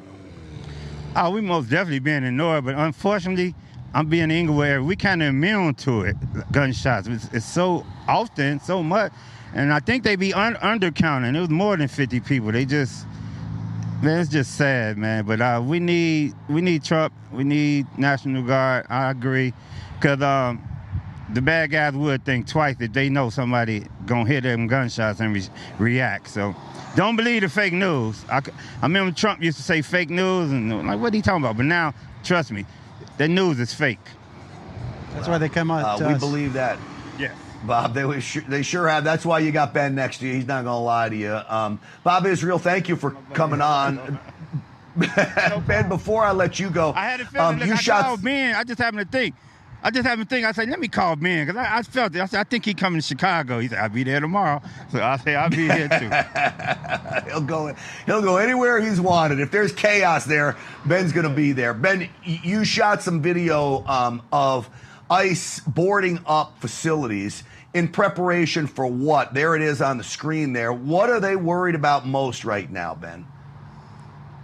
Violence. You know, you got that Jack something congressmen out there talking about January 6th, ignoring 4 years of the real insurrection by Antifa and all of these groups, these communist groups across America that were burning down America.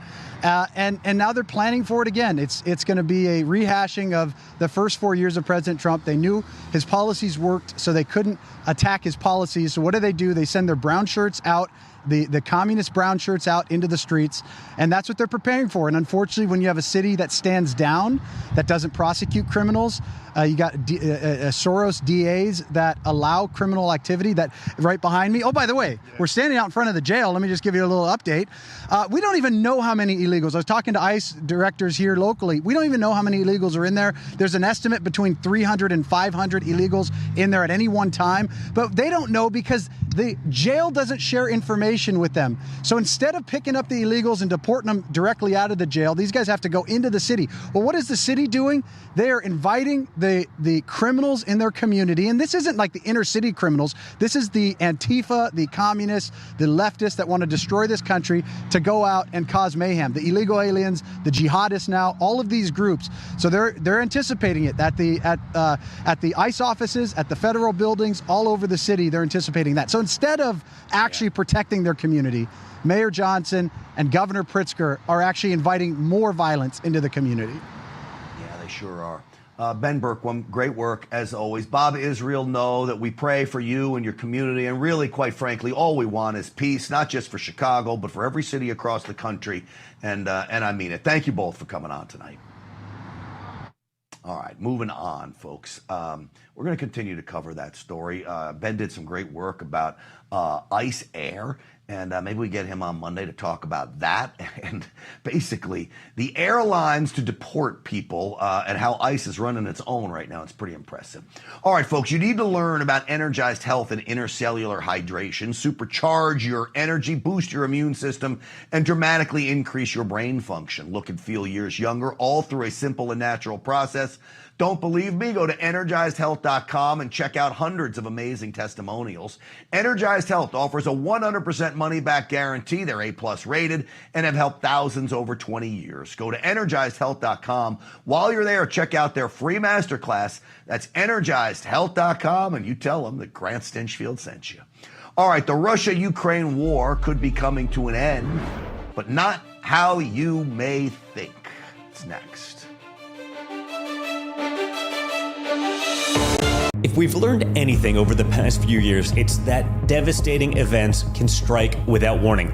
Global pandemics, acts of terror, and even bank collapses that can cause chaos in a matter of moments. And I just want you to be prepared. Hi, I'm Donald Trump Jr., and it's for these reasons that I strongly recommend a gold IRA from my trusted friends at the Birch Gold Group. For thousands of years, gold has protected wealth through every kind of crisis. Birch Gold can show you how to move your retirement savings into an IRA in gold, legally and tax-free. For decades, they've helped thousands of Americans protect their IRA or 401k from unexpected events.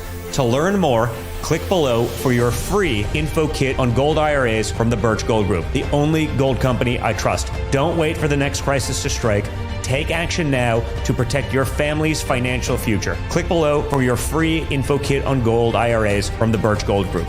How many times have you tried to clean a stubborn mess but end up with no success? What you need is the all-new waterproof Ruby Horsepower, the new cordless and rechargeable power scrubber that cleans faster and easier, guaranteed. Watch, baked on oven grease is no match. It easily blasts away dirt and grime in no time. The power comes from our rotating brushes spinning at 350 RPM. The incredible torque fights calcium, soap, mildew, mold, and more. Forget harsh chemicals. With just plain water, Horsepower can clean bathroom tiles and tubs back to their original shine and luster. It's a game changer in the kitchen, where it busts through caked-on crud. Take it outside and tackle tough tasks with ease. How strong is Horsepower? We took this distressed 100-year-old antique and restored it to like new with Horsepower. Amazing! Get your Ruby horsepower scrubber today with bonus scouring sponge for just $39.99. Save on buying batteries. It's powered with the latest rechargeable technology. But wait, you'll also get this stainless steel brush to make range hoods and gas stoves look brand new again. Yours free. And we're not done. You'll get this Smart Flex cone brush that fits perfectly into corners, tiny crevices on toilets and tiles, or hard to reach shower door rails. Yours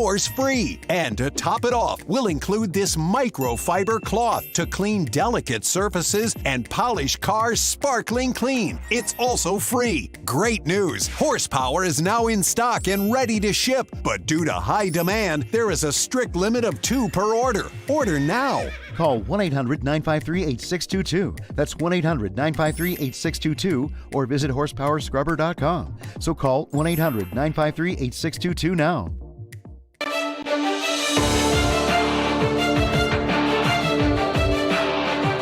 Well, folks, President Trump had a big day in the Oval Office. One of the issues he was talking about was the quest to get all of the American hostages being held around the globe back onto American soil. You know, we were very instrumental, all of you, in getting some of the Americans who are being held in Venezuela back home now. They are back. Great news. President Trump offered this up. He gave a chart, 72 people saved under President Trump, American hostages. Compare that to Joe Biden, who lost 24 Americans during his term. Biden ignored what Trump is doing. President Trump is putting Americans first in his America First quest, something very different from Joe Biden. Here's our man, Seb Gorka, who works inside the White House.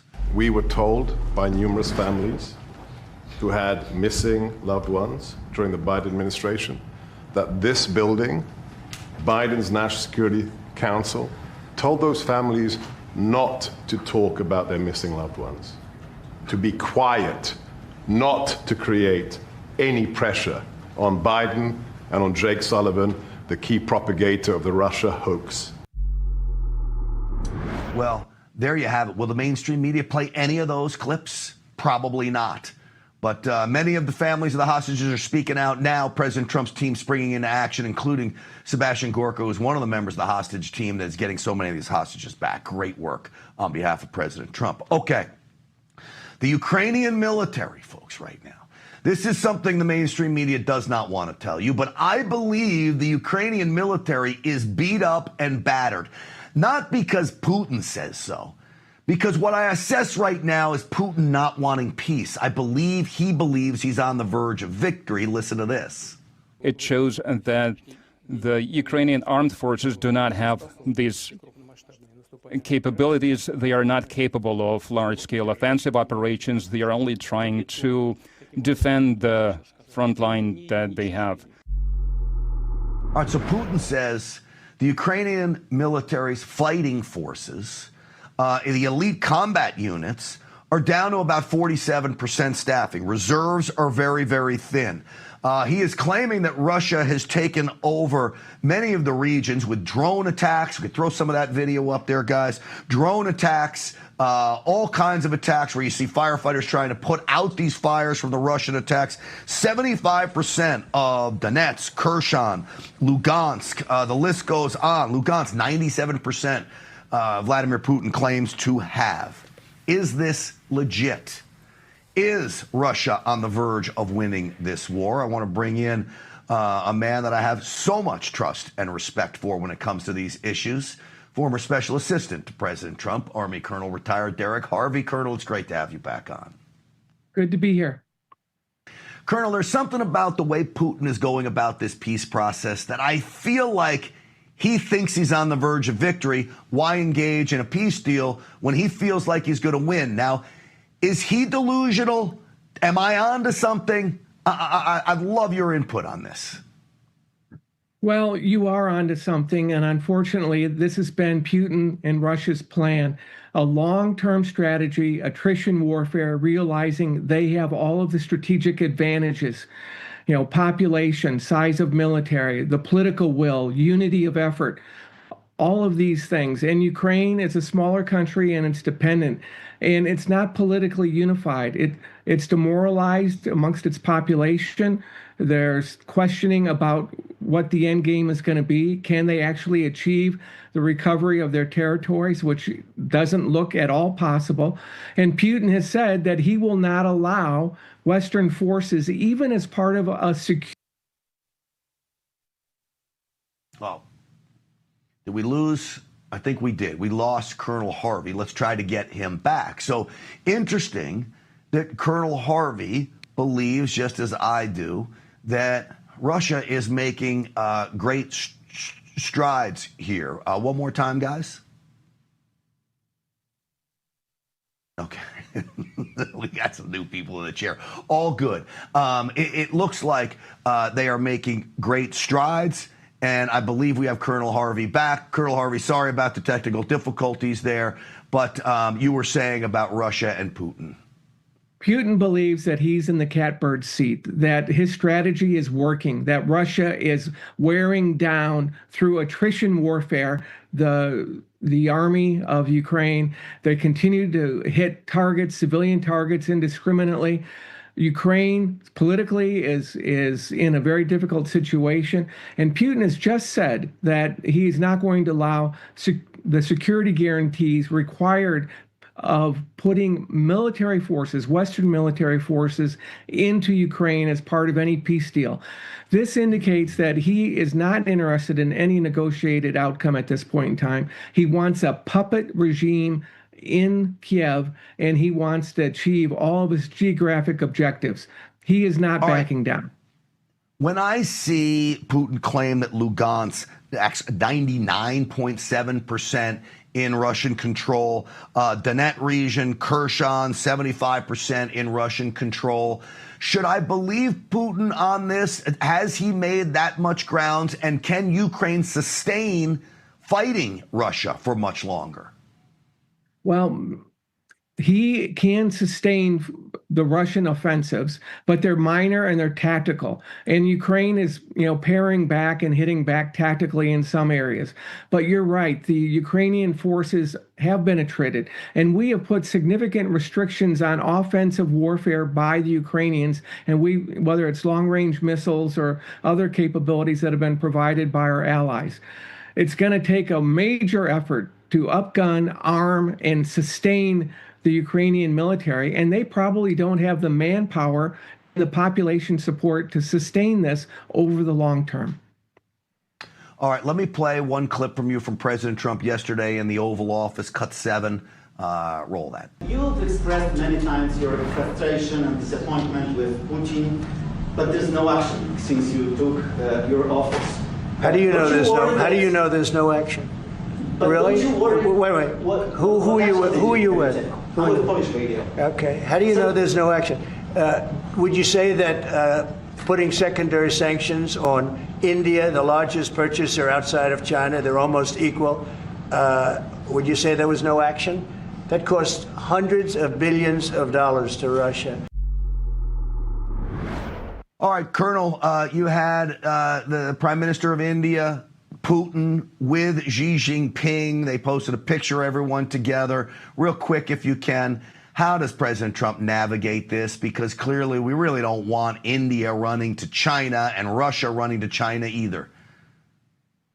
It's a strategic dilemma because, we've got significant challenges there. And I think the president's national security team is engaged on a considerable extent, deeply. There's negotiations ongoing economically regarding tariffs and trade and security relationships. The publicity stunt of the China, Russia, India meeting, is significant. It sends a message, but there's much less there than meets the eye, in my view. All right. Colonel Derek Harvey, always great to see you. Thank you for joining me on a Friday evening. Enjoy the weekend, sir. You too. Take care. Absolutely. All right, folks, don't miss the Rebels, Rogues, and Outlaws tour coming to the America First Warehouse September 12th and 13th. This ticketed event will feature live shows in front of a live audience from the guys at Studio 6B, Steve Bannon, Peter Navarro, and more. Scan the QR code on your screen or visit theamericafirstwarehouse.com to get your tickets. Big fan of those guys. All right, it's now the Department of War, and America is going on the offense. We get into it next.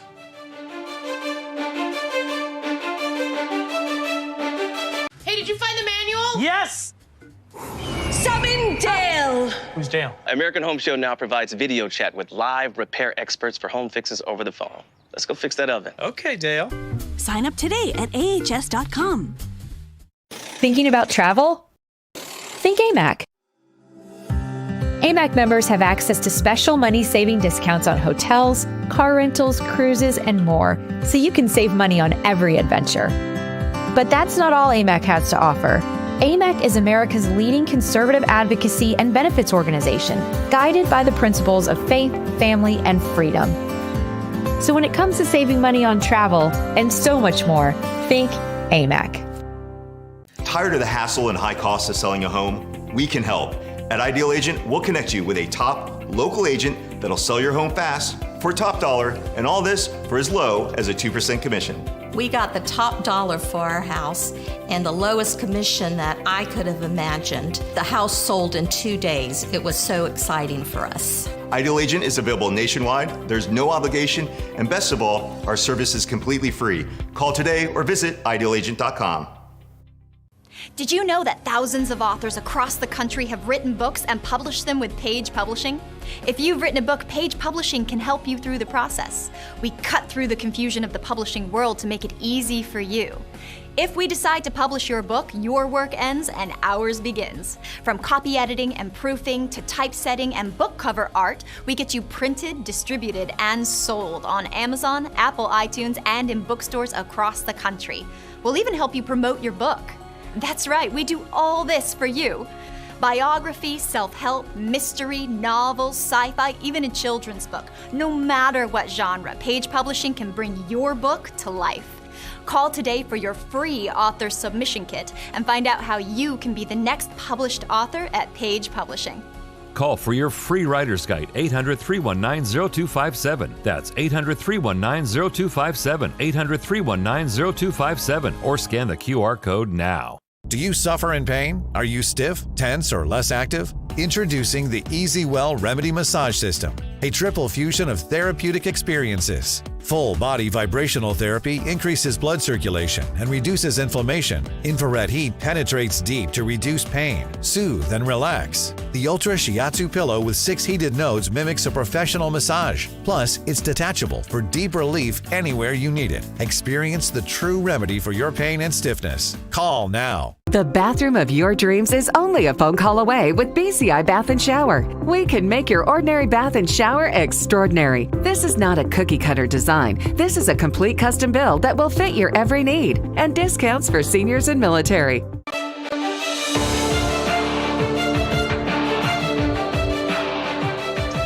Well, folks, liberals ought to brace themselves because times are changing at the Department of Defense. It is now the Department of War. I'll tell you what, the signs are coming down, the new one's going up. Department of War, it is. This is President Trump from the Oval Office today who signed the executive order making the name change official. We've been talking about this Department of War. So we won the First World War, we won the Second World War, we won everything before that and in between, and then we decided to go woke and we changed the name to Department of Defense. So we're going Department of War. Look, Department of Defense sounds nice. I have mixed feelings about this. I'm somewhat indifferent, but I like to be on the offense, not defense. And the Department of War says what it says. And I will remind every liberal out there, this president is the most anti-war president we have had probably since World War I and World War II. Okay? So they need to get that through their mind. When President Trump goes on the offense, it's to save lives and stop wars. I want to bring in now former Green Beret and constitutional attorney. Well, he's not a former constitutional attorney. He is one of those now. Lieutenant Colonel retired Ivan Raiklan is with us. Colonel, it's great to have you back on. Always great, Grant. especially today. This week has been absolutely fantastic. And you know, I've been very critical of this administration and the weakness that they've exhibited in certain areas. But definitely this one is, I got to give it an A+. All right, one of your specialties is mind warfare and getting into the minds of the enemy. What does this do, Department of War? Yeah, so you were given a little historical snippet of what's been going on since 1789. It was the Department of War until 1947. And I believe we have an undefeated record during that period of time in terms of our nation's wars. It wasn't until 1947 when the Department of War was renamed to the Department of Defense. And I don't think we've actually won a war since then. It's just been quagmire after quagmire. So I'm looking forward to the Department of War, but what I'm looking more forward to is that now that we have a Department of War that protects our foreign from our foreign threats, I think it's time to possibly even rename the Department of Justice to the Department of Retribution. And I'd be more than happy to relinquish any title that I have related to that department. Well, you are my Secretary of Retribution, if that means anything to you. So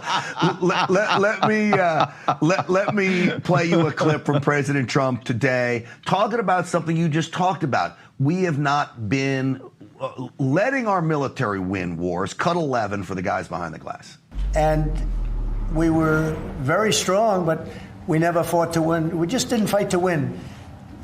We didn't lose anything, but we didn't fight to win. We could have won every one of those wars quickly, but they went a route that I think was probably politically correct, but not correct for our nation. Colonel, you were in the military a long time. You have seen all of these wars play out, many of them decades plus long. Is it true that our military was handcuffed and rules of engagement were not what they should have been? I mean, let's compare it to the previous, whatever you want to call that illegitimate regime. You have a dementia patient that does not, a commander-in-chief, doesn't even know what he is, basically a carcass that has a pulse. And then underneath him, you have an obese, emergency use authorized product, big pharma shill. Remember the Darth Vader look with the face masks, the toilets, everything on his face. Totally obese, right? And what do we have now? We have a physically fit, mentally fit Department of Defense leadership in the name of Pete Hegseth.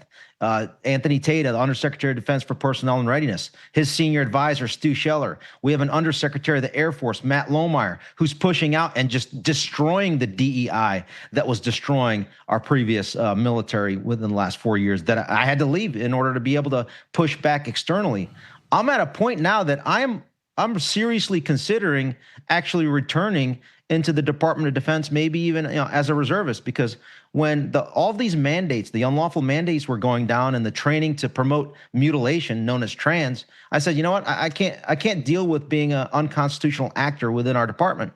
So they offered me battalion command, and I said, no, I'm going to retire. And I think at this point in time, especially with what happened this week, I'm actually reconsidering my stance on whether I'm going to remain a civilian or partially go back in, because the war on warriors is over, and Pete Hegseth is now reconstituting our warrior ethos through his leadership, and President Trump just sealed the deal essentially by renaming the department. Well, you figure the Department of Defense under Joe Biden was about maternity flight suits, transgender soldiers, mandated shots, everything to weaken our military. Paying now for abortions, yep. Exactly. Now it is about war, including a war on narco-terrorism. I'm sure you've seen the video of President Trump's military taking out that ship with all kinds of drugs headed for America on it. This is a war on drugs. It's a war on terror. This coming, I'll give you the last word here, Colonel, from the Department of War. And now, once again, the liberals are forced to defend narco-drug traffickers. I'm going to say the last word and then the last sentence. America is back. The Department of War is back. And so if Greenland, the citizens of Greenland want to join America, I welcome them. If Canada wants to become the 51st state, I welcome them to join us in this freedom movement. And I also welcome maybe Venezuela may want to expand the Monroe Doctrine, and maybe they want to move towards freedom rather than continue down that CCP, led tyrannical regime right now needs to be removed in Venezuela, but again, by the citizens of Venezuela. And I just see that, I mean, in 8.5 months globally, we are posturing at a very strong kind of route and path. We just still need to focus on urging and motivating the Department of Justice to start actually conducting what we call action against our domestic enemies. And that's where I see we're lacking right now. Well, just to requote my man Ivan Raikland, America is back. And it is a good day. It's been a good week. It's been a good 6 months. I think it's only going to get better. Awesome. Lieutenant Colonel Ivan Raikland, thank you for coming on, buddy. Thanks, Grant. Absolutely. Good seeing you. All right, folks. Insubordinate HHS employees are using CIA tactics to undermine RFK Jr. That story next. Hello, my friend. Pat Boone here. You know our country's under financial assault like never before. Our government has put us $34 trillion in debt. The interest alone's more than we spend on military defense. And what's worse, other countries no longer believe the U.S. is a safe place to invest. There's a growing international movement to dump U.S. dollars at a record pace. Some economists say this may signal the end of the dollar. Now, these countries are instead buying gold, and I'm suggesting you do the same. My friends at Swiss America have been helping Americans like you and me for over 40 years to buy physical gold and silver for delivery to our homes or held in our IRAs. I've trusted Swiss America for nearly 25 years now, and you can trust them too. So don't wait. Call or text the number on your screen today for financial peace of mind in these troubling times. How does the world's most trusted dog expert keep his own dog so healthy? Hi, I am Cesar Milan. In my 20 years rehabilitating dogs, I've seen too many struggle with health problems that no amount of training could fix. Then I discovered it wasn't the dog, it was their food. Fortunately, I found veterinarian Dr. Marty's Anti-Kibble Breakthrough. Nature's Blend is packed with whole foods that are freeze-dried, locking in nutrients. I saw remarkable improvements in my dogs within weeks. Try Dr. Marty risk-free for 90 days. Plus, get a free gift when you call or visit drmartypets.com/Caesar. This right here is confidence in a bottle. It makes me feel so much more confident than I've ever felt. They are some of the hottest videos on social media. Those videos claiming to instantly get rid of bags under your eyes. Annette Figueroa is here to tell us why she says this one is for real. This one is for real, and I'm so excited. We even have a video, and all he uses is a small amount on a clean, dry face. And what it does is it tightens and lifts the appearance of bags underneath your eyes. And I did this to my father. We were at home, so we applied it to his under eye bags, and let me tell you, we were so excited. In under 10 minutes, they visibly disappeared from view, and now it is literally part of both of our daily routines. And not only does it work on the bags, it works on the appearance of crow's feet, fine lines, and wrinkles. At our $14.95 price, it's the best way to try Plexiderm and see it work after your first application. Call the number on your screen. Call 1-800-854-0295. Hi, Chef Daniel Green here with Rice Robot, the 1, 2, 3 rice cooker. Watch, 1 add the white cup for rice, 2 add the blue cup for water, 3 click it and let Rice Robot perfectly cook it. The secret is perfect cook technology for even cooking. Then Rice Robot senses when it's done, auto stops and keeps it warm to serve. It won't burn, overcook or undercook, guaranteed. Get the complete Rice Robot cooking system, all for just $39.99. Order now.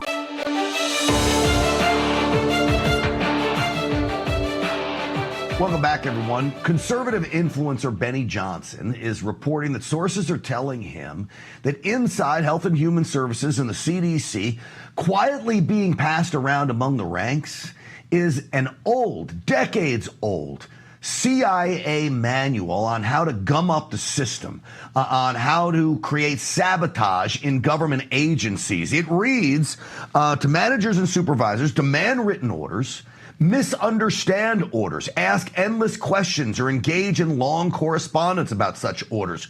Quibble over them when you can. Do everything possible to delay the delivery of orders, even though parts of an order may be ready beforehand. Don't deliver it. It also reads, try to commit acts with large numbers for of people that could be responsible. A second type of simple sabotage, VO3, adapt a non-cooperative attitude and induce others to follow suit.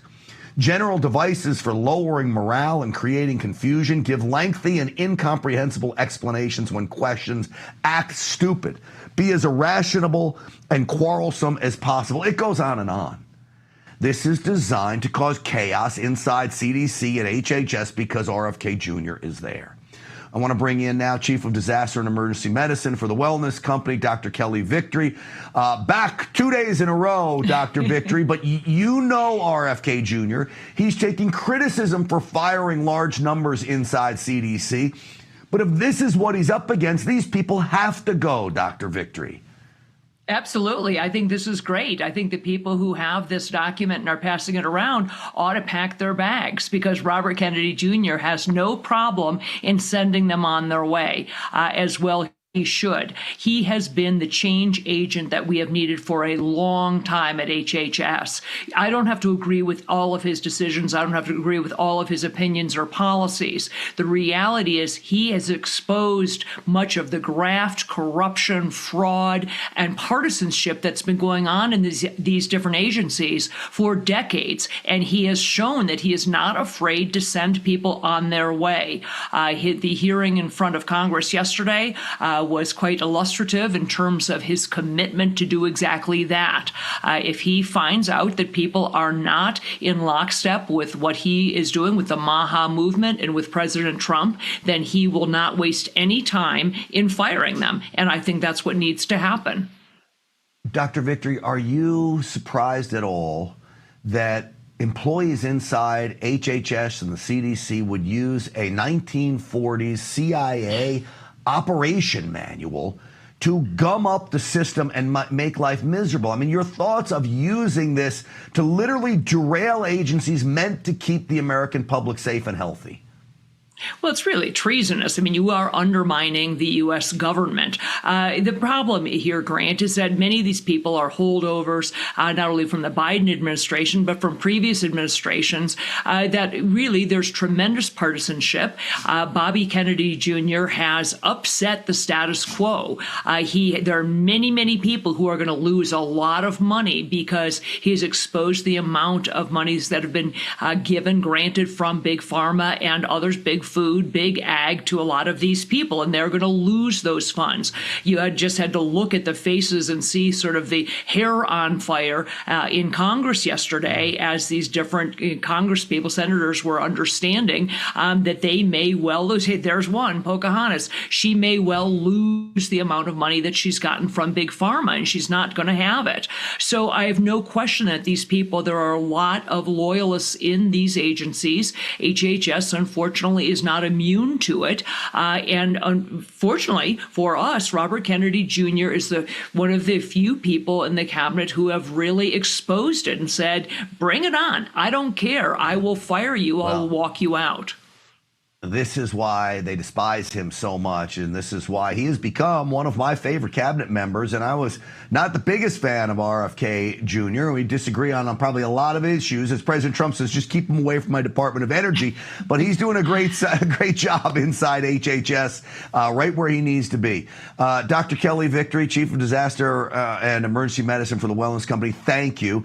I want to tell people about the company you work for because, folks, that voice that you just heard there, they have many voices. This is why you can trust the Wellness Company for products like this, an emergency medical kit. This is great. Every household needs this. You got the Parasite Cleanse. I just got off it. I lost bloat. I feel better. My skin cleared up. All of it. How do you get it? Go to twc.health/voice. Use the promo code VOICE to save 10%. That's twc.health/voice. Use that promo code VOICE to save 10%. And I will tell you, we are so grateful for their support of this program and this network. All right, football is back and the NFL is still pushing DEI wokeness. The only thing more... No, I'm not reading that. I am not reading that. I am a Cowboys fan, and they wanted me to read the only thing more obnoxious is the Cowboys. That is not true. We're back in a flash. Guys, if you plan to retire in the next 20 years, Or if you've already retired, I have a message for you that you need to hear. Central banks, BRIC nations, and our allies are pumping trillions of dollars back into America. But every dollar they send could make your savings worth less. Hi, I'm Donald Trump Jr., and I just want you to be prepared for the future. So protect your hard-earned savings with gold. A gold IRA from my trusted friends at the Birch Gold Group offers you the safety net of gold with the tax advantage status of a retirement account. To see how it's done, click the link below to get a free info kit on gold IRAs. This kit reveals why gold IRAs are exploding in popularity, so do it now. What do you have to lose? It's free and there's no obligation. Click the link below to get your free info kit from the Birch Gold Group. Tired of the hassle and high costs of selling a home? We can help. At Ideal Agent, we'll connect you with a top local agent that'll sell your home fast for top dollar, and all this for as low as a 2% commission. We got the top dollar for our house and the lowest commission that I could have imagined. The house sold in 2 days. It was so exciting for us. Ideal Agent is available nationwide, there's no obligation, and best of all, our service is completely free. Call today or visit idealagent.com. Did you know that thousands of authors across the country have written books and published them with Page Publishing? If you've written a book, Page can help you through the process. We cut through the confusion of the publishing world to make it easy for you. If we decide to publish your book, your work ends and ours begins. From copy editing and proofing to typesetting and book cover art, we get you printed, distributed, and sold on Amazon, Apple iTunes, and bookstores. We'll even promote your book. Call for your free writer's guide, 800-319-0257, or scan the QR code now. Every person who has taken me on this road to that prison is a friggin' Democrat and a Trump hater. When former White House advisor Peter Navarro stood on principle, he never imagined it would land him behind bars. They demanded that I break the law. But he refused to betray Donald Trump or the Constitution and paid the price as a political prisoner. Locked inside a Miami federal prison, Peter found 2 lifelines, postcards of hope to his fiancée Bonnie Pixie Brenner, and a hidden multi-million-dollar prison scandal he's now exposing. Went to prison so you won't have to. Peter and Pixie share a riveting prison diary, a heartfelt love story, and a shocking look at injustice in America's prison system. Stand with Peter. Scan the QR code now or go to Amazon.com to order your copy. I went to prison so you won't have to.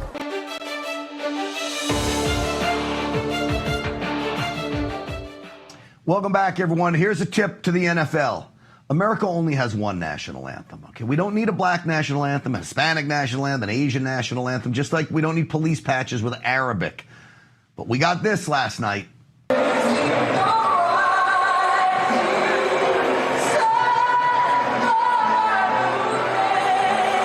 Hard to hear her, but what she is singing is, of course, the black national anthem.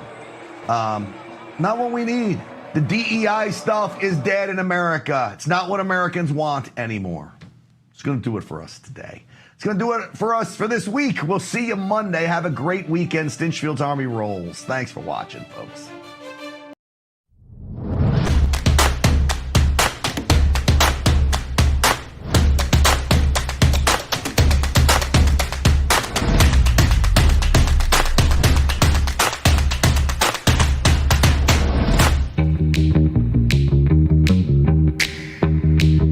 If your TV sounds funny in the evening, you're watching live from Studio 6B on Real America's Voice.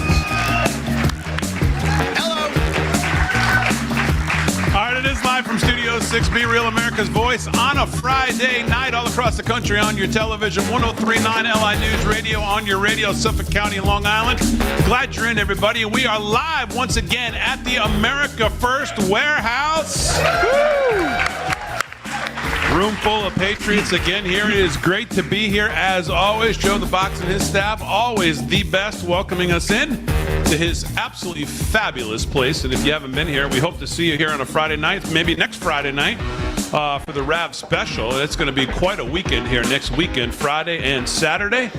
It's going to be fun. The boys are all here tonight, sitting right here to my right. The best dressed man on television, certainly doing sports. Slick Rick is right here. What's up, Big D? What's going on? Slickster, how are you? I'm doing good. Friday night. Friday night at the warehouse. And you've got to be feeling, well, I don't know if losing, you're feeling good, but you're feeling relieved that you didn't get routed. No, yeah. Did you lose your home, your ranch? You were Yes, going to bet yes. your life and this and that. I would have right? lost it all, yes. Erin, did you forget about July? She was thinking about this since July, how the Cowboys were going to get rolled Yeah, on that's the enough. Thursday night. But they did all right. You know, it was a good game. They were competitive. Well, you lost, though. Yeah, You're what are you 0-1. going to do? Yeah, Okay. It's like spitting But into now the wind. they look better than we thought. So Yeah. Slick's happy about that, even though it's 0-1. But we'll see. Hope it's not 0-17. No. And sitting next to him doing